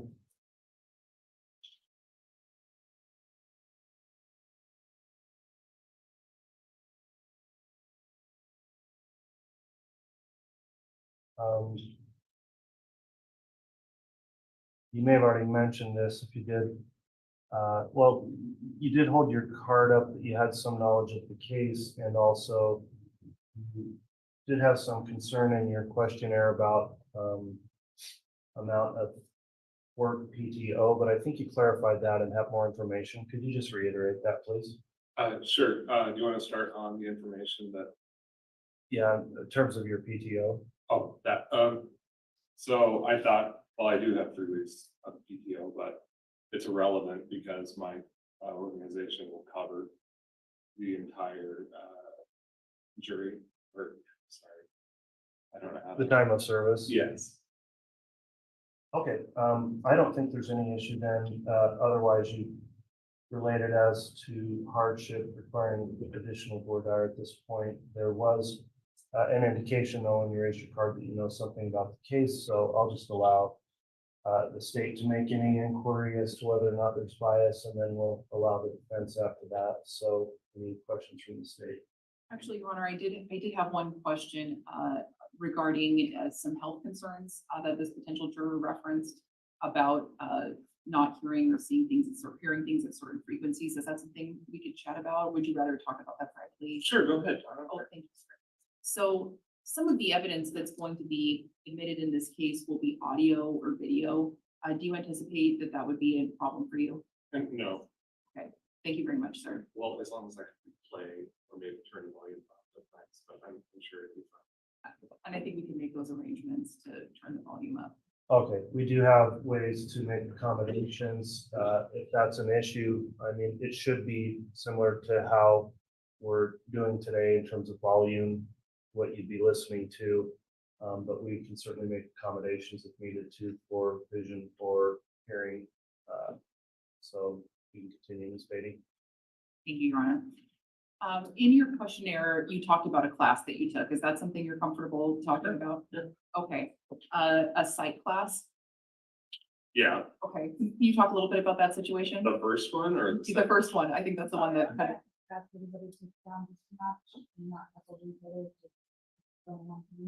Thank you. I'm sorry about that. Can you talk a little bit about the first class? Yeah, so going to CW, it just is like needing core classes to go along with, you know, your actual course. Like psych was one of them that I did. And every time I went in there, he seemed to know everything about everyone. He seemed really pompous. He would talk about how humans are so easy to predict. And it didn't sit well with me with his view on everything. It got to the point where I pay attention to a lot. So I knew that he drank like a 12-ounce sugar-free Red Bull, and it was always hidden behind his podium. And so when he made a comment like that, I said that, hey, you have a sugar-free 12-ounce Red Bull behind you. And so, but I wound up failing that one because every time, at the end of the week, I think it was, you had to go on your online Blackboard, and he would want you to tell him different ways about how God doesn't exist. I didn't think it was appropriate for the course, so I opted out of it, and I wound up failing. Okay, so you felt like you were put in a position, or did you, I should say, I don't want to put words in your mouth, but did you feel like you were put in a position where you had to compromise your morals? I'm not going to compromise my morals, but. Did you feel like he put you in that position? Like, if I wanted to pass the class and needed to, yeah, that's how I felt. Sure, okay, understandable. So this is a very different situation that you're in here, but you are going to be given some jury instructions. And those jury instructions will basically lay out the elements and the weight that you're to give to the evidence. They'll lay out the fact that Mr. Daybell is presumed innocent until the state proves that he's guilty beyond a reasonable doubt. And then if you find, well, I guess I won't get into that at this point, the death penalty part, I think the court will address that. But is that are you comfortable with following those instructions? I'm absolutely comfortable with that, and I do believe that, like I said, until proven guilty, so I'm completely behind it. I can separate. Of course. And if there was some aspect of the law or one of the offenses that just didn't sit well with you and you really disagreed with it, would you feel that, would you find him not guilty on principle, or would you find him guilty on principle? Oh, okay, I'm sorry, can you repeat that? Sorry, and I did a terrible job asking that question, actually. So if you either felt strongly that Mr. Daybell was guilty or shouldn't be guilty or should be guilty, but that didn't really comport with the instructions, would you disregard those instructions? First off, I wouldn't disregard any instruction, but can you define feel that? Is it like? Sure. Yes. So if you felt in your gut that the law should be different, like you looked at the instructions and you understood what the evidence was, but you felt, I don't like the way this law is written. I think that it should require that the state prove more, or I don't think that the state should have to prove that much. Or, I don't feel like the state met its burden of proof here, but I also really just feel like he's guilty. So even though the law doesn't really allow that, I'm going to convict him or alternatively acquit him based on my own beliefs rather than the evidence. No, I would follow the instructions of the law. Okay, awesome. Thank you so much. And I'm sorry to intrude into those questions, but I really appreciate your honesty. Thank you. I have no additional questions. Thank you, Your Honor. Thank you. Mr. Pryor for the defense. Just one area that piques my interest. And do you have a copy of your questionnaire, sir? Yes. Would you go to the top of page 10?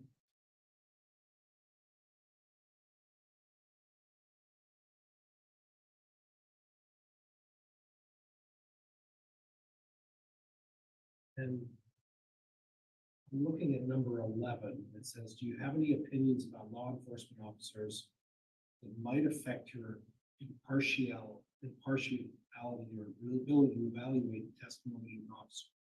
And you marked yes. Do you see that? I do. Can you talk to me a little bit about why you marked yes? Well, I'd have to structure my thought on this. Give me a second. Okay.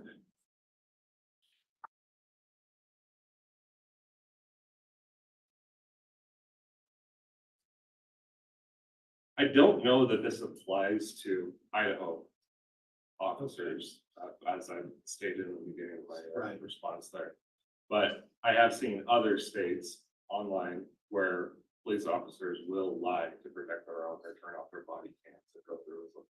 So it's kind of a middle ground.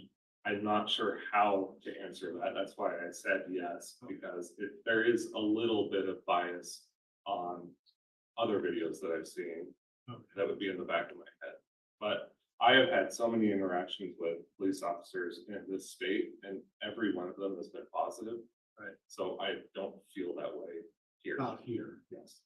But if you hear testimony about videos being turned off and no recordings, is that going to pique a concern for you? I mean, I don't think that they should ever turn off their body cam while they're in the middle of something, so that it would pique some sort of a concern. But you don't think that unless you see that sort of situation, that you have a negative opinion of police officers? On the whole, I don't have a negative opinion. Okay, and that's all I was seeking, is that you're not going to prejudge a police officer just because he's a police officer. Yeah. Okay, Judge, that's all I have. Thank you. All right, thanks for the responses on those sections. The next issue I want to discuss then, Juror 250, relates to your questionnaire and the section you filled out called Attitudes Regarding the Death Penalty. Do you remember reading through those questions and answering those questions? Yes. And having now thought about it for a few days since you filled the questionnaire out, are the answers you made in the questionnaire still the way you feel today? What page was that on? It starts on page 12 and goes 12 and 13. I'd like to confirm.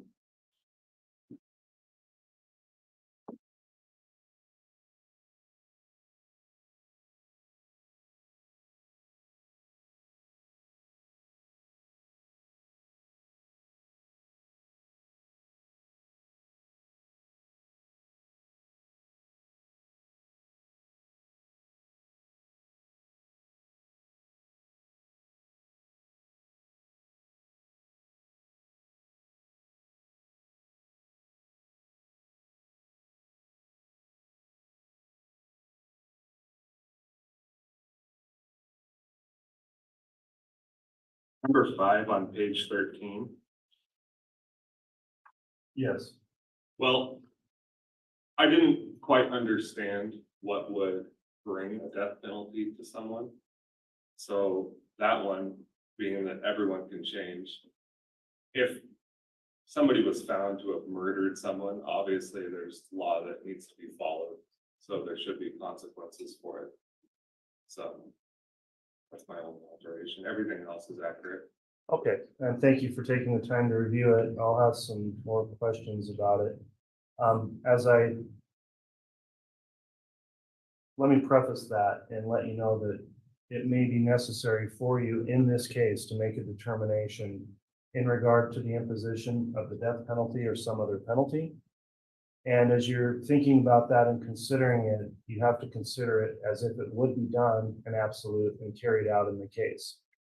So if that's where you are approaching the way you think about it, first question that I'll just ask you about in your questionnaire was whether or not you support or oppose the death penalty, and you check the box saying you support it. So is that still the way you feel? Yes.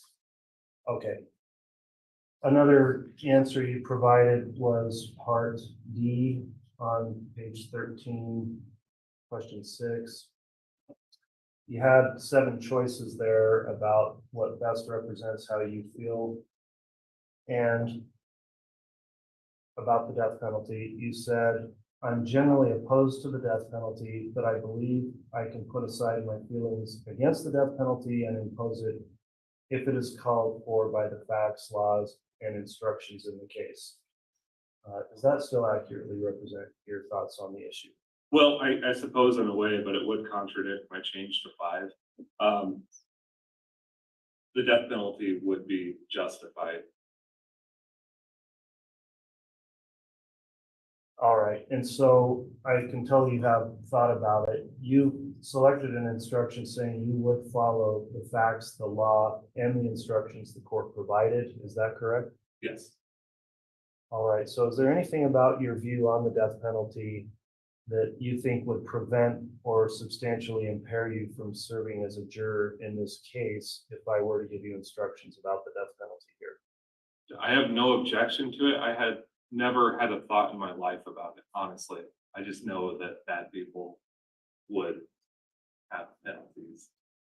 All right, and what I'll finally ask you then is, would you be of the opinion that it's going to be appropriate in every case where there's been a murder, or should automatically be considered if there's been a murder committed? Can you ask that again, please? Would you be in favor of the death penalty in every case where a murder has been committed? It's hard for me to answer that because by who? I mean, that's really hard. You'd have to look at the evidence. All right, so going back to your previous response, then you are indicating you will follow the law, facts, and instructions in this case if you are provided those. Yes. All right, that concludes the court's voir dire for this juror. Does the state have any voir dire? I don't believe so, Your Honor. Thank you very much. No Thank you, questions, sir. Judge, thanks. Okay, juror number 250, that concludes our individual voir dire. You can return please with the bailiff. We'll get through the rest of the jurors and then give you further instructions.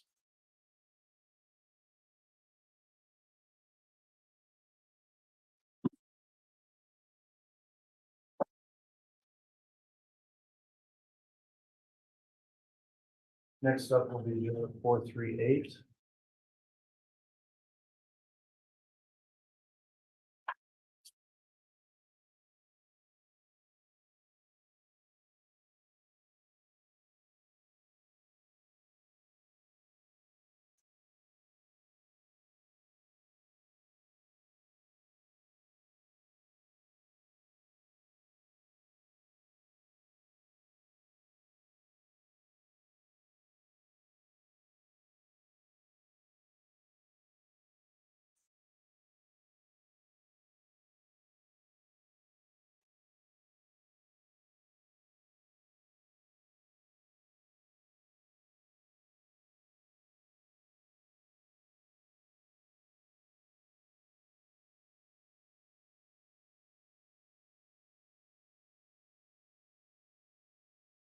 All right, juror number 438 has returned.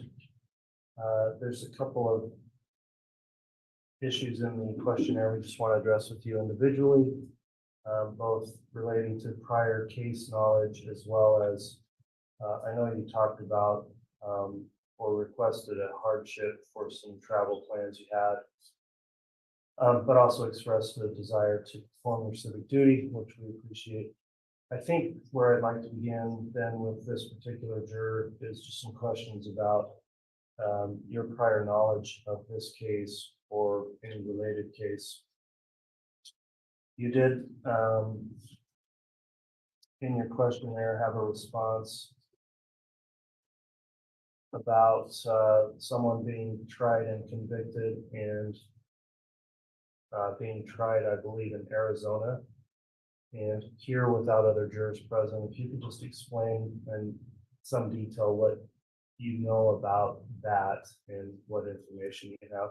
It's just what I've heard from local news as of late, that Lori was going to Arizona for a second set of trial. I don't know all the details of it, but that's all I really heard. Okay, and I noted, because the response was in a question talking about some other individuals, but when you say Lori, who are you referring to?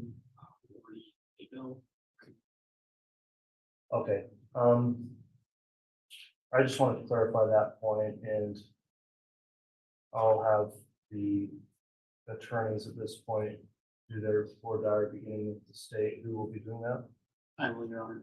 Mr. Wood, if you'd like to inquire as to any potential bias, and you can go into hardship as well. Okay. Just going off what the judge just spoke with you about, it sounds like you're aware that Lori Vallow or Lori Daybell was convicted in Idaho. Did you follow the case or closely? Do you know any of the details of what she was convicted for? No, I didn't. So your knowledge is just limited to the fact that she was convicted of something. Correct. And you understand, you understand that this defendant has an absolute right to a presumption of innocence. And would you in any way hold the fact that she was convicted of something against him? No. So even knowing that, you can set that aside and give him an absolutely clean slate to begin with. Yes, I can.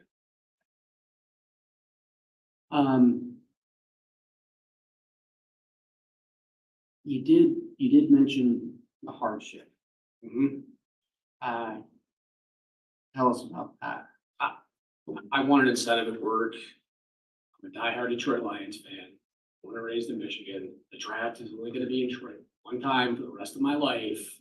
So I put it on there since coming to grips with everything, I somewhat have come to peace that I may not be able to go. That this would be a priority over that. Okay. My brother's going to make out really well. I was just gonna ask, do you have someone you can give that to and feel good about that, or at least okay about it? He feels good. And I don't want to make light of the situation at all. Do you think will that in any way affect your ability to give both sides of this trial a fair trial? No, because the first and the second and third round are all prime time. So I would like to think I'm going to be higher. Okay. I'd like to speak with you for just a moment about some things you put on your questionnaire on page 9. And if you can turn to that, and then if you can just look at that and let us know if that's something you sort of talk about in private. Yes, we'll talk about that in private. Your Honor, I wonder if we can speak about these issues in camera or have the public Excuse for that portion. excuse for this portion. Let me just briefly sidebar with counsel and see.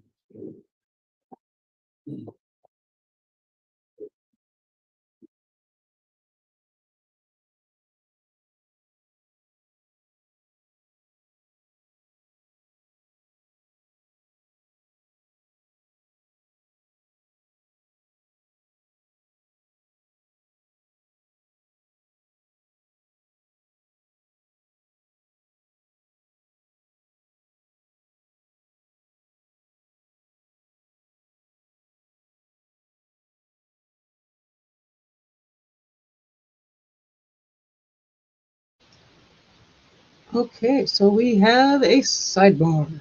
So I'm trying to understand exactly what it was he was going to miss out on. So, okay, he's a diehard football fan and he has tickets to the NFL draft. Okay, okay. He has made peace with it, may not get to go if chosen for the jury. Oh, heartbroken. I would say, no, I would not. I would blame it all on the. No, that would stink. I wouldn't be good in that situation.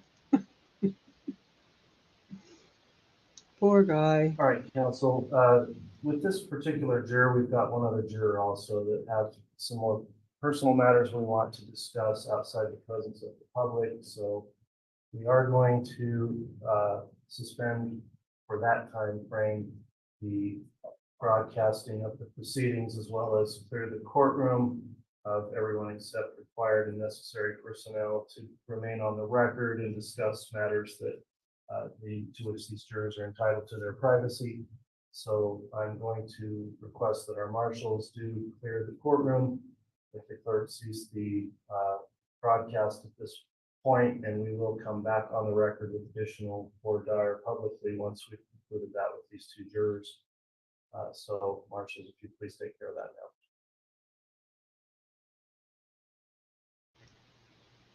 now. Okay, we will stay live until they get back. We will figure out stuff that we can do in here while we wait. We can kind of get an idea of how long it's going to take them to do that. It's only 2 to go through. So we'll just sit here and wait. But if you got any ideas of what you'd love to do or look, I was going to look around for some stuff and see if I could find some stuff we could look into while we're waiting.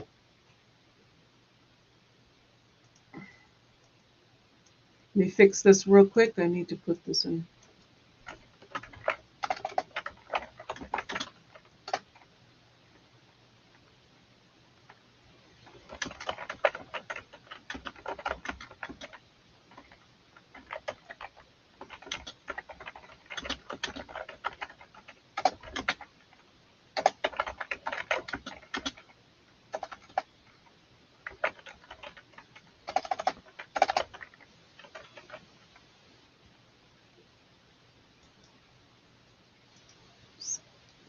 We'll just leave that there for now. Okay, we'll know when they get back in because it'll pop right back up again. Okay, let me catch up. Yes, I agree. That is a hardship. If you're a diehard football fan, that is a hardship. Yes, they still have to go, so 2 more after. I assume it's just the remainder of the questions that they had marked with the cards, the held the cards up for.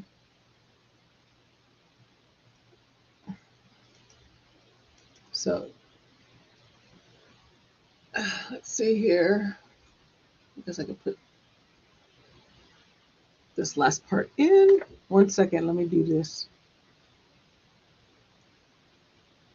Just hold on. Okay.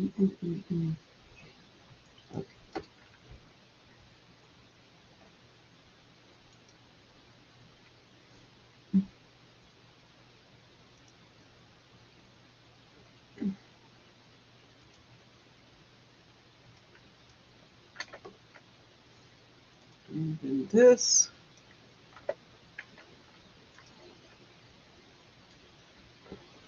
So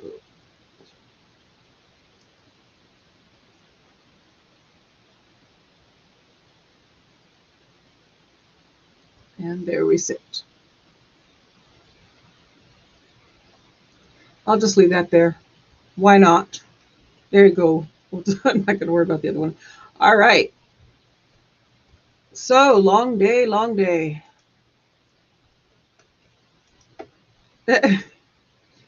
Luna says she missed the nutcase part. I kind of felt like he was kind of more trying to get out of things, but didn't really want to know how to do it. That was my take on that. Maybe I'm wrong. I think so, yes. I think we're going to make it to at least Friday. Well, there's, I'm trying to think about it. I'd have to go back and mark down what we have. I have the rest of the days. Let me see here.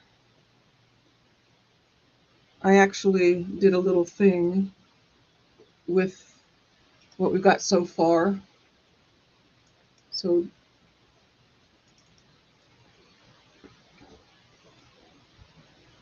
jury selection count. I'm going to share this real quick.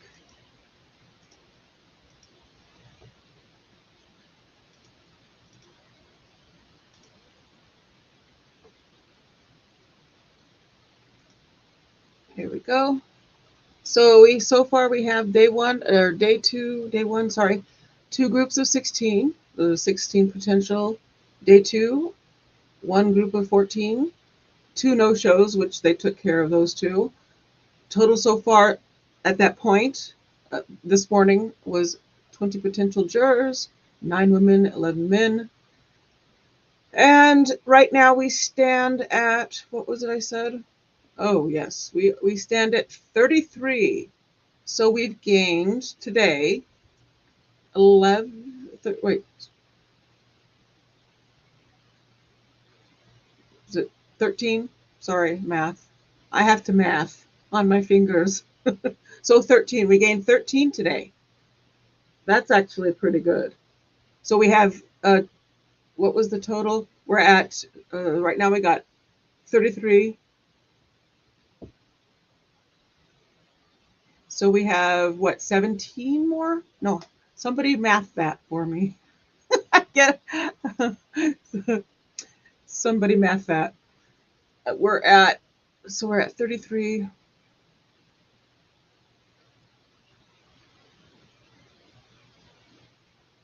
Yes, we're at 17 that we need. So 17 more.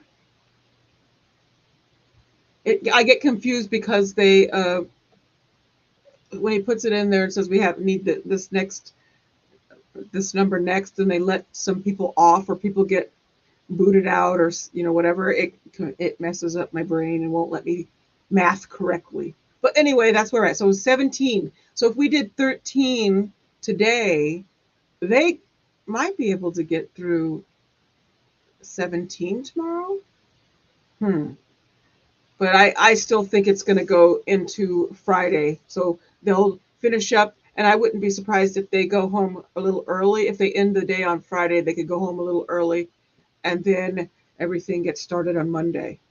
That's kind of what I'm looking at, thinking we could have stuff happen on our jury seated and all that stuff on Monday. But we shall see. We don't know yet. We don't know how long it's gonna, they have to go through. That we have only 20 more, right? 20 more people. What happens if they get through the 50, right? 33. Yes, we only have less than 20 more people. So what if we run out of people? Are they gonna have to go scrape some more up?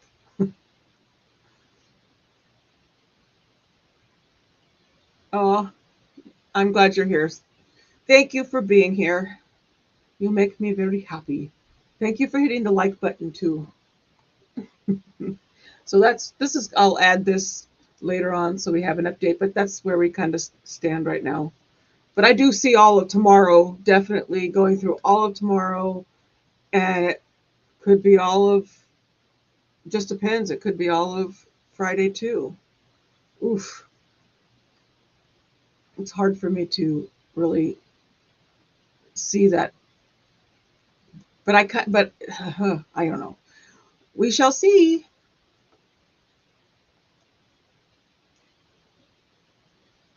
So let me go back to the other screen so we don't miss it.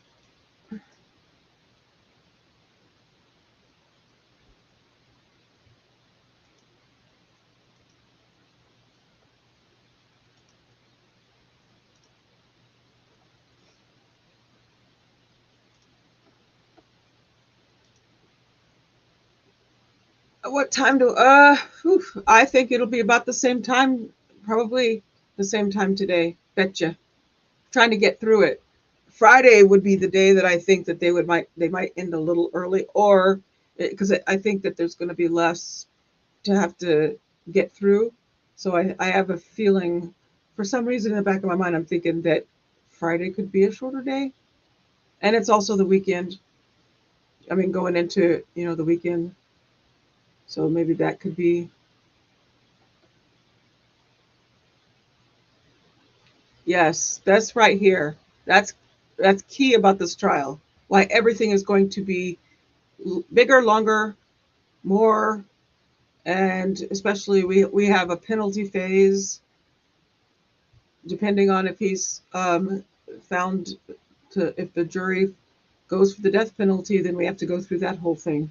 That's a whole another at least 2 weeks for that.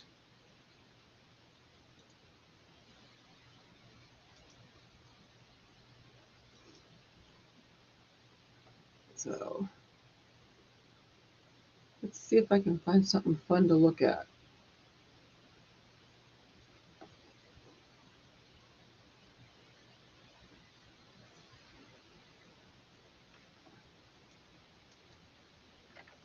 I was looking up law trivia, but I'm not, I wouldn't be able to answer them myself.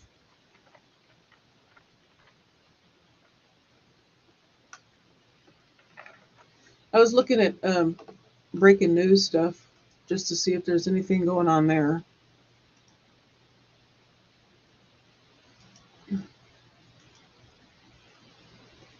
And so far, I'm not seeing much of anything. Political stuff that I'm not really interested in. Sorry.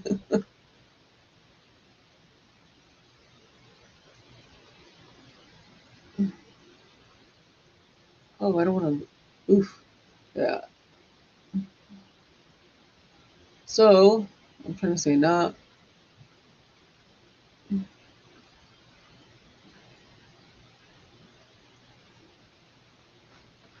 Kind of thinking some other things that we could do outside of, have up or do between breaks and whatnot, like find chases and stuff like that.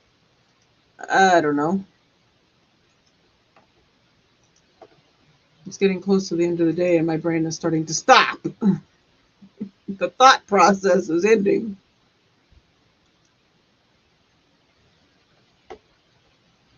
Or I could just put some music on for a few minutes until they get back.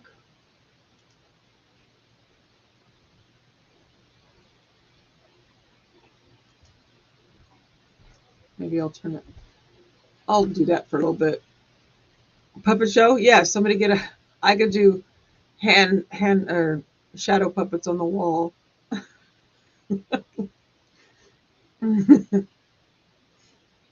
Yeah.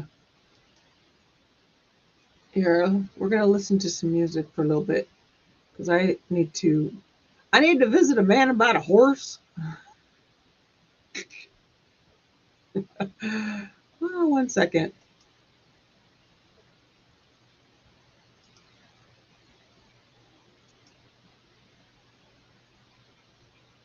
Do I have it? Where are you? There you are.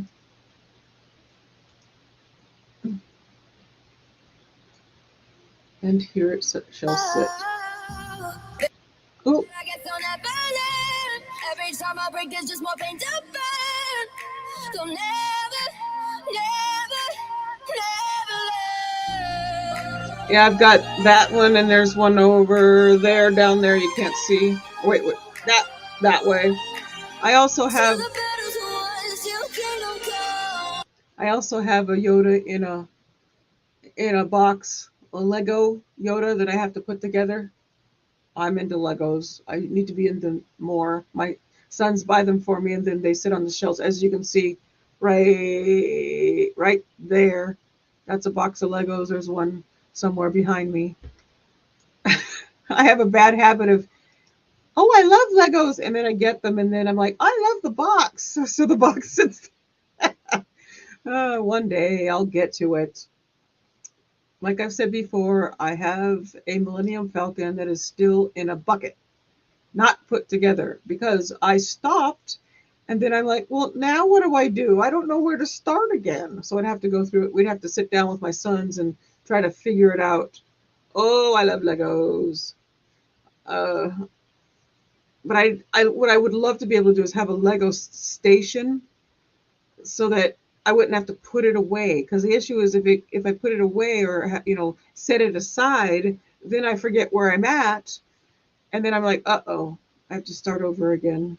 So, but I need to find I had some figures that I put together that are Lego figures. I gotta find them. I thought I had them out, but I guess I don't.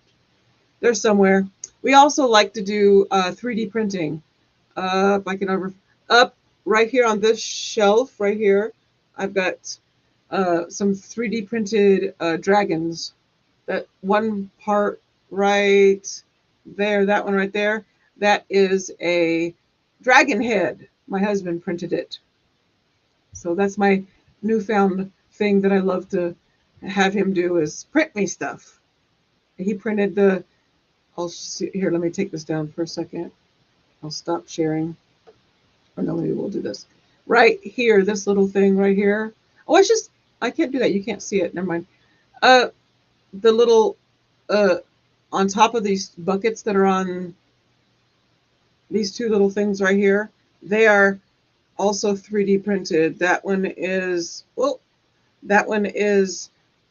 one strand of multicolor 3D printing stuff. It's a yarn bowl. And this one is also a yarn bowl, and that one is the Death Star. I have another bigger Death Star that he printed also. So that's all the stuff that I do. There's also my nail stuff behind me there. Oh, there you can see Baby Yoda right down there too. Yes, all my stuff. And some of the stuff up there right on that shelf is stuff that my son made in school. He is very artistic, loves doing stained glass art. So he makes little pieces of glass, or did during school. Very good at it. Very proud of him.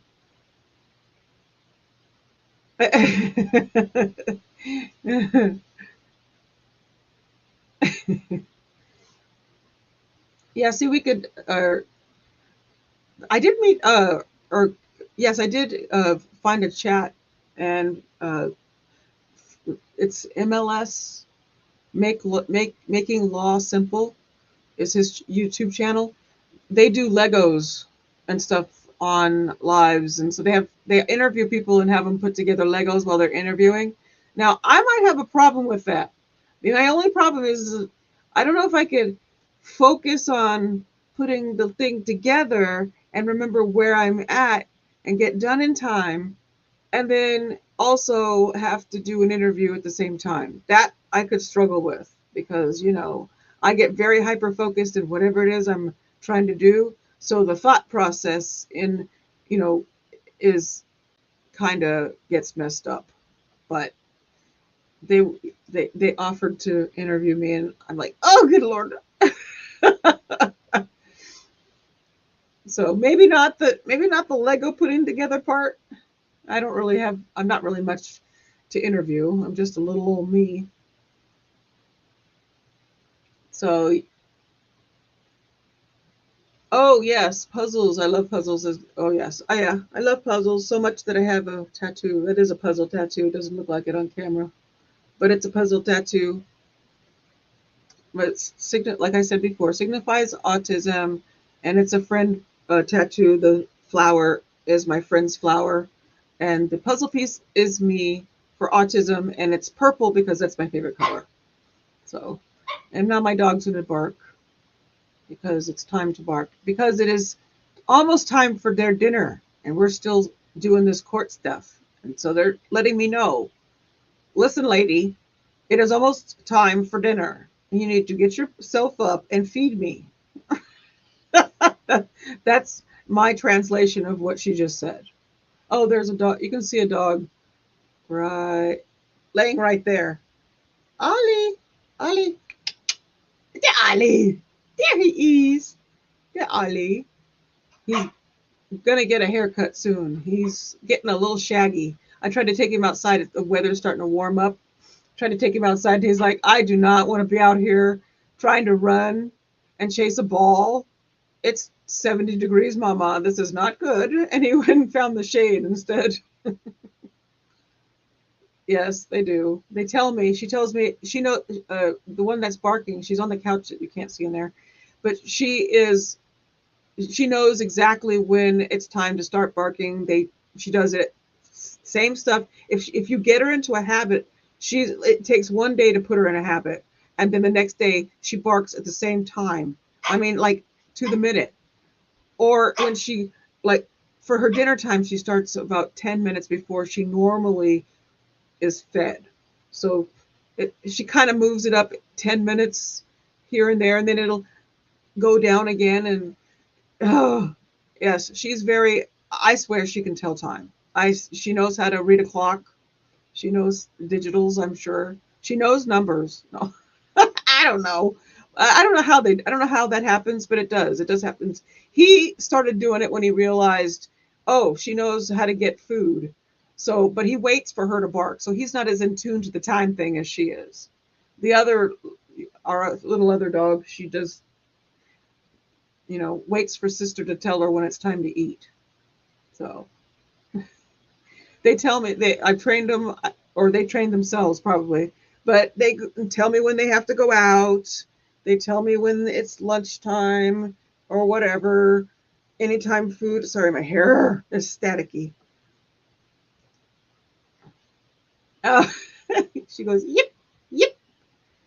In a minute, she'll start barking so bad I'll have to turn the sound off because I'm not. Oh, hold on. Here we go.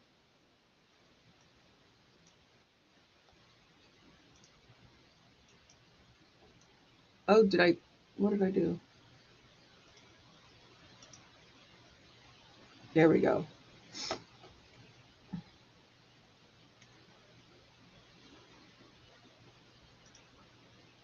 We are back.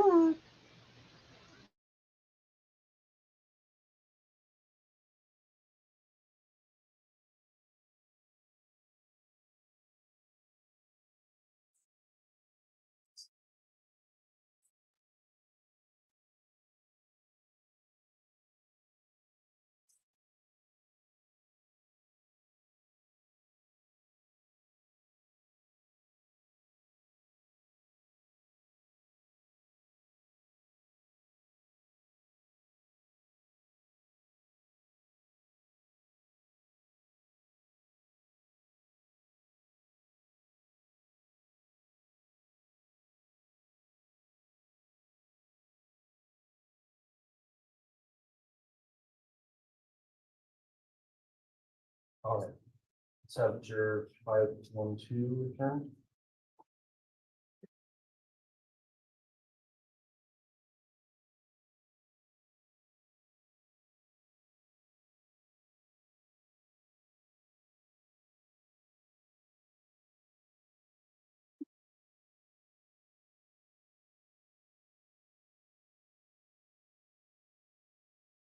All right, juror number 512, thank you for returning. This will be the time for your individual for dire. I know it's been a long afternoon. Thank you for hanging in there with us. We wanted to address a few more topics outside the presence of the jurors.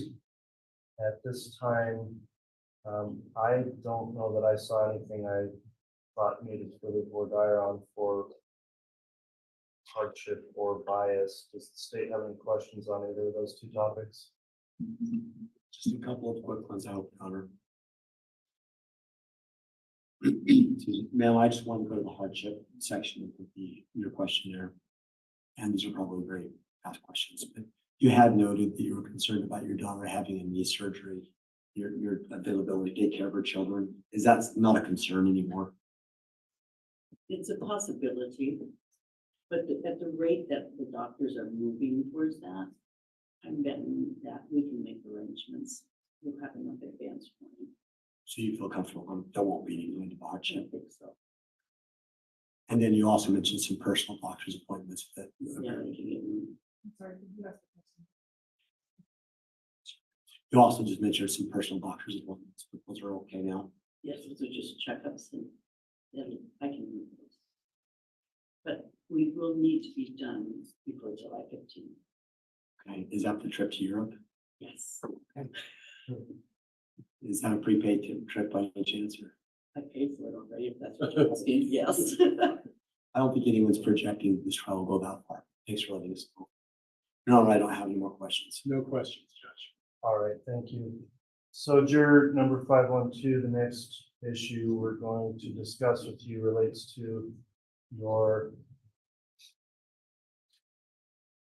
attitudes regarding the death penalty, and that is contained in your questionnaire starting on page 12. Do you recall reading through those questions about the death penalty and answering them in the questionnaire? I remember. All right, as you sit here today now with some time having passed since you filled it out, you still feel the same way, and are your answers accurate? I think so. I think it's the same. I've thought about it frequently off and on over the decades. Okay. And so when we think about it, it's generally hypothetically, we're in a different situation here. In this case, it may be necessary for you to actually make a determination in regard to the imposition of the death penalty or some other penalty. So remember, when you're thinking about that in answering these questions, any penalty you consider should be done as if it is absolute and will be carried out in the case. You understand that? yes, Okay. I'm making a comment. Yes.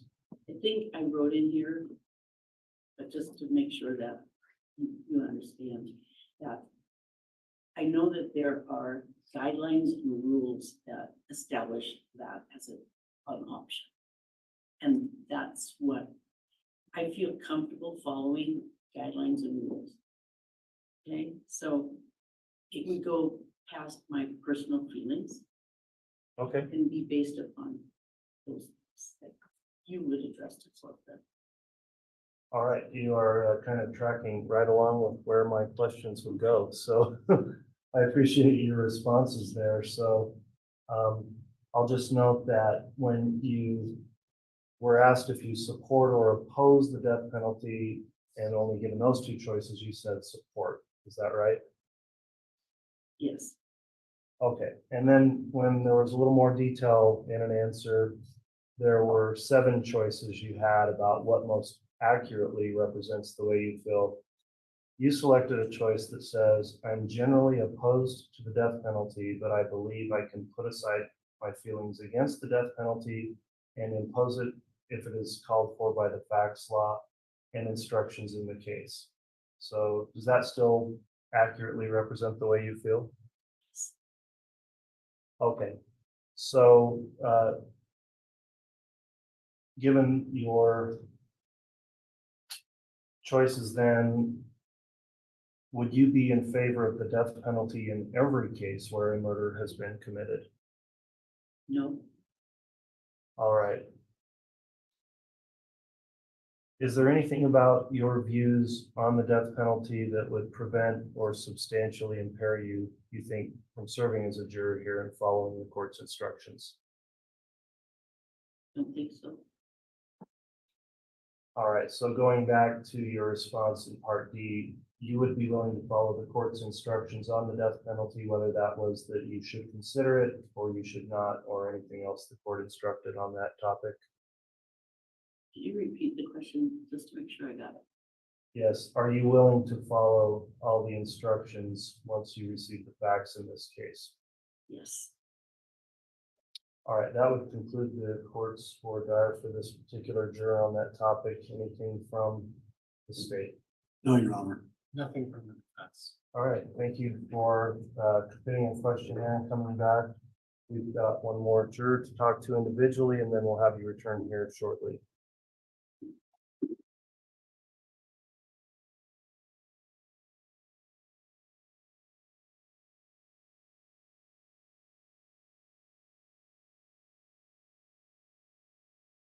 All right, final juror we'll discuss more dire on individually is 537.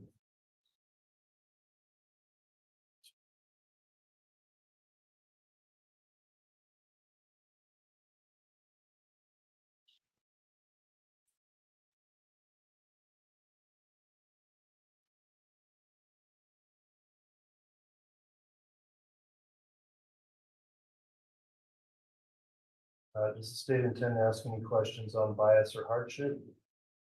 The state does not, Your Honor. Fence does not. Okay, thanks, counsel. I'll just put that on the record now that the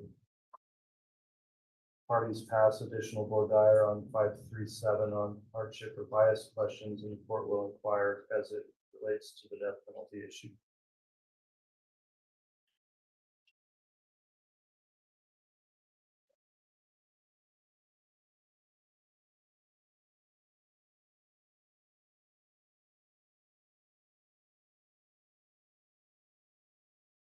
All right, juror number 537, thank you for returning. You're the final person we're talking to in this group, so thank you for your patience today.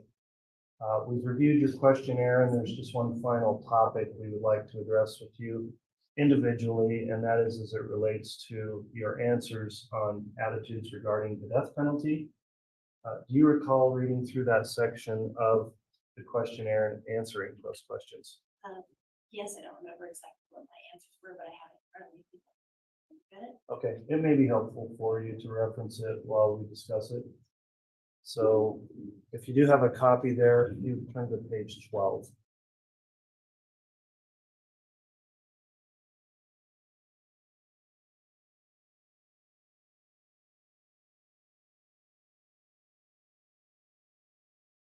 All right.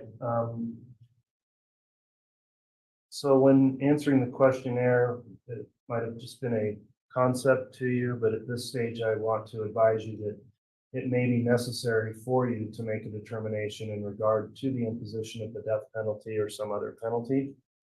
And when you're considering that, consider that any penalty you're thinking about could be done and absolute and carried out in the case, or consider that it would be done, I should say, and absolute and carried out in the case.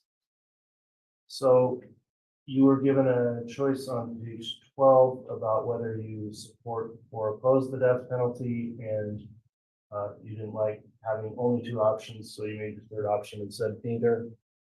Can you explain your thoughts in answering that question? Well, when I said neither, I am not strongly for it or strongly opposed. I know there's a huge arc in terms of what you believe and what you think you can do, can't do. I don't have a really strong opinion.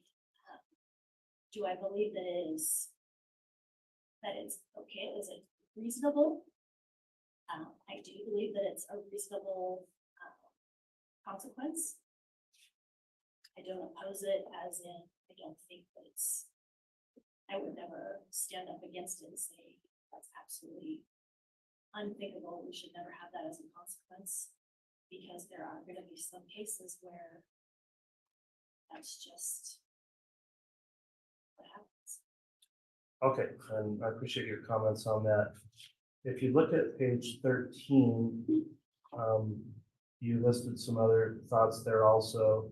I'm just looking at your responses on number 6, and it looks like you maybe vacillated back and forth between C and D choices and ultimately went with D.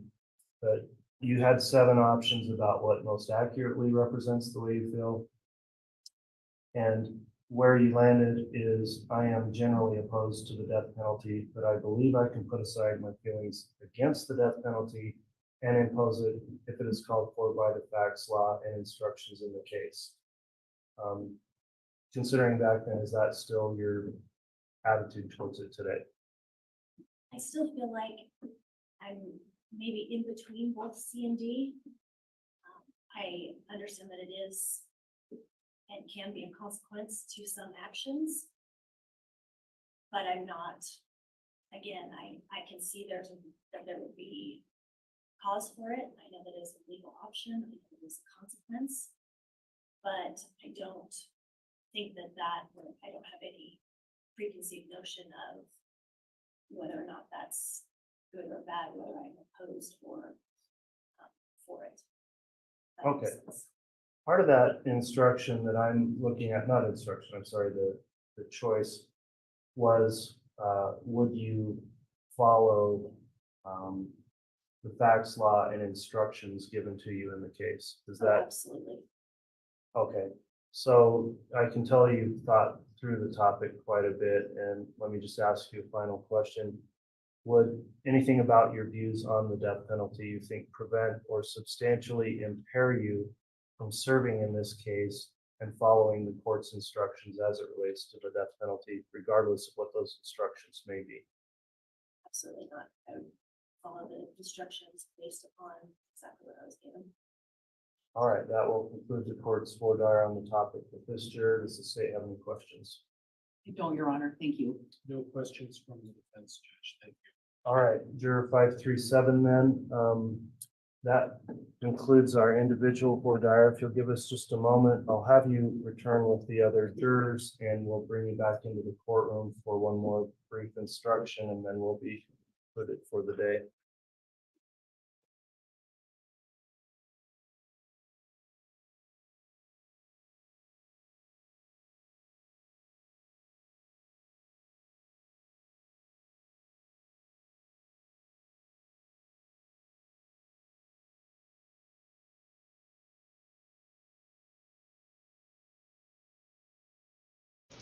Since judges stepped off the bench real quick, I'll read. Excuse me, sorry about that. I'll read this real quick. What Nate said: State and defense have no question for the juror. She advances. This gets us to 35 jurors, unless the other two who discussed things in private made it. The ones who made it through will walk in shortly, and then court will be adjourned until tomorrow. So we'll find out if those other two, I assume they'll be with this group if they went through. Which I'm surprised that wasn't something that was stated, but it may have not been something that the judge wanted to put on the record.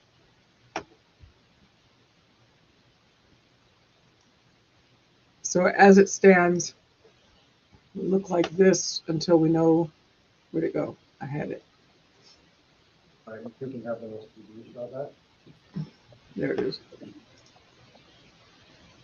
That's currently where we stand. I thought it was 30. He says 35, right? So I'm off by one. Oh, oops. See, I'm off by one. Let me fix that.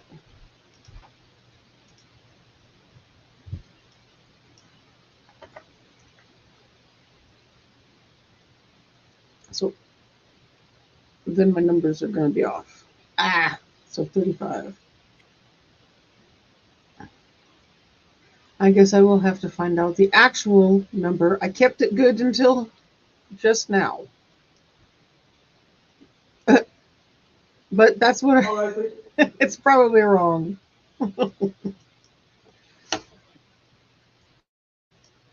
All rise.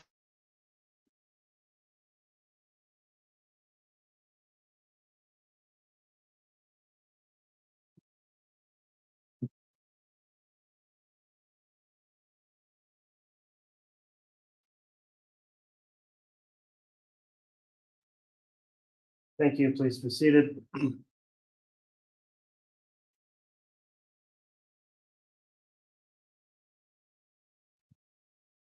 All right, ladies and gentlemen of the jury, you are turning now. We went through the individual voir dire. This concludes voir dire for this group.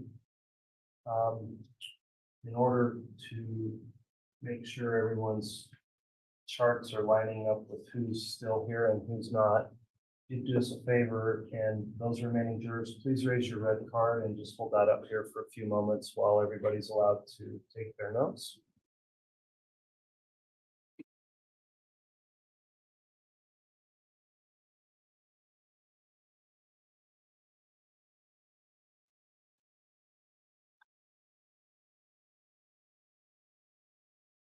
All right, with that, you can go ahead and put those down. I'll ask now that that's been confirmed, does the state pass this small group for cause? Yes, Your Honor. Does the defense pass for cause? Yes, Your Honor. Thank you. All right, thank you. So ladies and gentlemen of the jury, you have been passed for cause. We're continuing to question these groups of jurors until we reach the necessary number of jurors for the attorneys to exercise their peremptory challenges.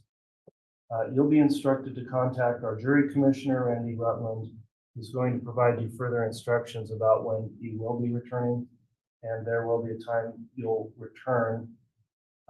While you're waiting for that, please remember to follow the court's instruction to not investigate this case, look the case up, go and find information on the case. If you happen to see anything being reported about it passively through news, etc., try to make an effort to not listen in so that we can keep you as impartial as you are at this time, and also avoid talking to anyone about the details of the case. As it comes to the topic of discussing when you may serve and that you may serve, of course, that's okay to talk about with friends, family, employment, etc., but just refrain from discussing any detail or fact of the case. And with that, we appreciate your continued service. You'll be advised when to return, and we'll see you back whenever that takes place. So with that, are we okay to conclude for the day with this group from the state? Yes, Your Honor. Thank you. From the defense, Your Honor. All right, thanks all for your time. Please rise for the jury. Come this way, please.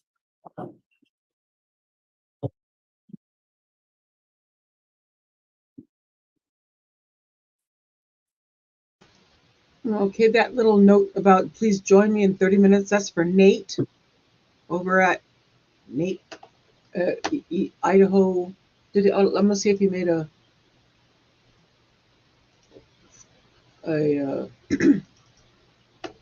live stream for it yet.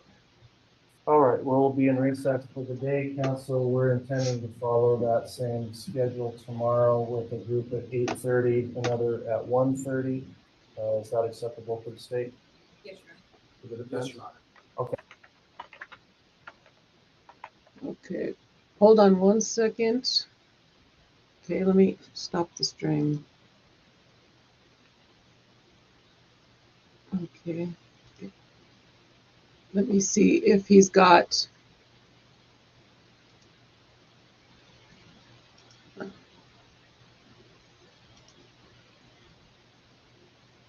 He doesn't have, there's no live made for it yet. So I'll just give you the link to his page. Copy in the chat where he will be. And then in 30 minutes, we can all go head over there. That's the channel for it. And then we can go watch his live. Getting closer, getting closer. I don't know what the man-woman count is now. I lost count of that.